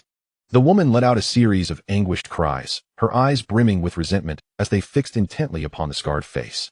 Before she could finish her words, a crocodile suddenly clamped down on her throat, blood gushing forth and staining the swamp in a crimson hue. The smaller crocodiles, seemingly attuned to the scent of blood, erupted into a frenzy, their numbers easily reaching a couple of hundred. I inhaled sharply, relieved that I had not underestimated the situation. Otherwise, had we rashly ventured in, we would have been reduced to mere remnants by these beasts. My goodness, such a multitude. The other rotund man frowned, cursing vehemently before conferring with the scarred face. And then he led several women away, disappearing into the thicket. I knitted my brows. The torrential rain continued unabated, possibly lasting for days on end. Finding shelter in this jungle would prove exceedingly difficult. Frankly, I was reluctant to abandon the cave nestled within the cliffside unless absolutely necessary. Blood? After pondering for a moment, I recalled the moment the woman was bitten, her blood spilling forth and inciting the hidden crocodiles lurking around the swamp. Could it be? I felt a twinge of anxiety and promptly turned back to seek out Lin Ran, Zhang Tian, and the others. What has happened? Did the scarred face and his crew leave? Lin Ran inquired as I returned, to which I nodded in affirmation. There are crocodiles in the swamp, and we must traverse that perilous stretch to reach the cave and the cliff. It's far too dangerous. Pei Kinja frowned, clearly disinclined to let me take such risks. It's fine, let us give it a try. We might just succeed, I asserted, waving my hand dismissively towards them. Zhang Tian, though apprehensive, resolutely followed me back to the swamp. Upon our arrival at the sight of the woman's dismembered body, the girls grimaced in unison. I retrieved the bow and arrows I had previously fashioned, aiming at a small crocodile. Given their sensitivity to blood, I wondered whether the blood of their kind would incite a rage within them. As the crocodile opened its mouth, I swiftly released the string, the arrow flying true and piercing its throat. The arrow penetrated deeply, causing blood to spray everywhere, and the small crocodile thrashed for a moment before falling still. Instantly, the surrounding crocodiles erupted into chaos, rushing towards the lifeless creature, desperately tearing at it. A wave of exhilaration washed over me. Indeed, these small crocodiles became wildly aggressive in response to the scent of blood, whether from their own kind or otherwise. If I could slay a few more, the ensuing turmoil would lead to their mutual destruction, making our passage through the swamp significantly safer. Brother Qin, you're incredible, Zhang Tian exclaimed, giving me a thumbs up. Filled with admiration, Lin Ran, Su Xun, and Pei Kinja, along with a few other young women, grasped my intent, their delicate faces brimming with delight. With this understanding, our chances of successfully entering the cave had significantly increased. The girls swiftly drew their bows, unleashing a barrage of arrows upon the diminutive crocodiles. After slaying more than 20 of these creatures, the swamp erupted into chaos, with the remaining crocodiles descending into a frenzy. I furrowed my brow, observing the crimson fissures appearing in their eyes as they succumbed to madness. What peculiarities plagued the fauna of this deserted island? Surely, some degree of mutation must be at play. After approximately an hour, the crocodiles either fell prey to their own kind or fled the swamp, surprisingly capable of climbing trees. The ground was littered with the carcasses of these small reptiles, limbs scattered about, and the surrounding wild grass stained a deep red with blood, saturating the air with a nauseating metallic scent. It seemed that the primary threat had been mitigated, and we were likely in the clear. That should suffice, Zhang Tian remarked with a sigh of relief, as the crocodile horde had largely dissipated. Lin Ran and Pei Kinja were elated, though I worried about their endurance after being drenched in rain for so long. I nodded to Zhang Tian, signaling for the girls to assist in gathering timber to cast into the swamp. This treacherous mire would ensnare us with a single misstep, necessitating the use of these logs to approach the cliffside. After more than an hour's labor, we had cut enough timber into logs, relying on their buoyancy to inch closer to the cliff face. We proceeded cautiously, aware that any misstep could lead to peril in the swamp, but fortunately, the girls remained unharmed. The cave at the cliff's edge resembled a steep slope, providing ample shelter from the rain and spacious enough for our small group. How do we ascend? Han Yuxi inquired, gazing at the cave above. Crossing the swamp was one challenge, but scaling the height posed another. I surveyed the distance, estimating it to be around 7 to 8 meters. Bring out the ropes we prepared earlier, I instructed Lin Ran and the others. During our earlier preparations, I had been prudent, gathering resilient vines to fashion into ropes for such eventualities. Are you planning to climb up? Lin Ran understood my intent. Despite her concerns for my safety, she nodded in agreement. Having undergone climbing training during my military service, I adeptly utilized the protruding rocks to scale the height with relative ease, soon entering the cave. My eyes widened in astonishment as I discovered an entirely different world within. Chapter 60. The terrifying savages. The cave in the cliff was vast, divided by a wall in its center, yet a narrow gap allowed glimpses of the scenery beyond. I had initially intended to go and take a look, but then I recalled that Lin Ran and the other girls were still outside, drenched in the rain. I promptly secured the rope to a sturdy anchor and tossed it down. Gradually, over the course of half an hour, Lin Ran, Su Xun, and Zhang Tian, along with the others, all managed to climb up. Listening to the torrential rain pouring outside, the girls wore faint, bittersweet smiles upon finding solid ground. Let's get a fire going, I urged them. The girls were soaked from the downpour, their alluring curves accentuated, which made Zhang Tian's furtive glances rather irksome. I shot him a glare, and he quickly averted his eyes. I didn't hold it against him. After all, Lin Ran and the others were undeniably beautiful. and any man would inevitably harbor some thoughts. However, without dry kindling, we couldn't start a fire. Su Xun frowned, noting that the cave was made entirely of stone, offering no means to ignite a flame. I scratched my ear, feeling somewhat troubled. The relentless rain made it impossible to search for dry wood. Observing Lin Ran and Pei Kinja shivering, my heart ached. After enduring such a prolonged downpour, if they caught a cold or fever, it would spell trouble. Furrowing my brow, I realized that our situation was becoming increasingly precarious. Suddenly, a thought struck me. The cave where I had previously spent time with Lin Ran and the others had ample dry wood. I'll go check the earlier cave, I announced, recalling that there had been plenty of kindling left behind. Fire was crucial. Without it, surviving the torrential downpour on this deserted island would be impossible. I'll go with you, Pei Kinja quickly volunteered. I want to come too. Lin Ran expressed her concern for my safety. Let us have Qin and me go. 2 strong men can handle a little rain, Zhang Tian chimed in. The other girls seemed poised to voice their opinions, but I interrupted them, stating, Pei Kinja will accompany me. She knows the way. Just as Zhang Tian was about to protest, Lin Ran and the others attempted to speak up as well. Your injury isn't fully healed, and with this rain, it could flare up again. Enough, it will just be Pei Kinja and me, I asserted firmly. Seeing my resolute demeanor, they acquiesced. To prevent the kindling we retrieved from getting soaked by the rain, Pei Kinja and I took a large burlap sack that we had found on the beach of the deserted island. It turned out to be quite useful. We descended from the cave using the rope ladder, and as we navigated through the marshy terrain, I noticed Pei Kinja was still a bit anxious. So I took her hand in mine. Pei Kinja flashed a radiant smile. Despite her hair being drenched in the rain, it only enhanced her unique beauty. Fortunately, the small crocodiles that had previously departed did not return to the swamp, allowing us to traverse this area in relative safety. At this moment, the seawater had surged into the jungle, submerging the ground beneath our feet. A foreboding thought crossed my mind. Could this desolate island succumb to the depths? Lacking a clear sense of direction, we could only retrace our steps, aiming to regain our bearings. However, we were indeed quite close to the cave where we had previously taken refuge. Let us pause for a moment. I furrowed my brow, perceiving a faint metallic scent of blood lingering in the air. Although subtle, it was discernible enough for me to notice. I gestured for Pei Kinja to slow her pace. What is it? Pei Kinja inquired, curiosity evident in her voice. I chose not to respond, but as we advanced a little further, the rainwater beneath us had turned crimson, and the pungent odor of blood assaulted our senses.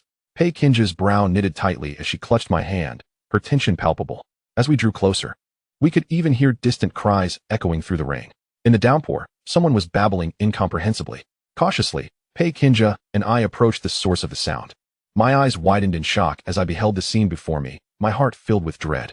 I ducked behind an ancient tree, peering through the gaps to witness the bodies of 7 or 8 individuals sprawled across the ground.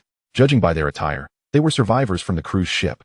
Their bodies impaled by spears, blood mingling with rainwater, creating a gruesome tableau. Yet, what struck me most was the sight of several bronze-skinned savages, wielding knife-like implements, methodically dissecting the corpses. Some were even gnawing on the organs they had extracted. Entrails spilled forth, and I felt a wave of nausea wash over me. Barely suppressing the urge to retch, Pei Kinja was even more affected, burying her face against my chest, unable to bear the brutality unfolding before us. The attire of these savages mirrored that of Lin, whom we had encountered previously. A chill ran down my spine as I inhaled sharply. These individuals were undoubtedly the cannibals of the island. Yet Lin was clearly different from them. I felt a pang of confusion. I had heard tales of cannibals who exclusively consumed flesh, eschewing fruits and vegetables entirely. Yet, Lin's behavior over the past few days suggested a significant divergence from these flesh-eating savages. A few of the victims were still clinging to life, emitting anguished cries as the savages continued their gruesome work. The torrential rain battered the island, accentuating the tragic scene. The savages seized their spears, lunging at the barely alive individuals, mercilessly stabbing them. Ah, a snake! Just as I was preparing to circumvent these savages, Pei Kinja suddenly exclaimed loudly, her voice piercing the air as she leapt onto me in fright. Trouble was brewing. I furrowed my brow, and the group of wild men quickly reacted, turning their gaze towards me and Pei Kinja. Our eyes met, and without a moment's hesitation, I grasped Pei Kinja's hand and prepared to flee.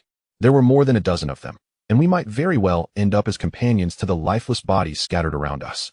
The wild men muttered something among themselves, their expressions shifting ominously as they charged toward us. Their speed was alarming, and their familiarity with the dense jungle terrain only heightened my sense of urgency. To safeguard against the worst, I hoisted Pei Kinja onto my back. Guided by instinct, I fled desperately, The thought of being captured by these savages was too dreadful to contemplate. Behind us, the wild men shouted incessantly, but I paid them no mind. Focusing solely on our escape, the rain-soaked jungle proved treacherous, making every step a struggle. Suddenly, my foot slipped, and I crashed to the ground, bringing Pei Kinja down with me. Her delicate face contorted in pain, likely from the fall. "Qin Fei, you go on ahead. Don't worry about me," she urged. Her voice tinged with urgency as the wild men's shouts grew more distinct. That foolish woman. How could I abandon her? Especially since she was the first woman I encountered on this desolate island? I resolutely lifted her once more and pressed forward. My strength began to wane, burdened as I was with her weight. Just as despair threatened to overtake me, I heard familiar voices ahead. After a few more strides, I spotted a group gathered near the bald-headed man, their faces knitted with concern, evidently facing their own troubles. "Qin Fei, my brother," the bald man exclaimed, his expression softening upon seeing me. "Brother Bald," I replied, mirroring his sentiment as I surveyed the assembly. Over 30 individuals, including 7 or 8 men, with the rest being women.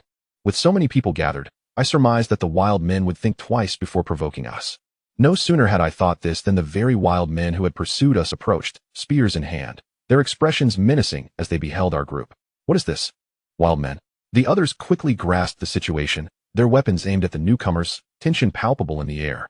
"What on earth is happening, Qin Fei?" the bald man inquired urgently, while the women around us displayed signs of anxiety. This was the first direct confrontation between our band of survivors and the wild men of the island. I was at a loss to explain. I had stumbled upon a tribe of wild men and had narrowly escaped, while many had perished. Breathless, I relayed the events to the bald man and the other men, my heart finally easing as I recognized that we were armed, while the wild men numbered only a handful. Should a confrontation ensue, they would find little advantage against us. The wild men were scrutinizing us, occasionally licking their lips, while we stared back at them, each of us gripped by a profound sense of anxiety. The atmosphere grew inexplicably tense, compounded by the torrential rain pouring down like large beans from the sky. After a brief, animated discussion in their primitive tongue, the wild men prepared to encircle us. I wiped the cold sweat from my forehead, not fearing their strength, but rather their cunning intellect. At that critical moment, a series of beastly roars erupted from a distance. Instantly, panic spread among us, and the expressions of the bald-headed men resembled that of someone who had just tasted something vile. "What on earth is happening?" I inquired, sensing something amiss in their reactions. Before I could receive a response, an enormous bear charged from the nearby thicket, its colossal form flattening several trees in its wake. My mind raced with disbelief. Was this truly a bear? More like a titan. This creature was so massive that it rendered my previous encounters with bears insignificant. I found myself questioning whether all of this was merely a dream, but upon closer inspection, it became evident that this was all too real. The bear stood an astonishing 5 to 6 meters tall, resembling a giant when upright, adorned with a crescent-shaped mark on its chest, its eyes as large as eggs. I furrowed my brow, realizing that the enormity of this bear surpassed my wildest imaginings. After calming my thoughts, I had come to accept that nothing on this deserted island would surprise me anymore. Wild men, colossal bears, or spirits, and giant squids had all numbed my senses. The bear's eyes were bloodshot, exuding a violent madness reminiscent of the small crocodiles in the marshlands. The wild men, equally terrified, gestured animatedly, seemingly engaged in some form of prayer. The only response to their entreaties was the bear's furious growls as it charged towards us, clearing a path through the trees in its furious advance. Like a whirlwind, it barreled forward. The wild men reacted with astonishing speed, fleeing in terror from the bear. And we, the survivors of this island, dared not linger any longer. We too dashed away without a moment's hesitation, scattering in all directions. "Run! My God! Such a massive bear!" The shouts echoed in the chaos, revealing the sheer terror on their faces. The scene was one of utter disarray as the bear raced towards us with incredible speed.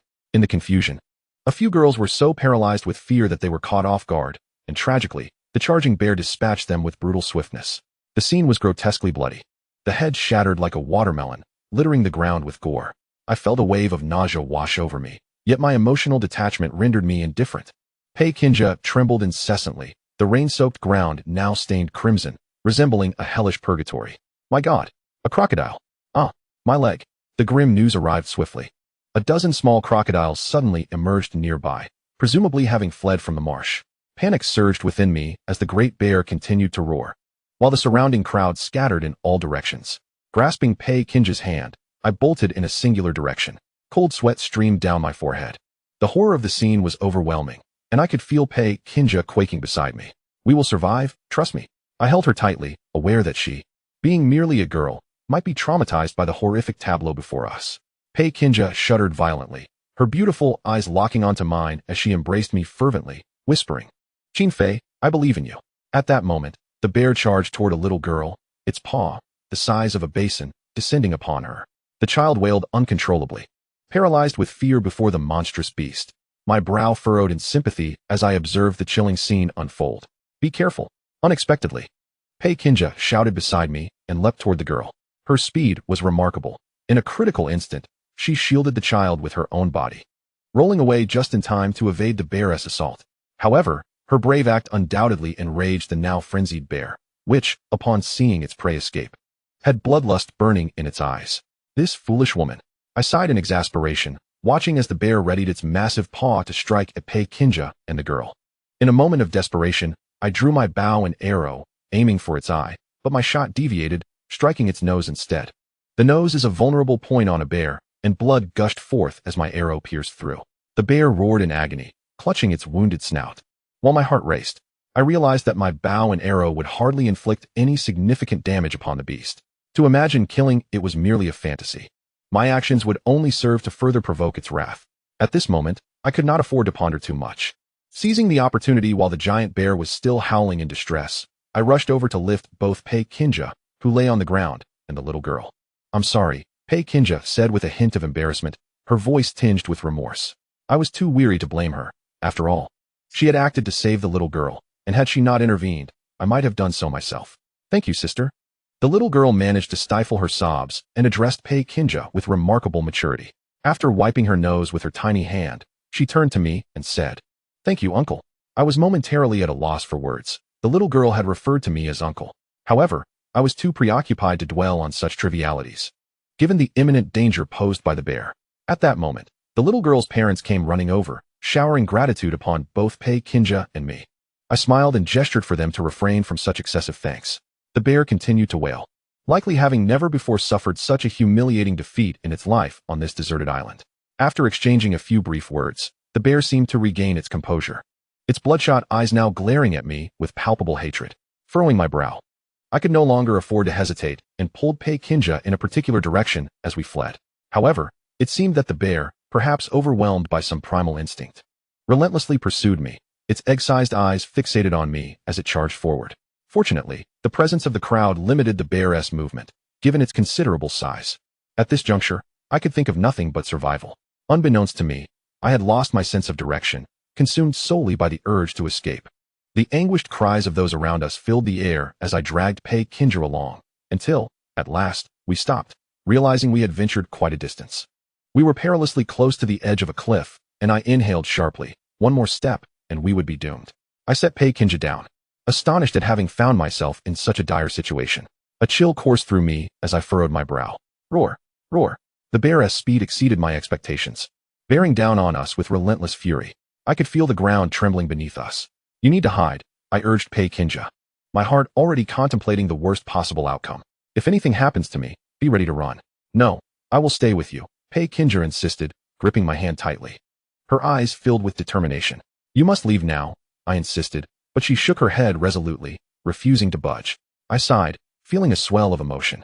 Her willingness to face the bear alongside me at this moment spoke volumes. Initially, our relationship had been purely transactional. Even when she had unexpectedly surrendered herself to me in the cave that night, I viewed it as merely a layer of security. I had resolved to protect her when confronted with the scarred face of danger, vowing not to abandon her.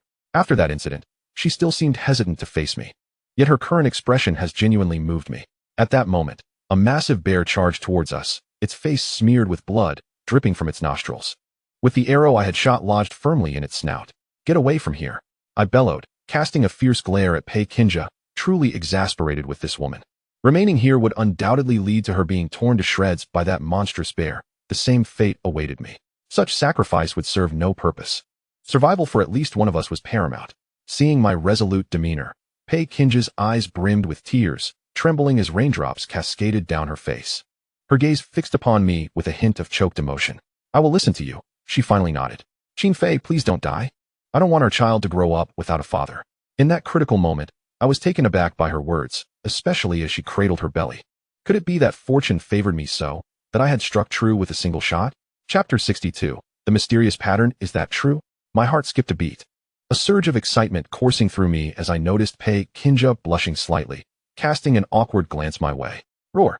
Before we could exchange further words, the bear roared ferociously and lunged at us. Its speed was alarming, and with the arrow piercing its nose, it had grown increasingly ferocious, each step causing the ground to tremble beneath its massive paws. I grasped Pei Kinja's hand, urging her to flee, yet the bear was relentless, closing in on us, forcing us towards the edge of a cliff. As it slowed its advance, the bear approached us step by step, the stench emanating from its body becoming more pronounced. Are you afraid? I asked Pei Kinja with a wry smile, tightening my grip on her hand as we faced the precipice. She shook her head with a smile, a glimmer of determination crossing her face as she replied, with you here, I have no fear. A wave of emotion washed over me inexplicably, and as the bear opened its gaping maw to lunge at us, I embraced Pei Kinja tightly, and together we leaped off the cliff. Roar! The only sounds that reached my ears were the torrential rain battering the leaves and the bear's furious roars as I held Pei Kinja close to my chest. To my astonishment, as we plummeted, I could hear the roar of rushing water below. Glancing down at Pei Kinja, who had lost consciousness from the overwhelming stress of the situation, this torrential downpour, the wild man, the bear, and our leap from the cliff, was too much for her to bear. A surge of hope filled me. Below us might be a stream or pool, which meant that neither Pei Kinja nor I would meet our demise upon impact. With a resounding splash, we plunged into the depths below. As Paikinga and I plunged directly into a stream, a flurry of water erupted around us. The torrential rain rendered the current particularly ferocious, and I dared not waste a moment. I swiftly embraced Paikinga and swam towards the riverbank. After considerable effort, we finally reached the shore. To my delight, I discovered a moderately sized cave, reminiscent of an abandoned den of some wild beast. Upon entering, I noticed an abundance of animal fur and dry twigs. The cave was quite spacious and excellently positioned to shield us from the elements. However, my expression shifted upon realizing that this place had evidently been occupied previously. Remnants of several extinguished fires were scattered about, though they appeared to have been cold for some time. With the relentless downpour continuing outside, I could no longer afford to ponder the potential dangers of the cave. I carried the unconscious Paikinga inside. Having narrowly escaped the jaws of a great bear and survived a perilous leap from a cliff, I finally felt a sense of relief. The cave's ample supply of dry twigs facilitated the task of igniting a fire. I retrieved my lighter and set the twigs ablaze, creating a rudimentary bonfire. The prolonged exposure to the rain had induced a sneeze from me, and I felt a chill creeping over my body. I couldn't help but worry about Lin Ran and Su Shun and how they were faring. At that moment, Paikinga lay with her eyes tightly shut, her body trembling incessantly. In a state of urgency, I cradled her in my arms and gathered some dry grass and similar materials to keep her warm.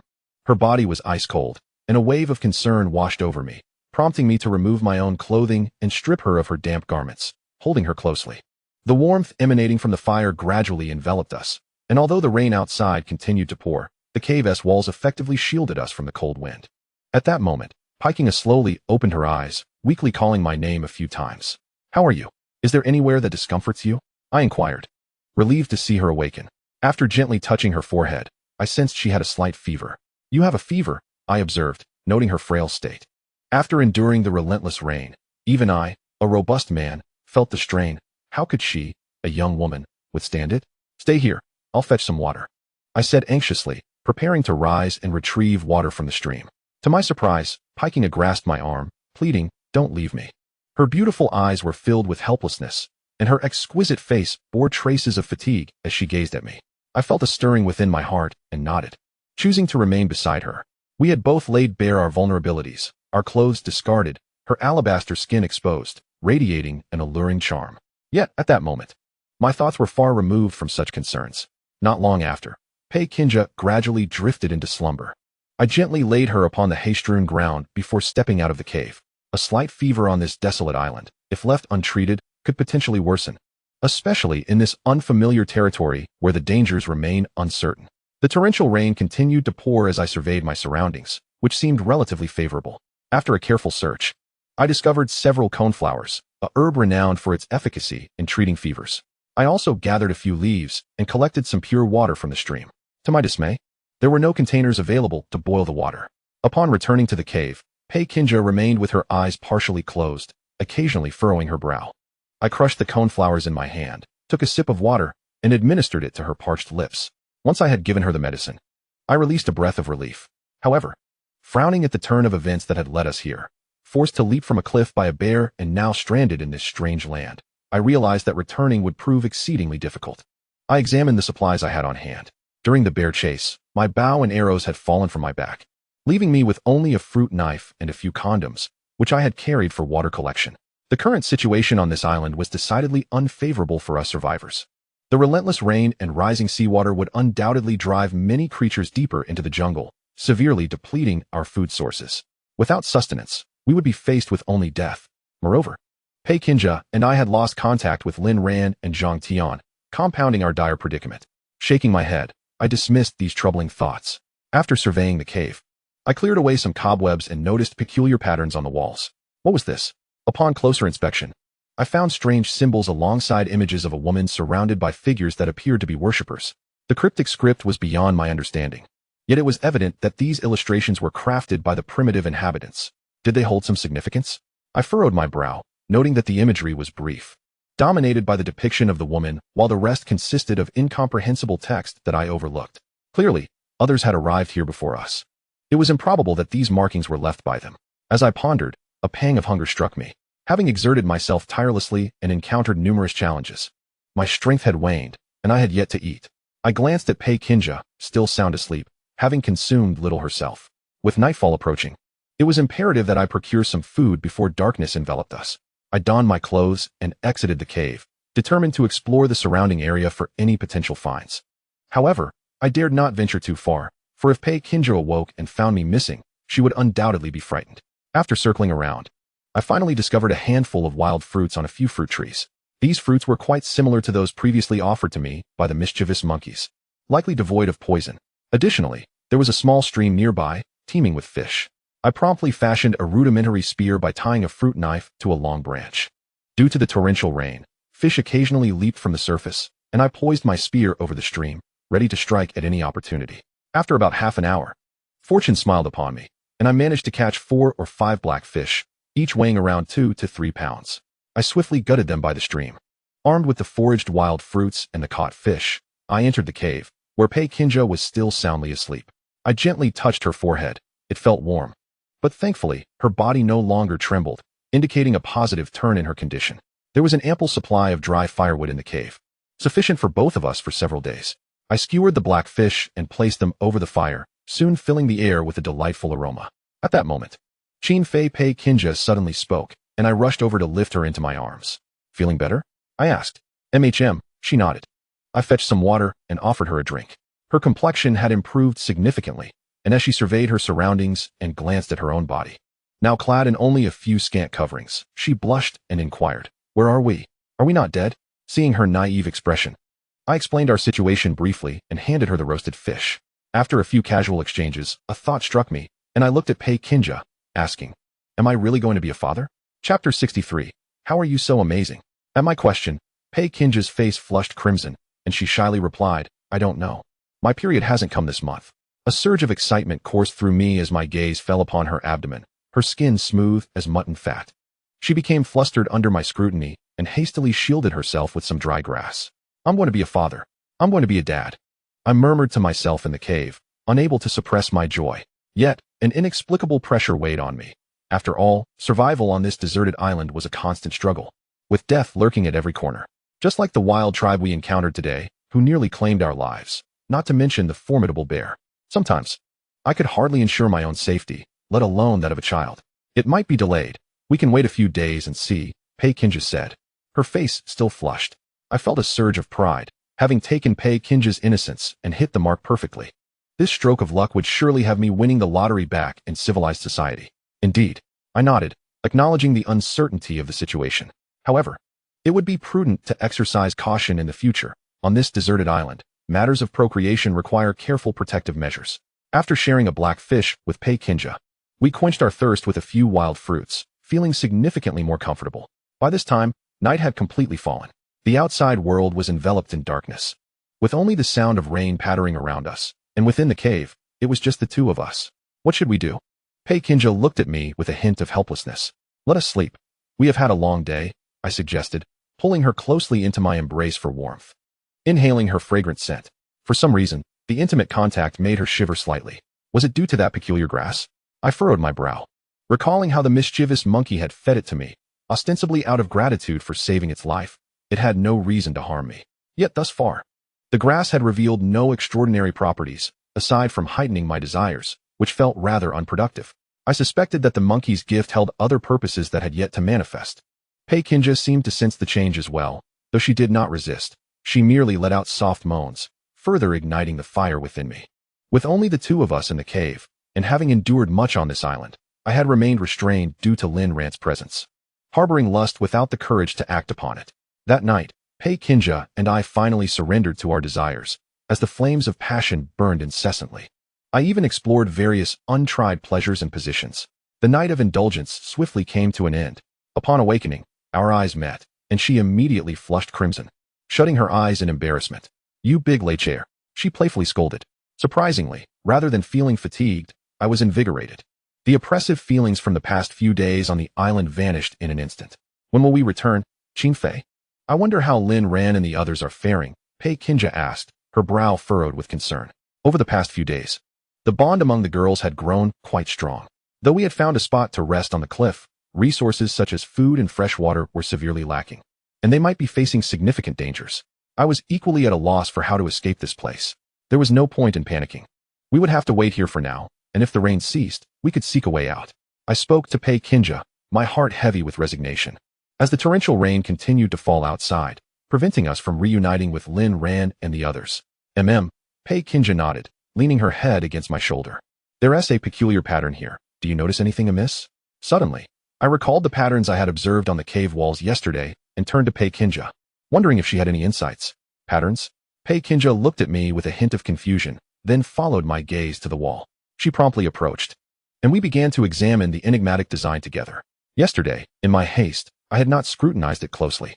"This appears to be some form of prayer," Pei Kinja remarked, brushing her fingers over the pattern, her hands still bearing traces of the wild fruit we had just eaten. To my astonishment, as a droplet of water fell onto the pattern, it landed directly on the eye of a depicted wild man, transforming it into a vivid red. Red. My eyes widened in disbelief, and Pei Kinja's delicate face mirrored my shock. The eye had changed color upon contact with water. Without hesitation, I dabbed some water onto the eye of another wild man figure, and, as before, it too turned red. Upon touching it, I discerned that this crimson hue was not merely a dye. A thought struck me. Could there be a connection to the previous crocodiles and the large bear we encountered, both of which had eyes brimming with a blood-red hue and exhibited particularly aggressive behavior? As I pondered, I realized I had overlooked many suspicious elements on this deserted island. But the growing peculiarities compelled me to connect the dots, revealing that these matters were far from simple. However, I needed a breakthrough to truly uncover the island's secrets. I glanced at the central figure of a woman in the artwork and applied water to her eye, only to be surprised when it did not turn red. Could this be related to the wild men on the island? Pei Kinja inquired, her brow furrowed. I nodded. The painting depicted wild men. If Lin were here, perhaps she could offer some assistance, but alas, she was not. Pei Kinja and I exchanged contemplative glances at the artwork, yet further discoveries eluded us. Eventually, we settled down, feeling perplexed, and leaned against each other while gazing out at the relentless downpour. The rain left me deeply concerned for Lin Ran and the safety of the other girls. Yet there was nothing we could do but wait. When hunger struck, I foraged for wild fruits or caught some black fish from the stream to satisfy our appetites. It was rare to enjoy such a secluded existence together. Overall, our situation was rather pleasant. Pei Kinja and I had no worries about food, and there was plenty of dry firewood. Each night, I was able to indulge in our intimate connection. After these few days of nurturing, Pei Kinja appeared increasingly radiant, exuding the allure of a mature woman, leaving me utterly captivated. I find myself quite curious, feeling an extraordinary surge of energy in this regard, as if I had consumed some potent elixir. Remarkably, there are no repercussions afterward. As long as Pei Kinja can endure, I am able to continue the battle. I am certain that all of this is undoubtedly related to the herb that the mischievous monkey provided me, for I have witnessed its formidable prowess. I can only imagine that even the female monkeys in its troop must be overwhelmed.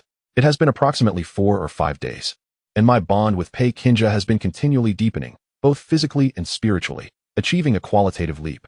Good news has also arrived in quick succession. After several days of relentless downpour, the torrential rain has finally ceased. After enduring such a prolonged assault, I can finally breathe a sigh of relief. After tidying up our belongings in the cave, Pei Kinja and I ventured outside. It was time to reunite with Lin Ran, Su Xiun, Zhang Tian, and the others. A twinge of worry crept into my heart as I pondered how they had fared. Chapter 64. The Black Serpent with a Green Head. Though the rain had merely paused, the sky over the deserted island remained ominously dark, casting a heavy atmosphere.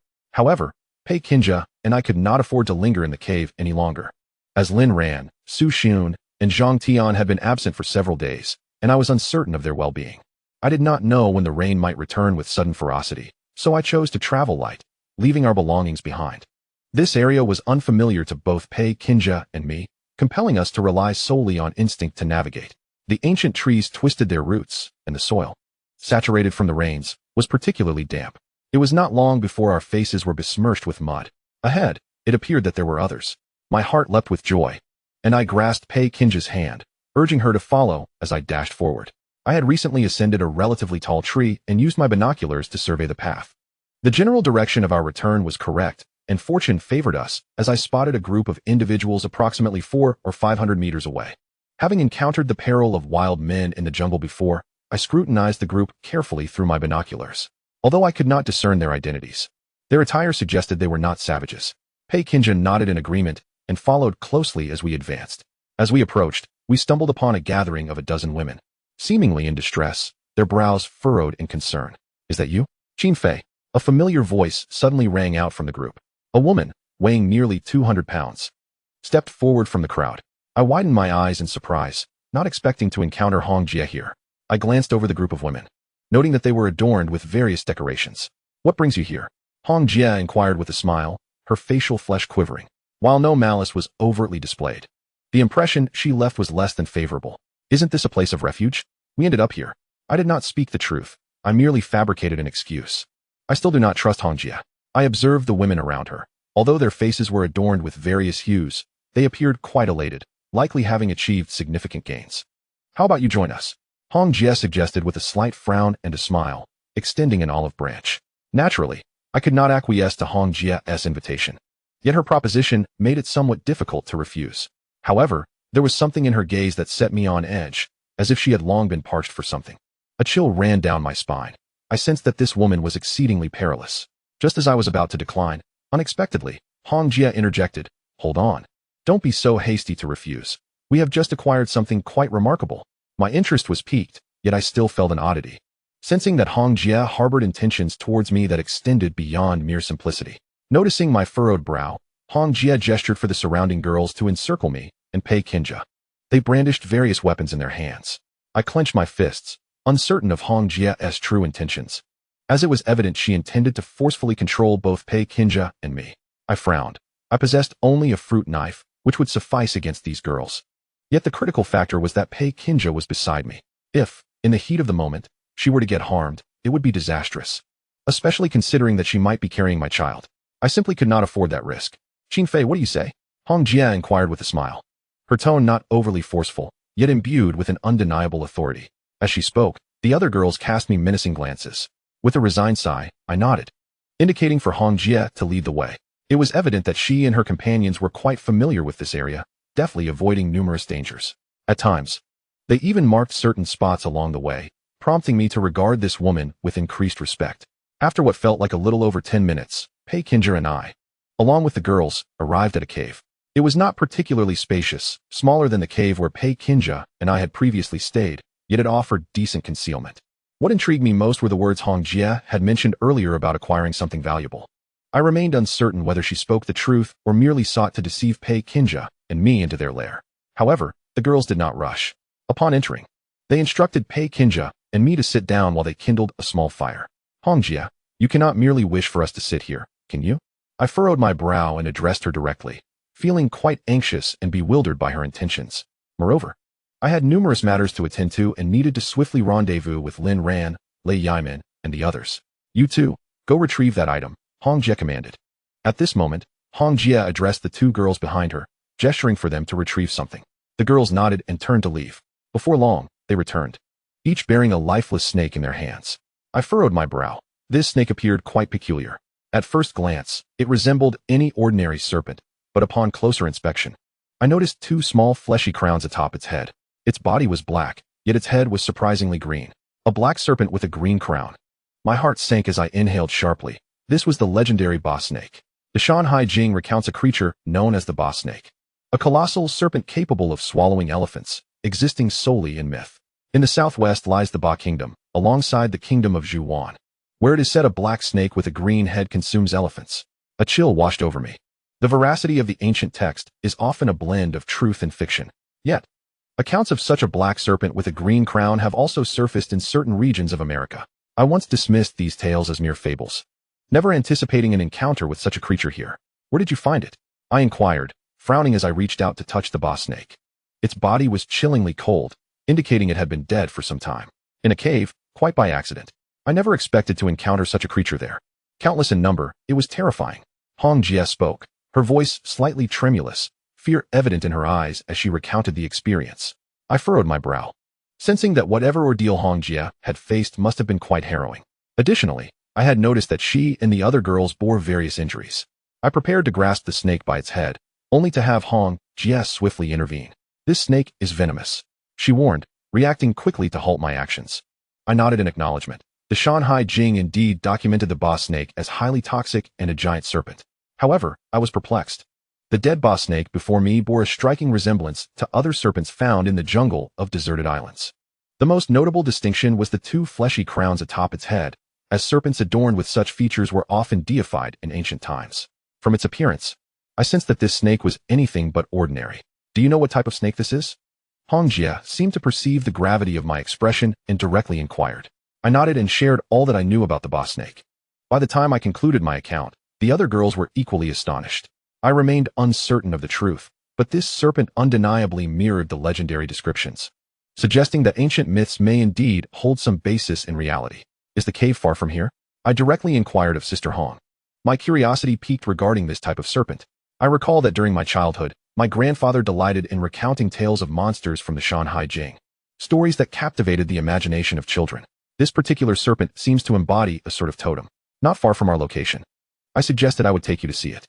Sister Hong, aware that this was not a time for frivolity, promptly responded to me.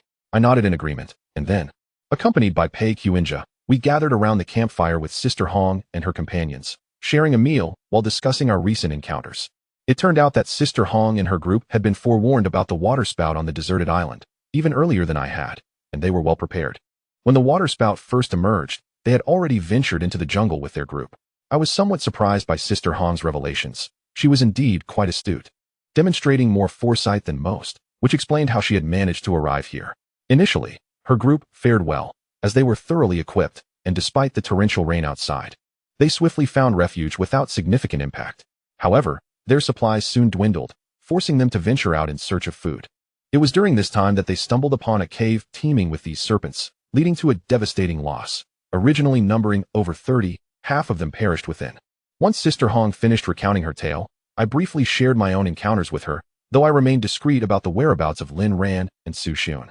The night descended swiftly, and we settled in the cave to rest. I was quite fatigued from the day's exertions, my eyelids heavy with sleep. Just as I was about to drift off, a sudden jolt coursed through me as a hefty hand unexpectedly groped my backside. My goodness, that hand felt as though it belonged to Sister Hong. Chapter 65.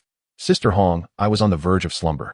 Though I sensed that Sister Hong was far from straightforward, having graciously allowed me and Pei Qianjia into their cave and even treating us to a fine meal. I rose abruptly, all fatigue vanishing. Exiting the cave with Sister Hong, we were met by the inky darkness outside, the chilling breeze wrapping around us. And my mind raced with thoughts on how best to confront Sister Hong. At that moment, I was taken aback as countless serpents suddenly emerged from the surrounding jungle, their tongues flickering red, all black with green heads. Sister Hong was startled by these serpents as well, and I shared her shock. Under the moonlight, hundreds of these serpents encircled us, their green heads appearing exceedingly sinister. Get away, clear off, Sister Hong shouted, brandishing a branch to fend off the serpents. Our location was not far from the cave, and before long, the other girls emerged from within, exclaiming their astonishment at the sheer number of snakes. Pei Qianjia's eyes widened in shock at the terrifying scene before her. The other girls were equally stunned, and I furrowed my brow, realizing that the simultaneous appearance of so many snakes could not possibly be a mere coincidence. Suddenly, I recalled what Sister Hong had mentioned about the snake den. It was evident that these snakes had come seeking vengeance. I cast a glance at Sister Hong, sensing that she must have stirred up trouble in the den, for otherwise, such a large number of snakes would not have emerged. This was disastrous. We were surely doomed. A few girls could not hold back their tears, and at that moment, Pei Kinja rushed to my side, wrapping her arms around me. The pythons, comparable in size to the one Sister Hong had previously shown me, measured about a meter in length, fixating their gaze upon us, their red tongues flickering as they slithered closer. The sheer number of these pythons was terrifying, and more importantly, they were venomous. A single bite could spell our end. Cold sweat dripped from my forehead as I repeatedly reminded myself to remain calm. After surveying my surroundings, I initially intended to ignite the nearby wood with my lighter, but soon realized how naive that thought was. The ground was still damp from the recent downpour, and the firewood was equally unkindling. Just then, the pythons drew ever closer. "Quick, take off your clothes," I urged the girls, not waiting for their reactions as I hastily stripped off my own garments. "Hurry, do you want to live?" Pei Kinja trusted me implicitly and began to undress without hesitation. However, the other girls remained bewildered, prompting me to shout at them. Chapter 66. Escape. Though they were initially hesitant, the women ultimately complied with my instructions. I piled our clothes together and used my lighter to ignite them. The fabric burned readily, the flames leaping up almost immediately, though it pained me to sacrifice my clothing. There was no time for regret. Grabbing a sturdy stick, I fashioned a makeshift torch and waved it menacingly at the approaching pythons. Being cold-blooded creatures, they were highly sensitive to temperature, and upon seeing the flames, they hesitated in their advance. My actions startled the nearest pythons, causing them to dart into the nearby bushes. Yet, to my dismay, although they exhibited a fear of fire, they showed no intention of retreating.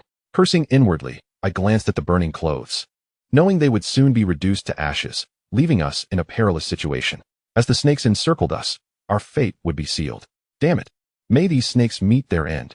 I cursed inwardly, but those pythons seemed possessed, encircling us without any intention of retreating, far exceeding my expectations. "Sister Hong, did you provoke something in the snake den?" I inquired, furrowing my brows. Her eyes, momentarily filled with guilt, evaded mine, but suddenly a piercing scream shattered the tension. "Ah, my leg!" A girl beside Sister Hong wailed and collapsed onto the ground, clutching her leg in agony. Sister Hong, startled, rushed to her side. I frowned and approached the girl, who had 2 thin gashes on her calf, unmistakably inflicted by a snake bite. "It hurts so much. Help me, Sister Hong. Save me. I don't want to die." The girl cried out in sheer panic, pressing her leg while pleading with Sister Hong, who, however, seemed indifferent to her plight. With no antidote available on this deserted island, a snake bite was tantamount to a death sentence. Feeling helpless, I became increasingly cautious, fearing that I might also fall victim to a snake's bite. Chaos ensued as the other girls and Sister Hong scattered in all directions, causing a breach in the encircling pythons. Seizing the opportunity, I grasped Pei Kinja's hand and bolted toward the opening. The pythons, momentarily bewildered by the pandemonium, quickly regained their composure and surged after us. We managed to sprint over 100 meters, but the relentless serpents were hot on our heels, clearly unwilling to grant us a chance at survival. Dressed only in scant clothing that barely concealed our modesty, we were scratched by the sharp branches and thorns of the jungle, each sting igniting a fiery pain. Yet, we paid no heed to our injuries, wholly focused on escaping. To my dismay, the speed of the pythons was astonishing, far beyond my imagination. I could hear the rustling in the underbrush, the swift slithering of the pythons. Far too rapid. I almost felt compelled to stop and applaud their speed, but dread seeped into my heart. If we lingered here, Pei Kinja and I would surely meet our demise in the jaws of these serpents. To my utter astonishment, more pythons appeared ahead, their numbers surpassing those we had encountered before.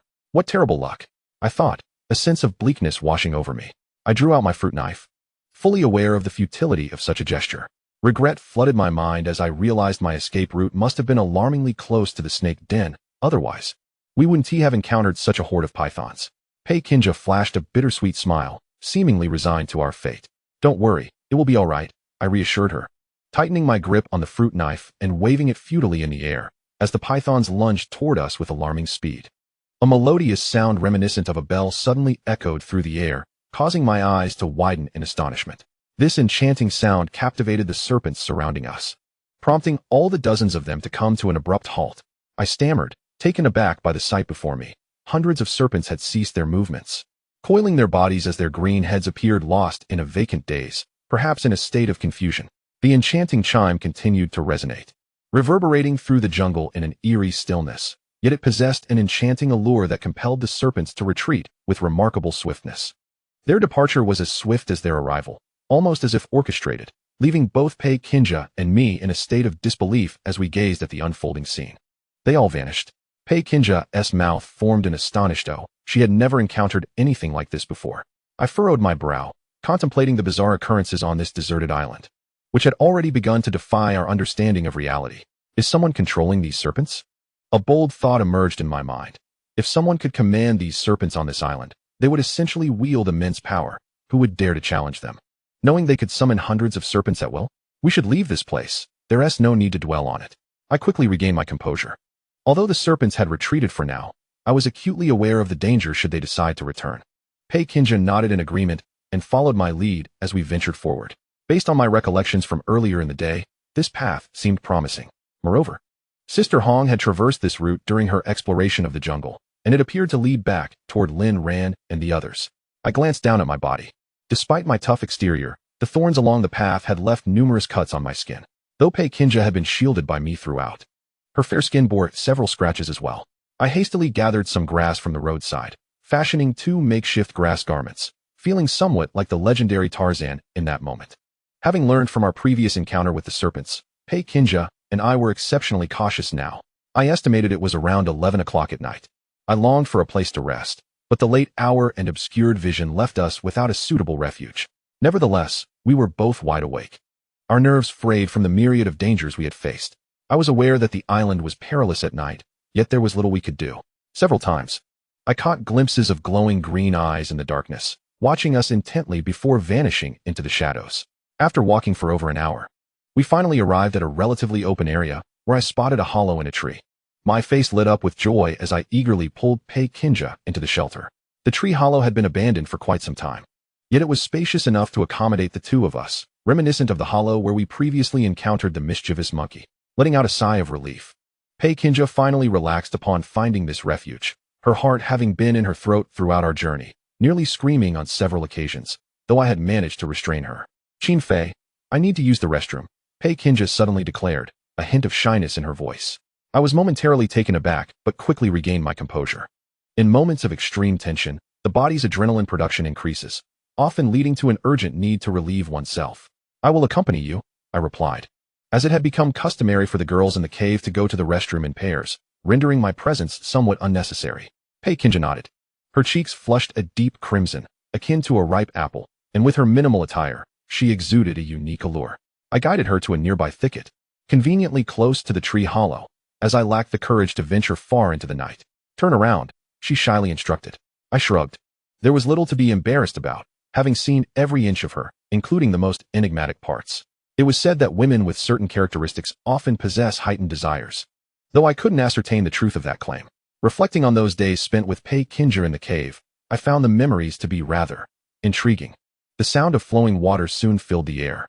I stood guard nearby, initially intending to step away, but upon her expressing trepidation, I remained by her side. Rascal! Hearing the sound of water, I couldn't help but whistle, only to see Pei Kinja's face redden further as she playfully scolded me. Just then, a rustle in the nearby thicket caught my attention. My heart raced as I instinctively dropped to the ground, landing atop Pei Kinja, who was equally startled. Her pants still unfastened, leaving her in a state of vulnerability. Qin Fei, get back to the tree hollow. Pei Kinja assumed I was about to engage in something inappropriate. Her embarrassment evident, I silenced her with a gesture, indicating she should remain quiet. Following my gaze, she too noticed movement in the thicket. We held our breath. Having already faced enough misfortune that night, narrowly escaping the jaws of snakes, thoughts of the survival of the other women, including Hong Jia, were far from my mind as I focused solely on escaping. At that moment, a figure emerged from the bushes, tall and athletic, bearing a large bough on their back.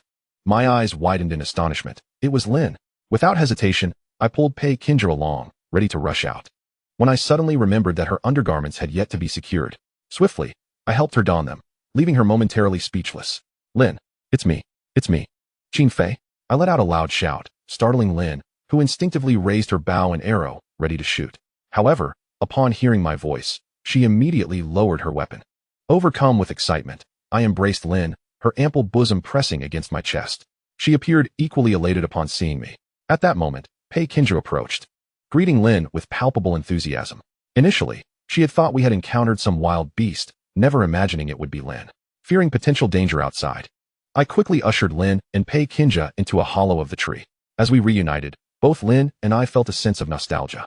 Isn't it said that those who survive great calamities are destined for future blessings? How did you end up here? Where are the others?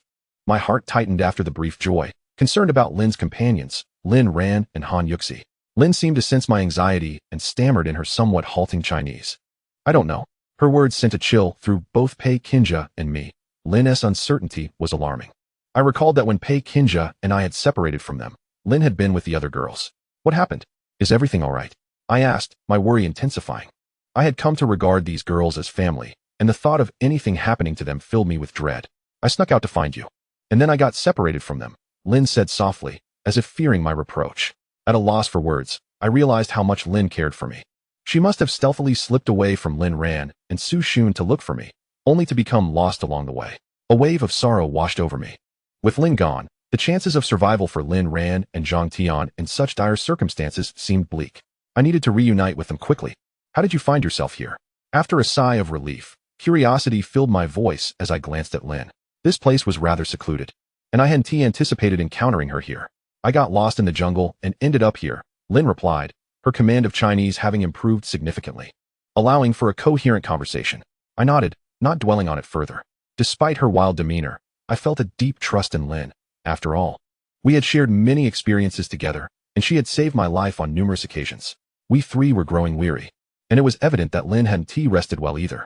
I suggested we take a moment to recuperate, planning to search for Lin Ran and the others the next day. As night fell, while we slept, Pei Kinja nestled against me, her gaze occasionally drifting to the slumbering Lin.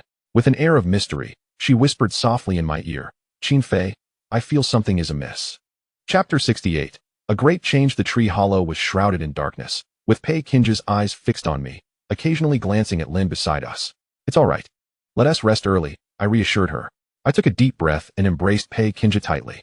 Her brow furrowed slightly as if she wished to say something, but I silenced her with my lips against hers. Many things were clear to me, yet I was astonished that Pei Kinja had also come to realize them. However, I felt uncertain. Encountering Lin in the jungle at such a late hour was fraught with suspicion.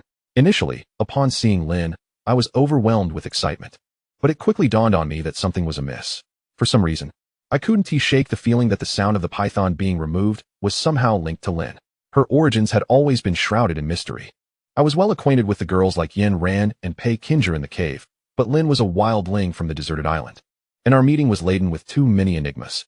Held tightly in my embrace, Pei Kinja had worn herself out that day and soon drifted into a deep slumber. My eyelids felt heavy, and after casting one last glance at the necklace around Lin's neck, I succumbed to sleep. The next morning, as I opened my eyes, I found myself in an unexpected predicament, something standing tall beneath me, accompanied by a gentle, elusive softness. Lifting my gaze, I saw that Lin had awoken early, curiously observing my situation with wide eyes filled with intrigue. To my dismay, I felt a wave of embarrassment wash over me. She had witnessed my morning arousal. What is this? Lin exclaimed, her eyes widening with amusement as she playfully flicked at it. I was at a loss for words, my mind racing. Lin appeared to be around 18 or 19, clearly innocent regarding such matters. Have you been bitten by some insect? She asked, noticing my awkwardness and reddening face. Before I could respond, she boldly approached and pulled down my underwear. With a sharp sound, I gasped, "You're awake." At that moment, Pei Kinja also stirred from her sleep, her eyes still heavy with slumber. Panic surged through me. Such an inappropriate situation could tarnish my heroic image in her eyes. Hastily, I pulled my pants up, feeling a wave of embarrassment as I scratched my head awkwardly and playfully slapped Pei Kinja on her pert backside, urging, "Get up." Pei Kinja blushed, playfully rebuking me, and after the three of us tidied up our belongings, we ventured out of the tree hollow. Lin, you know the direction you came from, right? I asked, furrowing my brow, still concerned for the safety of Yin Ran and Su Xun. Yes, I'll lead the way, Lin replied, nodding. Her progress in Chinese was remarkable, surpassing my expectations, as she was now able to communicate with us freely.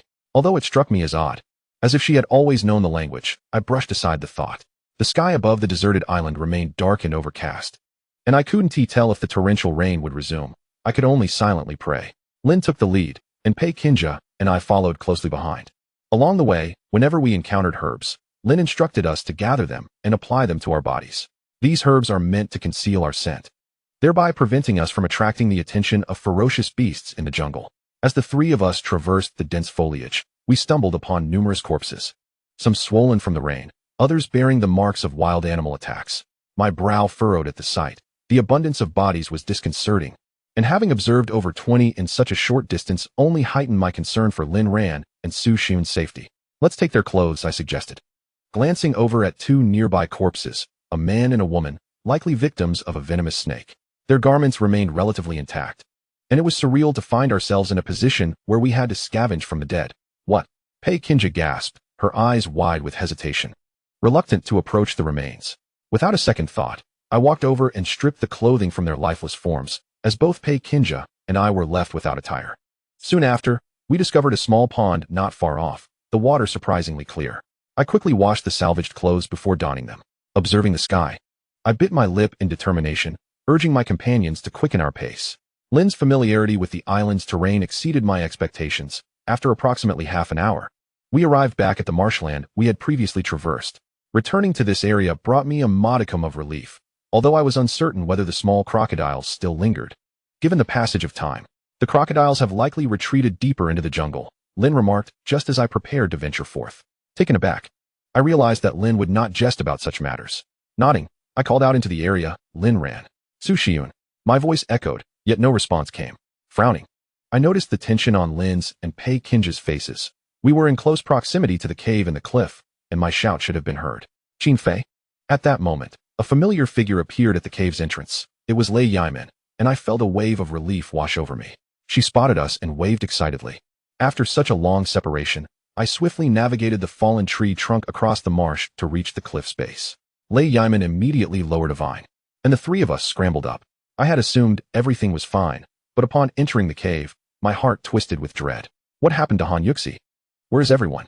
I exclaimed, gripping Lei Yimin's shoulders, my voice rising in urgency. Inside the cave, Han Yuxi lay weakly on a straw mat, her face pale and fragile, with only Lei Yimin and Han Yuxi remaining in the cavern. Lin Ran, Su Xiun, and Zhang Tian were nowhere to be found, and I trembled at the thought of receiving dire news. Qin Fei, please listen to me first, Lei Yimin urged. As Lei Yimin winced in pain, Pei Kinja hurriedly approached to restrain me, urging me not to act impulsively. It was only then that I regained my composure, taking a deep breath of the cool air to calm my turbulent emotions. Han Yuxi appeared quite haggard, trembling as she extended her delicate hand. Understanding her unspoken plea, I grasped her hand firmly, assuring her of my unwavering presence. I thought I would never see you again, Han Yuxi whispered softly, her words seemingly requiring immense effort to utter. I have always been here, I replied, my heart aching at the sight of her fragile state. What had transpired to bring her to such a condition? Han Yuxi managed a pale smile, reminiscent of a wilting flower. I embraced her gently, feeling an emptiness within me as I observed her plight. I'm so tired, she murmured weakly. I caressed her silky hair, and gradually, she drifted into a slumber, her breathing becoming slightly more stable. Meanwhile, Lei Yimin recounted the sequence of events to me, detailing the occurrences during my absence that filled me with profound guilt. Since the moment Pei Kinja and I ventured out of the cave to gather firewood, the group of girls had anxiously awaited our return with Zhang Tian, but to no avail. Growing increasingly restless, they resolved to search for us. However, the torrential rain outside deterred them, and they were persuaded by Lin Ran and Zhang Tian to remain. Yet, life within the cave was equally challenging. Devoid of food and warmth, their survival faced immense hardships. Recalling the provisions once stored during our time on the beach, Lin Ran decided to accompany Zhang Tian to retrieve them. Unfortunately, they encountered the gang led by the scar-faced man en route, resulting in a significant setback. A conflict ensued, and ultimately, only Lei Yimin and Han Yuxi managed to escape, while the others fell into the clutches of their adversaries.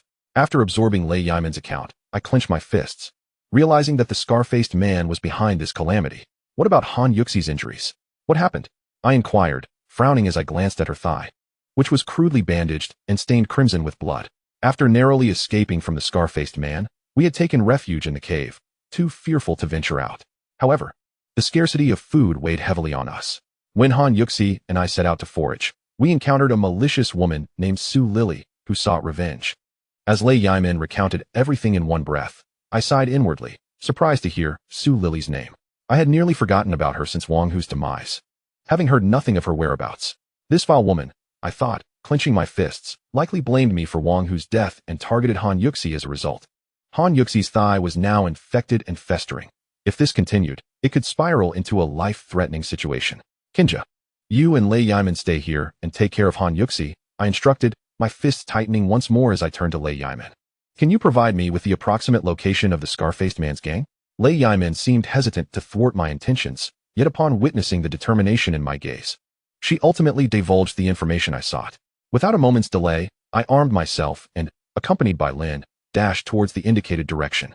The distortion of humanity had already reddened my eyes with fury. Chapter 69. Braised Cave Lion. Lin ran, Su Xiun, and the other girls had shared the trials of life on this desolate island for so long that they had become akin to the tenderest part of my heart. I had gathered every weapon available in the cave, save for a lone fire axe. All bows and arrows had been lost. Lin and I ran with remarkable speed. Soon arriving at the location Lei Yiman had mentioned, the soil here was exceedingly soft, and due to the cessation of rain, the footprints on the surface were still barely discernible. We followed the tracks, which I surmised belonged to the scar-faced man and his corpulent companion. Their numbers were greater, leaving behind a more substantial trail, which ultimately worked to our advantage. After about 10 minutes, it became evident that a skirmish had transpired in this area. The surrounding trees and underbrush bore the marks of a violent struggle, and in certain spots, I could see bloodstains. Frowning, I inspected the ground and noticed additional hoof prints, likely from wild boars. My heart sank with trepidation, uncertain of the fate that had befallen Lin Ran and Su Xiun. At that moment, Lin suddenly called out, pointing in a certain direction. I examined the bloodstains on the ground and concluded they did not originate from a wild boar. Following the trail of blood, we ventured forth and, shortly thereafter, discovered a corpse not far ahead. The body had been ravaged, its entrails strewn about, startling me and sending my heart racing as I rushed closer. Upon closer inspection, I recognized the girl. She appeared to be one of Qin Lan's companions. Her demise tragically pitiful, her eyes wide open in terror. Surrounding her were tufts of fur, clearly from a wild boar. If anything were to happen to Lin Ran or Su Xiun, the perpetrators would face dire consequences. My expression darkened, my fists clenched tightly with anxiety. Not long after, I climbed a towering ancient tree and, using binoculars, spotted several places emitting wisps of smoke, most likely the camp of the scar-faced man and his companions. Lin and I hurried towards it, and soon we were greeted by an enticing aroma, faintly catching snippets of conversation between the scar-faced man and the fat one. We instinctively took cover in the nearby thicket, cautiously peering through a small opening. What caught my eye was the Shao Cave lion, incessantly roaring and baring its teeth at the fat man, only to be seized by the scar-faced fellow. Shall we stir-fry it or roast it? Braised would be splendid, the fat man remarked, drooling profusely. Good heavens, these two imbeciles are planning to feast on my beloved lion? Lin, even more incensed than I, had formed a deep bond with the Shao Cave lion, having spent considerable time together. The affection they shared was undoubtedly profound. She swiftly drew her bow, aiming at the rotund man's pig-like head. Panic surged within me, compelling me to intervene hastily. Such a rash act would undoubtedly expose both of us. Wait. Let us observe for a moment, I urged, dissuading Lin from acting recklessly. As I surveyed the scar-faced individuals and their companions, I noted that, aside from the rotund man and the scar-faced one, there were over 20 women brandishing spears. Should they encircle us, our peril would be imminent. I furrowed my brow, perplexed by the absence of Lin Ran and Su Xiun. It appeared that they had managed to evade the grasp of the scar-faced man and the rotund one. Should we fatten them up before slaughtering? The rotund man inquired, likely starved for days, wielding a knife as flames flickered to life, indicating his seriousness. No need to fatten. This little creature is quite fierce. Let us put an end to it today, the scar-faced man declared, slapping the Shao Shuel lion on the head, eliciting a pained yelp. In an instant, Lin released her arrow, which struck the scar-faced man's arm. He yelped, clutching his wounded limb and leaping to his feet. Who the hell? Who dares to show themselves? The rotund man, startled, ducked behind a nearby ancient tree, while the other women began to converge on our position. The speed of these women was astonishing, and there was no time for hesitation. I tightened my grip on the axe and shouted at one of the girls ahead. It's you, Qin Fei, you little wretch, how dare you ambush me? The scar-faced man's expression darkened upon recognizing me, and he unleashed a torrent of curses. At that moment, Lin acted decisively, releasing several arrows that felled a few of the girls, their cries echoing in the air. The bow and arrow possessed a notable deterrent effect. However, the remaining girls soon closed in, leaving Lin no opportunity to retrieve her arrows. Their spears lunged towards us. I dodged one, seized it, and with a swift motion, cleaved it in two. Following that, I delivered a powerful kick to one of the women, sending her crashing to the ground. Yet, the onslaught from the others intensified. Observing that we were outnumbered, the rotund man wasted no time charging at us with his axe. He must have weighed nearly 200 pounds, resembling a bloated figure among men, his belly jiggling with each movement. I sidestepped his swing and retaliated with a kick to his midsection, causing him to stumble awkwardly, though I found it manageable to deal with their group. Lynn was in dire straits, cornered by a dozen women. I felt a surge of urgency and rushed to her aid. In the heat of the moment, I found myself at a disadvantage. The scar-faced man and the rotund one were unable to overpower us, and the Xiaoshui lion, upon seeing us, affectionately nudged against my pant leg. "Qin Fei, what are you plotting? Do you intend to oppose me deliberately, believing me to be an easy target?" The scarred man spoke in a low, menacing tone, aware that I was not to be trifled with. "How dare you ask such a question? What about my 2 women? Where are they? And what of Qin Lan and the others?" I retorted vehemently at the scarred man, warning him that if any harm befell them, his life would no longer be of any consequence. I truly do not know. We encountered a large herd of wild boars, and I did my utmost to protect them. Yet the scarred man feigned a heart-wrenching expression. I was nearly compelled to hurl my axe at him, wishing to silence his absurd innocence. "Look, your people are not here with me. We have no need for conflict," the scarred man remarked darkly, glancing at the several individuals sprawled on the ground, evidently hesitant to maintain the standoff with me. I furrowed my brow. It seemed he spoke the truth. In the vicinity we had just passed, I had indeed observed numerous wild boar tracks, suggesting we might have genuinely stumbled upon a herd. It was entirely plausible that the women had seized the opportunity to escape amidst the chaos. To be frank, I had no intention of letting the scarred man off easily, but today did not appear to present any opportunity for confrontation. I surveyed the group of armed women surrounding me. Engaging them without harm would prove to be a considerable challenge. Most importantly, my purpose for venturing out was to locate those women, and if they were in peril, there was no point in prolonging this standoff any further. I decided to let it go for today, hoping never to cross paths with them again on this desolate island. Otherwise, there would be consequences. With a cold snort, I turned and departed with Lin and Xiaoshui, relieved that the scarred man and his associates did not pursue us. This expedition yielded mixed results. I had failed to uncover the whereabouts of Lin Ran, Su Shiyun, and Zhang Tian, yet I had rescued Xiaoshui and confirmed that they were not in the clutches of the scarred man. I returned to the area where I had discovered the wild boar tracks, having not examined it closely before. The varying sizes of the hoofprints indicated that there was certainly more than one boar, possibly an entire group. A wave of concern washed over me. I was well aware of the ferocity of the wild boars on this island. Had it not been for Lin's timely intervention, I might have met my demise at the jaws of a single boar.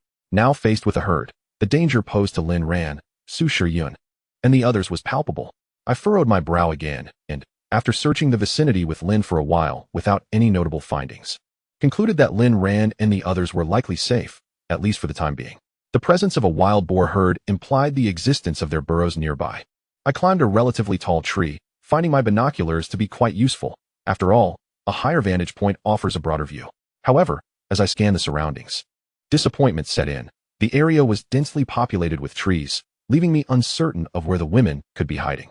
However, to my astonishment, I unexpectedly discovered a central lake not far away, situated in the heart of the deserted island.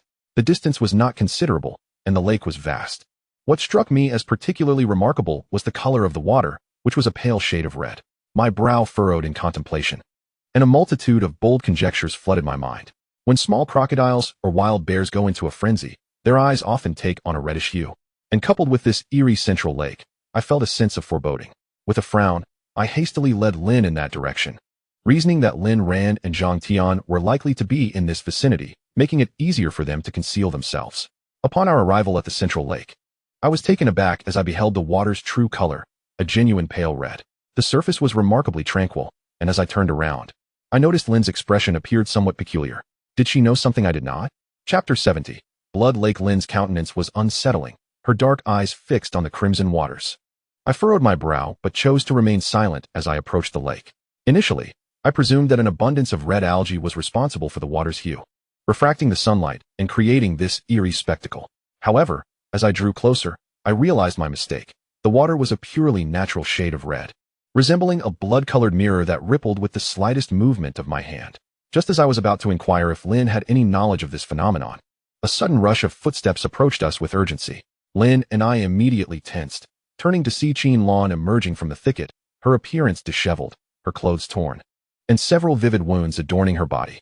"Qin Lan," I exclaimed, and at that moment, she lifted her head, her face lighting up with excitement upon seeing Lin and me. and she hurried towards us. With a thunderous crash, a massive wild boar burst forth, its long tusks smeared with blood, its fur a reddish brown, and its eyes bulging like eggs. Goodness, I was taken aback. This wild boar was even larger than the one I had encountered previously, charging directly at Qinlan. At the critical moment, she slipped and fell to the ground. As I watched the boar barreling towards her, my heart raced, and I grasped my axe. Sprinting towards Qinlan, Lin reacted swiftly as well, raising her bow and arrow, taking aim at the ferocious beast, and releasing the arrow with precision. As I reached Qinlan, the wild boar was upon us, the stench of it overwhelming, particularly from its enormous nostrils. Its tusks lunged toward me, and in a moment of desperation, I seized Qinlan's hand and pulled her with all my might. The force of my pull was considerable, and she landed atop me, the weight of her ample bosom pressing against my face, leaving me nearly breathless. I had yet to fully savor the softness of Qinlan's bosom when a large, reddish-brown wild boar charged directly at us with astonishing speed, accompanied by a foul stench. By the time I attempted to rise and flee, it was far too late. I instinctively embraced Qinlan and performed a roll to barely evade the creature's attack, then swiftly regained my footing. Lin relentlessly unleashed arrows at the boar, which had already been struck by over a dozen, some even piercing its head, provoking its furious roars and reddening eyes. Lin's efforts afforded Qinlan and me a precious moment, yet it was evident that this could not continue. Lin's quiver was nearly depleted. The boar's thick hide rendered the arrows nearly ineffective, and without poison on the tips, we were inevitably facing death at the jaws of this beast. Enraged by Lin's persistence, the boar pivoted and charged at her. I urgently pushed Qinlan, instructing her to climb a nearby tree. Once I ensured her safety, I dashed toward the boar, while Lin, pressured by the creature, frantically darted about. Before long, she was panting heavily, yet the boar showed no signs of fatigue, brimming with energy. I seized several large stones and hurled them at the boar, but it paid me no heed, fixated instead on Lin. "Get up the tree, I'll hold it off," I shouted to her. She nodded, her exhaustion evident as her speed waned. It wouldn't be long before the boar caught up to her, and danger loomed. Lin promptly nodded and ascended a tall ancient tree nearby, but the boar pursued relentlessly. Had it not been for Lin's remarkable climbing speed, she would have been gored. Upon seeing her ascend, the boar became particularly incensed, charging at the tree with a resounding crash that sent a cascade of leaves tumbling down. Its massive size rendered the stout trunk of the ancient tree inadequate against such force, causing it to sway alarmingly. I grasped the fire axe in my hand and charged toward the boar, swinging it with all my might at its rear. Despite my considerable effort, the boar's thick hide only suffered a minor abrasion. However, my intention was never to inflict serious harm, merely to divert its attention. Indeed, my strike caused it to turn, its egg-sized eyes locking onto me as it lunged in my direction. I had some experience dealing with wild boars, having encountered one on a deserted island before, and I took off running. This area was too open to evade the creature, but to flee into the thicket might lead to separation from the women, with survival far from guaranteed. In recent days, I had discerned that the deeper one ventured into the jungle, the more terrifying the creatures lurking within became. The formidable wild boar before me speaks volumes.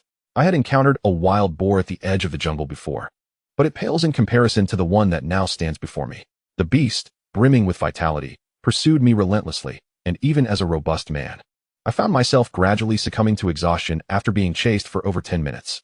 I wiped the cold sweat from my brow, realizing that if this continued, I might indeed meet my demise at the hands of this wild creature. My mind raced as I scanned my surroundings, noting the complete lack of any cover to shield me from the boar's ferocity. Then, my gaze fell upon the lake's surface. Eureka! A surge of excitement coursed through me as I dashed toward the water, gambling that this wild boar could not swim. Just then, I faintly heard Lin's voice calling out, but I paid it no mind as the boar charged towards the lake. I paddled swiftly to the center, and just as the boar neared the water's edge, it abruptly halted, its beady eyes peering into the depths. After a moment of hesitation, it refrained from entering. Was there a hint of fear in its gaze? Furrowing my brow, coupled with Lin's earlier shout, I began to suspect that the central lake might hold dangers beyond my imagination. Crimson water lapped against my body, and as I scrutinized my surroundings, the water appeared unnaturally cold, evoking an unsettling feeling of impending doom. Shaking my head to clear my thoughts, I was momentarily taken aback. The boar continued to linger at the water's edge, occasionally emitting grunts while watching me closely. With the beast still present, I dared not venture ashore. "Qinfei, come back. It's dangerous," Lin shouted desperately, her voice laced with panic. Her fear was contagious, igniting a sense of dread within me. At that moment, something suddenly coiled around my feet, binding my legs with a soft, rope-like substance, as though they were being tied together. My heart sank. The sensation was eerily familiar, akin to being ensnared by a suction cup. Glancing down, I was horrified to discover a colossal, giant squid. I nearly fainted at the sight. This creature was likely the same one I had encountered aboard the cruise ship, its grayish-red body spanning over 80 meters, with 10 tentacles undulating in the water. Qin Fei, it's dangerous. Lin and Qin Lan continued to call out to me. It was only then that I realized Lin had been warning me earlier. Perched in a tree, she had a vantage point over the lake and must have seen the giant squid lurking below the surface. I felt a wave of frustration wash over me. What I believed to be a clever escape had resulted in wet shoes, as I had never anticipated encountering this giant squid lurking in the depths of the lake. I struggled desperately, yet its tentacles incessantly coiled around my body, attempting to drag me to the depths of the lake. A chill of despair enveloped my heart. If this great king squid were to pull me down, I would undoubtedly drown. My instinct for survival surged within me, and I swung the axe in a fierce arc towards the tentacles ensnaring me. My struggles bore fruit. The great squid recoiled in pain, loosening its grip slightly. Seizing the moment, I continued to strike fiercely. Inky blackness erupted, splattering across my face and staining the blood-red surface of the lake, shrouding my vision in darkness. Fortunately, I had closed my eyes just in time. This ink was one of the squid's defenses, seemingly laced with toxins. If it were to enter my eyes, dire consequences could ensue. Deprived of sight, I relied solely on my instincts, swinging the axe with fervor. The furious squid yanked me forcefully into the lake.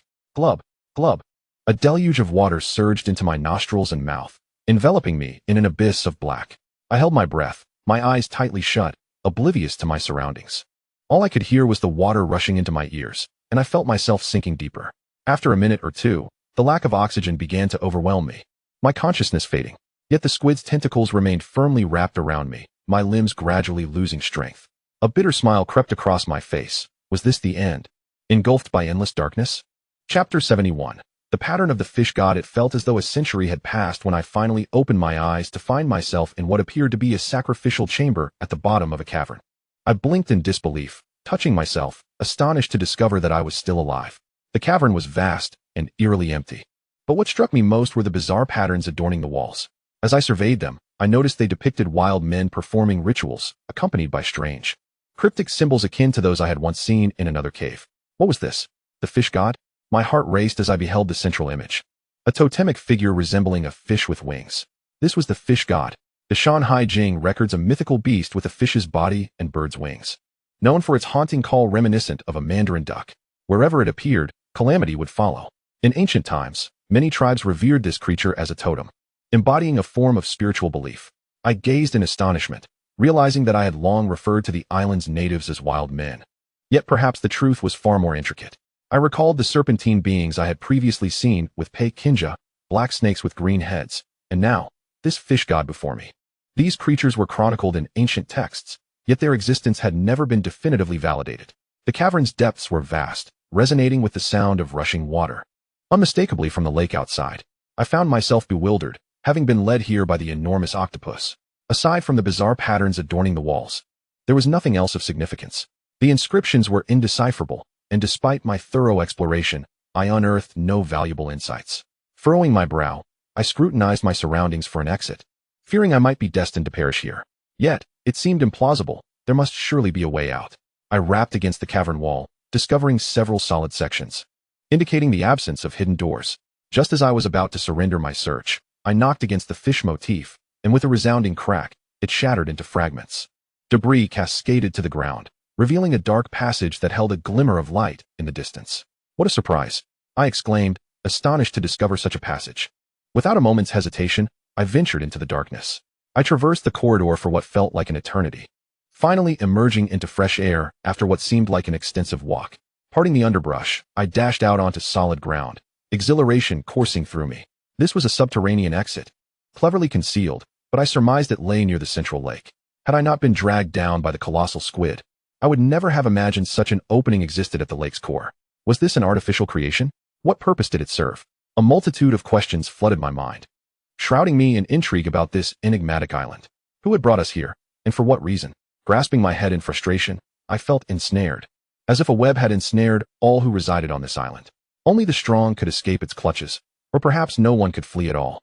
Sighing deeply, I suddenly recalled Qin Lan and Lin, still in peril, and I sprinted towards their direction. Earlier, I had lost all my possessions, including my fire axe, in the lake, and I felt a pang of regret. Those items were invaluable. Casting my concerns aside, I continued my hurried approach. Upon arrival, I discovered the wild boar still prowling near the lake, while Lin and Qin Lan remained perched in a tree, too frightened to descend. Seeing their anxious expressions brought me a sense of relief. As long as they were safe, I felt reassured. However, in this moment, confronting the wild boar was no longer an option. Even with a weapon, I had struggled against it, and now, unarmed, I had no choice but to remain hidden among the surrounding foliage. After nearly half an hour had passed, the wild boar wandered a few circles around the central lake before letting out a series of grunts and disappearing into the nearby thicket. Once the boar departed, Lin and Qin Lan immediately descended from the tree, rushing to the lakeside and calling out incessantly, "Qin Fei! Qin Fei!" Their voices grew hoarse from the effort, and I felt a swell of emotion. After all, being remembered by two beautiful women was a far cry from my past as a mere security guard, when no one paid me any mind. While aboard the cruise ship, I was often at the beck and call of the female staff. Even being summoned by Lin Ran to repair the restroom, a source of great embarrassment. On the cruise, I was ignored, but on this deserted island, I found myself suddenly elevated in their eyes. As I reveled in the moment, I noticed Lin and Qin Lan preparing to swim into the lake, and I burst forth from the thicket, calling out, "I'm here." The two girls were momentarily taken aback, but upon turning to see me before them, their faces lit up with excitement, and they rushed towards me. "Qin Gu, are you all right? You scared me to death," Qin Lan exclaimed, throwing herself into my arms. Her voice tinged with tears, her ample form pressing against me, a strangely comforting sensation. Lin, though less expressive, conveyed her concern through her eyes, which held a mixture of worry and surprise, as if she were curious about how I had suddenly appeared there. All right, I'm fine. Let us find a safe place first. It would be troublesome if the boar returns," I urged them. They both nodded, understanding that this was not the time for idle chatter, and I led them to a relatively secure location. "How did you end up here? What about Lin Ran, Su Xiun, and the others?" I inquired of Qin Lan as the two girls took a moment to catch their breath. Given the urgency of the situation earlier, I had not had the chance to ask many questions. Had I not fortuitously encountered Lin at the central lake, it is likely that Qin Lan would have met a terrible fate at the hands of that wild boar. "I'm not sure how we got into conflict with Scarface and his group," Qin Lan confessed, her teeth clenched in anger as she recalled the encounter. "They were overwhelming in number, and we suffered greatly, ultimately being overpowered by them." She continued, "Then we encountered a herd of wild boars, and amidst the chaos, Scarface and his crew abandoned us, and we got separated." Qin Lan recounted her harrowing experiences over the past few days, explaining how she had joined forces with two other girls, only to find themselves targeted by a wild boar. Tragically, the other two girls had been killed, but she had managed to escape by hiding. However, she had sustained numerous injuries in the process. When she ventured out in search of food, luck had seemingly turned against her, leading to the recent encounter with the boar. I nodded, having rescued Qin Lan, feeling a sense of relief wash over me. Although the whereabouts of the others remained uncertain, it was preferable to having no information at all. My only disappointment stemmed from the inability to locate Lin Ran and Su Xiun. I had initially intended to continue searching. However, the darkness was already encroaching upon us. Furrowing my brow, I observed that both Lin and Qin Lan appeared quite disheveled, with their clothes marred in several places, particularly since we had lost our weapons. Lin had exhausted her arrows, all of which had been lodged into that wild boar, rendering them irretrievable, which was a significant setback.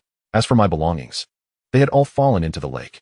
Continuing our search posed too great a risk. Based on recent events, this area likely harbored numerous wild boars, and a mere encounter could spell disaster for the three of us.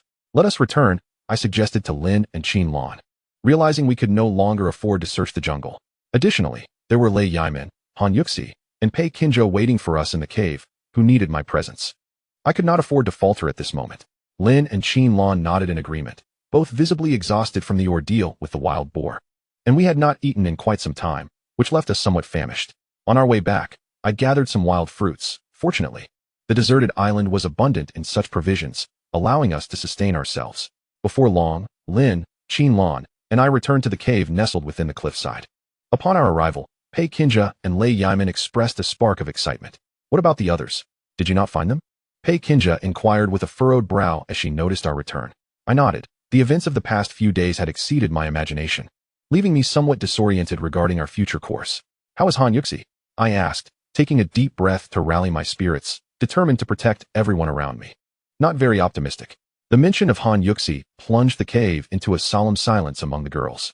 I swallowed hard, brushing my fingers against Han Yuxi's forehead, which felt warm to the touch. If this continued, her survival was in grave jeopardy. Chapter 72. Poison Arrow Frog Qinlan. Please assist me, I called to her. Knowing her background in medical training would lend her valuable skills in treating wounds. Qinlan nodded, carefully lifting the fabric from Han Yuxi's thigh, where the blood had coagulated and adhered to her clothing. Her movements were delicate, but Han Yuxi winced, unable to suppress her discomfort. I witnessed this unfolding scene with clenched fists, vowing that Su Lily better pray she does not cross my path again, for if she does, I shall ensure she faces the consequences. The wound was profound, nearly reaching the bone, and the localized area had begun to show signs of infection, potentially leading to dire consequences. Qinlan furrowed her brow and let out a deep sigh. Upon hearing her words, my heart sank, and the expressions of the other girls in the cave also grew grim. After all, we had shared our lives for so long and had developed a bond. Gazing at Han Yuxi's pale lips, I could not bear to watch her languish and wait for death. I had to devise a way to save her. How could we ensure her survival? Taking a deep breath, I addressed Qinlan directly, my anxiety mounting. We had no choice but to try. Qinlan's brow was tightly knit as she spoke with less conviction. I nodded resolutely. We could not relinquish our last hope. I retrieved the medical kit from the cave, which contained a surgical knife and several pieces of gauze. Though the anti-inflammatory medication had already been used on Zhang Tian during a previous emergency, Qinlan placed the surgical knife over the fire to sterilize it. While I had collected some clean water on the way back, her technique was far more proficient than mine. At that moment, Han Yuxi had regained consciousness, her eyes wide with fear. I approached her, embracing her gently and caressing her face. It's all right, I'm here. Don't be afraid, I whispered softly in her ear, attempting to soothe her, for there was no anesthetic on this desolate island, and I feared she would instinctively react when Qinlan began her work. I placed my hand over her mouth, feeling an overwhelming sense of guilt for failing to protect her and the other girls, Lin Ran and Su Xun, whose whereabouts were still unknown. As the surgical knife made contact with Han Yuxi's wound, despite her resilience, she could not suppress a cry of pain. Her expression contorted as she bit down on my hand, trembling uncontrollably.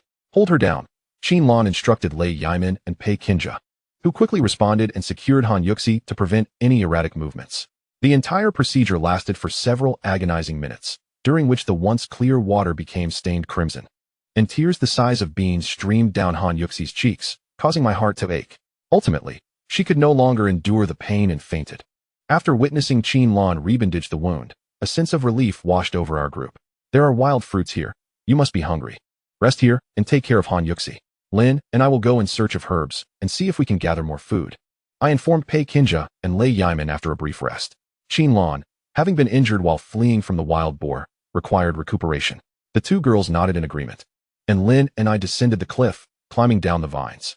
During our earlier struggle with the wild boar, Lin had exhausted her supply of arrows, and I had lost my fire axe and binoculars in the lake, leaving me with only a fruit knife. We dared not venture too deep into the jungle. After wandering for a while, we stumbled upon several hardwood trees, their density remarkably low yet hardness exceptional, making them ideal for crafting arrows.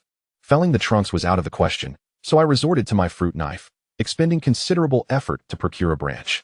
I then meticulously fashioned these branches into a series of arrows, each with a finely sharpened tip. The bow and arrow were of paramount importance to us in the jungle, serving not only as a means of self-defense, but also as a tool for hunting. Upon reflection, I realized that while ordinary arrows might suffice for small game, they would be utterly ineffective against formidable beasts such as wild boars. As the chorus of frogs echoed around us, an idea struck me. If I could apply the venom of these poisonous creatures to the arrowheads, the lethality would undoubtedly escalate drastically, potentially rendering the hunt for wild boars a feasible endeavor. Without hesitation, I set to work. Lin quickly grasped my intent. The jungle pathways were teeming with vibrantly colored frogs, their beauty deceptive. I recognized their deadly nature as tropical poison dart frogs. Their brightly hued skin concealed a lethal toxin capable of killing 10 adults with a mere touch. During my time in the military, I had traversed the Amazon rainforest, where indigenous tribes utilized the frog's venom to coat their arrows, crafting blow darts. The relentless croaking of frogs surrounded us. After a brief observation, Lin and I encountered several lemon-yellow poison dart frogs, alongside a few striking blue ones, with their vivid markings. We became acutely aware of the danger. A single misstep could prove fatal, as many survivors had perished due to these frogs. I cautiously approached one particularly swollen-cheeked poison dart frog, shielded by a large leaf. It remained still as I covered it, and seized it in one swift motion. With my fruit knife, I swiftly dispatched the creature, crimson blood oozing forth as its legs twitched momentarily before falling still. This knife would require thorough cleansing afterward to eliminate any residual toxins. I then carefully coated the arrowheads with the frog's venom, knowing its potency would endure without fear of degradation upon exposure to air. To ensure our safety, Lynn and I produced over 30 arrows. A single poison dart frog would hardly suffice. After another 10 minutes, we had adequately applied the venom to the arrowheads, equipping ourselves with a means of self-defense for our inevitable encounter with wild boars. I did not neglect the search for medicinal herbs. Fortunately, Lynn was well versed in the terrain of the deserted island and understood my needs. After much wandering through the jungle, she gathered a dozen or so herbs whose names eluded me. Yet, seeing her unwavering confidence, I chose to trust her and nodded in agreement. As for sustenance, Lynn and I found nothing of substance. Initially, we had hoped to scout the jungle for wild rabbits, but after an extended search yielded no results. We settled for gathering some dry twigs and made our way back to the cave. Upon our return, the group of girls appeared somewhat listless, resting within the confines of the cave, their demeanor betraying a hint of trepidation.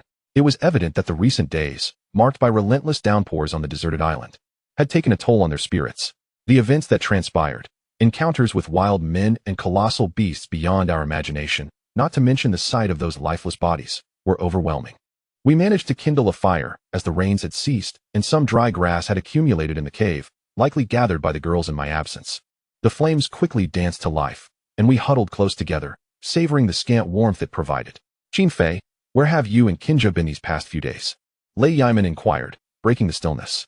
I paused momentarily before recounting our recent experiences to the girls, particularly the harrowing moment when Kinja and I faced a massive bear and had to leap from a precipice.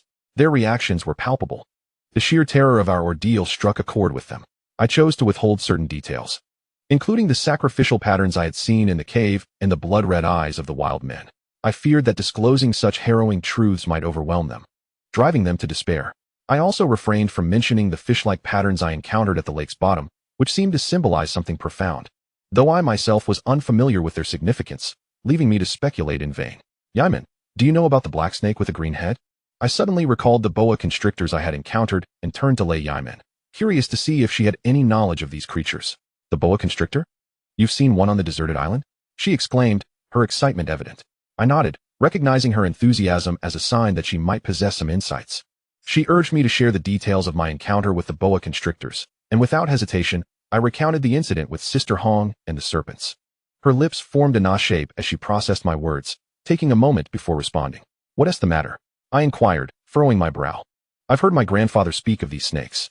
They are indeed documented in the Shanhai Jing and are real. There was a time when they suddenly ceased to be mentioned, leading many to believe that the boa constrictor was a mere myth, Lei Yiman explained with deliberate calmness. Furthermore, my grandfather had often mentioned this snake, claiming it was connected to an ancient tribe of ours. This expedition abroad was even motivated by this very creature. Her revelation struck me like a deep-sea bombshell, and I felt the weight of the situation deepen. The tribal totems, coupled with the bizarre creatures of the island, made it seem as though we had unwittingly become entangled in something far more complex. As the night deepened and fatigue set in, I urged the girls to rest well, suggesting that we would address other matters at a later time. My heart remains uneasy for Lin Ran and Su Xiun. In such a bizarre and desolate island, I sincerely hope that no misfortune befalls these two young women.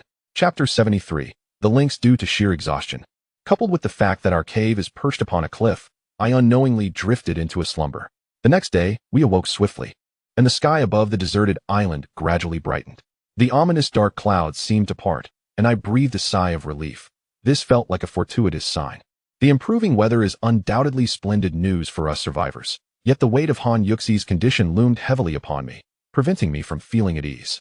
Her leg injury is quite grave, and we must remain here until she recovers sufficiently for us to depart, which means we will be here for a while longer. However, this location serves as a decent refuge. We need not fear the encroachment of wild beasts at night, as below lies a vast marshland that offers us a measure of safety. It appears we will be staying here for a time. Lei Meng and Qin Lan will remain in the cave to care for Han Yuxi and prepare medicine for her, while the three of us will venture out to gather firewood and items for warmth. I instructed the others in the cave that there remains much to be done, and we must act swiftly. The unpredictable weather of the island necessitates that we stockpile provisions while we have the chance. As for the search for Lin Ran and Su Xiun, it weighs heavily on my mind. Yet, the needs of these young women require my attention. and I must ensure their safety before embarking on the quest to find Lin Ran and Su Xion. Accompanied by Lin and Pei Kinja, I ventured into the thicket. After several days of rain, although the firewood remained somewhat damp, it was still manageable for kindling. With the rain ceased and the weather improving, small creatures began to emerge sporadically in the forest, granting me a sense of relief. This indicated a potential source of food. You two gather some dry wood. I will seek out food, I instructed Pei Kinja and Lin, as it was imperative to delineate our roles with our reduced numbers. Lin opened her mouth to speak, but I silenced her with a glance, and she complied, moving alongside Pei Kinja to explore the surroundings. Armed with only a fruit knife, devoid of any other weapon, I relied on this tool to procure sustenance. To avoid losing my way in the jungle, I marked my path, yet my search yielded little, leading me to almost believe that all the animals on this island had perished. After walking for several minutes, I caught a faint whiff of blood. Nearby, the underbrush rustled slightly. The movement was not substantial, suggesting it was not wild boars or similar creatures. I steeled my courage and cautiously approached. With a coat of tawny fur and a lithe body, 2 fluffy ears perked atop its head, I initially mistook it for a bobcat. However, its tail was notably short, and its teeth were remarkably sharp. Indeed, it was a lynx. Its reaction was remarkably swift, almost instantaneous. As I parted the thicket before me, it leapt with a sudden burst, scaling the tree with grace. Its large, piercing eyes glared at me with an intense ferocity, its mouth agape, revealing the predatory nature of the lynx. Despite its relatively small size, this feline was undeniably fierce. I had no desire to engage in conflict with it. On the ground lay a lifeless wild rabbit, its neck marred by 2 bloody punctures, likely inflicted by the lynx. The creature had only recently succumbed, for its legs twitched sporadically. Should I seize the opportunity or refrain? I hesitated. The rabbit was quite sizable, and our meals had consisted solely of wild fruits for days, leaving me longing for a proper feast. I swallowed hard, reluctant to abandon such a prize. Noticing my indecision, the lynx grew increasingly agitated, widening its mouth and emitting a series of growls, clearly attempting to deter me. Initially, I felt a twinge of embarrassment at the prospect of competing for sustenance with an animal, but I soon reconciled myself to the harsh realities of survival. Some individuals even resorted to cannibalism. I had already made my peace with my conscience. Moreover, catching a wild rabbit armed only with a fruit knife posed a significant challenge. Encountering this fortuitous scene was nothing short of serendipity, and I was determined not to let it slip away. I approached the rabbit's carcass cautiously, the lynx's growls intensifying. Dismissing its threats, I brandished my fruit knife, prepared to defend myself should it attempt to attack. It stared at me, and as I maintained my gaze, the lynx eventually relented, retreating slightly. Seizing the moment, I charged towards the lynx, startling it, and it swiftly darted away into the underbrush. With the lynx gone, I breathed a sigh of relief. While I was unafraid of it, a confrontation could have resulted in injury. I lifted the hefty rabbit, elation surging within me. It weighed over 3 pounds, ample enough to provide a hearty meal for us all. With my newfound prize, I scanned the surrounding thicket and located the sweet potatoes I had previously foraged, a food source that was both filling and storable within our cave. After a thorough search, I managed to gather around 3 pounds of sweet potatoes, making this a bountiful haul. However, lacking a backpack or any means of carrying my spoils, I resorted to fashioning a makeshift bundle using nearby vines to secure everything. In the jungle, lingering was unwise, particularly with a wild rabbit in hand. Predators are acutely attuned to the scent of blood, and following the recent torrential rains, food scarcity afflicted both survivors and carnivores alike. Without further delay, I retraced my steps along the route I had come, relieved to navigate back to my previous location without incident. Upon my return, I found Lin and Pei Kinja by the marsh, surrounded by a pile of dry grass. Upon my return, Lin and Pei Kinja immediately approached me with serious expressions. What happened? I inquired, noticing their unusual demeanor. We just encountered Scarface and his gang, Pei Kinja exclaimed directly. Upon hearing that they had crossed paths with Scarface, I grew anxious, fearing he had come to cause trouble. However, seeing that both Lin and Pei Kinja appeared unscathed, though somewhat disheveled, I felt a sense of relief. They seemed to have encountered significant trouble. We overheard them mentioning something about wild boars. Pei Kinja continued to elaborate. I nodded and instructed the 2 girls to swiftly move the hay and firewood nearby, while I gathered the fruits of our labor and made my way to the cave. Please recount the details carefully, I urged Lin and Pei Kinja, handing them the thoroughly cleaned sweet potatoes. Previously, when we were at the beach, supplies were relatively abundant, and we hardly consumed such sweet potatoes. However, circumstances had changed, resources were now scarce, and any food we could obtain was a blessing. especially when the girls spotted the large wild rabbit in my hands. Smiles broke across their faces, a sign that matters were looking up. Listening to Lin and Pei Kinja's account, I finally grasped the situation. I had sent them to find firewood, and due to the nearby vegetation being close to the marshlands, it was damp. As they ventured forward, they unexpectedly encountered Scarface and his gang while fleeing. It seemed they had run into a large group of wild boars, resulting in many casualties. Lin and Pei Kinja nearly got discovered, but fortunately, they managed to escape swiftly and return to the marshlands. I nodded. It appeared there was indeed a wild boar den nearby. Since arriving in this area, signs of wild boar activity had become increasingly evident, and Scarface and his gang were likely being pursued by them. Let us not dwell on that for now. We'll assess the situation later, I told the girls, and then set up a fire to roast the wild rabbit. With just a few of us, taking on a wild boar seemed unrealistic, let alone a pack of them. I pondered, considering the threat posed by the frequent appearances of wild boars. I also needed to find Lin Ran and Su Xun, as their presence would undoubtedly add to the danger. Ever since the last incident when I rescued Qin Lan and was nearly killed by a wild boar in the central lake, I felt fortunate to have escaped unharmed. As the wild rabbit roasted, Lei Ming gazed intently with her beautiful eyes, while the other girls swallowed hard. The past few days had indeed been challenging, with meals being sporadic. However, I felt a twinge of guilt thinking about how I had snatched that wild rabbit from the lynx. Soon, the aroma of the roasted hare wafted through the cave, enveloping us in its delightful scent. I deftly divided the hare into several pieces with a fruit knife, distributing them among the girls. I sampled a piece myself. Despite the absence of seasoning, it was surprisingly palatable, perhaps due to the long interval since my last meal. We had a hare weighing over 3 pounds, which was sufficient for our small group, especially when paired with the sweet potatoes. Each of us wore a satisfied smile, and Han Yuxi, having tasted a bit, appeared noticeably more vibrant. Though our current circumstances were rather challenging, we had no choice but to endure. For many dangers awaited us ahead. Suddenly, a series of grunts erupted from below the cliff, indicating the presence of wild boars. I hurried to the edge of the cave and spotted a piglet-sized wild boar, its hooves ensnared in the marsh, thrashing and grunting in distress. A surge of excitement coursed through me. Dinner was on the horizon. Qin Fei, what are you planning to do? Lei Yiman cast a wary glance my way, noticing my intention to descend. The other girls looked on with concern. I simply pointed at the trapped wild boar, grinning as I proclaimed, a wild boar has arrived. Our good fortune is at hand. Clutching the fruit knife tightly in my hand, I called for Lin to join me, instructing her to bring along the bow and arrows. Pei Kinja and Qin Lan followed suit. We descended through the vines and soon beheld the boar struggling in the marsh, sinking deeper with each futile attempt to escape, its cries echoing in the air. Compared to other wild boars on the island, this one was relatively small, and its entrapment in the marsh rendered it vulnerable. Our chances of successfully dispatching it were quite high. The marsh still held the wooden tubes we had previously laid down. Lin raised her bow and, with precision, launched an arrow that struck the boar squarely in the forehead, eliciting a series of anguished grunts. Continue shooting, I urged Lin. The arrows were tipped with frog poison, and it wouldn't be long before the boar succumbed. As long as I acted swiftly to harvest the meat, it would remain unspoiled. Lin nodded and released several more arrows. While the boar could only grunt in distress, its body gradually sinking. After a brief wait, the boar began to weaken, appearing on the verge of collapse.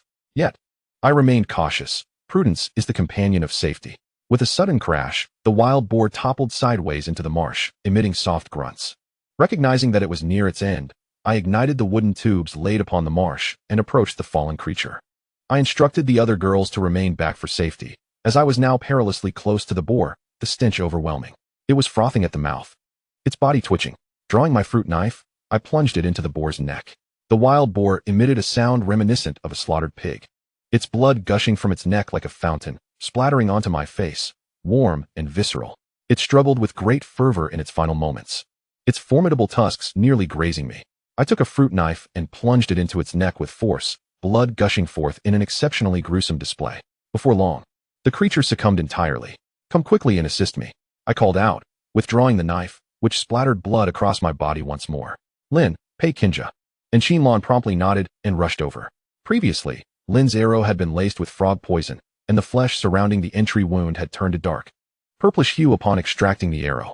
I could not afford to ponder too much. I had to choose a clean area to strike, as consuming any part of the boar contaminated with the venom could spell doom for us all. How foul, the girls muttered among themselves. Yet they gritted their teeth and approached to lend their aid. Having undergone similar training on the deserted island, their hands soon became stained with blood, and in no time, we had processed the wild boar. Fortunately, the spread of the frog poison was not rapid, and some parts of the boar remained fresh and edible. However, many sections had already turned a sickening shade of dark purple, causing me a pang of sorrow. Wild boar meat is regarded as a prized resource on a deserted island. Had this creature not wandered into the swamp, we would never have had the opportunity to butcher it. Just then, I furrowed my brow, faintly hearing cries for help in the distance. Without a doubt, it was the band led by the scar-faced man. I had no intention of rescuing them. They had brought this upon themselves. Nonetheless, I decided to investigate the situation. Perhaps there were valuable supplies to be salvaged. Move the pork up. And don't forget the tusks, I instructed Lin and Pei Kinja. These tusks were valuable, even if they seemed useless at the moment. Lin, Pei Kinja, and Qin Lan exchanged puzzled glances and asked, "What about you? What will you do?" "I'm going to check the situation over there. Don't worry, I'll be fine." I reassured them, retrieving Lin's bow. With this weapon, my safety should not be a significant concern, provided I remained cautious. "Be careful. We'll wait for you in the cave," they replied, accustomed to my ventures. Nodding, they turned to carry the freshly cut boar meat up to the cave in the cliff. Once separated from the three, I followed the sound in the direction it came from. Truthfully, I found it odd. There were far too many wild boars in this area, and I could even see plenty of their droppings by the roadside. The noise continued, echoing ominously. From a distance, I discerned the chaotic cacophony of boar cries, causing me to slow my pace. Having previously had a harrowing encounter with a wild boar, I felt a surge of trepidation. The sounds were disordered, and I could faintly hear human voices crying out. However, the more I listened, the more I felt something was amiss. The boar's cries sounded eerily like wails, reminiscent of the one I had just pierced. Was there something wrong? I furrowed my brow and stealthily crept towards the source of the noise, only to be met with an unintelligible chattering, akin to the language of birds. Were these wild men? My eyes widened in disbelief, and a chill ran down my spine as I concealed myself beside a sturdy ancient tree. I beheld a group of a dozen or so wild men clad in animal skins, armed with bows and arrows, while others wielded spears. Already, 2 or 3 wild boars lay lifeless in pools of blood, one of which had its head skewered by a spear, blood staining the ground. On the other side, 7 or 8 women appeared to be in a state of shock, alongside a plump man whose lower garments were thoroughly soaked. It seemed he had lost control of himself in fear. As for the scar-faced man, his presence was notably absent. The wild boars, evidently terrified, fled in panic, and I watched with a sense of dread.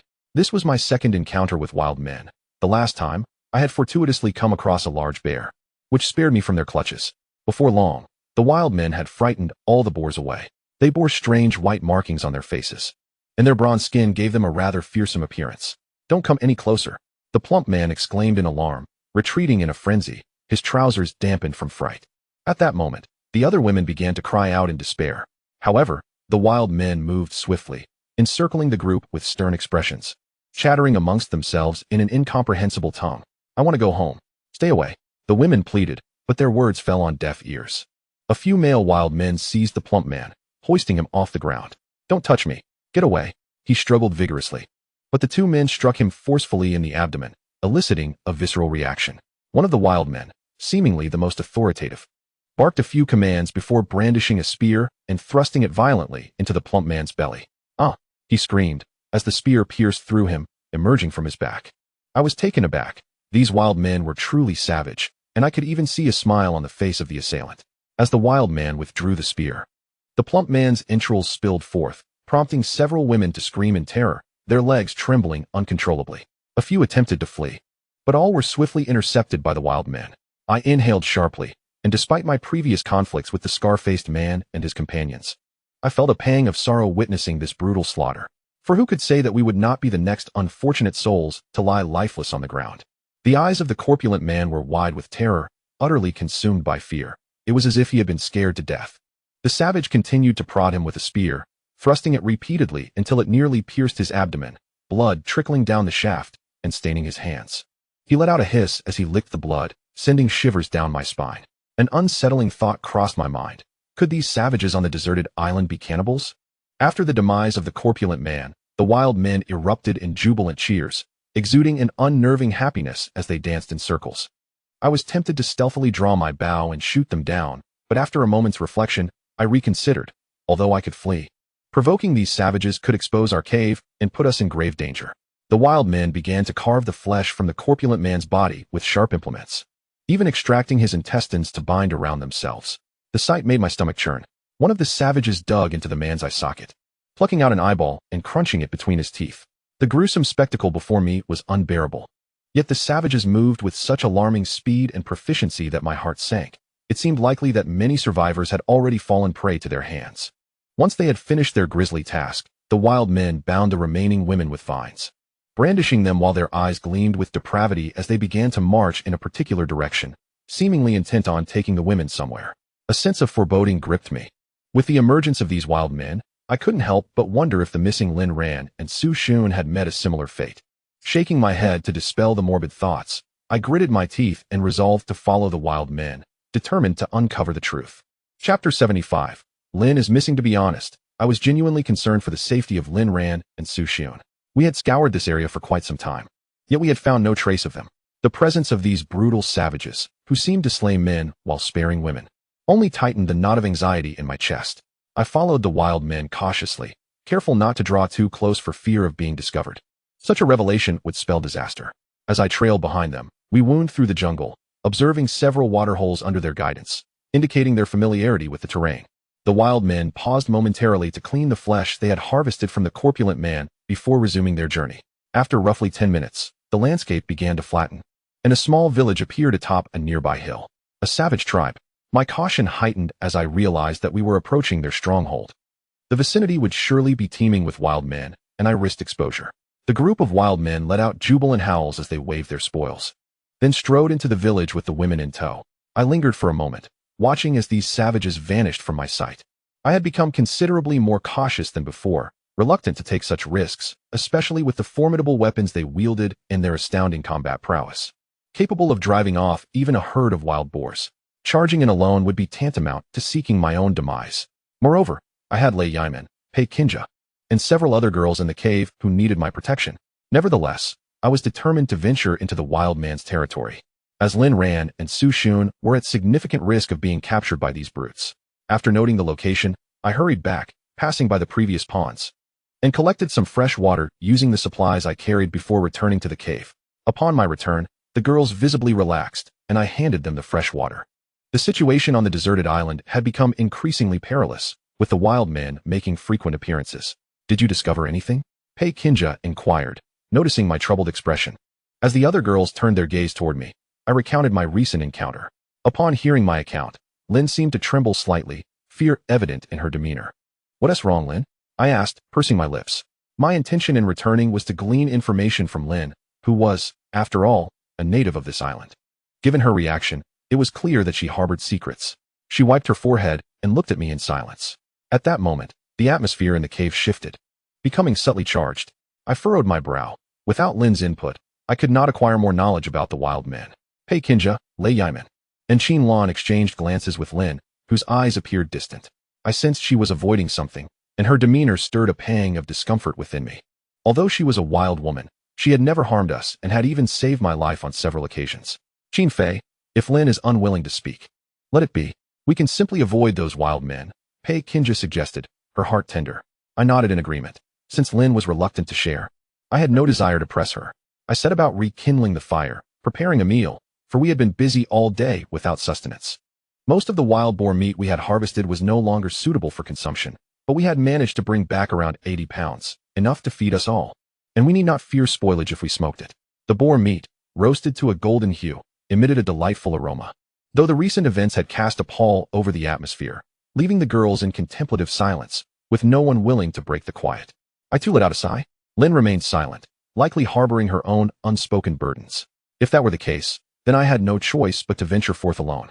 Lin Ran and Su Xun, I must encounter the living and the dead. After finishing the wild boar meat, I glanced at Han Yuxi. Her complexion had improved somewhat, yet she still appeared quite pale and frail, in dire need of recuperation. I instructed Pei Kinja to mash the sweet potatoes into a paste for her, as the wild boar meat was far too rich for her current state. An unusual glimmer flickered in Qin Fei and Han Yuxi's beautiful eyes as she tightly grasped my hand. I gently stroked her silky hair. Will we survive? She asked softly, her voice tinged with a sense of helplessness. I nodded affirmatively. At that moment, I was the anchor for these girls. If I were to falter, they might lose all hope of survival. Yet, I too was uncertain whether we could escape this deserted island and return to civilization. The island was rife with peculiarities that awaited my gradual discovery. As night fell, Lin appeared somewhat hollow, sitting alone at the cave's entrance, her arms wrapped around herself. Exuding an aura of profound solitude, Pei Kinja, Lei Yimin, and Qin Lan, along with the other girls, remained silent, quietly resting nearby. I sighed and settled beside Lin.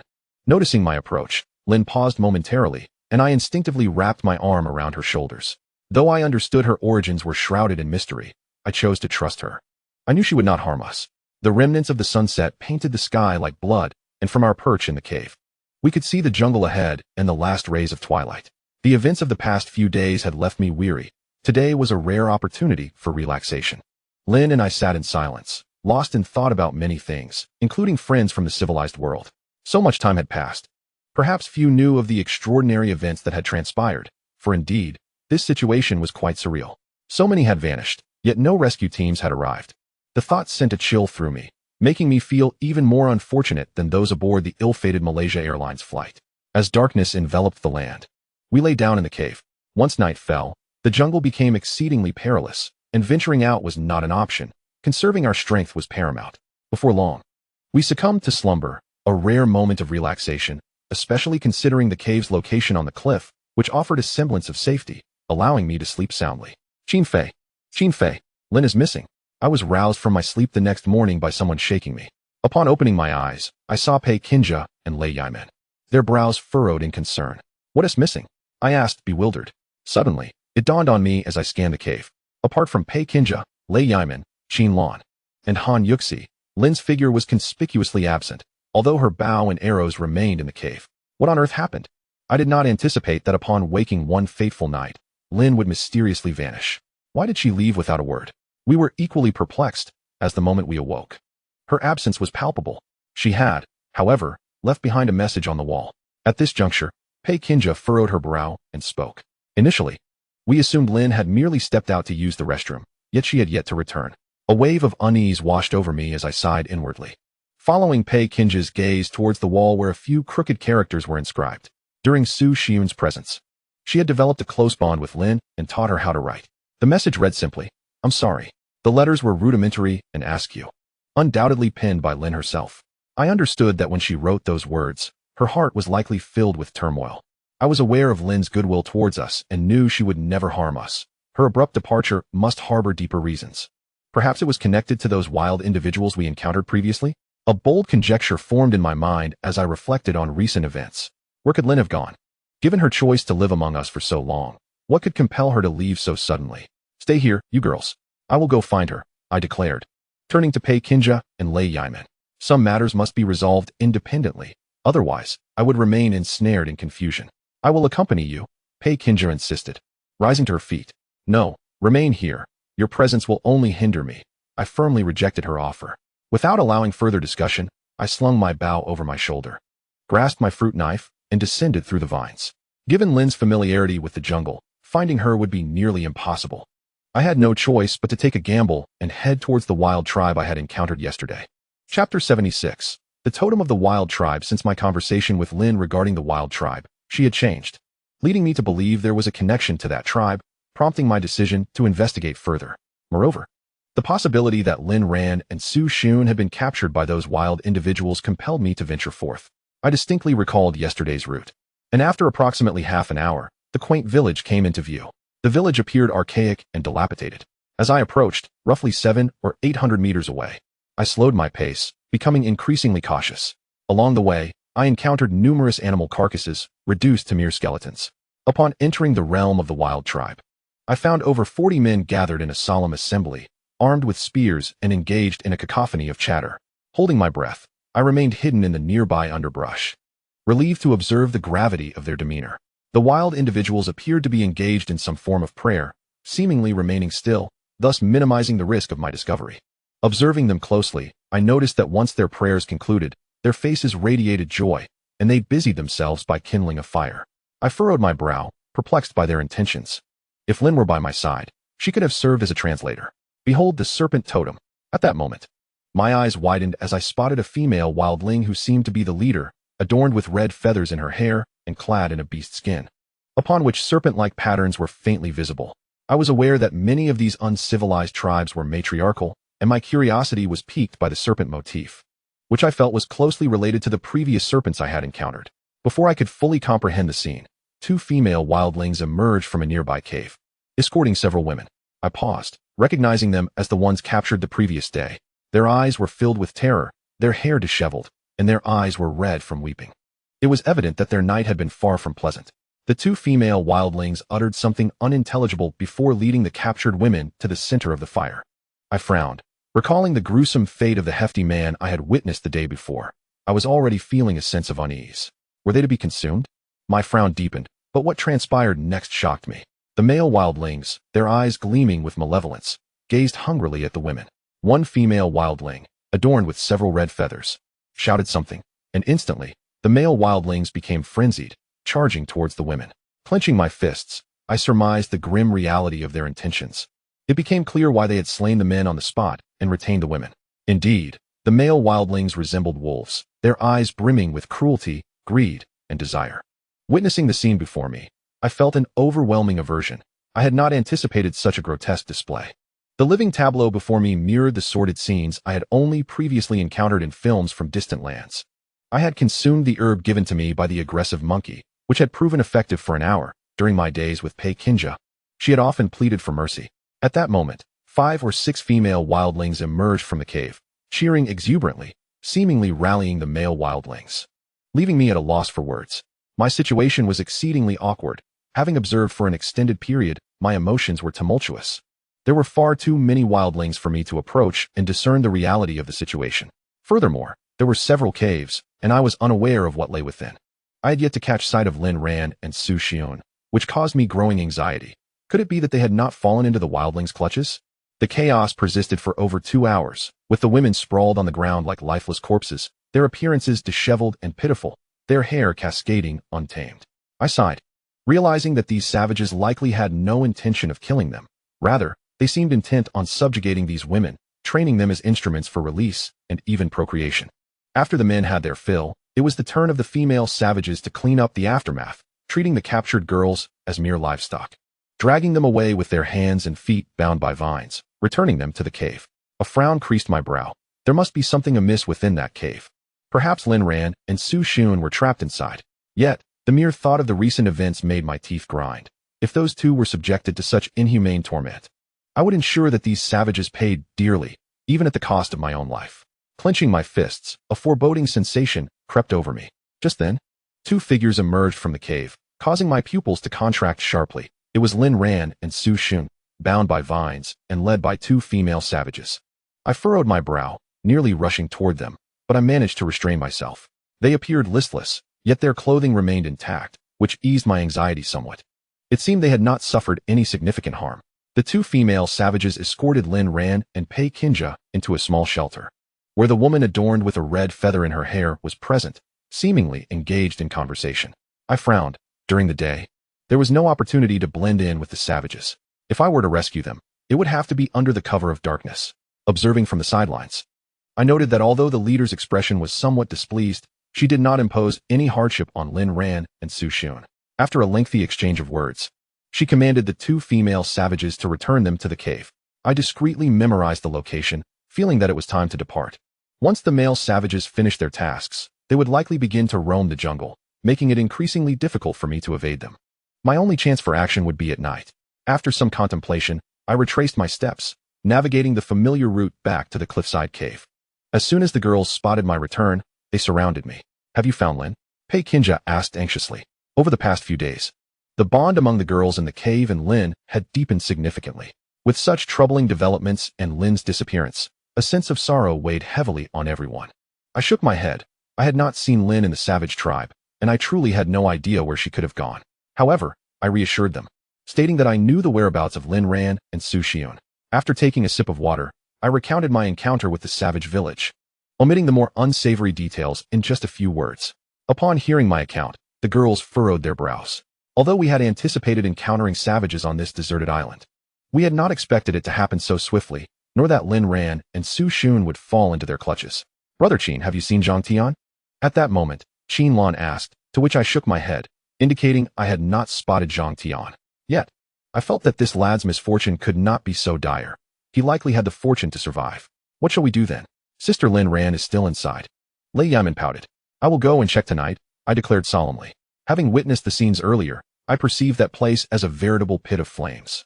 The thought of Lin Ran and Su Xun remaining there even for a second unsettled me. I felt an urgent need to rescue them. We'll accompany you, Qin Lan asserted. I shall go too, Pei Kinja chimed in. And I, Lei Yiman patted her chest. No, the wild men inside are not to be trifled with. I cannot manage alone, and with all of you, it would merely be a march to our demise. I firmly declined. This was not a matter of machismo. The fewer people involved, the better. However, the girls understood the gravity of the situation and insisted on waiting outside to support me. After much persuasion, I eventually convinced them. After sharing a meal with them, I retreated into the cave to rest, conserving my strength for the impending nightfall. Chapter 77. Rescuing the captives. The sky finally darkened, and a resplendent moon hung overhead. I had prepared thoroughly, applying some insect-repelling herbs to ward off the mosquitoes while traversing the jungle at night. With a large bough slung across my back and a fruit knife in hand, I was acutely aware of the peril that awaited me, leaving my heart in a state of trepidation. Yet, there was no alternative. The girls had expressed their concerns repeatedly, with Lei Yiman unable to restrain her tears, her eyes glistening with sorrow. After all, she was but a young girl, lost on this deserted island with her grandfather, and had come to rely on me as her last bastion of hope. Everything will be fine, just take care of Han Yuxi. If I do not return, then so be it, I reassured them, uttering these words before descending along the vines, their glistening eyes watching me intently. On this dark, windy night, I moved through the jungle by the moonlight, akin to a harbinger of night. The nocturnal ambience of the jungle was eerily unsettling, punctuated by distant roars of beasts and the incessant chirping of insects. The fear of encountering a large predator loomed over me, should I cross paths with one. My chances of rescuing anyone would be slim, and my own fate would be questionable. Suddenly, I heard a rustling sound, akin to leaves crunching underfoot. In the stillness of the jungle, my skin prickled with goosebumps. "Who is there?" I shouted, my heart racing, yet the only response was the persistent chorus of insects. My mind raced with possibilities. Could it be some beast lurking nearby, poised to pounce on me while I was unaware? I scanned my surroundings, fists clenched tightly. But the source of the sound remained elusive. After a moment of hesitation, I cautiously continued my journey into the depths of the jungle. Subsequent to the unsettling sounds, I exhaled a sigh of relief, uncertain whether the source had departed or remained undetected. Approximately half an hour later, I arrived at the village. The evening bonfire illuminated the surroundings, revealing the wild men dancing around it, chanting in a language that eluded my understanding. At that moment, a few wild men suddenly dragged a man from a cave. He appeared to be in his 20s and wore glasses. A frown crossed my brow as I recognized him from the beach, the bespectacled individual with whom I had previously clashed, leaving me with an unfavorable impression. He was engulfed in panic, wailing pitifully, yet the wild men ignored his pleas, stripping him of every garment until he was entirely bare. They then bound him with vines, securing him to a makeshift frame. I furrowed my brow, sensing that these wild men were preparing for a macabre feast. The bespectacled man, in sheer terror, lost control of his bodily functions, inadvertently splattering one of the wild men with his distress. I nearly burst into laughter at the sight, but the wild man, incensed, unleashed a torrent of curses upon him, delivering several resounding slaps that left the man's face swollen.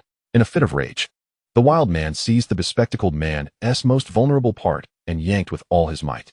A blood-curdling scream reverberated through the jungle, startling birds and beasts alike. The brutality of the scene chilled me to the bone, and I felt a pang of sympathy for the bespectacled man, who trembled violently, continuing to wail. The wild man, growing impatient, plunged a sharp instrument into the man's thigh, causing blood to spurt forth, splattering the wild man's face. The others erupted in cheers, seemingly celebrating the grotesque spectacle before them. I inhaled deeply, grappling with my sense of compassion. This man was enduring a fate worse than that of the plump fellow, not only facing castration but also this inhumane torment. The bespectacled man's severed appendage was taken by a female wild man, skewered on a stick, and placed over the fire to roast until it turned a charred black. She consumed it with a gleeful expression, relishing every bite.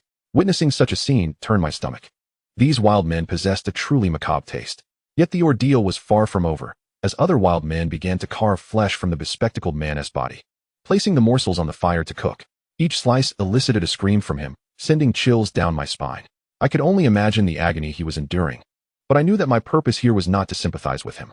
As I surveyed the surrounding multitude of savages, I observed a significant increase in their numbers since this morning, over 80, both men and women. A sigh of relief escaped my lips. It was fortuitous that I had refrained from acting impulsively earlier today, for otherwise, these wild individuals might have bound me, leading to a fate akin to that of the bespectacled man. However, I speculated that perhaps all the savages had emerged, creating a formidable presence. Thus, it stood to reason that the number of savages within the cave might be considerably diminished.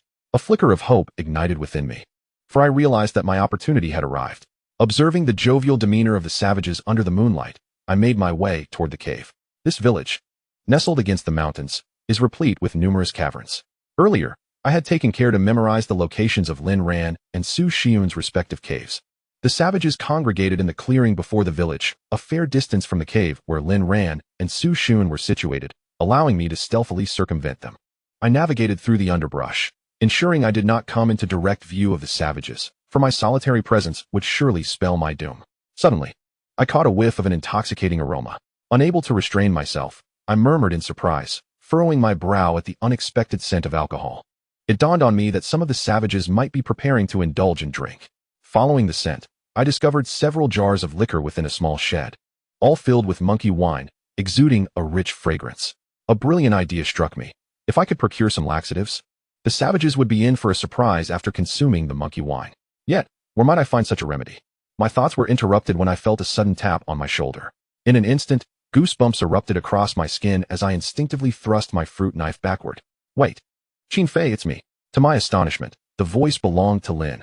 My heart raced with excitement. I had feared she had truly left us. I lowered my voice and asked her how she came to be here. If not for the peculiar circumstances, I would have inquired about her whereabouts. Lin shook her head and gestured toward the cave, whispering, "We can discuss everything later. First, we must rescue them."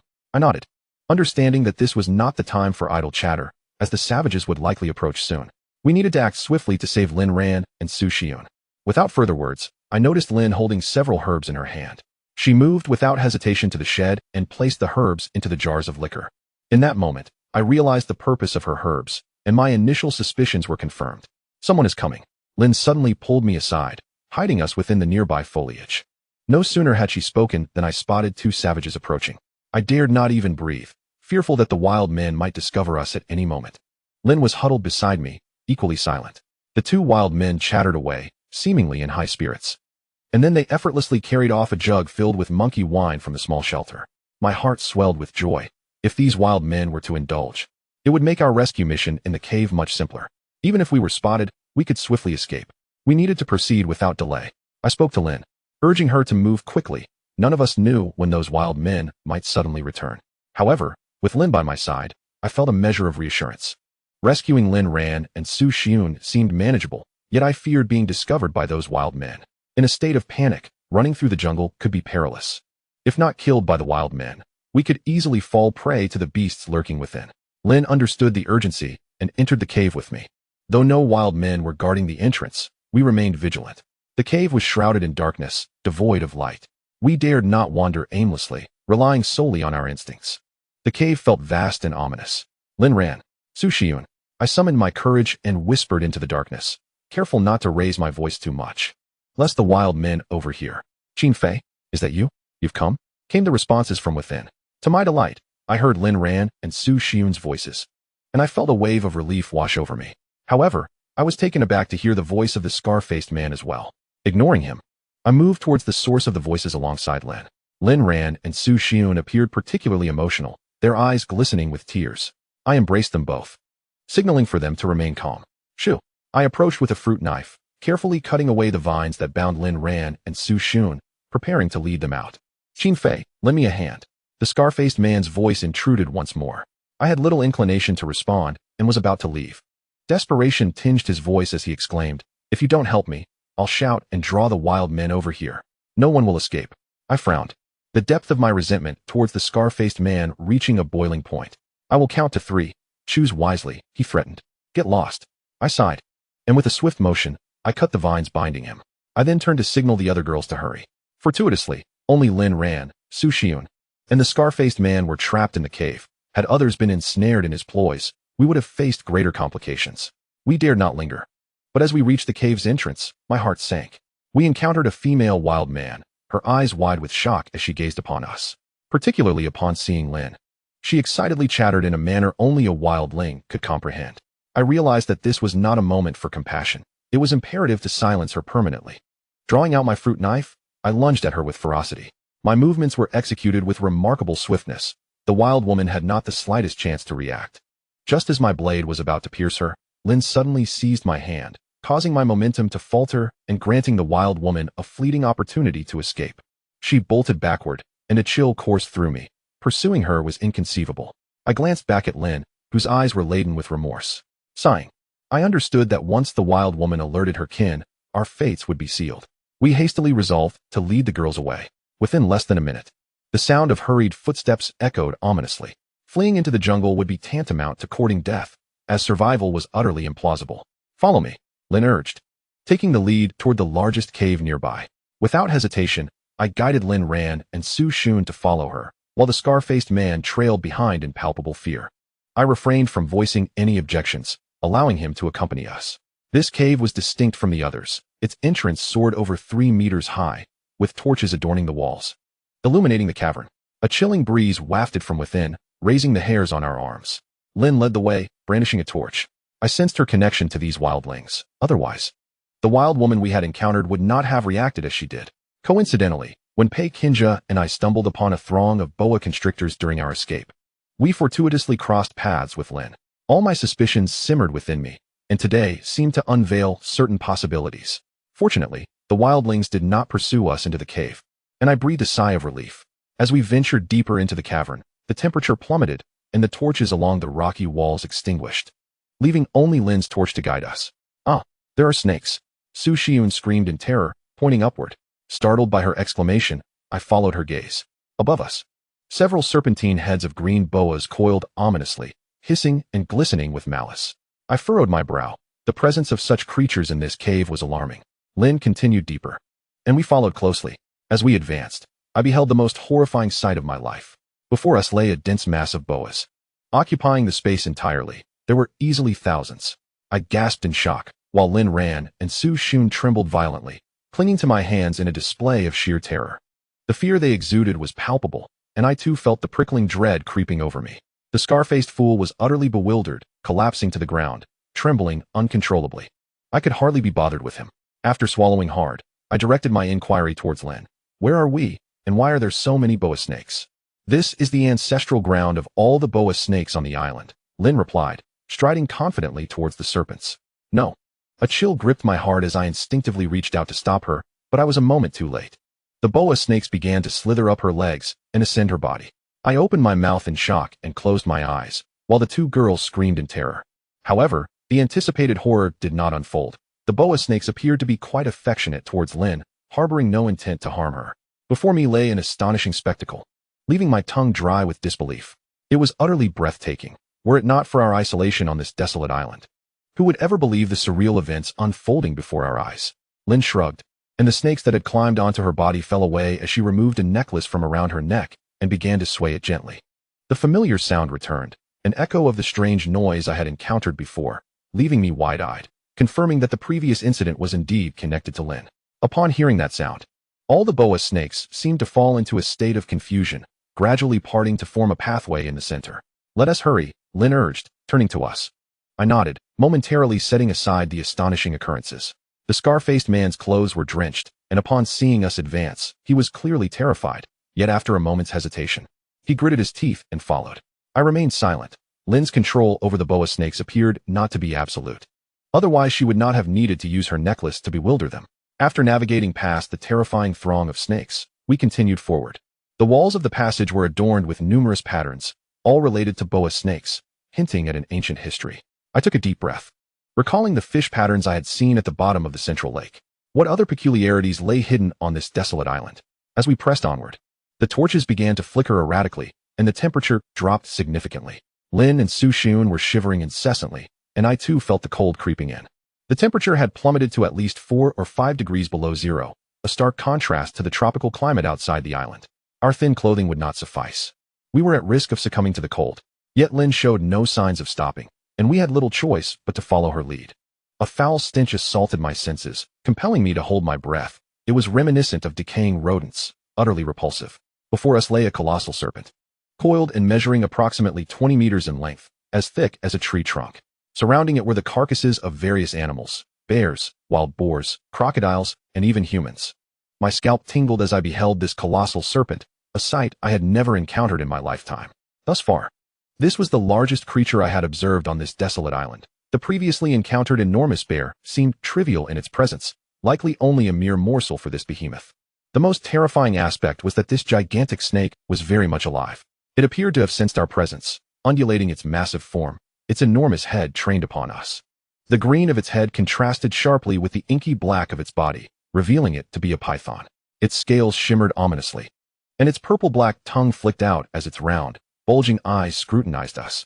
I felt a shiver of genuine fear before such a creature. An innate terror gripped each of us, myself included. It opened its mouth wide, revealing two razor-sharp fangs glinting menacingly. Its cavernous maw exuding an aura of dread that left us paralyzed with fear, devoid of even the thought of escape. This truly resembled the legendary python from the Shanghai Jing, known for devouring elephants. This serpent could certainly accomplish that feat without difficulty. Its roar echoed throughout the cavern, a chilling sound that resonated with desolation, its two fleshy crests resembling horns, marking it as a king among snakes, the sovereign of this island. An unsettling feeling washed over me, as though I might soon join the lifeless bodies strewn about the ground. Yet, I chose to trust Lin. I doubted she would lead us to our demise. Lin remained silent, and the massive head of the serpent turned towards her. The snake's tongue flicked at Lin, sending a shiver down my spine. Lin ran, and Su Xiun. The two girls shut their eyes in fear, afraid to utter a word lest they draw the creature's attention. I was uncertain of the Python King's intentions, but my instincts suggested it would not harm Lin. The situation grew increasingly perplexing, igniting my curiosity about Lin's true nature. Why were these pythons so affectionate towards her? Even the Python King seemed disinclined to harm her, an utterly bizarre occurrence. At that moment, the Python King lowered itself, and Lin stepped upon its back, turning to us with the words, "Follow me." Trembling, we hesitantly approached. Its scales felt as firm as cement beneath our feet, and the scarred-faced man prepared to follow us as well. Yet, the Python King suddenly reared up, opening its mouth wide and swallowing the scarred man whole, sending a shudder through my entire being. Lin led us along the serpent's massive body, our nerves frayed by the enormity of the creature. After what seemed like 4 or 5 minutes, we finally descended.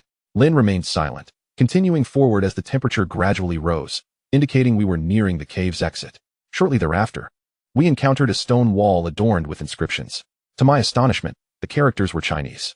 Chapter 79. The Lonely Island. Having left the python behind, we struggled to regain our composure as we discovered the presence of Chinese characters at the end of the passage. Lin ran and Su Xiun widened their eyes in astonishment as we approached the ancient wall, carefully examining its surface. The wall appeared to possess an extensive history. However, the inscriptions of Chinese characters etched upon it seemed relatively recent. The script was in regular script, suggesting that the individual who carved these characters arrived on this deserted island before us. Lonely Island, Lost Continent. I furrowed my brow upon reading those few lines, which plunged me into deep contemplation. Interpreting the literal meaning, Lonely Island undoubtedly referred to our current desolate location, yet the phrase Lost Continent eluded my understanding entirely. I scrutinized other areas of the stone wall, where I discovered primitive markings resembling wild drawings. I inquired of Lin whether she comprehended their significance, but she merely shook her head in response. The person who inscribed these characters must have made some discovery on this island to leave behind such a testament. Suddenly, Lin ran exclaimed loudly, startling me as she leaped onto my back, nearly causing me to choke. My heart raced, startled by her unexpected reaction. "What is it? Let go. Are you trying to strangle me?" I retorted, slightly exasperated. Her outburst had set Su Xiun and Lin on edge as well. "There really is something," Lin ran stammered, trembling as she pointed towards a direction from which a sound had emanated. I recognized that she had endured considerable fright over the past few days, so her heightened nerves were understandable. Gathering my courage, I grasped my lighter and reignited Lin's torch, which had extinguished earlier due to the frigid temperatures we encountered near the poisonous snake. As the flames flickered to life, illuminating our surroundings, we were taken aback to discover a skeleton lying nearby, its age seemingly ancient, draped only in tattered rags, reduced to mere bones. "Ah!" Su Xiun and Lin ran screamed again, their terror eliciting a sense of bewilderment in me. I found their reactions somewhat amusing, and I too felt a shiver down my spine. In contrast, Lin remained remarkably composed, striding towards the skeleton while I followed, scrutinizing it closely. Upon closer inspection, I frowned. This individual was likely not a wild man, as I noticed several silver artifacts scattered around, possessions that a primitive person would not possess. Could these characters have been written by this person? Lin Ran pondered aloud, her voice steadying. I nodded in agreement. It's possible. At that moment, I noticed something beneath the skeleton, seemingly a box, and after muttering a few words of caution, I carefully extracted it from the remains. With a loud clatter, the skeleton collapsed, but I paid little attention to it, focusing instead on the box in my hands, which was covered in a thick layer of dust.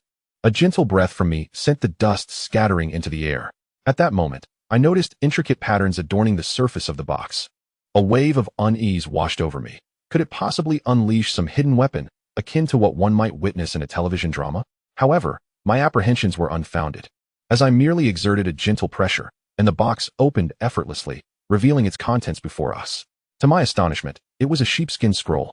My eyes widened in disbelief. I had not anticipated such a discovery. I recalled a previous encounter on the beach of the deserted island, where I had traded for a sheepskin scroll with a dubious merchant, parting with a sanitary napkin in the process. What struck me as particularly unsettling was the striking resemblance between this scroll and the one I had acquired from the merchant.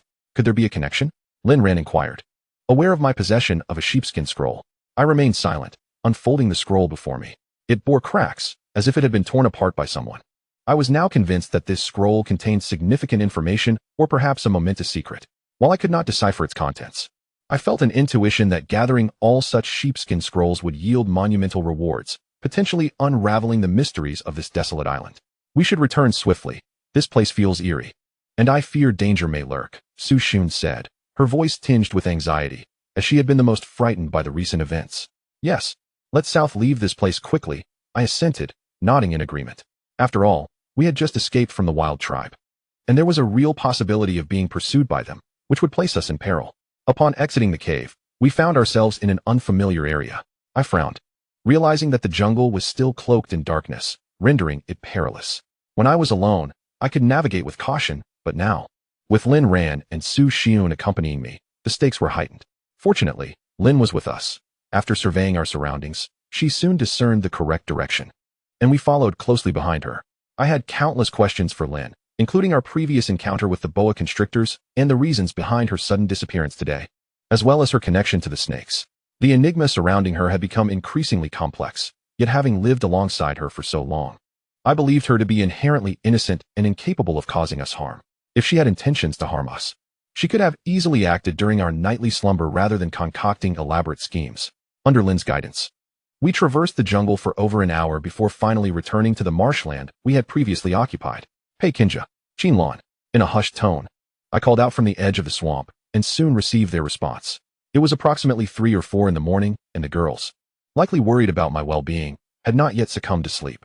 Upon witnessing my successful return with Lin Ran and Su Xun, smiles brightened their faces as they lowered the vines from the cliff, allowing us to ascend. Qin Fei, was everything smooth? Did you sustain any injuries? Upon seeing us return unharmed, Pei Kinja felt a wave of relief wash over her. I nodded, offering a bittersweet smile, my heart a tumult of emotions. Had this all not been real, I might have slapped myself to ascertain whether I was dreaming. Back in the cave, Lin Ran and Su Xun were overjoyed. The girls gathered, chatting animatedly, but their expressions shifted to alarm upon hearing about Han Yuxi's injury. Su Lily has gone too far. Lin Ran furrowed her brow in anger. Her teeth clenched at the thought of Su Lily being the perpetrator. Given her close bond with Han Yuxi, she was understandably furious. Su Xun mirrored her indignation. I sighed, reflecting on the day's perils that had nearly claimed our lives, yet we had emerged unscathed. Let us take a rest. Everyone is weary. We can discuss matters tomorrow. I addressed the girls, who had been deprived of proper rest over the past few days, my concern for them lingering. They nodded in agreement. I cast a lingering glance at Lin, who had remained silent at the back. Pei Kinja and Qinlan had intended to speak, but I silenced them with my gaze. The other girls soon huddled together and fell asleep. Lin and I settled on the opposite side. I refrained from broaching the subject that weighed on my mind, and she appeared somewhat startled, tossing and turning. Don't you have anything to ask me? Lin suddenly leaned against my back, her voice tinged with tension. I smiled, gazing into her beautiful eyes. After a prolonged moment of shared silence, I embraced her gently and whispered, I know that one day, you will tell me. Her body momentarily stiffened before she nestled into my arms, nodding in agreement, and we drifted into slumber together. The next morning, it was Lin Ran who roused me. The girls were gathered around the fire, laughing and chatting. Seeing them safe brought me a sense of relief. Breakfast was quite simple, consisting of a few sweet potatoes. As food in the cave remained scarce, though we still had plenty of wild boar meat. Jean Fei, the rain has ceased. What should we do now? Shall we head to the beach or remain here? Pei Kinja inquired after breakfast. The weather on the deserted island had indeed improved significantly. The oppressive dark clouds had dissipated, and the sun even peeked through the sky. Upon reflection, I pondered the formidable challenge of survival in this place. Not only is it plagued by the frequent presence of wild boars, but there also looms the ominous threat of feral men. Just yesterday, I rescued Lin Ran and Su Xiun from the clutches of these savages. It is entirely possible that they have since descended into madness, scouring the jungle in search of us. In such a scenario, we would find ourselves in grave peril. I harbor no illusions that our elevated position alone would deter these wild men. Should they successfully corner us, our fate would be sealed. Thus, retreating to the beach seems our only recourse. However, I remain apprehensive about this decision, as the encroaching sea has inundated many areas, leaving me uncertain as to whether it remains a suitable refuge for our group.